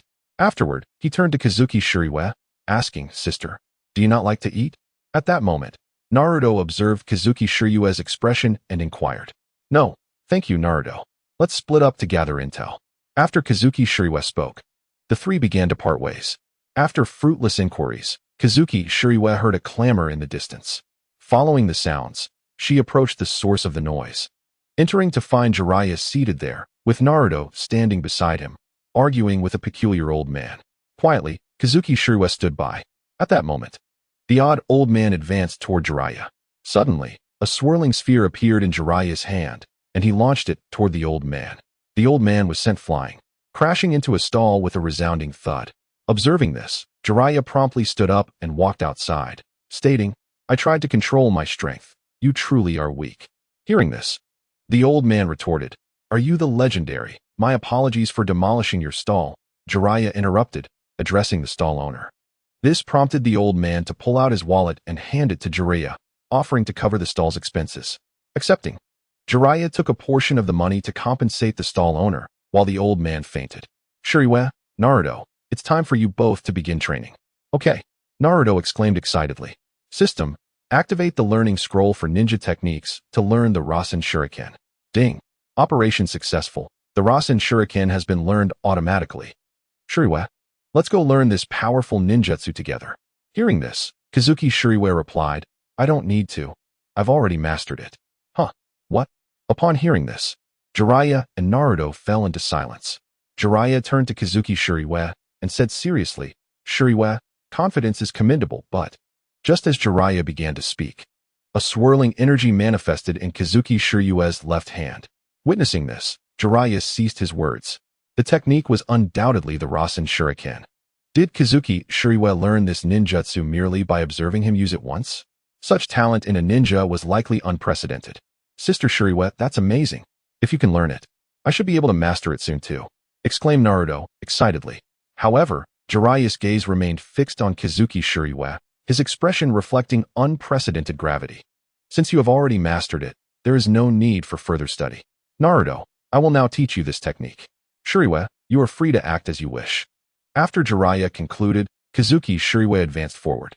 At that moment, the system rewards for quests began to distribute. Ding. Side quest. Successfully thwart the assault of Uchiha Itachi. Reward. 2 evolution points. Ding. Side quest. Successfully mastering the spiral sphere grants 1 evolution point. Upon hearing these notifications, Kazuki Bofeng spoke. Health, strength, and speed have all increased by 1. Ding. Points added successfully. Now updating the host's complete information. Host. Kazuki Bofeng physique, strength, speed, items, pseudo Ninetales chakra card. Level 2 self-created ninjutsu card overall evaluation. Ninja. Upon observing this newly updated data, Kazuki Bofeng began to contemplate the self-created ninjutsu card. System. This ninjutsu card allows for unlimited creativity, correct? Ding. Indeed, the host may unleash their imagination. However, the ninjutsu's capabilities are limited to its level. With this revelation, Kazuki Bofeng closed their eyes. If that were the case, they indeed needed to create a new ninjutsu. However, it was wise to first find a suitable location. With this thought in mind, Kazuki Bofeng ventured into the forest beyond the village. Upon entering the woods, Kazuki Bofeng gazed at the level 2 self-created ninjutsu scroll and activated it, intending to create a completely independent clone. Ding. Based on the host's intention, the necessary clone is being created. Swiftly, a figure materialized beside Kazuki Bofeng. Ding. Clone creation successful. The clone may exist independently, possessing all 5 attributes. Though its power is 1 tier below the host and unable to connect with the host's chakra. Clone characteristics. Ninjutsu link. The host's learned ninjutsu will be instantly acquired by the clone. Thought communication. The host can communicate with the clone regardless of distance. As this information settled, Kazuki Bofeng observed the other self standing before them, a smile gracing their lips. This would certainly facilitate many tasks. Clone. Please proceed to another location and conceal yourself. Understood. The clone acknowledged, then vanished from sight. Kazuki Bofeng turned and proceeded in a specific direction. On the way back, Kazuki Bofeng spotted Naruto Uzumaki training in the forest, a slight smile appearing on their face. That evening, upon returning home, Naruto also arrived and approached Kazuki Bofeng. Sister Shuriwa, may I ask you a question? Go ahead, Kazuki Bofeng replied. How did you master the spiral sphere? It was simple. Just a glance and I understood, Kazuki Bofeng responded. Naruto's expression reflected disbelief. Sister, perhaps you should follow Jiraiya's method step by step. I'm confident you will soon master the spiral sphere as well. After offering this encouragement, Kazuki Bofeng retreated to their room to rest. Chapter 77. The Arrival of Tsunade. One of the legendary 3 ninjas in the days that followed, Naruto diligently trained. As anticipated, within a short time, he successfully accomplished the first step, bursting a water-filled balloon. However, Jiraiya soon presented Naruto with a second task, destroying a tennis ball, which proved significantly more challenging. Naruto's determination was visibly palpable. One day, while Kazuki Bofeng sought information, they noticed Naruto gazing enviously at a father and son sharing ice cream on the street. Later that evening, shortly after Jiraiya departed, Naruto continued his rigorous training. Still training. I see, Kazuki Bofeng remarked as they approached. Yes, Sister Shuriwa, do you think I'm useless? Naruto questioned. Kazuki Bofeng refrained from addressing his concerns directly and instead focused on the ice cream he held. Help me out and break this in half. Oh, Naruto exclaimed, taking the ice cream and splitting it in 2. Kazuki Bofeng took half, saying, I can't finish this. Please, you have it. I'm quite tired. Let us head back together after this. Leaning against a large tree, Kazuki Bofeng enjoyed the ice cream. Watching her, Naruto gazed at his half and, with tears brimming in his eyes, expressed, Sister Shuriwa, thank you. What is there to thank? I merely bought an ice cream, happened to need it broken. Could only eat half, and felt tired, coincidentally resting after which you also finished your training. Kazuki Bofeng replied with a smile. Sister Shuriwa, I will strive to train harder after this. With that, Naruto quickly finished his treat and resumed training. Kazuki Bofeng smiled at his determination. From that day forth, Kazuki Bofeng consistently appeared during Naruto's training sessions, witnessing his unwavering commitment. Finally, on one fateful day, Naruto managed to puncture a small hole in the tennis ball. When Jiraiya observed this achievement, he smiled and said, Now, let us try this next. After drawing a symbol in Naruto's hand, he encouraged him to train in that direction. Every day, Kazuki Bofeng remained by Naruto's side, providing support that motivated him to push harder. Eventually, Naruto completed the second phase of the trial. Just then, Jiraiya and Tsunade arrived with news of their next journey. As they prepared to depart, Jiraiya instructed Naruto on the final training phase, mastering the ripple technique. They traveled while training, eventually reaching a town. There, they found a casino, and after gathering information, they set out again. However, halfway through their journey, Kazuki Bofong spotted a group of people running towards them, claiming a gigantic snake had appeared. Hearing this, Jiraiya dashed in that direction. Upon reaching the area described by the villagers, they discovered a scene of devastation, though the inhabitants had already fled. With this in mind, they continued forward in search of answers. As dusk approached, they arrived at a bar. Jiraiya, feeling thirsty, decided to enter for a drink. Inside, they encountered their target. Suna. Jiraiya called out. Upon seeing him, Tsunade stood and replied, Jiraiya. Naruto marveled at Tsunade, incredulously noting, is this really Tsunade? Incredible, she is 50 years old? Jiraiya and Tsunade settled at the same table, sharing drinks. Eventually, Jiraiya, midway through his cup, turned to Tsunade and queried, what is going on? Nothing much, Tsunade replied nonchalantly. She then produced a stack of playing cards and asked, do you need something from me? Without hesitation, Jiraiya stated, I've come to ask you to return and assume the position of the Fifth Hokage. Naruto's eyes widened in shock at this proclamation. Meanwhile, Tsunade continued to shuffle the cards, unfazed. Regarding the third situation, Orochimaru was involved, wasn't he? I've heard about it directly.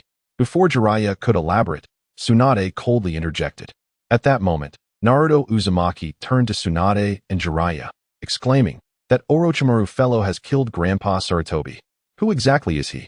After Naruto's words, Jiraiya responded, like us. He is one of the legendary Sannin of Konoha. Upon hearing this, Naruto became even more perplexed, asking, if he is one of the Sannin, then why did he kill Grandpa Sarutobi? By the way, Jiraiya, who are these people you brought along? Tsunade interjected. Listening to her, Jiraiya introduced them, saying, this boy is Naruto Uzumaki, and this girl is Shizun. And it's been a long time, Tsunade. Finally, the young Senjushin spoke up. Tsunade was momentarily taken aback by his words, then gazed at him, saying, Shin, I didn't see you for a blink, and now you've grown so much. When I left Konoha, you were still just a child. But your appearance this time is probably to persuade me to return. After saying this, she glanced at Shizun and Naruto, the two of whom were the hosts for the Nine Tails. Wait, I'm not finished. Who is Orochimaru, the one who killed Grandpa Sarutobi? Isn't he one of the Sannin? Why did he kill Grandpa Sarutobi, and why did that perverted sage allow him to do such a thing? Furthermore, how could someone like him be made the Fifth Hokage? Following this barrage of questions, Jiraiya interjected, Naruto, be a little quieter. However, just as Naruto was about to speak again, Jiraiya fixed his gaze on him and said, shut up. This statement silenced Naruto immediately. At that moment, Shizun also chimed in. I don't agree with her becoming the Fifth Hokage either, at least not the way she is now. Chapter 78, Naruto Uzumaki and Tsunade. After Shizun spoke, Tsunade fixed her eyes on her and remarked, one of your hands is already useless. It would be better to speak more kindly. Shizun replied indifferently. What does the condition of my hand have to do with this? If you maintain this attitude, I need your treatment. All right, Shizun, tone it down a bit. Jiraiya said, turning his gaze towards her. He then looked at Tsunade and asked, now you can tell me, will you accept the position of the Fifth Hokage? Tsunade looked at Jiraiya and replied coldly, that's impossible, I refuse. After her words, Jiraiya stared at her, and after a moment, he said, that phrase is quite nostalgic. When I wanted to pursue you in the past, you rejected me with the same words. At that moment, Shin could no longer sit still. He stood up and addressed Tsunade. Sister, if you don't return, the Hidden Leaf Village will face an unprecedented crisis. Tsunade glanced at Shin and replied indifferently. But what does that have to do with me? I care not whether the Hidden Leaf Village lives or dies. What do you mean? Why must that person become Hokage? Her attitude is truly infuriating. After Tsunade's words, Naruto could no longer hold back and spoke up. Hearing this, Jiraiya addressed Naruto, saying, Tsunade is the granddaughter of the first Hokage and a ninja who has made significant contributions to the village. She is the most suitable candidate for the Fifth Hokage.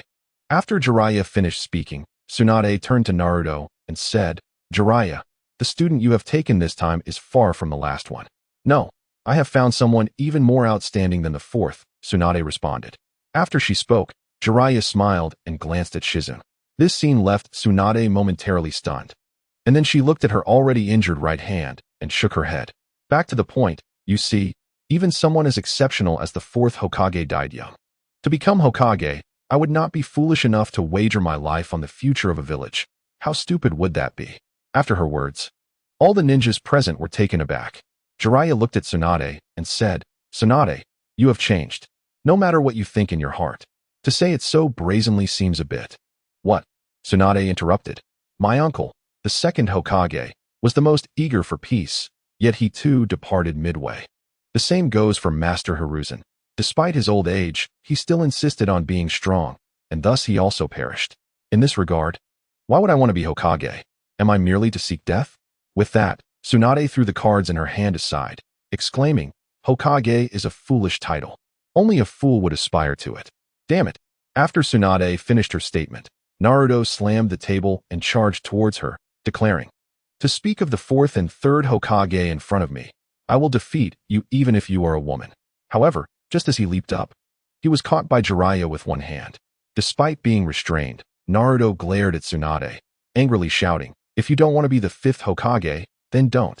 If you don't want to, I certainly don't want someone like you to take it. And if I hear you belittling the Hokage again, I'll make sure you regret it.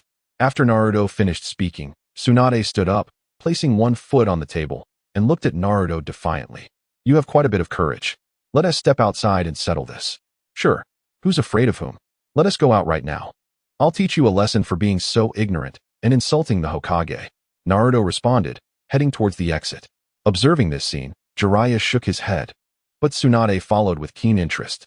Once outside, Tsunade faced Naruto and pointed a finger, saying, one finger is enough to deal with you. After her words, Naruto shot back. Don't underestimate me. He then charged at Tsunade, throwing 3 shuriken in her direction.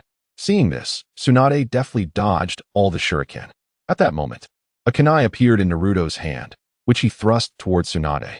However, in the next instant, Tsunade snatched the kunai with a single finger, spinning it to knock Naruto's forehead protector away.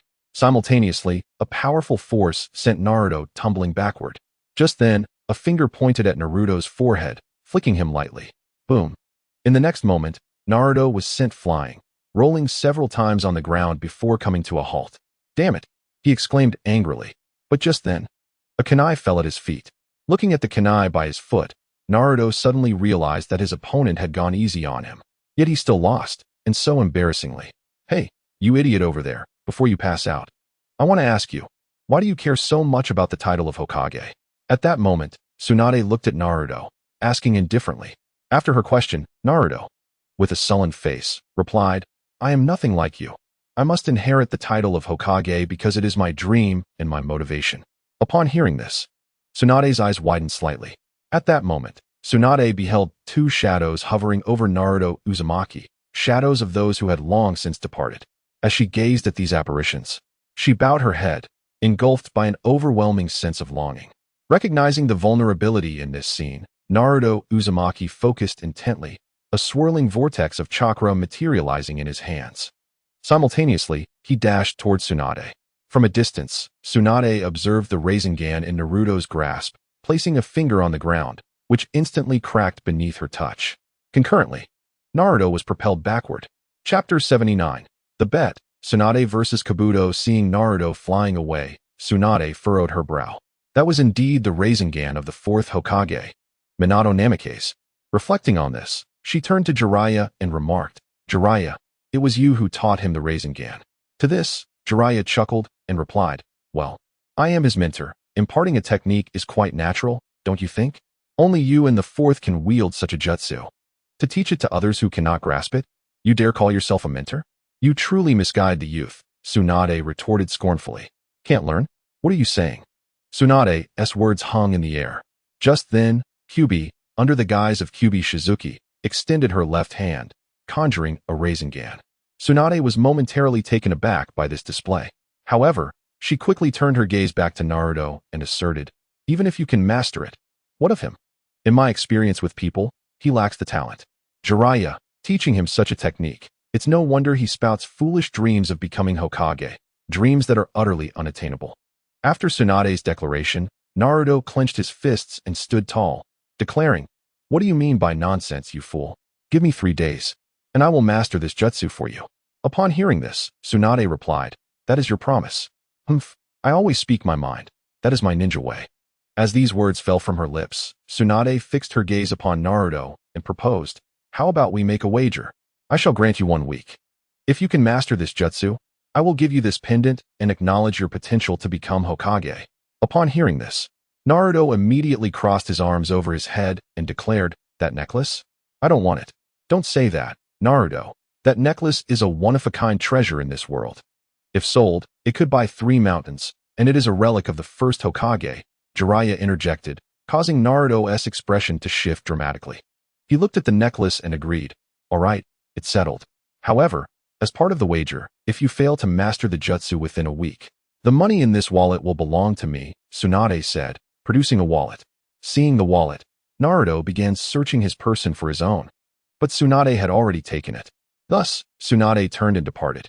After her exit, Naruto and company found lodging for the night. Later that evening, Kyubi entered her room, convinced that Naruto would win this bet. With that thought, she closed her eyes and began recounting tales to the 9 tails. A week passed in the blink of an eye. Early one morning, Kyubi ventured out alone, for today, Jiraiya would be poisoned, and Naruto would sleep in late. However, Kyubi did not interfere, for her goal was to eliminate Orochimaru and aid Naruto in overcoming his fear of blood. Change would commence today. With this resolve, Kyubi stealthily positioned herself in wait for the encounter between Orochimaru and Tsunade. Time passed slowly until Tsunade finally arrived, standing silently in anticipation. Shortly thereafter, Orochimaru appeared. Upon sighting him, Tsunade declared, "Orochimaru, I can heal your hand, but only if you cease your attacks on Konoha." Orochimaru regarded her, nodding in agreement. "Very well." As Tsunade stepped closer, extending her hands towards him, a kunai suddenly flew toward them. Both Tsunade and Orochimaru swiftly distanced themselves, and Orochimaru exclaimed, "Why? After all this, you would deceive me? You wish for my life. Why? Do you not long to see those two again?" In response, Tsunade countered Orochimaru, "Do you truly believe such a trivial lie? I would love to see them, but they would not wish to meet the current version of me." After Tsunade's words, Orochimaru remarked, "It seems the negotiations have collapsed." With that, a murderous intent filled Tsunade's gaze. She stepped forward, striking the ground with tremendous force. With a resounding crash, the earth shattered beneath her might. Observing this, Orochimaru's eyes grew cold. "Today, I shall end you." Tsunade charged at Orochimaru and Kabuto, delivering a punch that reduced the wall to rubble. Yet, faced with Tsunade's ferocity, Orochimaru and Kabuto fled into the distance, with Tsunade relentlessly pursuing them. Kyubi, witnessing this, stealthily followed suit. Eventually, they reached an open area. Here, Kabuto consumed a soldier pill and remarked, "I am not particularly skilled in taijutsu." After consuming it, he began forming hand seals. Upon seeing this, Tsunade exclaimed, "That seal! This child is indeed a medical ninja." Jutsu, chakra scalpel. As this technique was invoked, Kabuto burrowed underground. Observing this, Tsunade slammed her fist into the ground. With a loud crash, Kabuto was propelled back to the surface. Tsunade charged at him, but Kabuto deftly evaded her strike. Just then, Tsunade turned around only to find Kabuto behind her, wielding a chakra scalpel that severed her muscles, rendering her unable to utilize her previous strength. In the ensuing exchange of blows, Tsunade found herself at a disadvantage, her nerves severed by Kabuto's assaults.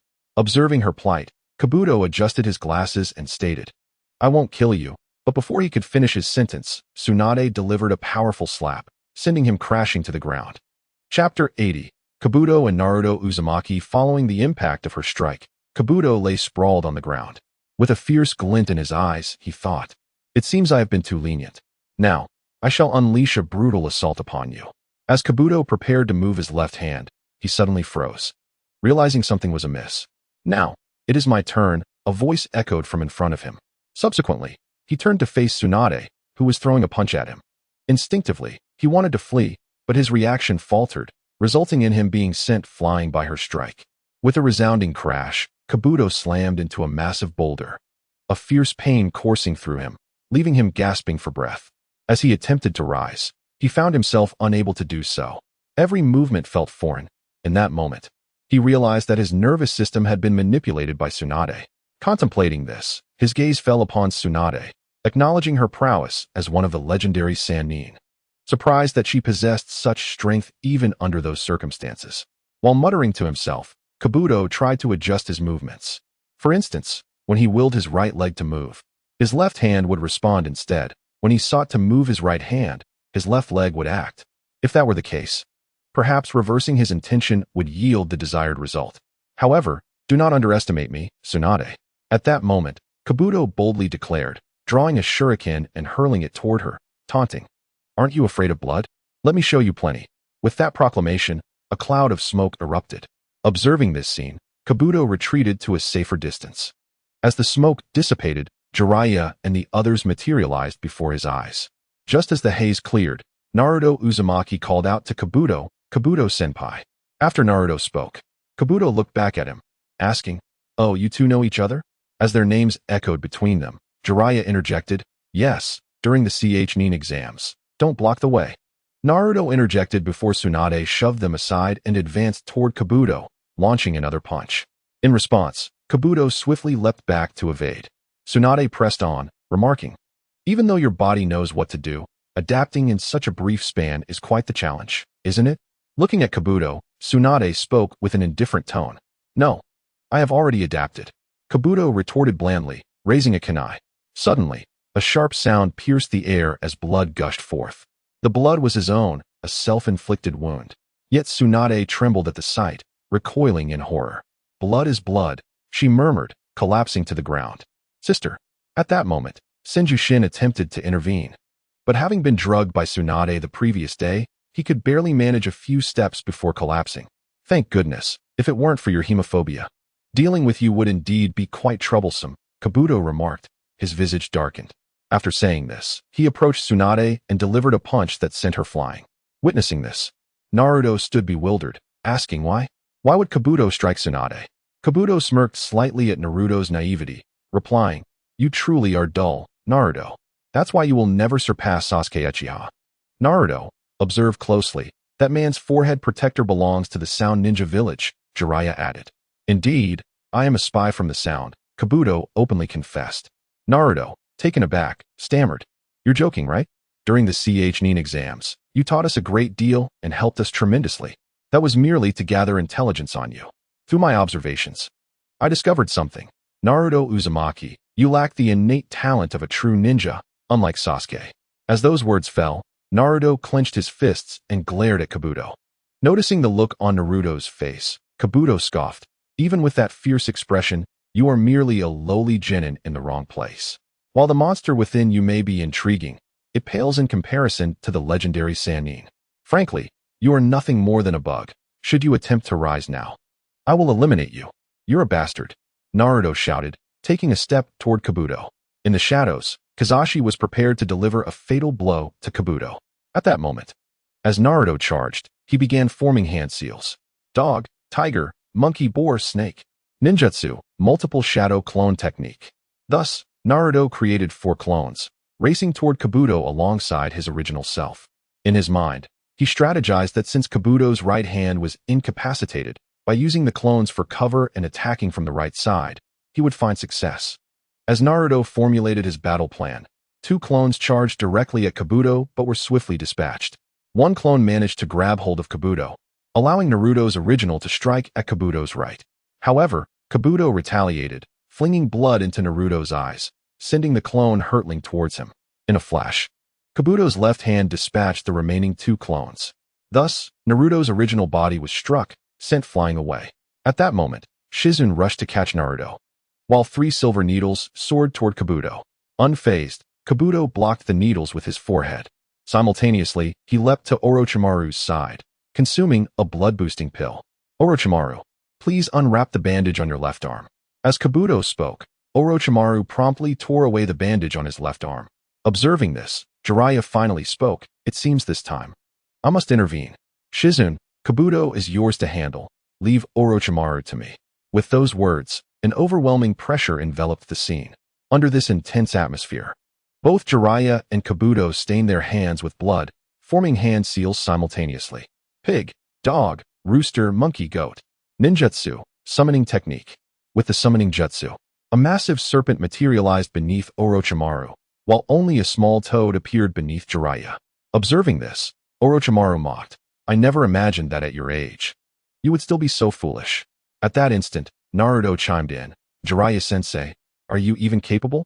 It seems I must step in. Without delay, Naruto began forming hand seals. Pig, dog, rooster, monkey, goat. Ninjutsu, summoning technique. As Naruto completed the summoning, a plume of smoke erupted, revealing another yellow toad. The red toad exclaimed, Toad Dragon, you've appeared as well. Toad G, I'm so thrilled. This is my first summoning. Hey, don't engage in the fight. Let's just hide, the Toad G replied. Upon hearing this, Orochimaru could no longer contain himself, charging toward Jiraiya and the others. With a thunderous clash, the earth trembled under the ensuing chaos. At that moment, Jiraiya dodged the attack, forming hand seals, summoning a swamp that engulfed a large serpent. However, Naruto and Shin were left severely injured from the encounter with the serpent. Observing this scene, Jiraiya understood that he could only rely on himself now. Meanwhile, Yakushi Kabuto effortlessly dealt with Shizune, causing the situation to tilt unfavorably. At that moment, Yakushi Kabuto approached Tsunade. Casting a glance at her, who feared his blood, he remarked with disappointment, It is truly regrettable. I once held you, one of the legendary Sannin, in high regard. Yet now you have utterly disappointed me. After uttering these words, he began to kick towards Tsunade. From a distance, Uzumaki Naruto watched this unfolding drama and began to move slowly towards Yakushi Kabuto. Atop Orochimaru's head, both he and Jiraiya turned their gaze towards Naruto. Watching him approach Tsunade, Orochimaru chuckled, commenting, This child possesses no talent whatsoever. Even his sister pales in comparison to Uchiha Sasuke. If one were to pinpoint the reason, it would undoubtedly be the Sharingan. Jiraiya shook his head in response, saying, Orochimaru, you truly misunderstand the essence of a ninja. Upon hearing this, Orochimaru retorted, The meaning of a ninja is one who masters numerous ninjutsu, for it is such mastery that defines a ninja's talent. Hence, the Sharingan of the Uchiha clan represents true power. Listening intently, Jiraiya replied, You are mistaken. A true ninja is one who endures all that the world throws at them. The number of ninjutsu one possesses is irrelevant. A ninja embodies an indomitable spirit, which is the true essence of being a ninja. Orochimaru, with a frown, remarked, You remain just as you were in your youth. Perhaps this is the shared rationale of those who lag behind. Just watch. Uzumaki Naruto will not be able to defeat Yakushi Kabuto. As he spoke, his gaze shifted to the distance where Yakushi Kabuto relentlessly assaulted Tsunade. Suddenly, a figure emerged before him, using a forehead protector to block Kabuto's punches. Enough, a voice declared, as Naruto's hands worked together, summoning a swirling vortex that surged towards Kabuto. Reacting swiftly, Kabuto spun around, sending Naruto flying. In that moment, Naruto realized his inability to control the Rasengan effectively against an opponent. Simultaneously, having just been attacked by Orochimaru, his left arm and right leg were injured, and the backlash from the Rasengan exacerbated his wounds. Fully aware of the dire situation, Yakushi Kabuto produced a card and taunted Naruto during the Chunin exams. You boldly declared, Do not underestimate me. I will never give up. Even if I remain a genin for life, I will become Hokage. Is there any merit to such bravado now? He advanced towards Naruto menacingly. But can you still utter those words? You are no longer a child. There is no need for you to be stubborn. Flee, for that is your only escape. Naruto lifted his head, determination gleaming in his eyes, resolutely stating, I will not run. What a gaze. I do not favor such defiance. Kabuto sneered, launching a kick towards Naruto's head. With a resounding impact, he asserted, It is precisely because you cling to unrealistic ideals that you engage in these futile pursuits. I detest children like you. He followed up with another kick, declaring, When you chase after that foolish dream, you shall meet your demise within it. That is your fate. You insufferable brat. After this, Kabuto aimed yet another kick at Naruto. However, just as Kabuto's foot approached, a hand intercepted it. Naruto raised his head, locking eyes with Kabuto, stating firmly, I have always spoken my mind. That is my nindo. I said I would not run, and I shall not. After asserting himself, Naruto slowly stood up. Observing this, Kabuto hastily conjured a shuriken of chakra and hurled it at Naruto, taunting, Will you not simply admit defeat? With another explosion, Naruto was sent flying once more yet managed to rise again, exclaiming, Tsunade Bachan, according to our wager, that necklace is now mine. Shadow Clone Jutsu. At this moment, Naruto created a shadow clone beside him. Kabuto, growing impatient, drew a kunai and charged at Naruto, intent on ending him. But as the kunai soared towards Naruto, he caught it barehanded. The kunai pierced through Naruto's hand, yet he grasped Kabuto's wrist firmly. At this juncture, Naruto's shadow clone began to gather chakra in its hand. In no time, the Rasengan was complete. With a powerful strike, Naruto unleashed the Rasengan, striking Kabuto squarely in the abdomen. Chapter 82, Tsunade's Awakening. Overcoming hemophobia as the Rasengan connected with Kabuto's midsection, all present were left in shock, save for the hidden figure of Nara Shikamaru. Everyone believed Naruto stood no chance against Kabuto, yet the outcome defied all expectations. At that moment, Tsunade sat observing Naruto's silhouette, increasingly reminded of two individuals from her past who had also pursued their ideals relentlessly. However, those two had long since departed from this world. "I have finished," Naruto declared. But as those words left his lips, he suddenly coughed up blood and collapsed. Witnessing this, Tsunade rushed to check on Naruto. Yet, at that instant, Kabuto took a few steps forward, directing his gaze at Tsunade. This sight startled Tsunade, as she noticed the injury on Kabuto and furrowed her brow, questioning, "How is it possible that you can still move after being struck by that?" That technique was not as powerful as I had imagined, and I had already begun my healing before the strike landed. By covering my abdomen with chakra, I enhanced my defenses and bodily vitality, coupled with my remarkable recovery ability. Thus I managed to withstand it. After this explanation, Kabuto's expression darkened. Despite his resilience, he had exhausted all his chakra, leaving him a mere shell of his former self. Should Tsunade attack now, he would be unable to defend himself. It appeared that he could only feign strength at this moment.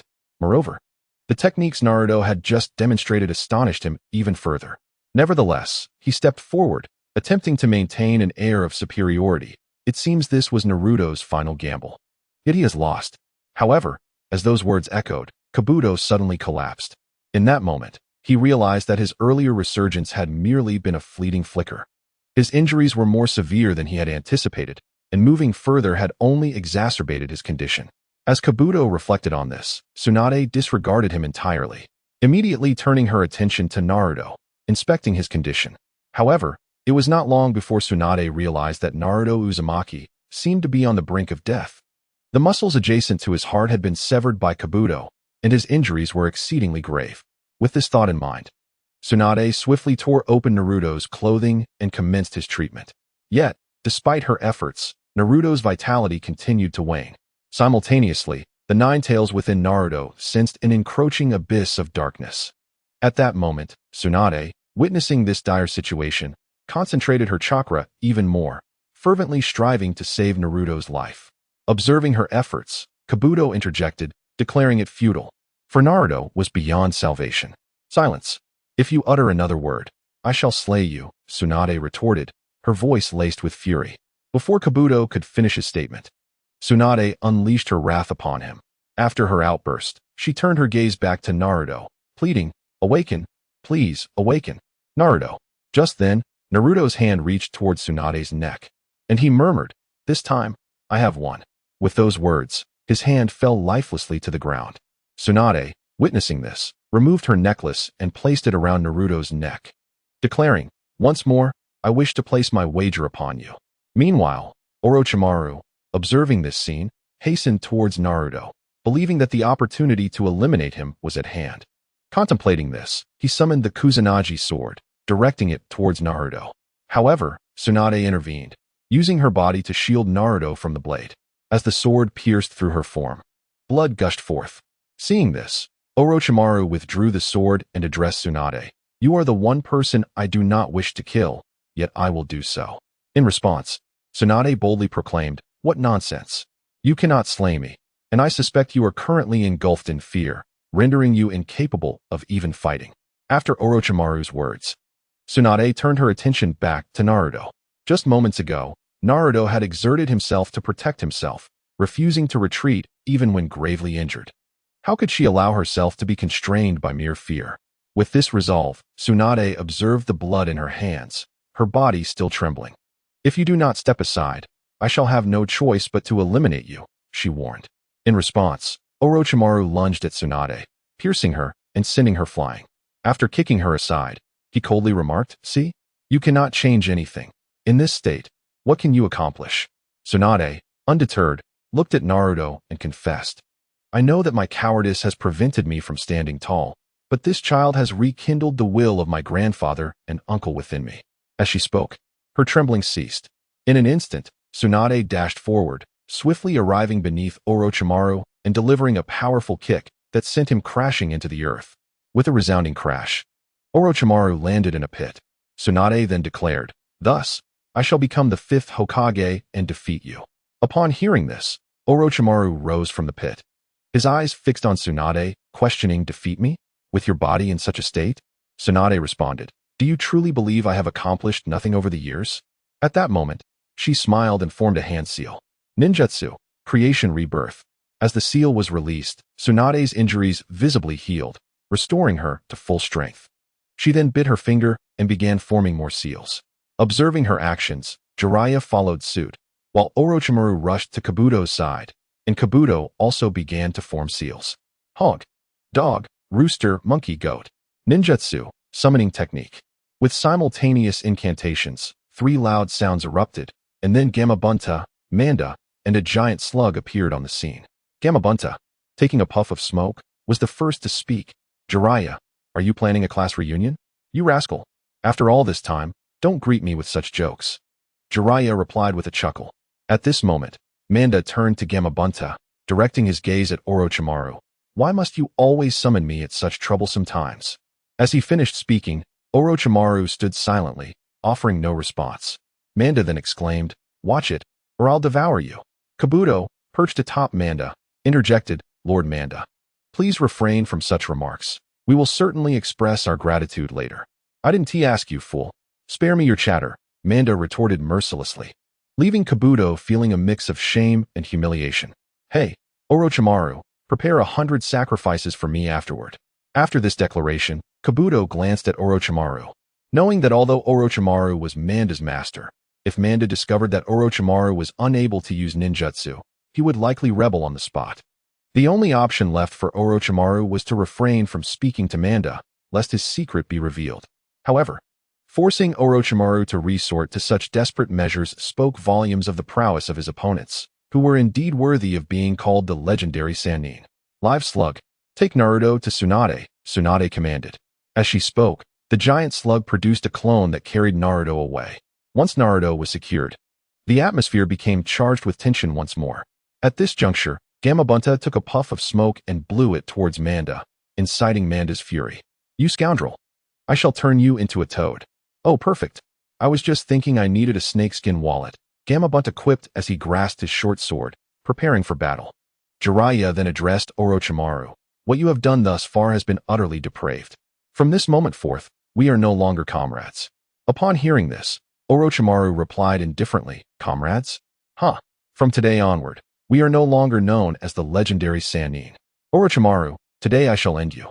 Just as he was about to speak further, Tsunade chimed in. "Not so fast." With that, the 3 warriors and their summoned beasts locked eyes, and suddenly, Manda sprang into action. The slug expelled corrosive liquid, but Manda deftly evaded it. Manda then ensnared the giant slug, declaring, "Take out one." At that moment, Gamabunta lunged forward with his sword towards Manda. Manda retreated slightly, biting down on the blade while wrapping his body around the slug. However, in the next instant, the slug multiplied into smaller slugs, countering Manda's assault. Manda then charged at Gamabunta, who swiftly retreated. "Tsunade, keep your distance. Bunta, use oil." After finishing his words, Jiraiya began to form hand seals with both hands. Unleashing the technique, fire release, toad oil flame bullet. At that moment, Fukasaku spat out a great amount of oil towards the 10,000 snakes. Subsequently, flames erupted into the sky.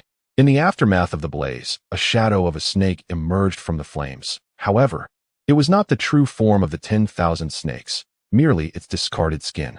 At this moment, the ground began to tremble. A tail surged towards Fukasaku, and behind him, the 10,000 snakes opened its mouth wide, aiming for Fukasaku. But just then, Tsunade, wielding Fukasaku's short blade, plunged it directly into the side of the 10,000 snake's mouth. In that instant, Orochimaru extended his tongue, attempting to strangle Tsunade by wrapping it around her neck. However, Tsunade, utilizing her immense strength, tore away Orochimaru's hold and pulled him closer, unleashing a barrage of punches against his body. Each punch delivered by Tsunade created immense pain within Orochimaru. Thus, he was relentlessly dominated by her assault, turning the scene into Tsunade's exclusive showcase. Under the weight of her powerful strikes, Orochimaru's body weakened significantly until he was ultimately sent crashing onto the back of the 10,000 snakes. "You shall remember this humiliation," he declared. Witnessing this, the 10,000 snakes immediately fled. At that moment, Orochimaru exchanged glances with Kabuto, and they vanished from sight. The scene fell into silence once more. Meanwhile, hidden in the shadows, Kazashi received a system notification. Ding. Main quest. Find Tsunade completed. System rewards. Disguise technique and tracking talismans. Taken aback, Kazashi mused that despite merely being an observer, the system's rewards felt rather dismissive. Ding. This disguise technique cannot be seen through and does not require any chakra. With this revelation, Kazashi smiled slightly, realizing there was fun to be had. With that thought, she immediately utilized the tracking talismans, quickly sensing the location of Orochimaru and the others. Upon sensing their presence, Kazashi's form vanished from the spot. Meanwhile, 100 miles away from the battlefield, Kabuto gazed at Orochimaru. "Lord Orochimaru, your hand is fine. More importantly, I shall take revenge for today. Konoha will be personally destroyed by me." After saying this, Kabuto bowed his head and fell silent. Ninjutsu, body flicker technique. Whoosh. However, in the next moment, a figure appeared behind Kabuto, a spiraling sphere manifesting in its left hand, aimed directly at Kabuto's head. Boom. A tremendous explosion resonated as Orochimaru turned towards Kazashi, exclaiming, "You bastard! The one to be called a bastard is me. This time, your assistant is dead." As those words left his lips, Kazashi stood beside Orochimaru, another spiraling sphere forming in her left hand. "Next, it's your turn. Bastard, if you can, try it." Chapter 84. Interception. Otsutsuki YIN descends. Is that so? After Kazashi spoke, a surge of crimson chakra enveloped her entire being, while tails of chakra swirled around her in the air. Witnessing this, Orochimaru narrowed his eyes. Kazashi, the perfect Jinchuriki, that wretched being. Whoosh. Contemplating this, Orochimaru fled into the distance. Ninjutsu, body flicker technique, second stage. Whoosh. But at that moment, Kazashi swiftly executed the second stage of the body flicker technique, appearing above Orochimaru. A spiraling sphere infused with nine-tailed chakra hurtled towards him. Boom. With a resounding blast. Orochimaru's eyes widened as a figure erupted from his body, darting away into the distance. Whoosh. Observing this, Kazashi threw a shuriken and began forming seals with her left hand, channeling chakra into her tails. Ninjutsu, shuriken shadow clone technique. Boom. As the shuriken shadow clone technique activated, the shuriken tainted with nine-tailed chakra shot into Orochimaru's body at an imperceptible speed. A scream erupted as Kazashi's left hand began forming seals again. Ninjutsu, water release, water dragon bullet technique. After completing the seals, beneath the ground, a water dragon surged forth, crashing into Orochimaru's entire being, completely immobilizing him within its watery embrace. Orochimaru, perish. At that moment, Kazashi stated coldly. Following her declaration, her 9 chakra tails erupted, each tail carrying a spiraling sphere that pierced through the water dragon towards Orochimaru. Boom, boom, boom. With 9 explosive sounds, Orochimaru's form was reduced to ashes, appearing utterly lifeless. Witnessing this, Kazashi stepped away from the scene. Long after Kazashi's departure, a gentle breeze stirred. Beneath the ground, a small white snake emerged. Its eyes fixated on the direction Kazashi had vanished, shimmering with a vengeful glint. "Oh, this little snake is quite spirited. Adorable indeed," remarked a girl with fair skin, observing the small snake. The white snake hissed, "This is fortuitous. I need power now, and I can devour her to regain strength." Looking at the hissing white snake, the girl smiled. "Hee hee, have you recognized me as your master? Good. From now on, I shall be your mistress." "Hiss, master. I shall devour you." After a few hisses, Orochimaru bit down on the girl's arm. Surprised, the girl exclaimed, "Oh, so you didn't recognize me as your master? Such mischief. I shall have to train you properly." With that, she firmly grasped the snake's head and placed it around her neck. Hey, give me that snake. Just then, Kazashi's clone appeared. To be honest, Kazashi had anticipated that Orochimaru would not perish so easily, so she left her clone behind. Although the clone lacked the power of the Nine Tails, Orochimaru was now at his limit and could be easily dealt with. Hiss! What is happening? Wasn't she gone? Why is she suddenly back? Mistress, save me. As Orochimaru spoke, he extended his tongue, licking the fair girl's skin in a display of submission. Observing this, the girl turned to Kazashi, smiling. You see, it has recognized me as its master, so it belongs to me. Moreover, you are quite lovely, so you shall be mine as well. Seeking death? Hearing this, Kazashi felt an inexplicable sense of threat emanating from the girl. In an instant, she focused on the girl's back, using the body flicker technique to appear behind her, a spiraling sphere forming in her right hand. Indeed formidable. I find this version of you even more appealing. Become my woman. I am Tsutsuki YIN, and from this moment on, I shall protect you. At that moment, Kazashi watched in horror as the girl effortlessly extinguished her spiraling sphere while gripping her wrist. Most importantly, this individual defies convention, exhibiting an extraordinary strength that even the embodiment of the Nine Tails would likely struggle to overcome. And what does it mean to call someone your woman? Excuse me, are you not also a female? So, from now on, you shall stay by my side. I have just arrived in this world and wish to travel. Accompany me. Will you? When I find myself feeling bored, I will reclaim the fruits of this world and take you back to my home, where we shall wed and you can bear me a multitude of children. How does that sound? At this moment, Otsutsuki Inlin gazed at the character known as Bo Feng Xie and smiled, saying, However, I must marry your true form. I have no intention of marrying a mere clone. Bo Feng Xie, thinking to herself, found this woman formidable, not to be trifled with. She must be appeased for now. Oh, by the way, what is your name? Just then, Otsutsuki Inlin turned to Bo Feng Xie and inquired. Hearing this, Bo Feng Xie regarded her and responded, Bo Feng Xie. Quite nice. I shall reward you with a kiss. Meanwhile, back at the village, the true form of Bo Feng Xie, upon connecting with her clone and learning the situation, felt her expression darken slightly. Otsutsuki had arrived ahead of schedule, and she was formidable. Her clone was undoubtedly strong within the ninja world. Yet it seemed there was no possibility of standing a chance against this opponent. Xie, elder sister, are you alright? At that moment, a figure entered from outside, looking at Bo Feng Xie. Upon seeing this figure, Bo Feng Xie glanced at Uzumaki Naruto and nodded. I'm fine. Xie, elder sister, prepare yourself. We are heading back. Seeing that Xie, elder sister, was unscathed, Uzumaki Naruto spoke. After he finished speaking, Bo Feng Xie nodded and proceeded towards the exit. Chapter 85. The rescue of Fujiwara Ishimio. Once outside the room, Bo Feng Xie internally communicated with the Nine Tails, saying, Hey, Nine Tails, do you have any secret techniques at your disposal? Perhaps something named Heavy Particle Mode? Nine Tails responded with skepticism. What is this Heavy Particle Mode? The only technique I possess is the Tailed Beast Ball.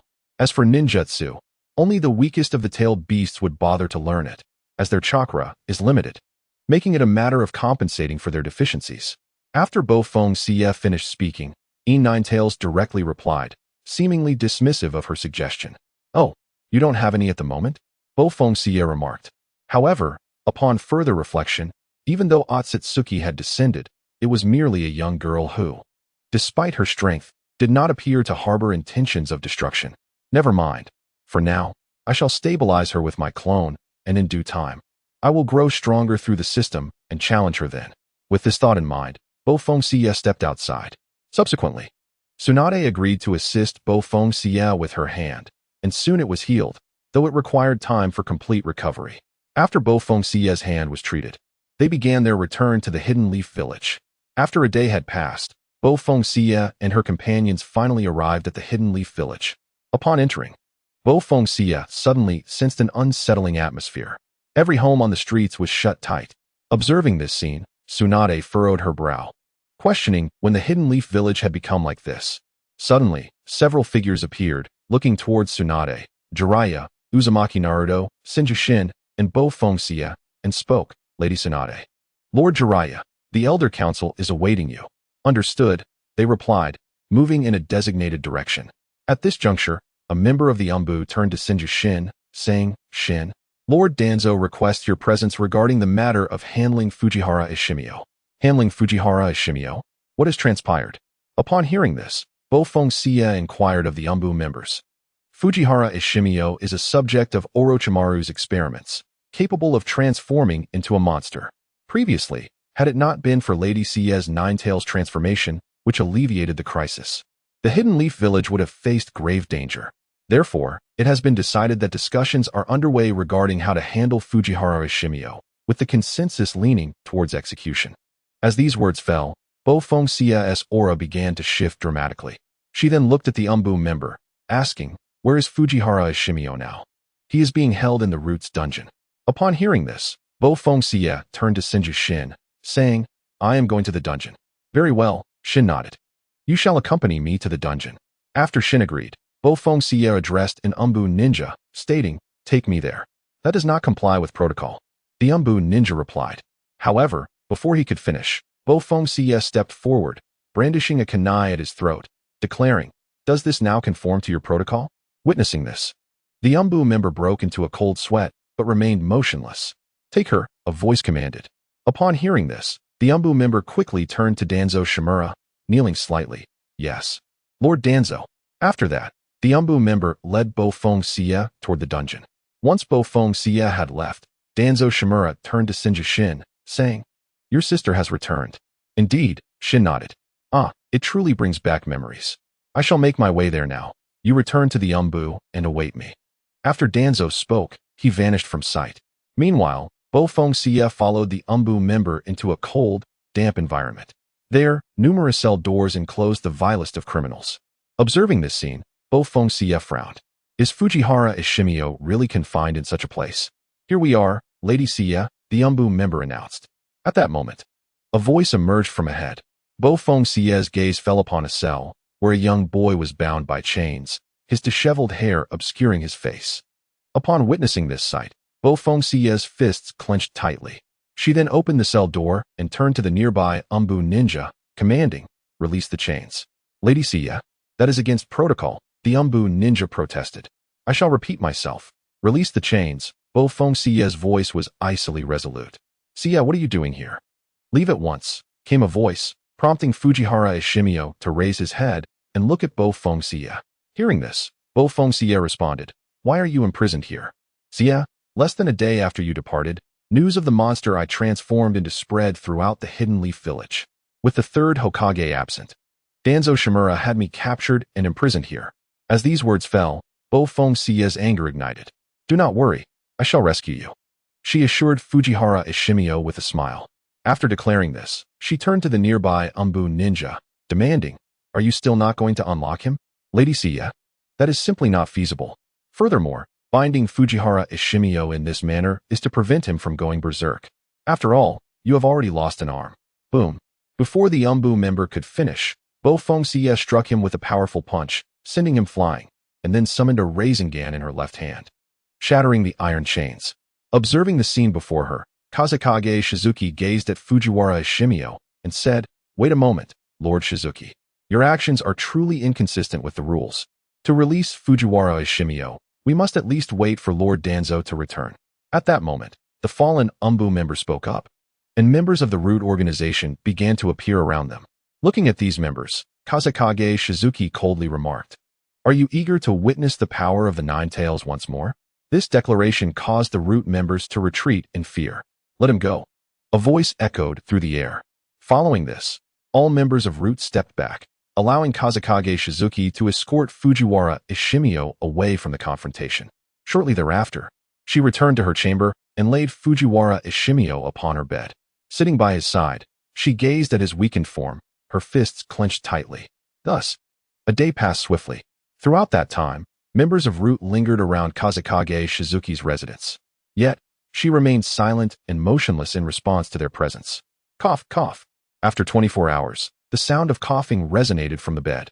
Hearing this, Kazekage Shizuki approached and asked, "Are you awake?" "Shizuki, why do you care for me?" "Wanjiro is missing because of me," Fujiwara Ishimio replied, his voice heavy with despair. Upon hearing these words, Kazekage Shizuki's fists tightened, and she fixed her gaze upon him, demanding, "What transpired?" Fujiwara Ishimio recounted, "While you and Sensei Shin were searching for Tsunade, members of Root came to capture me. Wanjiro fought them off. But this enraged the villagers of Konoha. They come daily, calling me a monster and demanding my execution. Wanjiro was furious and clashed with the villagers and other ninjas on multiple occasions. Eventually, he took me to his home, where we remained hidden. I thought everything would end there, but unexpectedly, Shimura Danzo summoned Wanjiro, and I have not seen him since. Shortly thereafter, I was captured and imprisoned in the dungeon. As these words fell from his lips, a murderous intent filled Kazekage Shizuki's gaze. Wanjiro's disappearance and Fujiwara Ishimio's imprisonment had crossed her threshold of tolerance. Shimura Danzo must die, she resolved. However, before enacting her vengeance, she needed to find clues regarding Wanjiro's whereabouts. If he is alive, I shall see him. If he is dead, I shall see his corpse. With this determination, Kazekage Shizuki rose and said, "Rest here. There is food in the refrigerator. I must step out for a moment." She departed her room, casting a glance around at the hidden ninjas before unleashing a surge of powerful chakra. Boom! The nine tails coalesced into a Rasengan, creating a massive crater in the ground. The root members lurking nearby stood frozen in shock. If, upon my return, Fujiwara Ishimio is not in my room, Root shall be expelled from Konoha. With that, Kazekage Shizuki vanished into thin air. She soon arrived at the Hokage's office, where Tsunade sat and remarked, "Come out. Your malice is palpable. I sensed your presence before you even approached the office." Upon entering the office, Kazekage Shizuki stated, "Congratulations on your appointment as the fifth Hokage. There's been no formal ceremony yet. Why are you here?" Tsunade inquired. Kazekage Shizuki replied coldly, "I am here to kill." "Killing?" Tsunade responded, her demeanor shifting as she regarded Kazekage Shizuki with a detached expression. "What are you plotting? Are you intending to stir trouble so soon after my ascension?" "I am not obligated to provide details. I merely wish to prepare you mentally, for the one I intend to kill is Shimura Danzo." Boom. Tsunade slammed her hand on the table, splitting it in two. "Do you comprehend the consequences of your actions?" "I do. Therefore, if you wish to prevent my actions, return Wanjiro to us.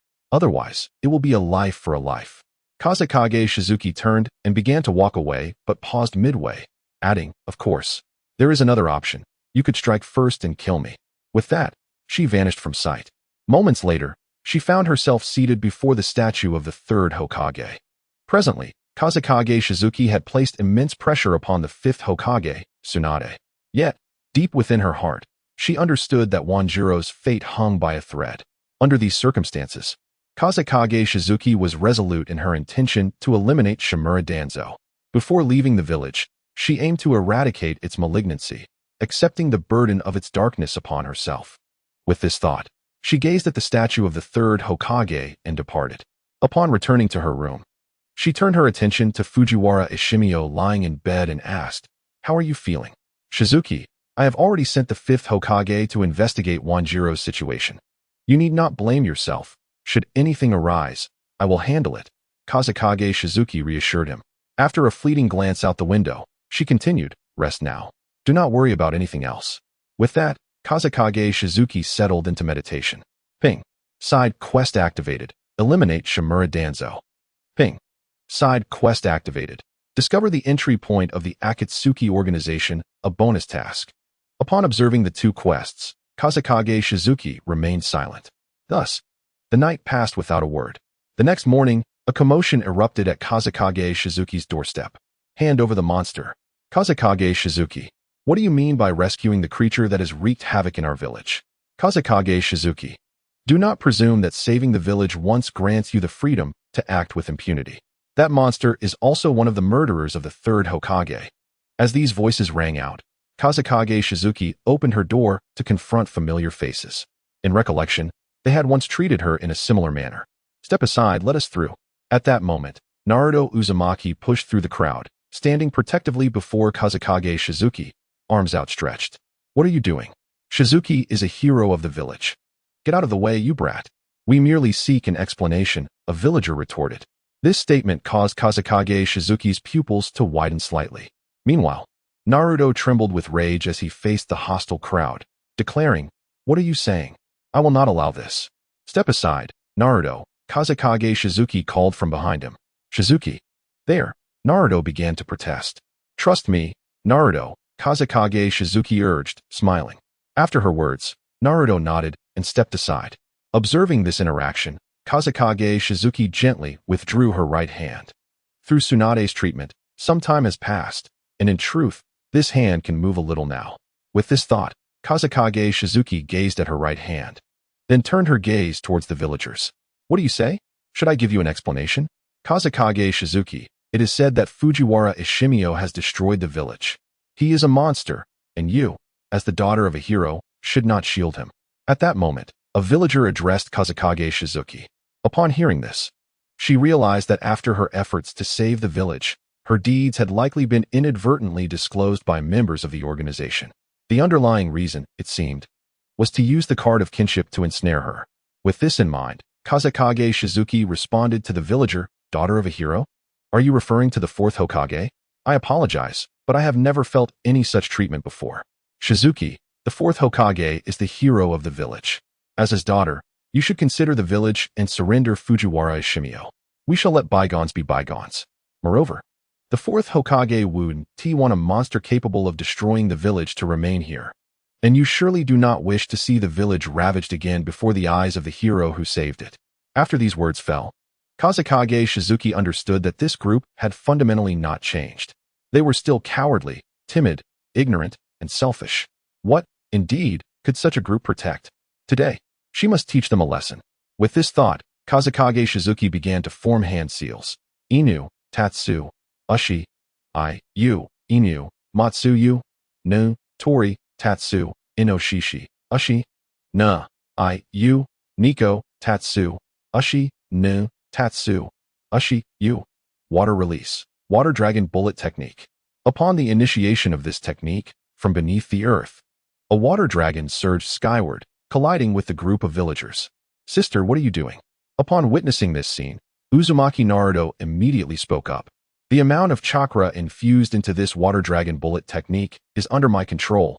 Thus, it shall not result in fatalities. Nevertheless, they may experience a brush with death, which is precisely my intention, to make them aware of how fortunate they are to be born in this village. After speaking, Kazekage Shizuki's gaze fell upon the villagers choking within the water dragon, a slight smirk gracing her lips. The feeling of vengeance was truly exhilarating. Just then, a group of root ninjas appeared around them.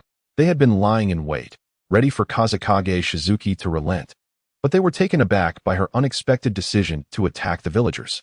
How dare you obstruct me? I shall not hold back. As the root ninjas emerged, Kazekage Shizuki formed hand seals once more.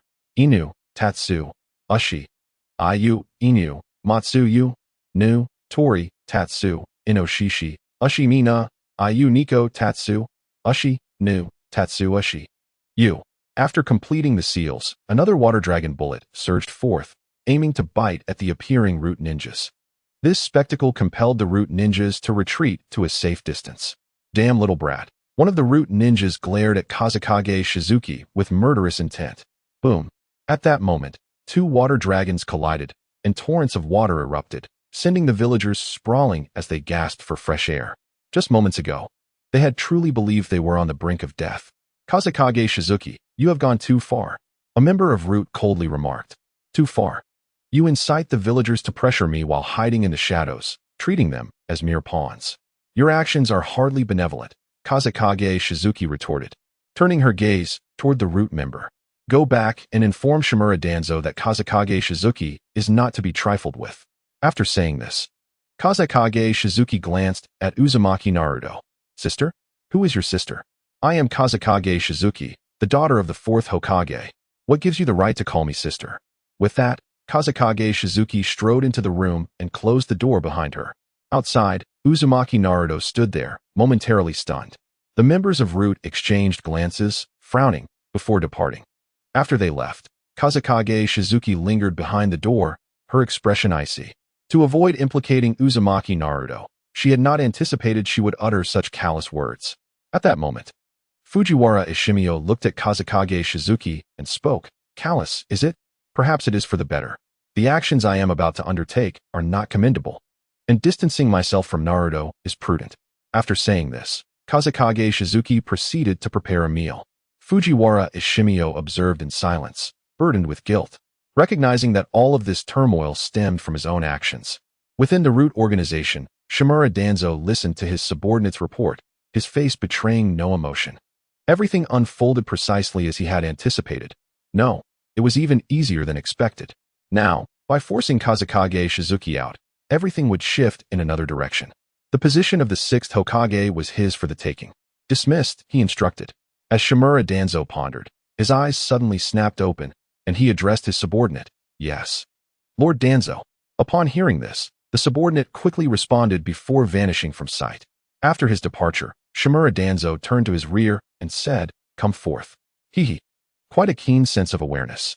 Now, the 9 tails of darkness shall be entrusted to me. It matters not. The Hidden Leaf Village requires only 1-tailed beast. Disobedient beasts can be eliminated without hesitation.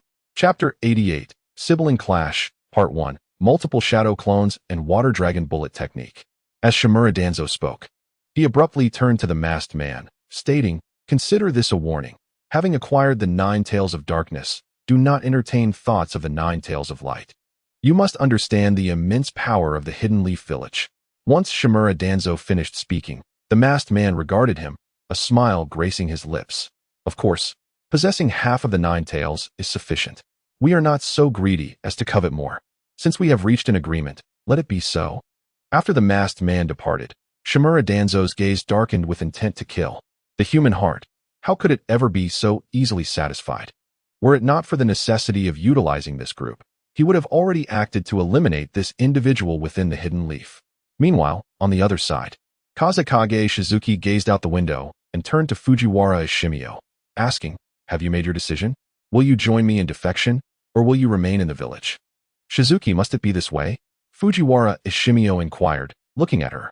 "It seems you have already made up your mind. That is sufficient." Knock, knock, knock. As Kazekage Shizuki finished speaking, a knocking sound echoed from the door. Hearing this, she opened the door and found Uzumaki Naruto standing there. "What are you doing here?" she said coldly.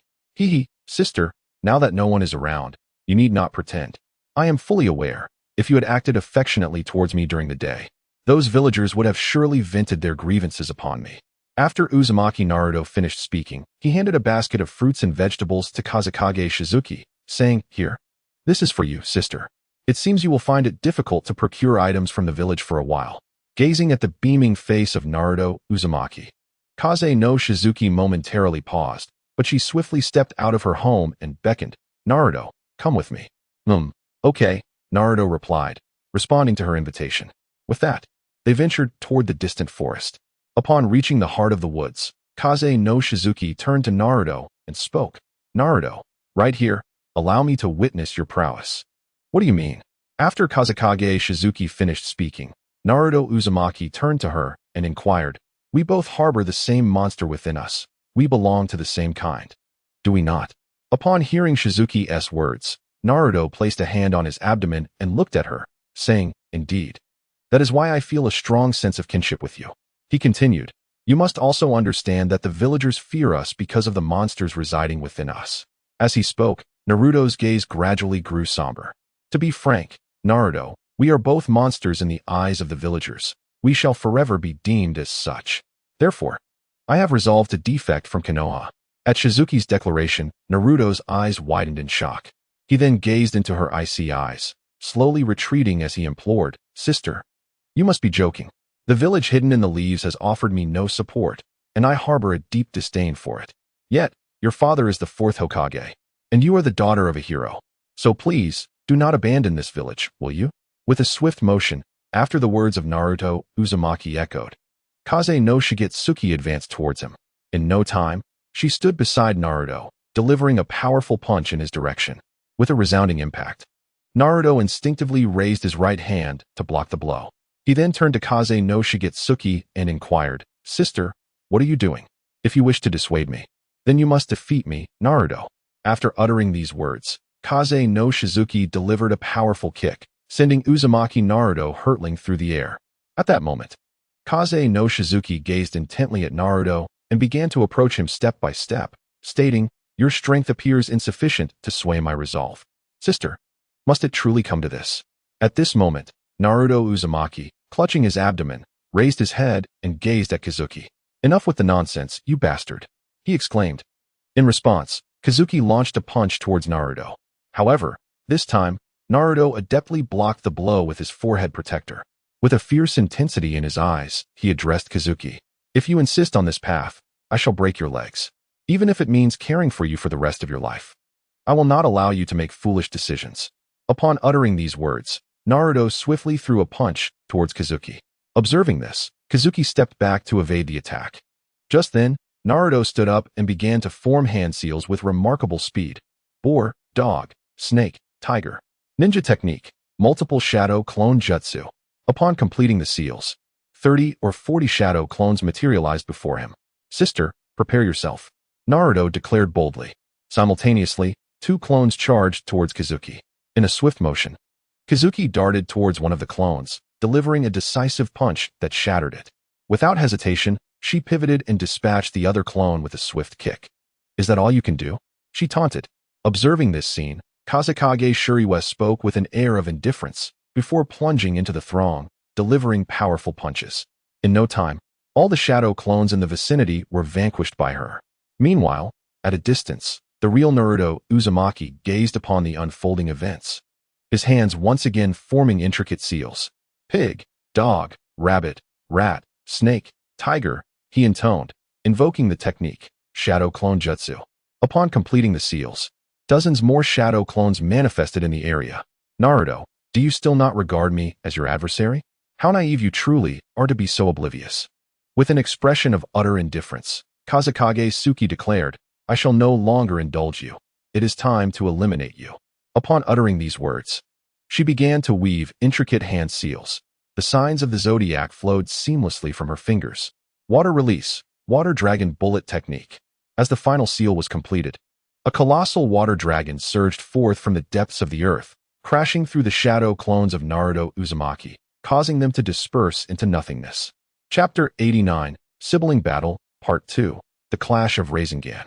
Once Naruto's clones had vanished, Kazekage Suki turned her gaze toward the water dragon bullet. Focusing on Naruto's true form, she swiftly hurled a shuriken, her hands again forming seals. The signs of the zodiac reappeared. Ninjutsu, Shuriken Shadow Clone Technique. In a flurry of motion, the shurikens pierced through the water dragon bullet, skillfully avoiding Naruto's vital points and pinning him to the ground. Observing this scene, Kazekage Suki looked at Naruto and inquired, is this truly the extent of your power? It seems you are not particularly impressive either. Such strength is incapable of halting my progress. Upon hearing these words, Naruto Uzumaki lifted his gaze towards the crimson-haired figure beneath the full moon. Gritting his teeth as he replied, Sister Shizuki, do not refer to me as sister. In truth, we share no such bond, do we? As Naruto Uzumaki endeavored to persuade her further, the indifferent Kirigakure Shizuki spoke with an air of detachment. Upon her words, Naruto's eyes widened in astonishment as he gazed at the aloof Shizuki, his fists clenched tightly. Memories flooded his mind, recalling his solitary childhood. Where he was not alone in his isolation, there was a little girl named Kirigakure Shizuki, who also faced disdain from others. His mother had once remarked that both he and Shizuki were outcasts, advising him against forming friendships with her. Look at Shizuki, acting all cool by herself. It's utterly revolting. What are you staring at, Naruto?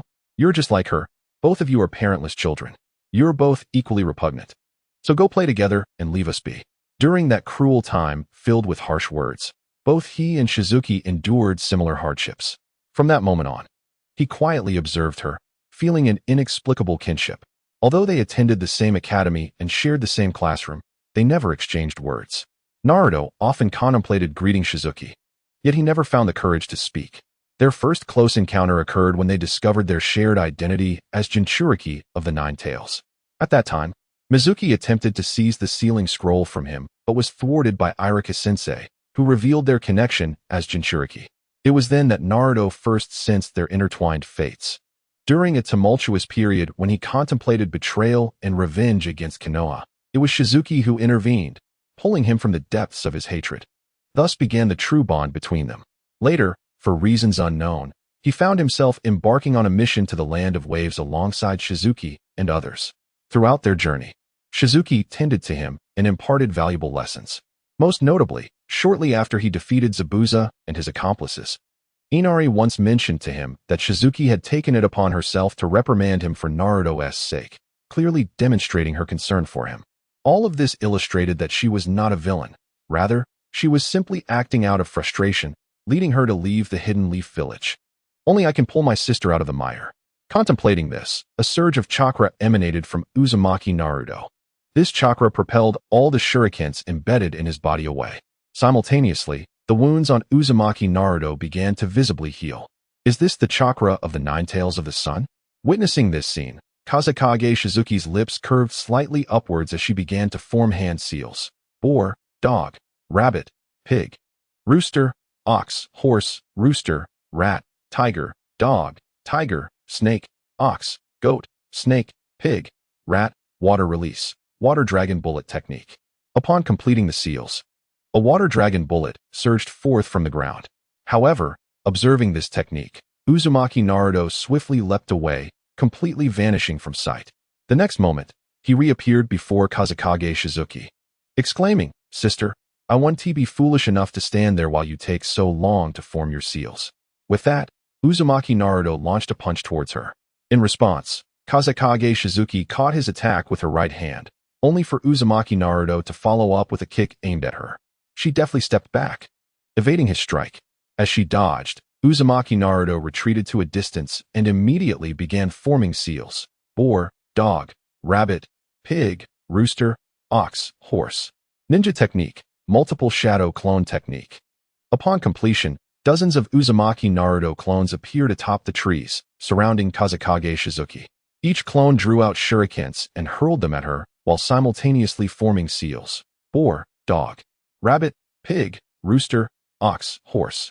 Soon, a flurry of shurikens rained down upon her. Remaining calm, Kazekage Shizuki felt a surge of power within her. The chakra of the Nine Tails of the Moon dispelled all the shurikens around her, and then the tails of the Nine Tails expanded, annihilating all of Naruto's shadow clones. Witnessing this, Uzumaki Naruto swiftly turned to Kazekage Shizuki and formed seals once more: boar, dog, rabbit, pig, rooster, ox, horse. This time, unlike before, he summoned only 2 clones to assist him in forming a Rasengan, which soon manifested in his right hand. Observing this, Kazekage Shizuki extended her left hand, producing a Rasengan of her own. "Sister, no matter what, I will stop you from leaving the village." With the Rasengans formed, both leapt toward each other, their techniques colliding. With a resounding boom, an explosion of energy erupted, enveloping the area in thick smoke. Soon after, a figure emerged from the haze, swiftly heading toward the Hokage's office. Once the smoke cleared, Uzumaki Naruto's silhouette appeared at the original site. Chapter 90. Kazekage Shizuki's decision. Shortly after Kazekage Shizuki departed, four masked figures materialized. They approached the fallen Uzumaki Naruto, and, upon checking for his breath, exhaled in relief. Lord Shimura Danzo had clearly instructed them that Konoha was to abandon Kazekage Shizuki. Abandoning her meant that the other Jinchuriki, Uzumaki Naruto, must not come to harm. With this in mind, one of them transported Uzumaki Naruto to the ninja hospital while the others proceeded to report this incident to Lord Danzo at the route. Meanwhile, outside the Hokage's office, Kazekage Shizuki gazed at the figure standing at the door, her brow furrowing. "What are you doing here? Do you not think to inform me of your actions? Is this how you disregard me as your teacher?" Senju Tsunade spoke, and Kazekage Shizuki clenched her fist, turning her attention to Senju Tsunade. "What about Sano? Since we're here, let's go inside together. I will speak to you," Senju Tsunade replied, opening the door and entering first. Kazekage Shizuki followed suit. Inside the office, Tsunade looked at Kazekage Shizuki and Senju Tsunade, stating, "Regrettably, I uncovered only that Sano Manjuro was summoned to a secret location by Lord Danzo. Beyond that, I found nothing." Upon hearing this, a powerful chakra surged from Kazekage Shizuki. "Shizuki, should you seek vengeance, there will be no refuge for you within Konoha," Tsunade warned, standing up in concern. Yet Kazekage Shizuki shook her head resolutely. "There are matters I must attend to. Are you still deceiving us?" Tsunade pressed, her gaze fixed on Kazekage Shizuki, who paused momentarily.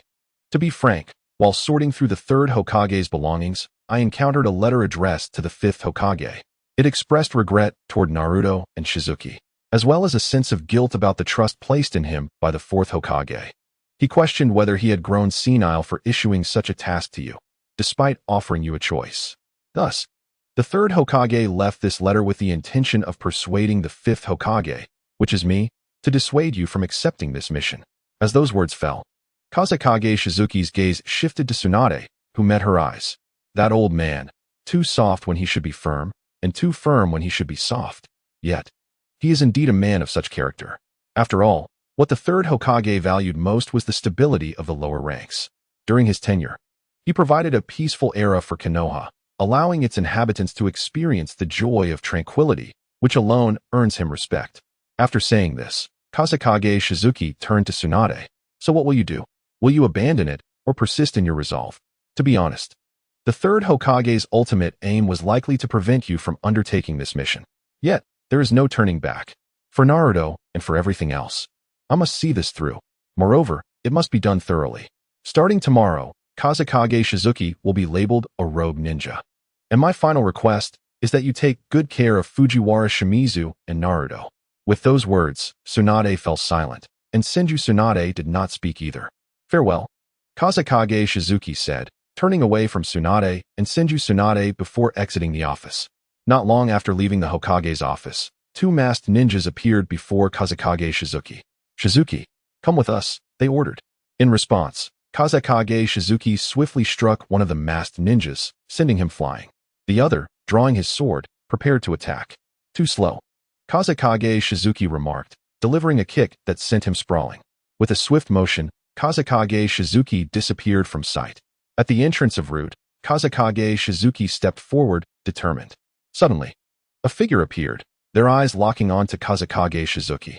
Kazekage Shizuki, why have you come here alone?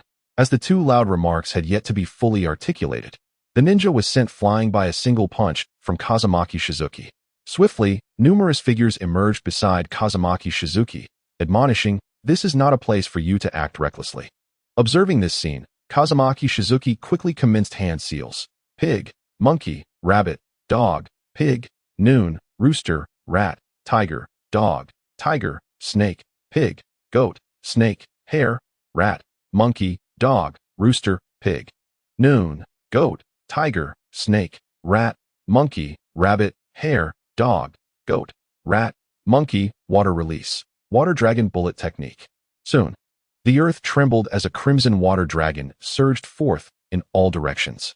This time, in a bid to decisively eliminate these root ninjas, Kazumaki Shizuki infused the water dragon bullet with the chakra of the nine tails. The effect was evident, as the technique scattered the root ninjas in disarray. Suddenly, roots erupted from the ground, lunging towards Kazumaki Shizuki. Reacting swiftly, she propelled herself into the air, evading the assault. Her gaze then pierced through the darkness, addressing, come forth. You old wretch. With that declaration, Shimura Danzo slowly emerged from the shadows. His eyes locked onto Kazumaki Shizuki as he questioned, are you betraying the Hidden Leaf Village? Kazumaki Shizuki, isn't this all you're doing? However, before I depart, I shall eliminate you. The malignant tumor, she retorted, her body radiating with the chakra of the nine tails. Danzo's expression flickered slightly at the sight of the nine tails chakra. This individual, undoubtedly the offspring of those two, had flawlessly inherited their strengths. Yet, despite that, he was determined to see her demise. With that thought, Danzo swiftly formed hand seals, unleashing wind release, vacuum wave. In response, Kazumaki Shizuki's gaze honed in on Danzo's rear. Ninja art, body flicker technique.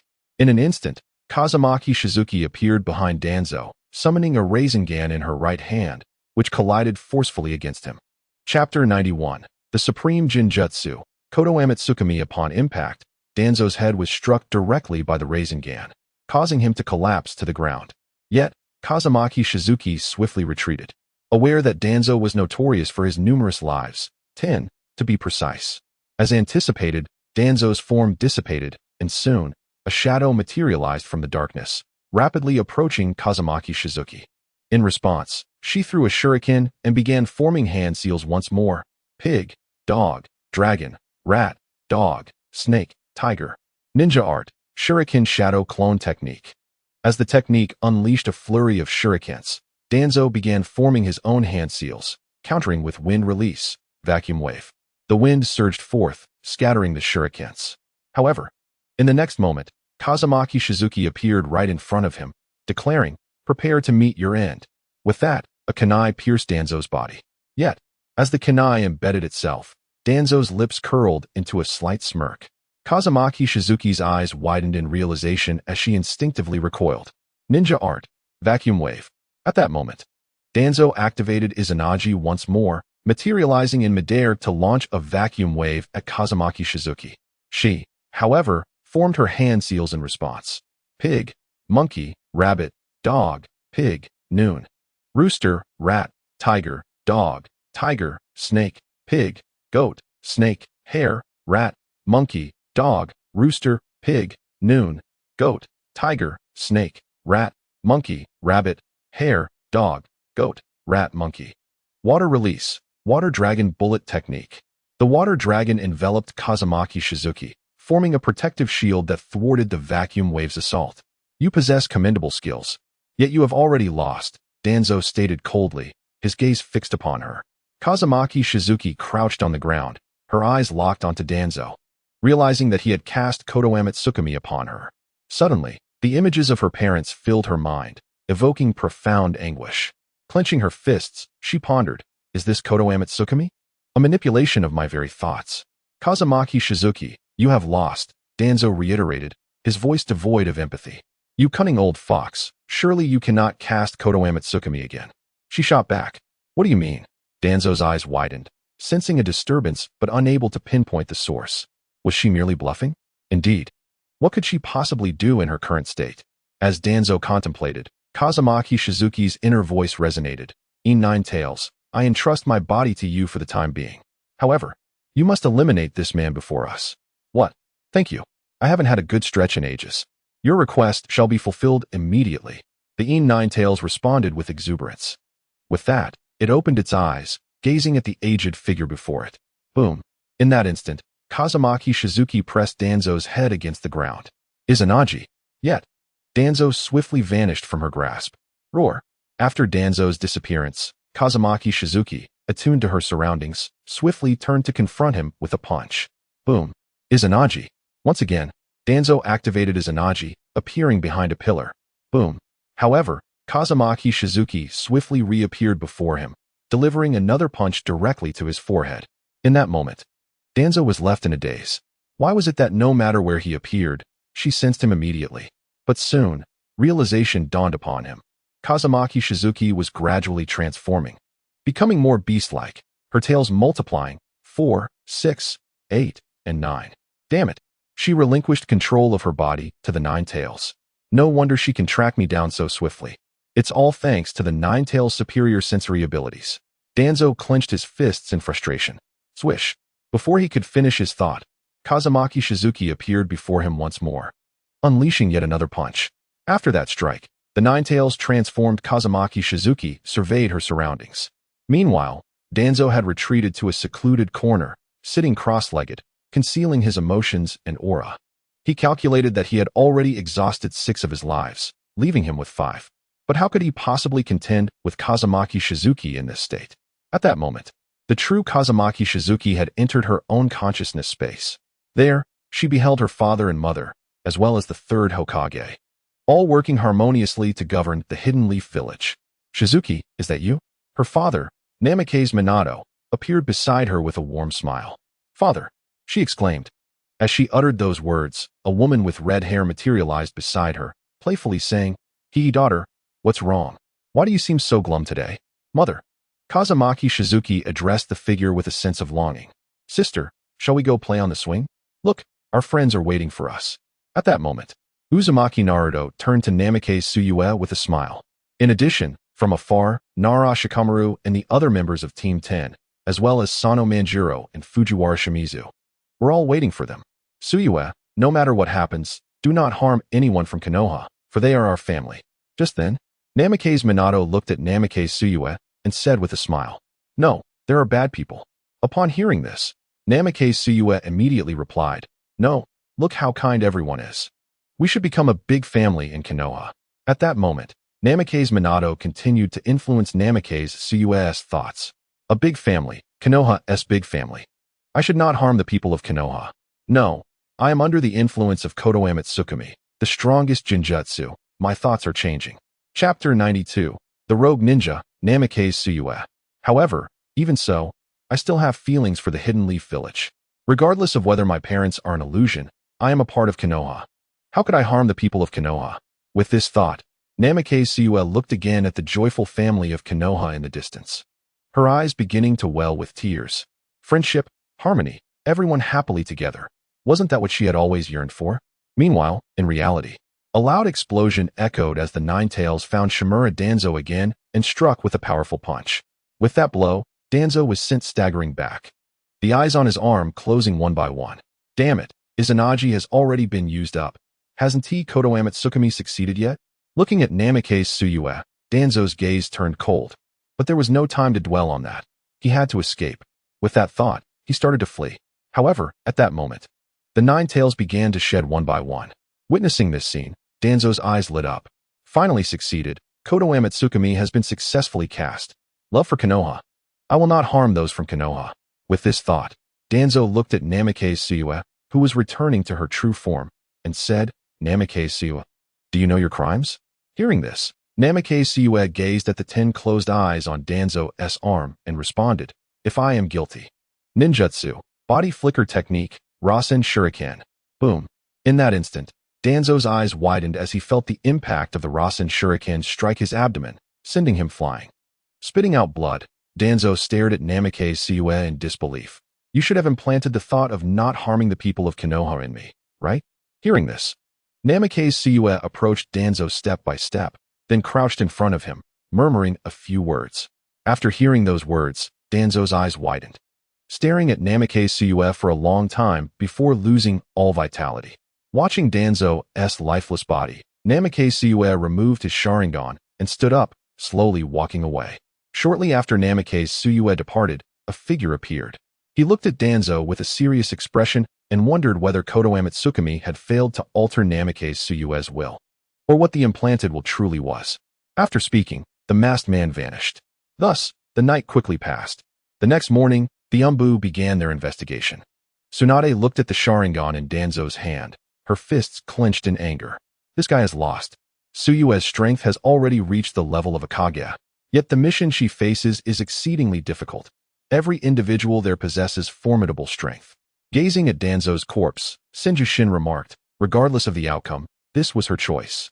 Now, let's issue a bounty notice, stating that the rogue ninja, Namikaze Suyue, has killed a Konoha ninja and has become a rogue ninja of the village.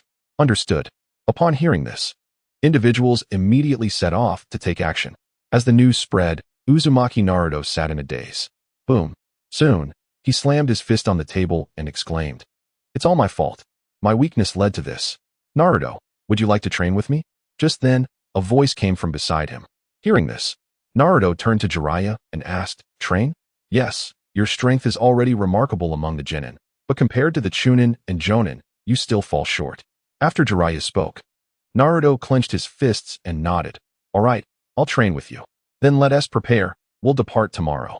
While Naruto was getting ready to train with Jiraiya, Senjushin found Uchiha Sasuke.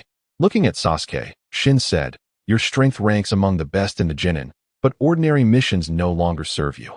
Moreover, a new root organization in Konoha is about to be established. Come be my assistant. I can teach you the forbidden techniques of Konoha and allow you to experience true life and death crises. At that time, you and Fujiwara Shimizu will be my right and left hands. Hearing this, Sasuke looked at Senjushin and nodded, I will discuss this with Kakashi. After saying this, Sasuke turned and walked away. The next day, Haruno Sakura received the information about the disbandment of her team. Gathering her courage, she approached Tsunade to learn medical ninjutsu. As changes unfolded within Konoha, outside the village, in a certain hamlet. Ding. Side quest, kill Shimura Danzo completed, reward, 1 stat point. Strength, 1 ding. Stat point allocation successful. Updating host information. Host, Namikaze Suyue health, strength, speed, items, pseudo-borrowed Nine Tails chakra card, 2 disguise technique, 1 overall evaluation, ninja. Observing this evaluation, Namikaze Suyue exhaled. Now, Konoha must be ordering a manhunt for me. Have you made your decision? Just as Suyue pondered, a figure suddenly appeared before her. It was none other than Uchiha Obito, who called himself Uchiha Madara. Do I have any other choice? Upon hearing this, Obito smiled and said, I won't let you directly enter the Akatsuki organization yet, as I have a test for you. You must personally capture the Nine-Tails Jinchuriki Uzumaki Naruto. However, Naruto is currently protected by Jiraiya, so you need to train with me. I believe that one day, you will surpass both Naruto and Jiraiya combined. Very well, I understand. I will accompany you. With that, Uchiha Obito rose and began to walk away, and Namikaze Tsuyu followed suit. Everything was now in place. Ding. Side quest. Find a point of entry into the Akatsuki organization completed. Reward. 1 stat point. Chapter 93. Infiltrating the Akatsuki. Ding. Congratulations, host. Main quest. Infiltrate the Akatsuki completed. Special reward. 1 ninjutsu fusion card. 1 3-year growth card. The growth card will grant the host a growth characteristic, allowing growth without relying on stat points. Observing these 2 rewards, Namikaze Tsuyu allocated 1 point to her speed and then activated the 3-year growth card. Ding. After a successful update, the host complete information begins as follows. Host. Wave YIN Constitution. Strength. Speed. Items. Pseudo Nine-Tails Chakra Card 2. Disguise Technique 1. Ninjutsu Fusion Card. 3-year growth card. Activated. Grants experience to the host within 3 years. Comprehensive evaluation. Ninja Ding. Main quest initiated. Complete the task of the Third Hokage and relay the Akatsuki's intelligence to the Hidden Leaf Village. Upon completing these tasks, a new mission unexpectedly appeared before Wave YIN, who remained silent in response. Thus, Wave YIN departed with Uchiha Obito. Meanwhile, within an artificially constructed village in the Land of Fire, a group of middle-aged men gazed at a boy shrouded in a dark aura. We have confirmed that Wave YIN has become a rogue ninja from the Hidden Leaf Village and is currently missing. Find her and bring her here. In response, the boy coldly stated, understood. After his words, those below him departed. Once they left, a hint of self-reproach emerged in the boy's eyes. Having killed Shimura Danzo and become a high-ranking rogue ninja of Konoha, as long as I am here, no one can harm you. After uttering this, the boy closed his eyes and began to cultivate sage arts. 3.5 years later, in a secluded forest, a beautiful girl with flowing red hair stood in the water's center.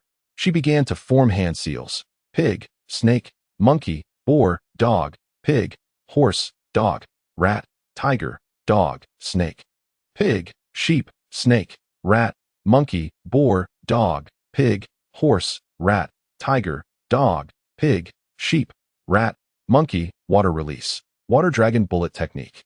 As the seals completed, a massive water dragon shot up from the surface, its fierce gaze directed toward the side.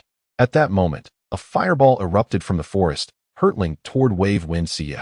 I found the position. Observing the fireball's emergence, Wave YIN's gaze shifted, and her body vanished in an instant. Subsequently, appearing behind Uchiha Obito, she launched a Rasengan at him. Boom. You've lost. However, with the sound of an explosion, Uchiha Obito reached out toward Wave YIN. Ninjutsu, body flicker technique, second stage. In that moment, Wave YIN's figure vanished from her original spot, reappearing behind Uchiha Obito, where she plunged a kunai into his hand. If this were a Rasengan, you would have lost. Wave YIN smiled at Uchiha Obito. You've truly improved. I can see the progress you've made. Now, I should be able to join the Akatsuki, right? She inquired. You are already part of the Akatsuki, albeit as an external member. The organization has yet to formally acknowledge you, replied Uchiha Obito with a yawn. After all, I am still just Toby. Hearing this, Wave YIN shook her head and donned a mask. Then I shall be Alan. I truly don't understand why you insist on adopting so many identities when we are both quite strong. After putting on the mask, Wave YIN's hair and voice began to change. Isn't this preferable? Free and unburdened, remarked Toby, as he joyfully sprinted away. Had she not read the original work, even Wave YIN might have fallen for Toby's deception. He, who instigated the Fourth Great Ninja War for the sake of Rin Noera, was a character with profound emotions. A tragic hero worthy of admiration, yet excessively stubborn. Contemplating this, Wave YIN examined her status panel. After 3 years of growth, her stats had altered. Host, Wave YIN Constitution, Strength, Speed, Items, Pseudo Nine-Tails Chakra Card 2, Disguise Technique 1, Ninjutsu Fusion Card Comprehensive Evaluation, Ninja. Upon reviewing this evaluation, Wave YIN shook her head. While this assessment would be commendable among ordinary ninjas, within the Akatsuki, she was merely an average ninja. In the Akatsuki, not only were figures like Tobi, Nagato, and Uchiha Madara present, but even Haiden and Kakazu were formidable adversaries, making her chances of success a mere 50-50. Indeed, the average strength within this organization was formidable. As YIN pondered, she suddenly heard footsteps approaching. Rising to her feet, she turned to see a figure approaching from afar and quickly ran over. "Ah, is that you, Lady Angel? What brings you here? Where's Tobi?" asked Conan, looking at YIN. "Oh, he went out to play. Did you need him for something?" After this exchange, Conan replied, "Since Tobi is absent, you will go to the Hidden Leaf Village to gather intelligence on the Nine Tails. I will accompany you." YIN was momentarily taken aback. "To the Hidden Leaf Village?" "Yes, think about it. It has been 3.5 years since I last returned. Senior, the Hidden Leaf Village is filled with talented ninjas. I fear. That's why I will accompany you." "Don't worry. Nothing will happen," Conan assured as she walked forward. Observing this, YIN sighed. It appeared she was returning, just in time to see if there was an opportunity to relay the intelligence to the Hidden Leaf Village, as her mission dictated. With this thought, YIN followed suit. Chapter 94. Return to the Hidden Leaf. Ding. The system has issued a side quest. Defeat 3 or more ninjas from the Hidden Leaf Village. The more you defeat, the greater the rewards. Seeing this side quest, YIN let out a sigh. After a long absence, side quests had finally reappeared. This time, she needed to strengthen herself swiftly, for her clones had repeatedly faced hardships against Otsutsuki Kinshiki. If she did not grow stronger, it would be too late once the Otsutsuki made their move. In the Land of Fire, within the Hidden Leaf Village, as the morning mist began to rise, 2 figures slowly approached. "Hey, you two." At that moment, 2 gate guards from the Hidden Leaf Village turned to YIN and Conan, but before they could react, they fell unconscious. Witnessing this, Conan and YIN casually strolled into the village. Once inside the Hidden Leaf Village, YIN quietly asked Conan, "We are here to gather intelligence on the Nine Tails, but how should we go about it? The rogue ninja YIN has remained elusive for years, but it is said there are 2 Jinchuriki of the Nine Tails. The other is Naruto Uzumaki, and there are rumors he returned a while ago." Upon hearing this, YIN looked at Conan. "But this is the Hidden Leaf Village. If we inquire carelessly, won't we easily expose ourselves?" After YIN finished speaking, Conan shook her head and walked toward a nearby shop. After ordering 2 bowls of noodles, she sat down. The shop was bustling with customers, many discussing recent events. "Hey, did you hear? That Naruto Uzumaki has come back. That kid? Wasn't he raised by Jiraiya, one of the legendary 3? Why has he suddenly returned? Who truly knows? That little rascal has always been a source of trouble. A Jinchuriki, what good can come from that? 3.5 years ago, the daughter of the Fourth Hokage, Namikaze Kyuki, was hailed as a perfect Jinchuriki. Yet, she ultimately killed Lord Shimura Danzo and defected from Konohagakure, embodying the essence of a treacherous wolf. Indeed, one must wonder, does she not recognize that the Hidden Leaf Village is her homeland? Moreover, to depart in such a manner, whilst extinguishing the formidable forces of Konoha, is utterly astonishing. As these words resonated in the air, the figure of Namikaze Suki remained seated, exhibiting no signs of disturbance. However, at that moment, a ninja with golden hair unexpectedly entered the room, casting a glance at those present and inquiring, "What are you discussing?" As the newcomers arrived, the villagers exchanged glances and rose to their feet, preparing to head outside. "You must remember, Sister Sia is not a traitor. There must be some reason behind her actions." Observing this scene, Naruto Uzumaki spoke up. "Naruto, you must remain calm," Sasuke Uchiha interjected, approaching him. "Calm? How can I be calm? Sister Sia has saved Konoha, and her father is the Fourth Hokage. I refuse to believe she would depart without cause." While Naruto was speaking, Sasuke's gaze shifted toward the 2 figures cloaked in black. Suddenly, these 2 figures vanished before their eyes. Witnessing this, Sasuke turned to Naruto and said, "Regardless of the reasons, abandoning Konoha is still treason. I have matters to attend to. I will speak with you upon my return." With that, Sasuke vanished in an instant. Meanwhile, on a street in Konoha, Kazekage Sia was addressing Conan, saying, "That was Naruto Uzumaki, wasn't it?" "Yes, upon our return, I will arrange for personnel to capture the Nine Tails. After all, we are not combat ninjas." As these words fell from her lips, figures suddenly materialized before them. What brings you to our Hidden Leaf Village? At that moment, Senju Shin inquired. Gazing at this individual, Kazekage Shuriwe momentarily froze, but soon turned her attention to those beside and behind her. Upon glancing backward, she was taken aback once more, for there stood a ninja with Sharingan eyes. Uchiha Sasuke had not defected. Wait a moment, in the original narrative, it was Orochimaru that led him to depart from the Hidden Leaf Village. However, at present, Orochimaru and her clone were enjoying a leisurely outing with Otsutsuki Kinrin. Thus Sasuke had no reason to seek Orochimaru. To think that you both have graced the Hidden Leaf Village, why not stay for a cup of tea? Allow us to extend our hospitality, Sasuke remarked. Following his words, Konan turned to Kazekage Shuriwe and stated, the first test of Akatsuki has commenced. To break free from the Hidden Leaf Village. If you cannot achieve this, joining our ranks will be impossible. Observing this scene, Konan spoke up. Kazekage Shuriwe. With a spirited cheer, go. Upon her lips, Shaonin transformed into a flurry of paper, soaring in all directions towards the Hidden Leaf Village. At that very moment, Senju Shin, witnessing this scene, immediately summoned others to pursue her. Simultaneously, Uchiha Sasuke cast a Jinjutsu upon Nara Shizuku, and in that instant, Nara Shizuku comprehended for the first time the art of openly betraying one's comrades. A trial indeed. One might not believe this to be a test. Yet Shaonin truly possesses the talent for nonsensical chatter. Uchiha Sasuke, the scion of the Uchiha clan, wields a pair of Sharingan, mastering the art of illusion to an extraordinary degree. However, such illusions hold no sway over me. Gazing at Uchiha Sasuke, Kazekage Shuriwe spoke with a smile. As her words lingered in the air, Uchiha Sasuke turned his gaze toward Kazekage Shuriwe, remaining silent. In an instant, Kazekage Shuriwe took a step toward Uchiha Sasuke. Yet, in the very next moment, identical movements and speed manifested in Uchiha Sasuke. With a clash, both individuals swiftly drew their kunai, and the blades met in a resounding strike. Following this, they separated once more, their eyes locked in an intense stare. Are you attempting to tread the path of the copy ninja by emulating my actions? As Uchiha Sasuke stood before her, Kazekage Kyuki inquired, Humph, it is not so. I merely wish to capture you, and before me, there is no escape. Thus, surrender now to spare yourself further suffering.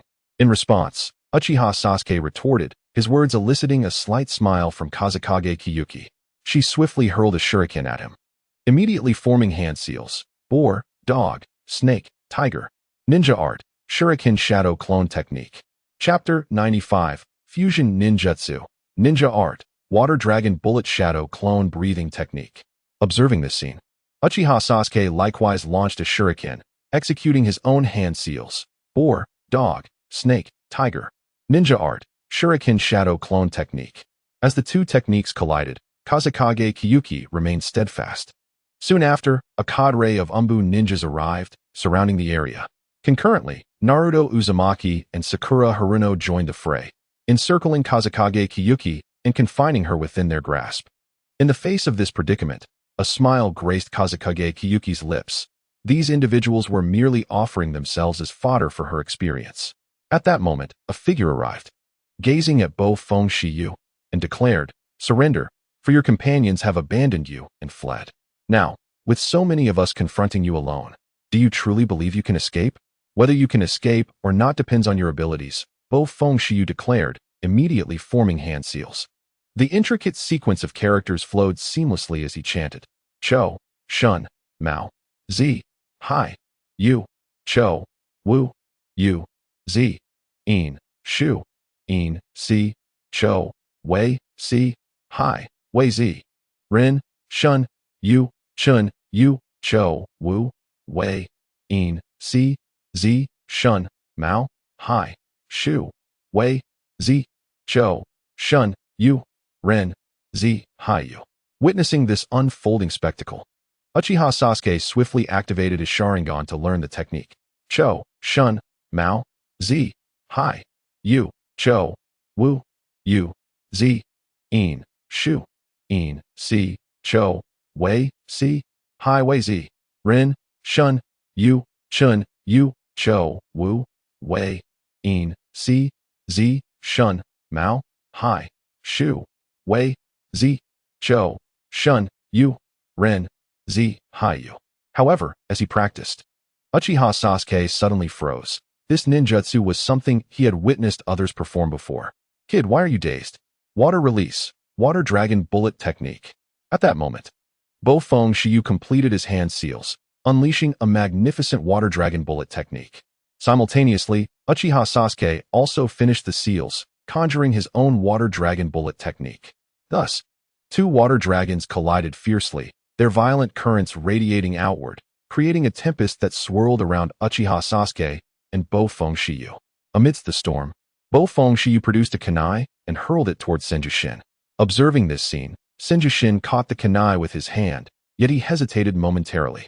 There was something amiss with the kunai he grasped. Whoosh. So you've come here. At that moment, a masked figure emerged, revealing himself to be Ah Fei. Gazing at Ah Fei, Bofeng Shiyu inquired of the system, I wish to merge ninjutsu. Ding. Certainly. May I inquire which ninjutsu the host wishes to integrate? A maximum of 3, mind you.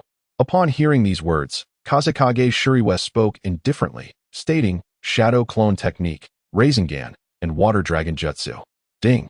The fusion of ninjutsu has been successfully accomplished, resulting in the host's unique technique, the Water Dragon Bullet Shadow Clone Breath Technique.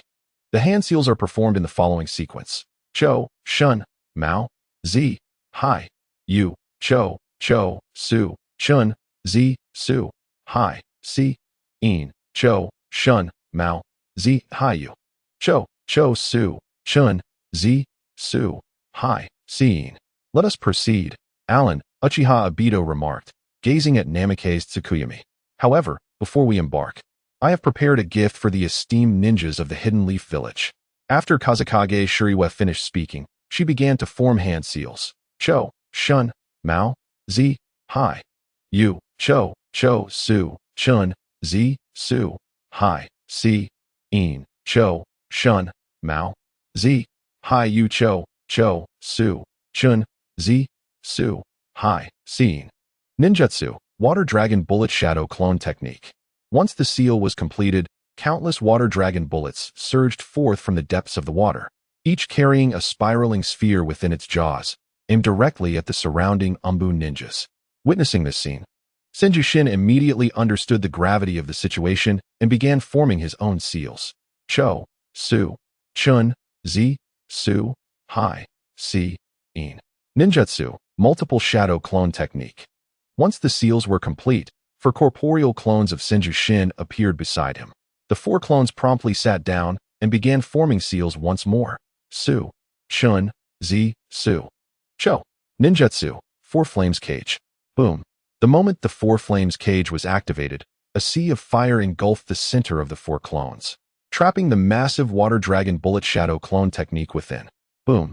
However, almost immediately, a loud explosion erupted, causing Senjushin to stagger back a step as the shockwave surged outward, injuring several members of the Umbu. Observing this, Senjushin glanced at the now-deactivated Shin in his hand, his brows furrowing slightly. Shuriwa, is this the message you've relayed back? Yet, you have indeed taken it a bit too far. However, your strength has improved remarkably. Is this ninjutsu something you developed within the past 3 years? Truly, a genius is a genius, no matter where they are. You all need to head to the ninja hospital for a checkup. I shall visit the Hokage's office. With this thought, Senjushin addressed his subordinates before heading home. Meanwhile, Uchiha Sasuke stood in awe of the newly manifested ninjutsu, feeling a twinge of shock. This technique was exponentially more powerful than any he had created.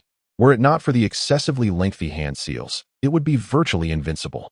Resolving to take action, Uchiha Sasuke decided that upon his return, he would request to investigate the 4 strongholds left behind by Orochimaru.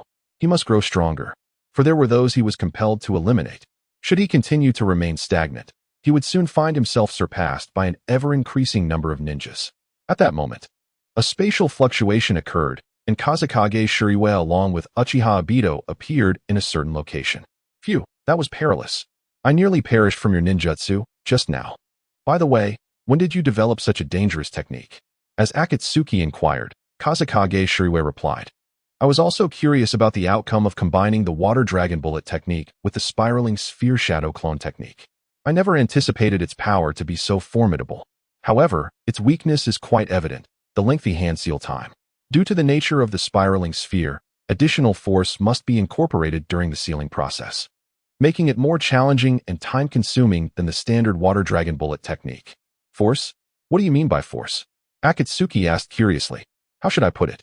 Normal ninjutsu requires only hand seals, but my technique merges 3 techniques. While the spiraling sphere itself does not require hand seals, it does necessitate the gathering of a vortex. And this force represents that vortex. Upon hearing this, Akatsuki nodded in understanding.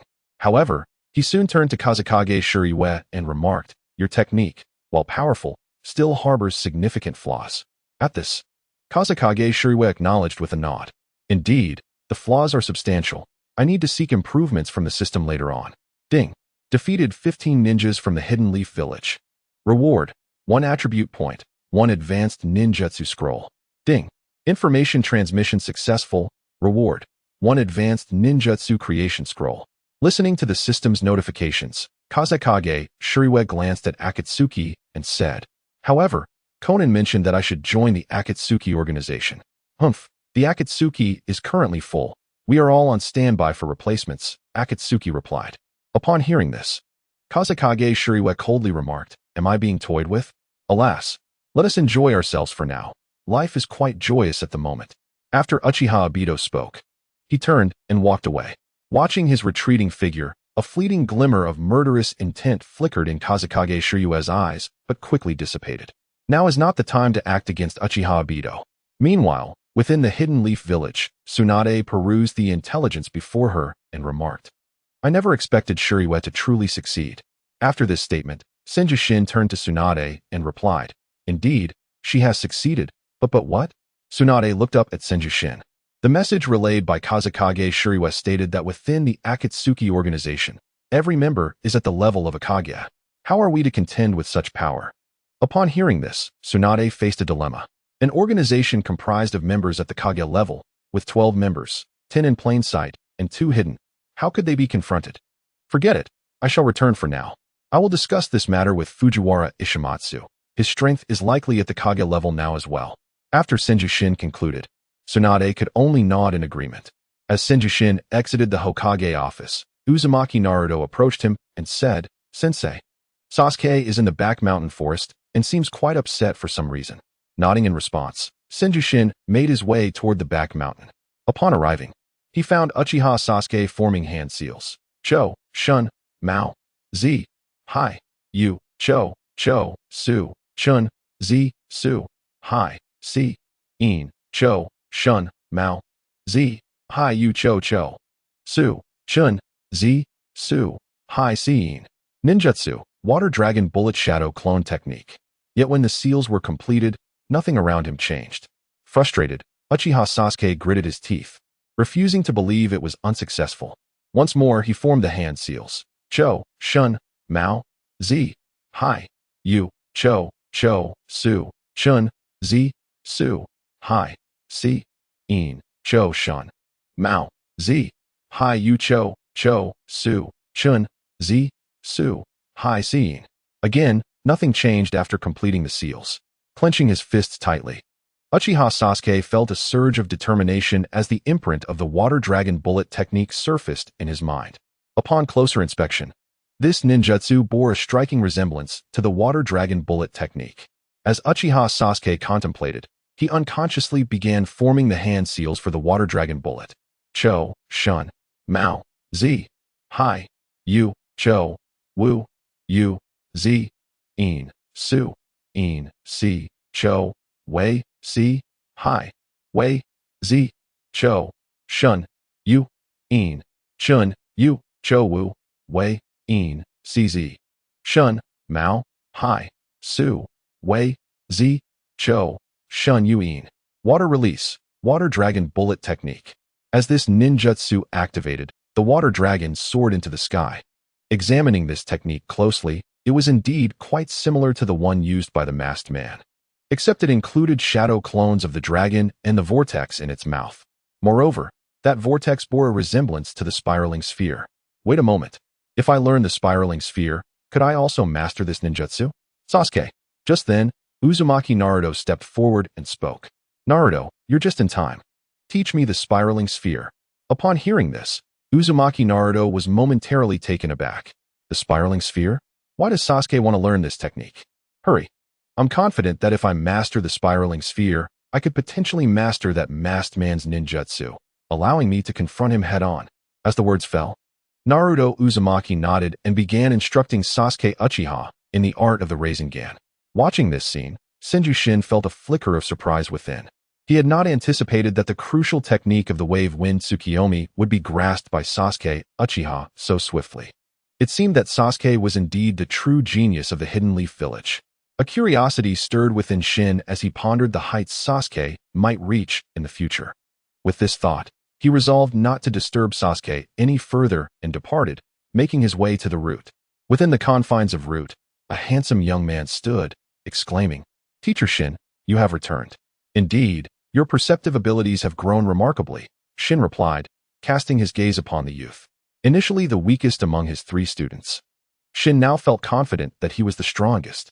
This was due to the exceptional bloodline limit he had undergone, which had merged perfectly with his own unique mutations. With the original wood release, the Uchiha Sharingan, and the Hyuga's Byakugan, combined with mastery over various forbidden techniques, Shin's prowess had transcended the level of a Kage, advancing him to a divine realm. Just like the first Hokage, the second ninja god could very well be Fujiwara Ishimio. Reflecting on this, Shin turned to Fujiwara Ishimio and inquired, "Do you have any news about her?" At this, Ishimio's eyes widened slightly, and he asked, "Where?" "In the Akatsuki organization. Furthermore, I wish for you to investigate this organization," Shin instructed. Ishimio nodded in acknowledgement, understood. Chapter 97. The Capture of the Wind Shadow Host. Wave Wind Tsukiyomi Physique. Strength. Speed. Items. Phone Ninetales Chakra Card. Level 2. Disguise Technique. Level 1. Ninjutsu Scroll. Level 1. Ninjutsu Creation Scroll. Level 1. Overall Evaluation. Ninja. Upon reviewing this assessment, Tsukiyomi nodded thoughtfully. Perhaps it was due to her nearing the pinnacle of her abilities that acquiring additional enhancement points had become increasingly arduous. With a sigh, Tsukiyomi admitted to herself that she found the current situation rather monotonous. The dual surveillance from Black Zetsu and Uchiha Obito, along with the Akatsuki's distrust, filled her with a sense of helplessness regarding her forthcoming actions. Truth be told, should she attempt to assassinate a member of the Akatsuki, either Black Zetsu or Obito would undoubtedly intervene, placing her in imminent danger once more. It seemed she had no choice but to utilize a shadow clone to breach the obstacle ahead. With that thought, Tsukiyomi closed her eyes. Meanwhile, by the seaside, she observed the distant figure of Otsutsuki Inrin, who was playing with snakes, and began to stealthily retreat. In an instant, Tsukiyomi vanished from her location. However, this fleeting moment did not escape Inrin's notice, who smirked and remarked, "Oh, trying to escape, are we? I've already claimed you as mine. Why do you resist?" Following her words, Inrin disappeared from sight. Subsequently, within a forest, Tsukiyomi sprinted forward, only to catch sight of Inrin pursuing her with astonishing speed. Clenching her fists in frustration, she muttered, "Damn it, how did she catch up so quickly?" Realizing her situation, she exclaimed, "I told you to stay by my side." With that declaration, Tsukiyomi swiftly began forming hand seals: boar, snake, monkey, dog, pig, rooster, rat, tiger, dog, tiger, snake, pig, sheep, rat, rabbit, boar, tiger, rooster, rat, dog, pig, sheep, tiger, snake, rat, monkey, rooster, tiger. Water Release. Water Dragon Bullet Technique. Observing the seals, Inrin nonchalantly remarked, "Again with this technique? Aren't you tired of it? Such prolonged seals, you're practically swimming in it." After saying this, she flicked her finger, instantly dispelling the water dragon. As Tsukiyomi watched this unfold, her gaze darted to a specific location, and she vanished from her spot. Trying to run away? Not so easily. Inrin swiftly utilized the body flicker technique, instantly appearing at the seaside alongside Tsukiyomi. At that moment, Tsukiyomi glanced back at Inrin and promptly began forming seals once more. Water Release. Water Dragon Bullet Technique. "I told you, that technique is futile," Inrin stated as she pointed at the water dragon, dispelling it with ease. However, in the next moment, from the remnants of the broken dragon's head, another surged forth, aiming to bite Inrin. Inrin's eyes narrowed as she regarded Tsukiyomi. "In fact, before you arrived, I had already formed a seal. This time, I am harnessing the ocean's power, utilizing a water dragon bullet as a surface layer, while employing another layer of the water dragon bullet to trap you within. I understand, but this cannot bind me, Inrin replied with indifference. I am aware. Which is why the next part is crucial. As those words left her lips, Tsukiyomi formed the seals once more. Boar, snake, monkey, dog, pig, dog, rooster, tiger, rat, tiger. Snake, pig, sheep, rat, rabbit, boar, tiger, rooster, rat, dog, pig, sheep, tiger, snake, rat, monkey, rooster. Ninjutsu, water dragon bullet shadow clone breath technique. As this ninjutsu was unleashed, a multitude of water dragons surged forth, targeting Inrin within the confines of the water dragon bullet, releasing spiraling projectiles. In that instant, Tsukiyomi executed the body flicker technique once more, escaping the scene. With a resounding explosion, the area erupted into chaos. Waves crashing against the shore and sending countless fish tumbling onto the beach. Incredible, she truly escaped. At that moment, Inrin's figure materialized nearby. Master, you could have pursued her, Orochimaru suggested. To think she would attempt to evade me while employing such techniques. I suspect her true form is preoccupied with urgent matters. For now, I shall indulge myself. I will pursue this little bride later. With that, Inrin proceeded towards the seaside.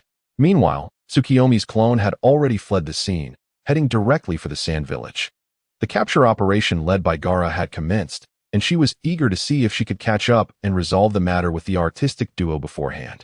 Within a certain village, a young boy gazed up at the sky in contemplation. Young master, I've gleaned the latest intelligence on the Akatsuki. They plan to venture to the sand village to capture a Jinchuriki, namely the current Kazekage, Gaara. Gaara, that bloodthirsty brute, has become Kazekage? After a moment of shock, Zeno Manjuro rose and declared, then I shall go as well. The Akatsuki's intent to capture a tailed beast Jinchuriki must be connected to Tsukiyomi's disappearance. With that, Zeno Manjuro departed. Meanwhile, within the sand village, defenses were remarkably tight, as they had received word that the Akatsuki was en route, targeting the Kazekage, Gaara, and the Jinchuriki residing within him. In the Kazekage's office, Gaara dismissed his guards, stating, you may all leave. But, it's fine, he reassured.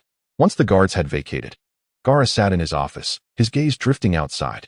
Suddenly, his sharp senses alerted him to an intruder breaching the village under the cover of night. With this thought, he rose, eyes fixated on a white bird soaring in the sky. This bird had never before graced the village of Wind Shadow. It appeared that the group had arrived. With this thought in mind, Gaara made his way outside. At that moment, a figure emerged on the balcony of Wind Shadow, declaring that they had successfully infiltrated. As the words fell, he suddenly sensed something amiss, as a shadow loomed before him.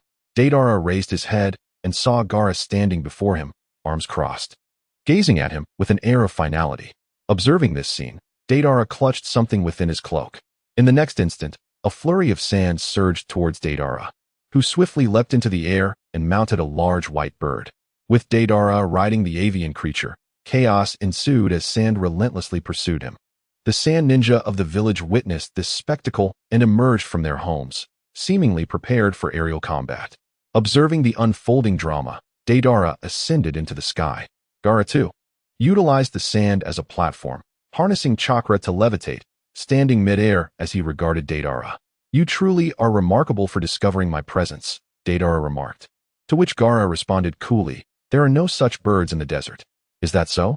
Deidara chuckled lightly, then turned his attention to the clay bomb he was holding. Meanwhile, outside the village, Sasori observed the scene with indifference, remarking that the village was in utter chaos, courtesy of Deidara. Just then, his gaze shifted behind him. Come out. I have detected you, he said, acknowledging the presence of another.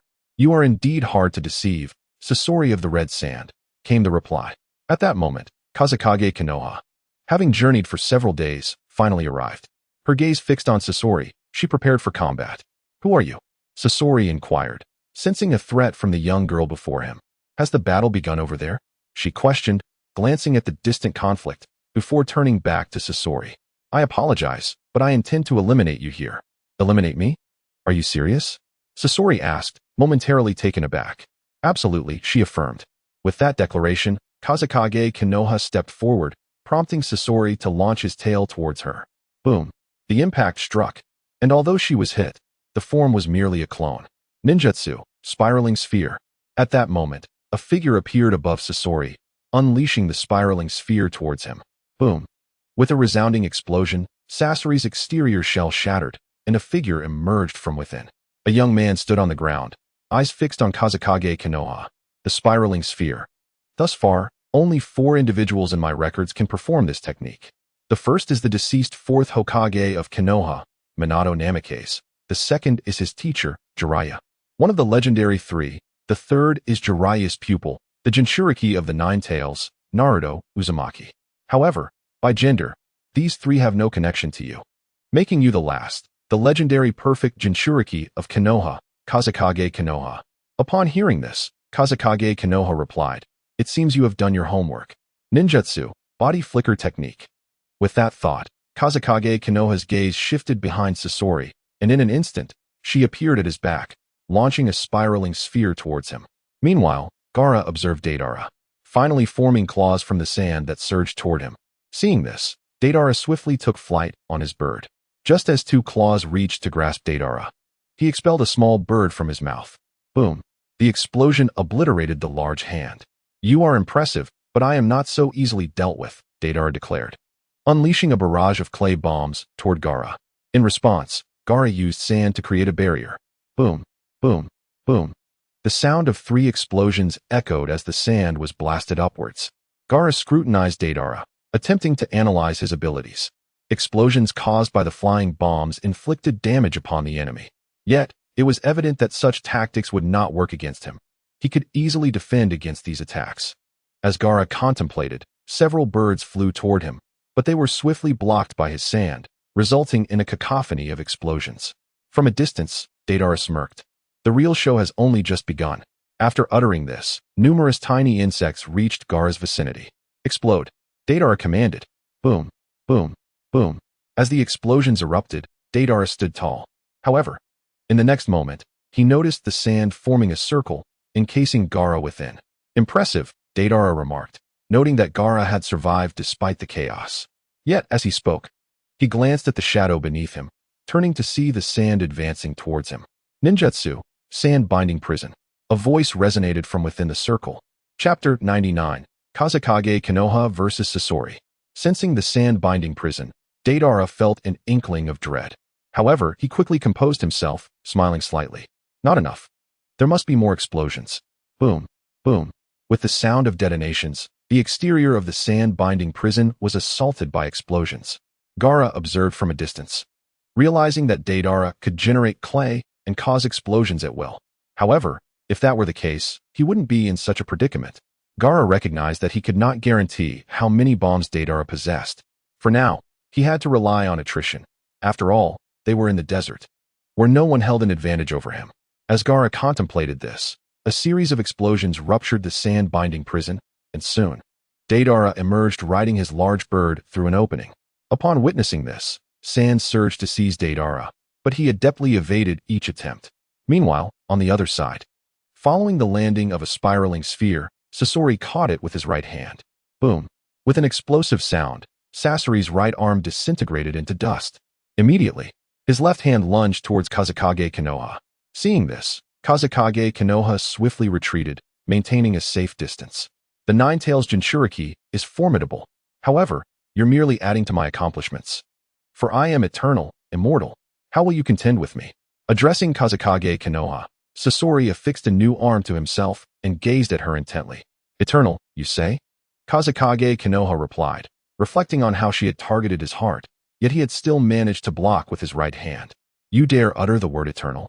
However, the desire to eliminate him has proven to be quite challenging. Regardless of whether my intentions were evident, he remains wary of me. Thus, I am left with no choice but to launch a forceful attack.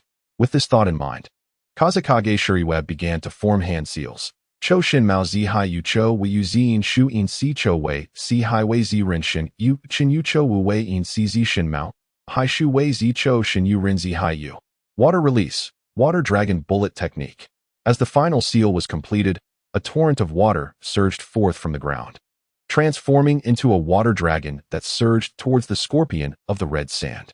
Witnessing this spectacle, the scorpion of the red sand swiftly retreated a step, unveiling a scroll that materialized in his grasp.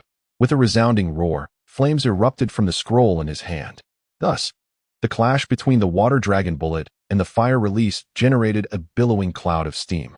As I contemplated my next move amidst the rising vapor, I suddenly found my body retreating rapidly as an ominous cloud of poisonous mist began to swirl forth. Simultaneously, black sand irons surged from the haze, hurtling towards me. Faced with this perilous situation, I had no alternative but to employ the water dragon bullet technique once more, allowing the water dragon to envelop my form. Shielded by this watery cocoon, I resumed forming hand seals. Cho Shin Mao Zi Hai Yu Cho Cho Su Shinzi, Su Hai Si Yin Cho Shin Mao Zi Hai Yu Cho Cho Su Shinzi, Su Hai Si Yin. Ninjutsu, Water Dragon Bullet Shadow Clone Breath Technique. As this jutsu was unleashed, multiple water dragons surged forth from my sides, directing spiraling orbs towards the scorpion of the red sand. Observing this scene, the scorpion immediately activated the jutsu of the third Kazekage puppet in his hand for defense. Yet, in the next moment, despite his efforts, he was unable to withstand the onslaught of the spiraling orbs. An object lodged in the vicinity of his heart was propelled outward. Witnessing this, a faint smile graced my lips, and with a swift body flicker technique, I positioned myself before the object, seizing it in my grasp. You may yet prove useful in the future, so remain by my side. Should you wish for death, I would not hesitate to grant it, I remarked. Upon hearing this, the scorpion fell silent. Subsequently, I surveyed the scattered puppets around me before departing. For me, my objective had been achieved. My clones had been hastily traversing for days, and having just endured a fierce battle, my chakra reserves were nearly depleted. I could no longer afford to intervene in other matters. With this in mind, I took the heart and exited the scene. Meanwhile, in the sand village, Gaara was unleashing sand attacks upon Deidara. In that moment, a sandy arm ensnared Deidara's own arm, and with a forceful grip, rendered one of his arms incapacitated. Witnessing this, the villagers of the Sand Ninja village erupted in cheers for Gaara. These sands are bothersome. As are these people, Deidara muttered, and in response, he launched a massive explosive device towards the Wind Shadow village. Gaara's eyes widened in alarm, and he immediately commanded his sand to form a barrier around the village, simultaneously dismantling his own defenses. From a distance, Deidara recognized his opportunity. Excellent. You have entered my range, he declared, watching as the sand swiftly encircled Gaara. With a thunderous explosion, Gaara found himself airborne as Deidara's bomb detonated before him. Gaara! Kankuro shouted from the ground, yet all that could be seen was a cloud of smoke billowing outward. At that moment, the ninjas on the ground directed their attacks towards Deidara, who, fixating on the spherical sand, calmly noted, just as I suspected. This defense is not something I can easily breach. Yet, if my explosives lie within that sand, how will you respond? As these words left his lips, an explosion erupted from Gaara's vicinity. Deidara observed his now empty right arm and remarked, truly, a Jinchuriki. I sacrificed a hand just to capture him. Following this, Deidara mounted his white bird and soared towards Gaara, who was now encased in sand, his consciousness fading. Yet, in the next moment, Gaara's eyes suddenly flicked open, prompting Deidara to retreat instinctively. However, Gaara extended his hand, and the sand that caught the explosives surged outward, away from the village. Deidara, realizing this, remarked, "Ah, I see." To prevent his sand and the explosives from endangering the village, he expended his last ounce of strength to move it outside. Just then, a swarm of arrows descended upon him. Deidara swiftly dodged, a smirk gracing his lips. Explosive tags? How delightful, he declared, and with a wave of his hand, his clay transformed into birds, igniting a flurry of explosive tags in the air above the Sand Ninja village. Simultaneously, Deidara commanded the birds to seize Gaara, whisking him away into the distance. On the ground, Kankuro cried out, "Gaara!" Yet, his shout failed to rouse Gaara, who was utterly spent. Thus, Deidara carried Gaara to the village entrance, only to find that Scorpion was nowhere to be seen. Where is Brother Scorpion? Did he grow impatient and return ahead? He mused. Following this, Deidara exhaled, truly headstrong. But that is just his nature. With that, Deidara soared away on his great white bird, soon arriving at the Akatsuki's base. Upon entering, he surveyed the surroundings and inquired, "Where is Scorpion? Was he not assigned to this mission alongside you?" To this, the honest Kisame replied, "Is he perhaps like Orochimaru, having betrayed our Akatsuki?" Amidst the undead duo, Haydn chuckled, boring. We can seal the one-tail ourselves. Scorpion's matters can wait. At that moment, the attention of the group shifted towards the figure bearing the Rinnegan. He surveyed those present and declared, "Commence." As the words left his mouth, the outer path golem emerged, initiating the extraction of the tailed beasts. Meanwhile, on the other side, Kazekage Shuriwa gazed at the heart before her and the scorpion puppet she had retrieved, remarking, "TSK, TSK, TSK, it seems rather dashing. That was my appearance in my youth. Moreover, you would do well to release me. Otherwise, the Akatsuki will not spare you," the heart interjected. At that moment, the heart, by some means, began to converse with Shuriwa. "Akatsuki, do you believe that we can coexist?" In response, Shuriwa chuckled softly and replied. With a swift motion, as soon as YIN finished speaking, the mass of the heart immediately entered the puppet, and the youthful form of Sasori appeared before him. At that moment, Sasori gazed at YIN and remarked, "I must say, as the Jinchuriki of the Nine Tails, retrieving this puppet was your gravest error. For now, I possess the power to engage you in combat." "Oh, is that so?" After this proclamation, Sasori scrutinized YIN for a long while, then shook his head and replied, "It was indeed so, but not anymore. You are truly remarkable, YIN. Merely from the information I have gathered, I am filled with curiosity about you. Most intriguing is the reason behind your defection from the Hidden Leaf Village." Upon hearing this, YIN glanced at Sasori and replied, "No need for inquiries. I have no intention of explaining. What I seek is not you, Sasori, but the entire Akatsuki organization to submit to me." Haha, what a grand jest. This is undoubtedly the greatest joke I have heard this year. The submission of the Akatsuki, based on your capabilities? I concede that you are indeed formidable, yet not nearly powerful enough to compel our collective surrender. But I possess that capacity. So, Sasori, would you consider witnessing a splendid spectacle from my side? Upon hearing this, Sasori settled into a sitting position, contemplating, do I truly have a choice? However, I suppose I could observe your performance. With that, YIN smiled slightly, rising to his feet as he declared, "Rest assured. I am aware of your aversion to waiting, so I shall not keep you long. I desire everything that the Akatsuki has to offer, and I shall obtain it." After uttering these words, YIN proceeded toward the outside. Not far from the sand village, a figure emerged. Byakugan, activate. At this moment, Fujiwara Shimizu activated his Byakugan, surveying his surroundings. Finally, he furrowed his brow and stated, "These are traces of YIN. These puppets belong to Sasori. It seems Sia has indeed clashed with him." Chapter 101. Individual actions. However, it appears that YIN must have emerged victorious. Although there are signs of battle, they seem deliberately orchestrated. If so, it could only have been Sia's doing. But what could Sia possibly aim to achieve by arranging things this way? Suddenly, a shuriken flew from Fujiwara Shimizu's hand, and from beneath the ground, a figure emerged. This figure was half black and half white, its gaze fixed upon Fujiwara Shimizu. These are Sasori's puppets. But where is Sasori? This scene prompted Zetsu to inquire. "I do not know." "Interesting. Let me awaken your senses until you comprehend." With these words, Zetsu advanced toward Fujiwara Shimizu.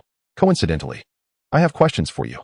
Observing Zetsu, Fujiwara Shimizu stepped forward, launching a series of gentle punches. Boom, boom, boom. After several strikes, Zetsu suddenly dove underground, and roots shot toward Fujiwara Shimizu. Witnessing this, Fujiwara Shimizu activated his Sharingan and also descended into the earth, causing roots to rise. With a clash of their two assaults, Zetsu wasted no time and immediately initiated his escape. Zetsu was not oblivious to his opponent's identity. On the contrary, he was well aware of who Fujiwara Shimizu was. However, the intel he had collected indicated that Fujiwara consistently revealed only a fraction of his true strength, keeping the majority concealed. Thus, even Zetsu could not ascertain the full extent of his power. But now, he understood, this individual was at the level of a Kage. "Did you think I would allow you to leave?" At that moment, Fujiwara Shimizu spoke indifferently, his hands forming seals. Ugly. Water release, water dragon jutsu. As this technique was unleashed, a water dragon surged forth, plunging directly into the sand. The sand suddenly became laden. At that moment, Zetsu felt it challenging to move within this terrain. By utilizing water to augment the sand's weight, have you forgotten? You too are within the sand. The burden we increase is mutual. Zetsu turned to Fujiwara Shimizu, stating, "Ninjutsu, light walking technique." As soon as Zetsu finished speaking, Fujiwara Shimizu employed the light walking technique and swiftly approached Zetsu. Observing this, Zetsu's expression faltered. "Damn it, I'm ensnared." Boom. Just like that. Fujiwara Shimizu reached Zetsu's side and struck with a palm. Seeing this, Zetsu split into black and white halves, retreating into the ground. Simultaneously, both figures formed seals, vanishing from sight. Witnessing this, Fujiwara Shimizu emerged above ground, glancing at the signal in his hand, exhaling as he thought. To have discreetly marked them with the Flying Thunder God technique, and then let them go is no small feat. I was contemplating how to stage it more convincingly, only to find they had their own means. Suddenly, Fujiwara Shimizu's pupils widened. The Flying Thunder God mark had vanished. How is this possible? Throughout history, no one has ever been able to erase the Flying Thunder God mark. How did those two manage it? Contemplating this, Fujiwara Shimizu clenched his fists. Damn it. All this effort has been in vain. Had I known, I would have dealt with them more ruthlessly. Meanwhile, in a secure location, Black Zetsu and White Zetsu gazed at the severed and burnt flesh marked with their insignia, exhaling deeply. That fellow truly believed we had not detected his mark, attempting to trace us to our lair. He underestimates us gravely. However, we indeed underestimated him. His strength is formidable. This time, we were too presumptuous. Next time, let someone else take a turn, perhaps the honest Kisame Hoshigaki. He is powerful and loyal, perfectly suited for such a sacrificial role. At this moment, White Zetsu chimed in. After speaking, both exchanged glances and chuckled. Meanwhile, within the Sand Village, Naruto Uzumaki, upon learning that Fujiwara Shimizu had found information about his sister, inquired, "Sister Sia? Could it be that she has also been captured? Given the circumstances, it seems unlikely. Otherwise, they would not have gone to such lengths to come here and target me. I initially intended to use the Flying Thunder God mark to locate their lair, but sadly, those two old foxes discovered it and somehow managed to erase my mark." Upon finishing his statement, Kakashi Hitaki glanced at Fujiwara Shimizu. The Flying Thunder God technique was one that even he could not master, indicating that Fujiwara Shimizu's talent was indeed exceptional. There had long been rumors that Fujiwara Shimizu, influenced by the monster, possessed extraordinary power. Yet no one had ever witnessed his strength. At this moment, on the other side, within a small shop in the Sand Village, a youth wearing a straw hat furrowed his brow upon hearing the vacant-eyed boy's words. The one-tailed Jinchuriki, Gaara, has been captured. It seems the Akatsuki is in the process of extracting the one-tail. With this thought, Zeno Manjiro rose and made his way outside. Regardless of the circumstances, he must find Wave YIN Sia as soon as possible. His own dark side was becoming increasingly severe. If he did not locate Wave YIN Sia soon, that matter would remain forever unknown. As everyone was searching for the elusive Shuriwe within the confines of rain-hidden village, Uchiha Obito gazed at the rain-soaked sky. One Sharingan activated. Shuriwe, the red sand scorpion, had inexplicably vanished. At that moment, Uchiha Obito spoke up. "Oh, how did you come by this information?" Hearing this, Bofeng Shuriwe replied with surprise. "Are you not astonished by the disappearance of the red sand scorpion, but rather by my knowledge of it? Do you not care at all about the affairs of the scorpion?" Chapter 102. The Interceptor. Bofeng Shuriwe cut it out. "His disappearance is of no concern to me. You know very well what I have been occupied with day by day." Upon uttering this, Uchiha Obito turned to Bofeng Shuriwe, chuckling. "Haha, true enough. However, if the red sand scorpion has genuinely vanished, one of us must infiltrate the Akatsuki organization ahead of time." Listening to this, Shuriwe fixed his gaze on Uchiha Obito and inquired, "Since I prefer to remain in the shadows, you may proceed first." Nonetheless, this time, the Akatsuki has assigned us a task to delay the Leaf Village's ninja reinforcements, so which group will you be responsible for? Upon hearing this, Shuriwe looked at Uchiha Obito, declaring, "I choose Naruto's group." "Fine, then I shall handle the other team," replied Uchiha Obito as he set off into the distance. Observing this scene, a faint smile graced Shuriwe's lips. It seemed that he had successfully evaded detection this time. However, he was eager to witness the extent of Naruto Uzumaki and his companion's growth and strength. With that thought, Bofeng Shuriwe rose and made his way outside. In a secluded forest, Naruto Uzumaki, Sasuke Uchiha, Sakura Haruno, and Granny Chiyo were all in a hurry. As for Fujiwara Shimizu, he had already set off alone. At this moment, Sakura turned to Naruto and asked, Naruto, may I ask you a question? When did the Akatsuki start to keep an eye on you? Upon hearing this, Naruto furrowed his brow and replied, I don't know. Following this, Kakashi Hatake looked at Sakura and stated, the members of the Akatsuki first came to the Leaf Village about 3 years ago, due to the 9 tails sealed within Naruto. They even clashed with Lord Jiraiya, but ultimately, Jiraiya emerged victorious, forcing the Akatsuki to retreat. After this revelation, Kakashi turned to Naruto and continued, for the next 3 years, they remained inactive. I originally thought this matter would end there, but why did they wait for 3 years? Sakura chimed in, perhaps they were unable to act during those 3 years. Especially since Lord Jiraiya was protecting Naruto.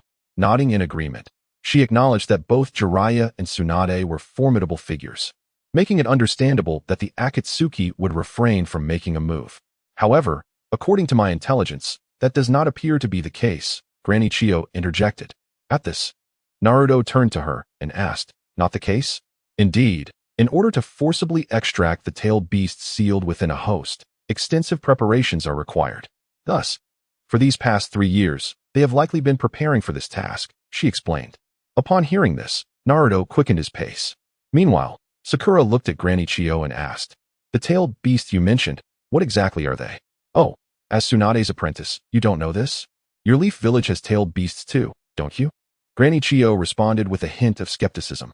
My apologies, but matters concerning the tailed beasts are classified in the Leaf Village. So many are unaware, Chiyo explained. After she finished speaking, Kakashi interjected, let me clarify this for you. The so-called tailed beasts are magical creatures with tails, like Shikaku, the one tail residing within Gaara. There are a total of 9 tailed beasts in this world, categorized from 1 tail to 9 tails based on the number of tails. The purpose of these tailed beasts is to serve as powerful secret weapons for each ninja village. Every village seeks to obtain them by any means necessary. Yet the power of these beasts is exceedingly dangerous. Thus, those who bear tailed beasts within them are referred to as Jinchuriki, and because of this, they often face disdain from their own villages. Upon hearing this, Sakura and Sasuke immediately turned their gazes to Naruto. However, Naruto said nothing in response, merely quickening his pace forward. No. So the tailed beast you speak of is right here, isn't it? At that moment, a voice rang out, causing everyone present to halt and direct their attention forward. There stood a masked figure clad in a black cloak adorned with red clouds. The 9 tails Jinchuriki, Naruto Uzumaki. The last scion of the Uchiha clan, Sasuke Uchiha, Tsunade's apprentice, Sakura Haruno, the copy ninja of Konoha, Kakashi Hatake, and Granny Chiyo of the Sand Village. What an intriguing assembly. As the figure halted, Bofeng Shuriwe gazed at the distant silhouette and smiled. Observing this, Kakashi remarked, an Akatsuki member. Hey, where have you taken Gaara? Naruto shouted at the masked figure. Oh, where indeed. I won't tell you. What can you do about it?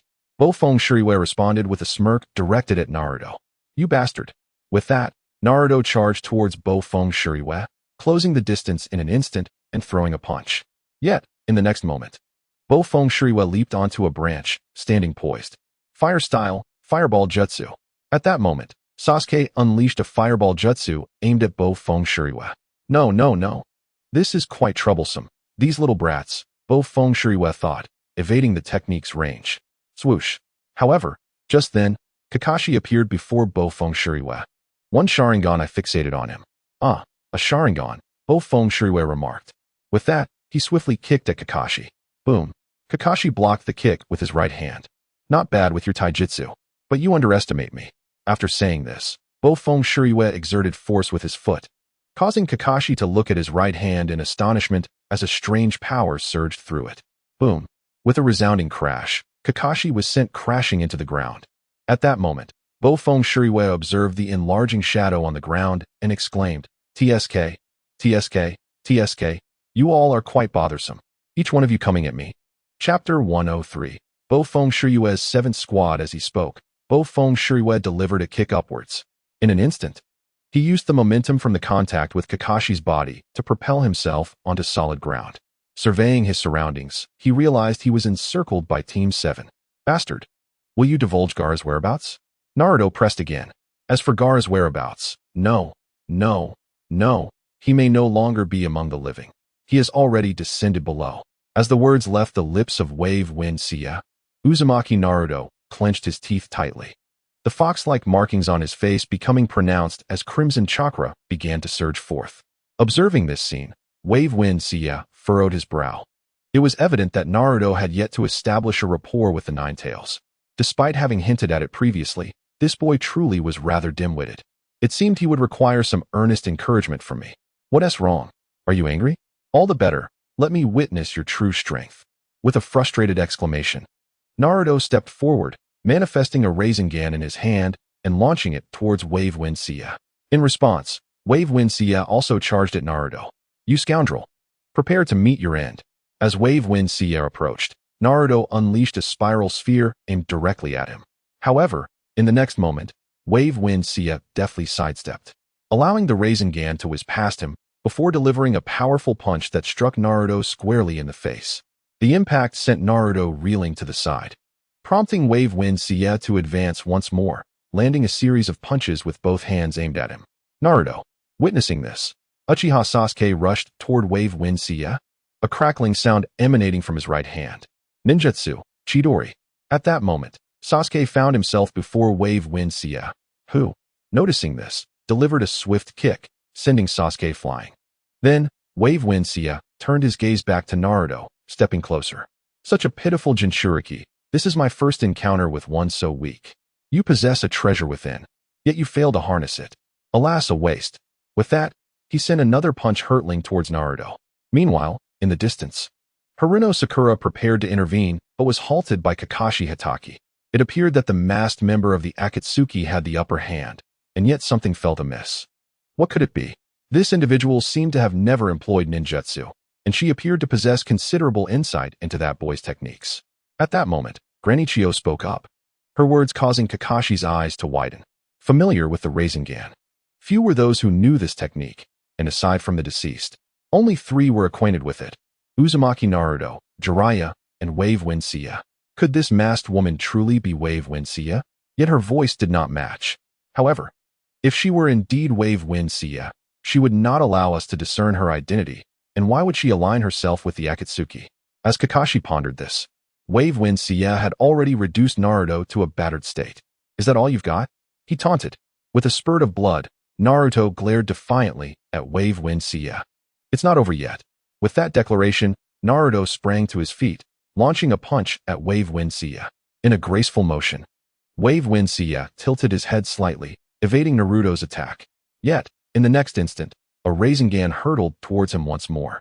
You underestimate me. Using the same technique again, Wave Wind Sia lamented in disappointment. After uttering these words, he pivoted slightly, preparing to teach Naruto another lesson. However, at that moment, vibrations erupted from the ground beneath them. Wave Wind Sia took a step back as numerous water dragon bullets surged forth from beneath his previous position. His eyes widened in shock as he turned to gaze at Uchiha Sasuke. Can he replicate this technique? Sasuke, seeing Wave Wind Sia's expression, remarked, didn't he expect it? Did you? I've learned this technique as well. Ninjutsu, Water Dragon Bullet Shadow Wind Body Technique. With this invocation, the water dragon bullets began to unleash Rasengan towards Wave Wind Sia. Surrounded by these spiraling spheres, Wave Wind Sia found himself cornered, with no escape unless he resorted to the body flicker technique. Yet doing so would unveil his true identity. System, create a ninjutsu scroll that can evade this technique. Beep. Ninjutsu creation scroll activated. Spacetime ninjutsu. Shadow transformation. Description. Allows the user to become a shadow, rendering them immune to all techniques for 3 seconds. Seal formation. Monkey, horse, rat. As this ninjutsu materialized, Wave Wind Sia began to form seals. Monkey, horse, rat. Spacetime ninjutsu. Shadow transformation. In an instant, his form became ethereal, allowing the barrage of Rasengan to pass harmlessly by. Soon, the area was transformed into a desolate wasteland. Uchiha Sasuke, witnessing the devastation, questioned, is he done for? Not even close. You've underestimated him, came the response from within the shadows. Suddenly, a figure emerged, addressing Sasuke with a grin. Uchiha Sasuke, scion of the Uchiha clan. Truly a prodigious lineage. Now, allow me to demonstrate the authentic Water Dragon Bullet Shadow Wind Body technique. With that proclamation, Wave Wind Sia began to rapidly form seals.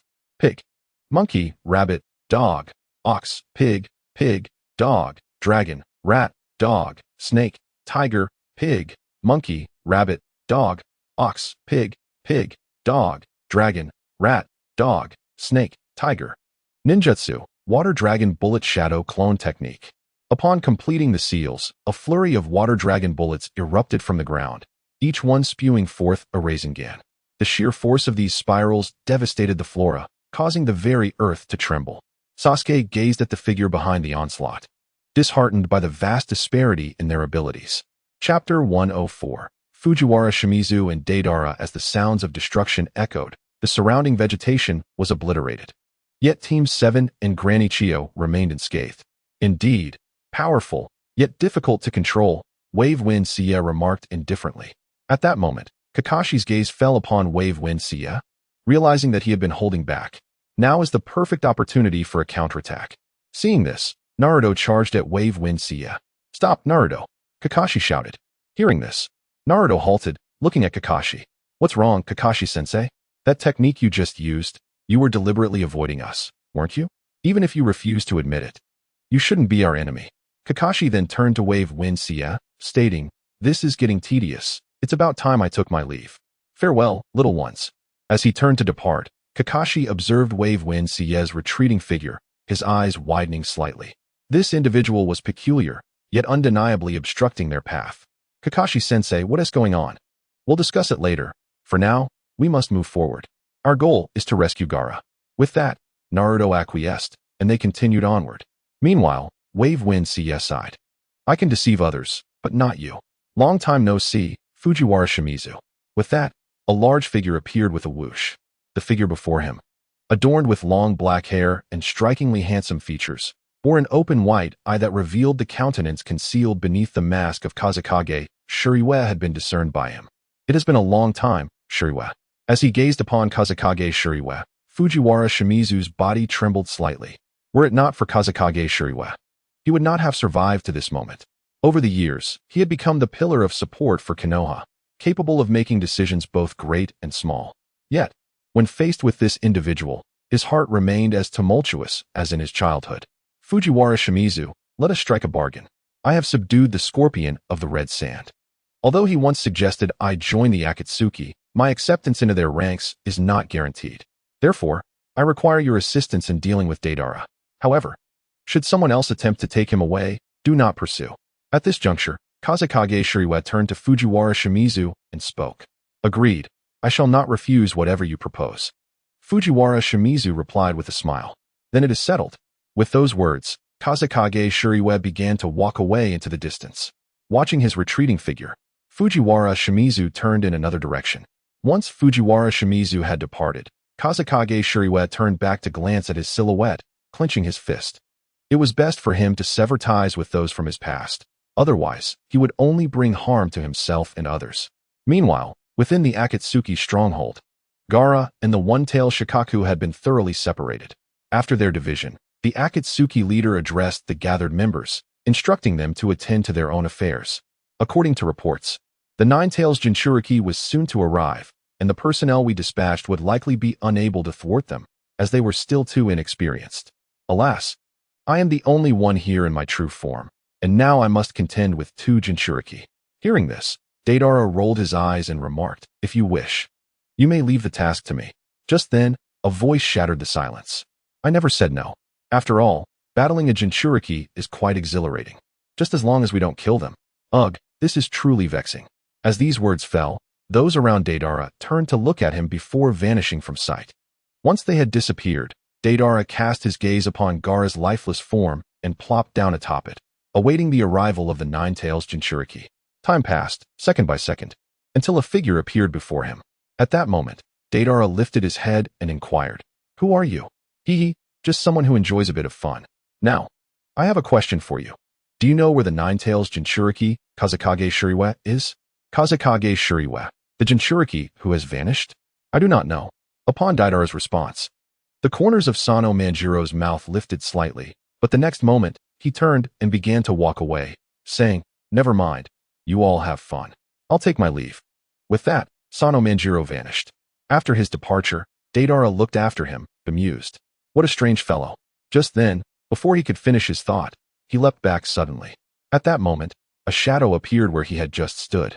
This newcomer, with black hair, raised his head to reveal the Sharingan and Byakugan, his gaze fixed on Deidara. Who were you just speaking to? Is he your accomplice? I do not know that man. He is not my ally, Deidara replied, his expression growing serious. The Sharingan. Indeed, the Sharingan. Oh, this fellow is dead. After Deidara spoke, Fujiwara Shimizu looked at Gaara's body before him and said, Isn't it rather obvious? Oh, whether he lives or dies is of no concern to me. However, my mission is to eliminate you. Whoosh. As those words were uttered, Fujiwara Shimizu vanished from sight. Witnessing this, Deidara sprang into action, leaping onto the back of a large white bird. The bird soared into the sky as Deidara extended his remaining hand, sending a swarm of spiders hurtling toward the ground in Fujiwara Shimizu's direction. Boom! The explosions erupted. In that instant, Fujiwara Shimizu activated his defensive technique.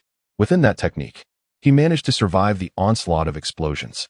After witnessing the chaos, Fujiwara Shimizu's gaze fell upon Deidara. This man wielded the power of explosions. Chapter 105. Kazekage Shuriwa reveals the true horror. Contemplating this, Fujiwara Shimizu scrutinized Deidara's use of clay and the manner in which he manipulated it with his Byakugan. With this in mind, Fujiwara Shimizu charged toward him. The one with the Sharingan is quite formidable. Today, I shall begin with you. As Fujiwara Shimizu advanced, Deidara unleashed a massive centipede toward him.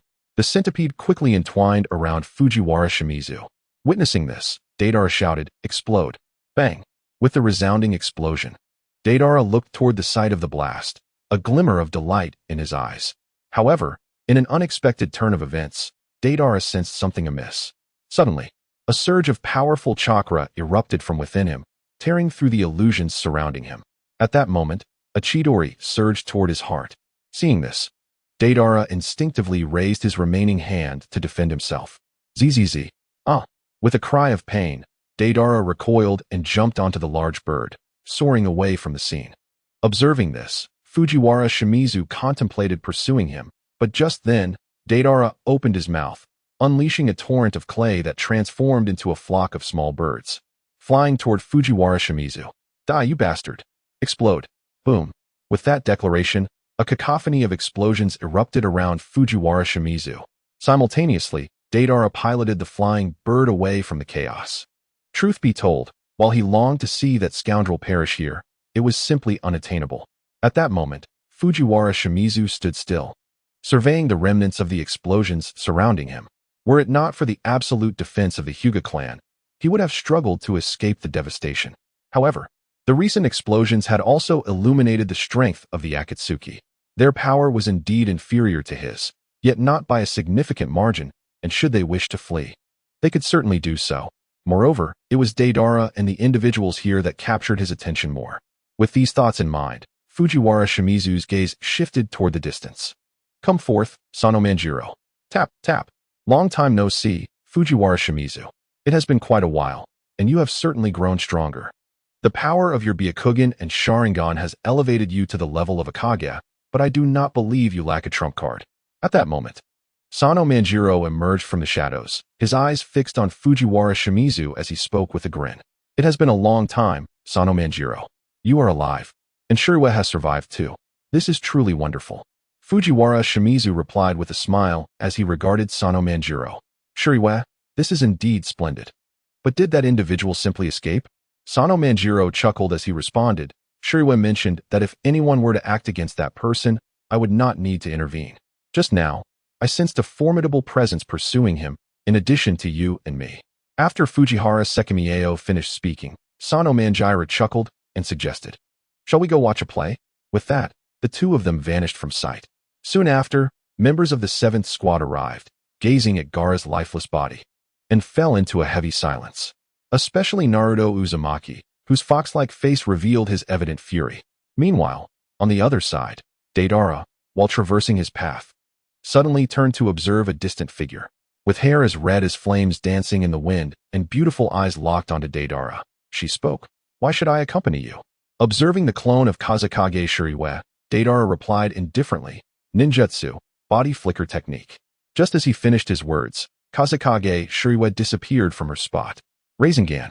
Subsequently, from behind Deidara, Kazekage Shuriwa struck him with a Rasengan. Deidara instantly succumbed to unconsciousness. After witnessing Deidara collapse, Kazekage Shuriwa hoisted him up and walked into the distance. To be honest, at this moment, Deidara, having captured and sealed the One Tail and fought Fujiwara Sekimie, had exhausted his chakra and both arms. His current strength was merely a notch above that of an ordinary YIN. Capturing him was a trivial task for Kazekage Shuriwa. After she left, Sano Manjiro and Fujiwara Sekimie appeared in the now desolate area, frowning at the emptiness. Even at his limit, Deidara should not have been so easily captured. And there were no signs of battle here. A swift and decisive blow, employing the body flicker technique alongside a potent Rasengan, was sufficient to dispatch Deidara. At this moment, Fujiwara Sekimie surveyed the traces and spoke. Did she take action personally? It seems the three of us have experienced significant fortune over the years. Sano Manjiro, observing the scene, responded with a smile. Meanwhile, on the other side, Kazekage Shuriwa regarded the incredulous Deidara, who was wide-eyed in disbelief, and spoke coolly, "Gentlemen, as partners, you may wish to join an organization I am forming, as both of you possess remarkable abilities." Upon hearing this, Deidara began to wail uncontrollably. As for Sasori of the Red Sand, he remained silent, his head bowed. "There is no need for this. Whatever concerns you may have, feel free to share them with me. After all, it was I who invited you." Deidara continued to whimper, feeling quite wronged. "We are members of the Akatsuki. The leader of the Akatsuki is a formidable terror. Should we betray him, we would ultimately meet our demise." At this moment, Sasori of the Red Sand glanced at Kazekage Shuriwa, delivering his words with an air of warning. "Are those Rinnegan eyes truly that terrifying?" Kazekage Shuriwa replied indifferently, a statement that left both Deidara and Sasori astonished. She knew of the Rinnegan, yet remained unafraid. Was it a sign of confidence or ignorance? "The Rinnegan is not particularly fearsome. I have encountered far more terrifying entities, those who embody the true essence and origin of chakra. In the future, they will emerge, each possessing the power to obliterate the world." Chapter 106. Ninjutsu. Rebirth technique. Upon uttering these words, both Sasori and Deidara looked at Kazekage Shuriwa, their expressions conveying disbelief. Naturally, Kazekage Shuriwa had not expected them to accept her words so readily. After all, if the roles were reversed, she would also be skeptical. Nonetheless, she understood that to confront the Otsutsuki clan, she needed to harness the power of the Akatsuki. "I am aware that you will not trust me easily, but soon enough, you shall realize the truth. Now, Sasori, please assist Deidara in reattaching his arm. A puppet's arm should be a trivial task for you." After Kazekage Shuriwa concluded, Sasori nodded, stating it would be a piece of cake. "Well then, you two converse. I shall take my leave." With that, Kazekage Shuriwa exited the scene. Once she departed, Deidara turned to Sasori, asking, "Brother, do you trust her?" "The credibility is low," Sasori responded directly. After hearing this, Deidara rolled his eyes and remarked, "So you do harbor some belief in her?" "Unlike you, I am not convinced in the slightest." Following this, Sasori shot a glance at Deidara, advising him to choose his words carefully, adding, "Moreover, she has no reason to deceive us." After saying this, Sasori began crafting a mechanical arm. Meanwhile, within the Rain Village, Pain sensed the disappearance of Deidara's chakra. Frowning at this development, he mused, "I never anticipated that two members of the Akatsuki would vanish so inexplicably. But did they disappear? Or were they taken? If they were indeed taken, what could the motive be?" Just as he pondered this, he was approached by the masked figures of Uchiha Obito and Kazekage Shuriwa. Observing their arrival, Pain stated, "Now, our organization lacks 2 combatants. Your addition is quite timely. However, as new members, you must fulfill certain tasks, specifically, capturing the 8 Tails and 9 Tails Jinchuriki." Upon hearing this, Kazekage Shuriwa glanced at Pain, thinking, "Goodness. A monumental task on the first day. Zetsu, provide them with the intel. This will also serve as your examination." After this statement, Zetsu handed the information to them. Kazekage Shuriwa received a scroll containing 3 pieces of information: the location of the 8 Tails Jinchuriki, Killer Bee, the location of the 9 Tails Jinchuriki, Naruto Uzumaki, and the location of Kazekage Shuriwa, which remained unknown. Gazing at the 3 pieces of information, Kazekage Shuriwa looked back at Pain, pondering, "How peculiar that I am assigned such formidable opponents. Leader, are these 3 a bit too challenging?" At that moment, Obito, masquerading as Akatsuki's member, inquired. After he finished speaking, Pain shook his head and replied, "While the tailed beasts are indeed formidable, Naruto Uzumaki is the weaker of the three. He may not even require the tailed beast to defeat him. As for Kazekage Shuriwa, she is merely a potential threat. Lastly, Killer Bee, though a perfect Jinchuriki, is merely a test for you. If it proves too difficult, we can always assign you a different Jinchuriki to capture." Upon hearing this, Obito nodded. "Very well then, leader. We shall take our leave." After this exchange, Uchiha Obito led Kazekage Shuriwa away. Once they departed, Zetsu turned to Pain and asked, "Why assign them such a task? Two individuals seeking to enter the organization, and now, the art duo has inexplicably vanished, while these two have entered. Isn't that suspicious?" Following Zetsu's remark, Pain replied coldly, "Ah, so you suspect them? It may not necessarily be both. It is possible that only one of them has a problem. After all, if both were flawed, it would be improbable. However, you should monitor them closely. If it turns out that both are indeed problematic, eliminate them without hesitation." Once Pain finished speaking, he strode forward and sat upon the tongue of the building, gazing skyward, lamenting, "My suffering must not lead to further failure." Meanwhile, on the other side, Kazekage Gaara remained silent, staring at Uchiha Obito before him. Suddenly, Uchiha Obito seized Kazekage Gaara by the throat with one hand. In the face of this situation, Gaara did not resist, allowing himself to be captured. "Does the disappearance of Deidara and Sasori relate to you? Surely, you aren't still clinging to thoughts of the Hidden Leaf Village, are you? Fool, aren't all my actions within your control? Do you not even trust yourself, Uchiha Madara?" Gaara spoke coldly, meeting Obito's gaze. After a moment of silence, Obito chuckled lightly. "My apologies, I was overly anxious. I am well aware of your nature, and thus, I understand you would not act against me. However, do not blame me for not forewarning you. Should you ever betray me, the consequences would be dire. Despair without escape." With that, Obito stepped away, leaving Gaara standing still, relieved to have passed the test. At that moment, on another front, Naruto Uzumaki and his companions, having failed to locate Deidara, turned their attention to the lifeless body of Gaara. Observing this scene, Chiyo approached silently, gazing at the youngest Kazekage in history. She began to weave hand signs, placing her hands upon Gaara's body. "Gaara, you are the Kazekage, the hope of the Sand Village. Yet, the very people of the Sand fear you.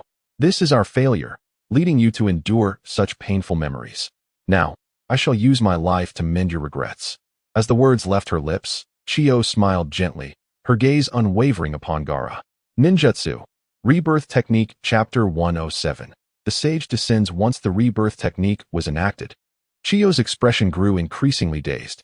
At that moment, Gaara's heartbeat began to revive. Thus, an old generation gave way to the new.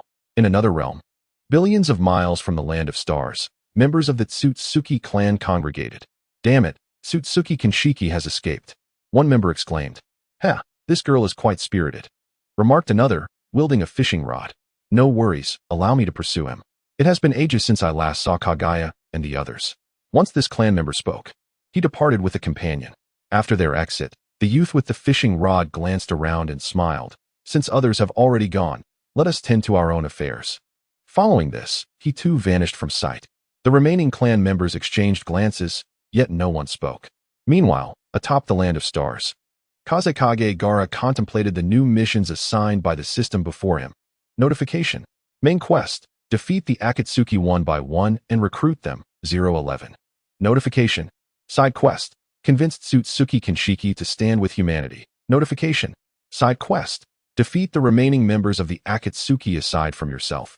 Taken aback by the tasks presented, Gaara noted that the Akatsuki consisted of Nagato, Konan, Itachi Uchiha, Black Zetsu, Obito, Kisame, Kakuzu, and Haiden, totaling 12 members including himself, Deidara, and Sasori.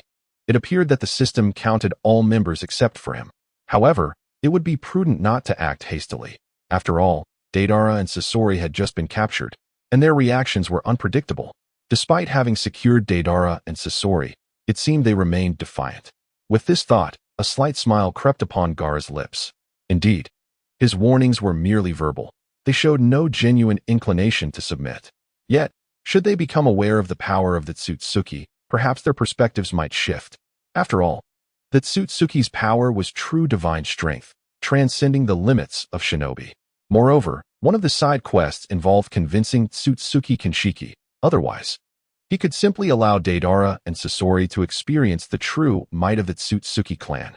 As Gaara pondered, his shadow clone arrived at a hidden cave. He turned to Deidara and Sasori, stating, "Come with me." "Where to?" Sasori inquired, perplexed. "To the village of sound.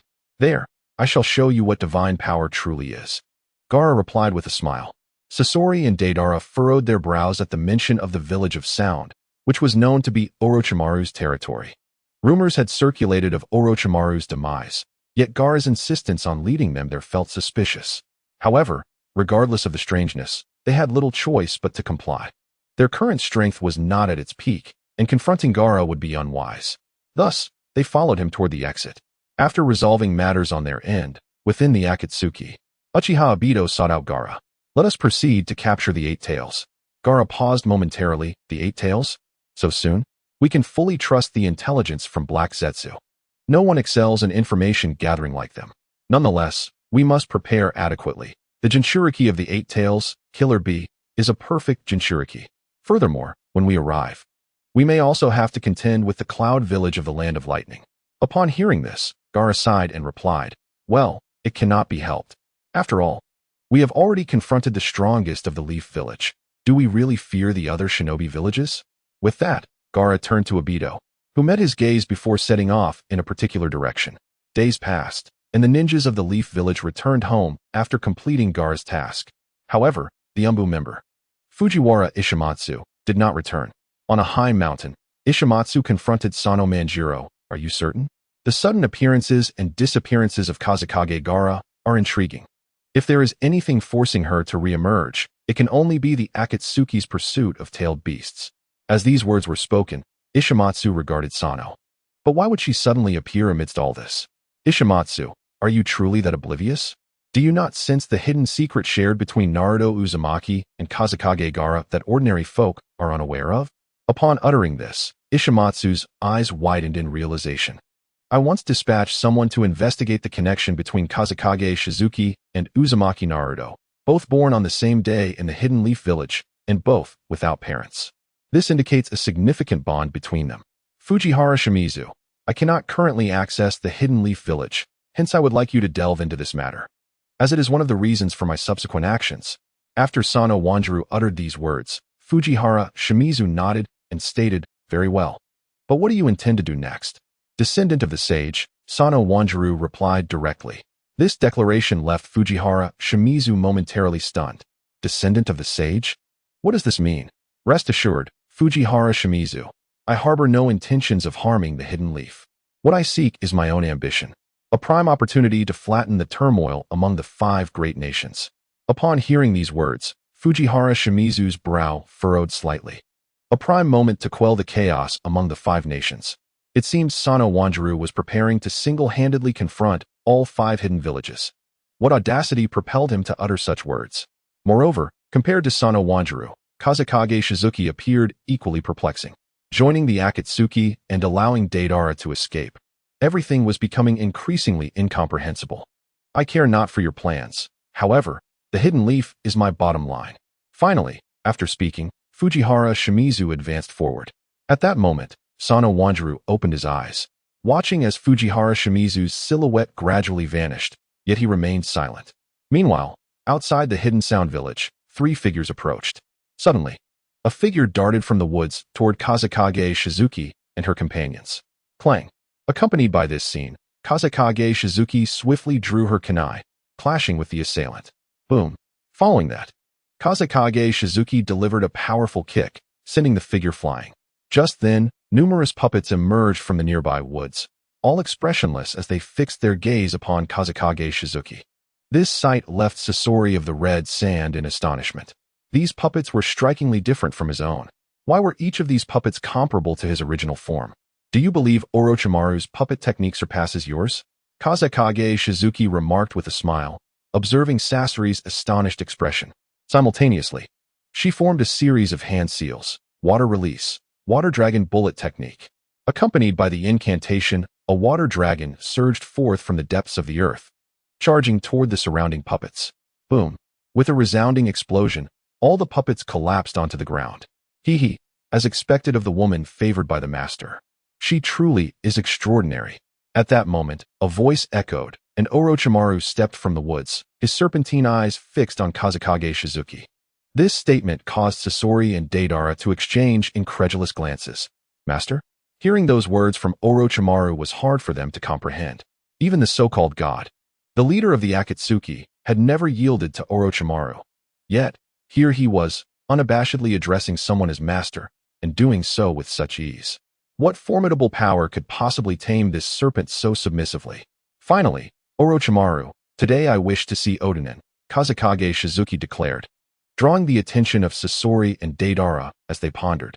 Upon hearing Kazekage Shizuki's declaration, Orochimaru's gaze shifted toward her, and he formed hand seals. The master knows your purpose for coming, so he has stated that if you defeat me, you may proceed to find her. Then it seems you are in for a beating. Kazekage Shizuki retorted, immediately forming hand seals once more. Water release, water dragon bullet technique. A water dragon surged forth, hurtling toward Orochimaru. Witnessing this, Orochimaru leaped into the air, striking the water dragon with a punch. Boom. With a loud crash, the water dragon technique was obliterated. Given our mutual understanding, let us not waste time. Unleash your true power, Orochimaru suggested, his body rapidly swelling, transforming into the massive form of the eight-headed serpent. Body flicker technique. Kazekage Shizuki's form vanished from her original position. Exploding fist. With a devastating punch, flames engulfed Orochimaru, who writhed in agony as the eight-headed serpent. This spectacle left Sasori and Deidara in shock. They had initially believed Kazekage Shizuki was merely a bit stronger than them, but they now realized she possessed hidden techniques that could potentially rival even their leader. Suddenly, a resounding thud reverberated through the air, and a woman with alabaster skin appeared. The moment she materialized, the flames gradually dissipated. Orochimaru emerged from within the eight-headed serpent, kneeling before the newcomer. Master, forgive me. Hee. I knew you would come looking for me, Shizuki, the woman said with a smile. Indeed, I have come for you, Kazekage Shizuki acknowledged, nodding as she turned to face her. Following this simple exchange, the woman addressed Kazekage Shizuki. So, your return means you wish to marry me? Sasori? Deidara? At the sound of her words, both Sasori and Deidara were left utterly dumbfounded. What kind of outrageous declaration was this? Moreover, were those two puppets meant to be a dowry? While Sasori and Deidara pondered this, the woman turned to them and said, this statement left them in disbelief. A dowry? Sentient puppets and a little boy who can set off fireworks. Imagining a future of raising snakes, watching fireworks, and playing with puppets sounds rather entertaining, does it not? Shizuki? Upon hearing this, Kazekage Shizuki's expression darkened. Did you not already know what I was going to say? Upset? All right. I do indeed know what you were going to say. The Tsutsuki clan is en route, but they are still far from here. Even when they arrive, it will not be an issue for me to take you away, Kazekage Shizuki asserted, maintaining a serious demeanor. After hearing her solemn words, the woman simply smiled and replied, I am not implying that. Shizuki, my surname is Tsutsuki, she suddenly stated with a serious tone. At this, Kazekage Shizuki fell silent, contemplating her words. To be honest, she understood that the other party truly belonged to the Tsutsuki clan, and she could not contest that fact. Given this, there was little else to say.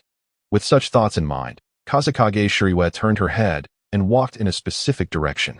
Observing this scene, Otsutsuki Inlin's eyes flickered before she spoke. Well, I suppose I can assist you, but under one condition. Suddenly, Otsutsuki Inlin relented. Noticing her concession, Kazekage Shiriue looked towards Otsutsuki Inlin. To be honest, she hadn't initially intended to persuade her, but now that a possibility had emerged, hope ignited within her. The Otsutsuki clan's arrival could be imminent, and my request is for you to subdue the entire Akatsuki organization before their arrival. If you can accomplish this, I will find a way to negotiate with the Otsutsuki clan. As these words fell from her lips, Kazekage Shiriue looked at Otsutsuki Inlin and replied, agreed. After saying this, she stepped towards the exit. Meanwhile, Otsutsuki Inlin watched her departing figure, a slight smile gracing her lips. Subduing the Akatsuki? What a jest! This organization is not so easily dominated. It harbors traitors, vengeful individuals like Deye, and their leader is arguably the strongest beneath the Otsutsuki. Although Kazekage Shiriue is formidable, She is not a match for such an opponent. At that moment, outside the hidden cloud village, the information relayed by Kazekage Shirue's clone reached her real self. Shirue closed her eyes, realizing that Otsutsuki Inlin's condition coincided with her own mission. However, with the Otsutsuki clan's impending arrival, it seemed that everything would diverge from the original narrative. The situation was becoming increasingly enigmatic. Contemplating this, Kazekage Shirue rapidly consumed her noodles and transmitted the news regarding Kaku and Haiden to her clone. Hehe, the intelligence has been thoroughly gathered. Just as Kazekage Shirue finished her meal, the masked Uchiha Obito approached her and spoke. Hearing his words, Kazekage Shirue glanced at Uchiha Obito and inquired, "So soon? Should you capture him, or shall I?" Once this question was posed, everyone surrounding them fell into an illusion and drifted into slumber. Observing this, Kazekage Shirue exhaled and proposed, "Let us go see. The Eight Tails Jinchuriki should be quite powerful." Indeed, following this exchange, both Kazekage Shirue and Uchiha Obito headed towards a particular destination, the dwelling of the Eight Tails Jinchuriki, Killer Bee. Suddenly, Killer Bee opened his eyes, exited his room, and noticed two figures descending the stairs, both cloaked in black with red clouds adorning their attire. Strangely, they both wore masks. Yo, yo, yo. Two clowns arriving at the sacred place. What business do you have? Killer Bee began to rap upon seeing the masked Akatsuki members. Upon hearing his words, Uchiha Obito glanced at Kazekage Shirue. Witnessing this, she took a step back and said, "Perhaps you should handle this. My strength is insufficient." After saying this, Kazekage Shirue sat cross-legged, her eyes fixed on Uchiha Obito. To be candid, Uchiha Obito's strength had always been a mystery to her. Even during her reading of the manga, she rarely discerned the pinnacle of his power. After all, during the Fourth Great Ninja War, he directly acquired the Rinnegan and reached astounding heights. Yet his usual capabilities remained elusive despite her numerous attempts to gauge them. After Kazekage Shirue's remark, Uchiha Obito stepped forward, directing one eye towards the distant Killer Bee. Whoosh! Uchiha Obito lunged forward with astonishing speed towards Killer Bee. In response, Killer Bee also sprang into action. Boom! Just as Killer Bee aimed to strike Uchiha Obito with his might, he suddenly found himself passing through Obito's form. With a powerful punch, he struck the stone steps. Bewildered as he realized he had traversed through his opponent's body. What ninjutsu is this? He pondered. In the next instant, Killer Bee swiftly approached Kazekage Shirue. After all, if he was unaware of his opponent's true capabilities, he would target the weaker link, hoping to extract information about his comrade's hidden abilities. Observing this, Kazekage Shirue was taken aback. "This guy isn't even bothering to fight that individual and is coming straight for me," she exclaimed, "You scoundrel." With that, she swiftly formed hand signs and invoked a space-time ninjutsu, Ethereal Shadow. In an instant, Kazekage Shirue's form became entirely spectral. Killer Bee's body passed through her once more, while she, upon the technique's expiration, swiftly darted to a large boulder. Witnessing this, Uchiha Obito was momentarily stunned. Ethereal? When did Kazekage Shirue acquire such an ability? Black Zetsu had mentioned that she had evaded Uchiha Sasuke's attempts to replicate her techniques using some method, but the specifics remained unknown to him at that time. Now, it appeared that this was indeed the ninjutsu she had employed. "Are you two masters of hide-and-seek?" Killer Bee remarked as he stood up, addressing Kazekage Shirue and Uchiha Obito. Honestly, he found both of them quite challenging to deal with. Space-time ninjutsu, like the Fourth Hokage, indeed presented formidable challenges. "You scoundrels, you rotten eggs, you double yolks. Prepare to face my wrath." As he finished his rap, 8 swords soared into the air, encircling Killer Bee.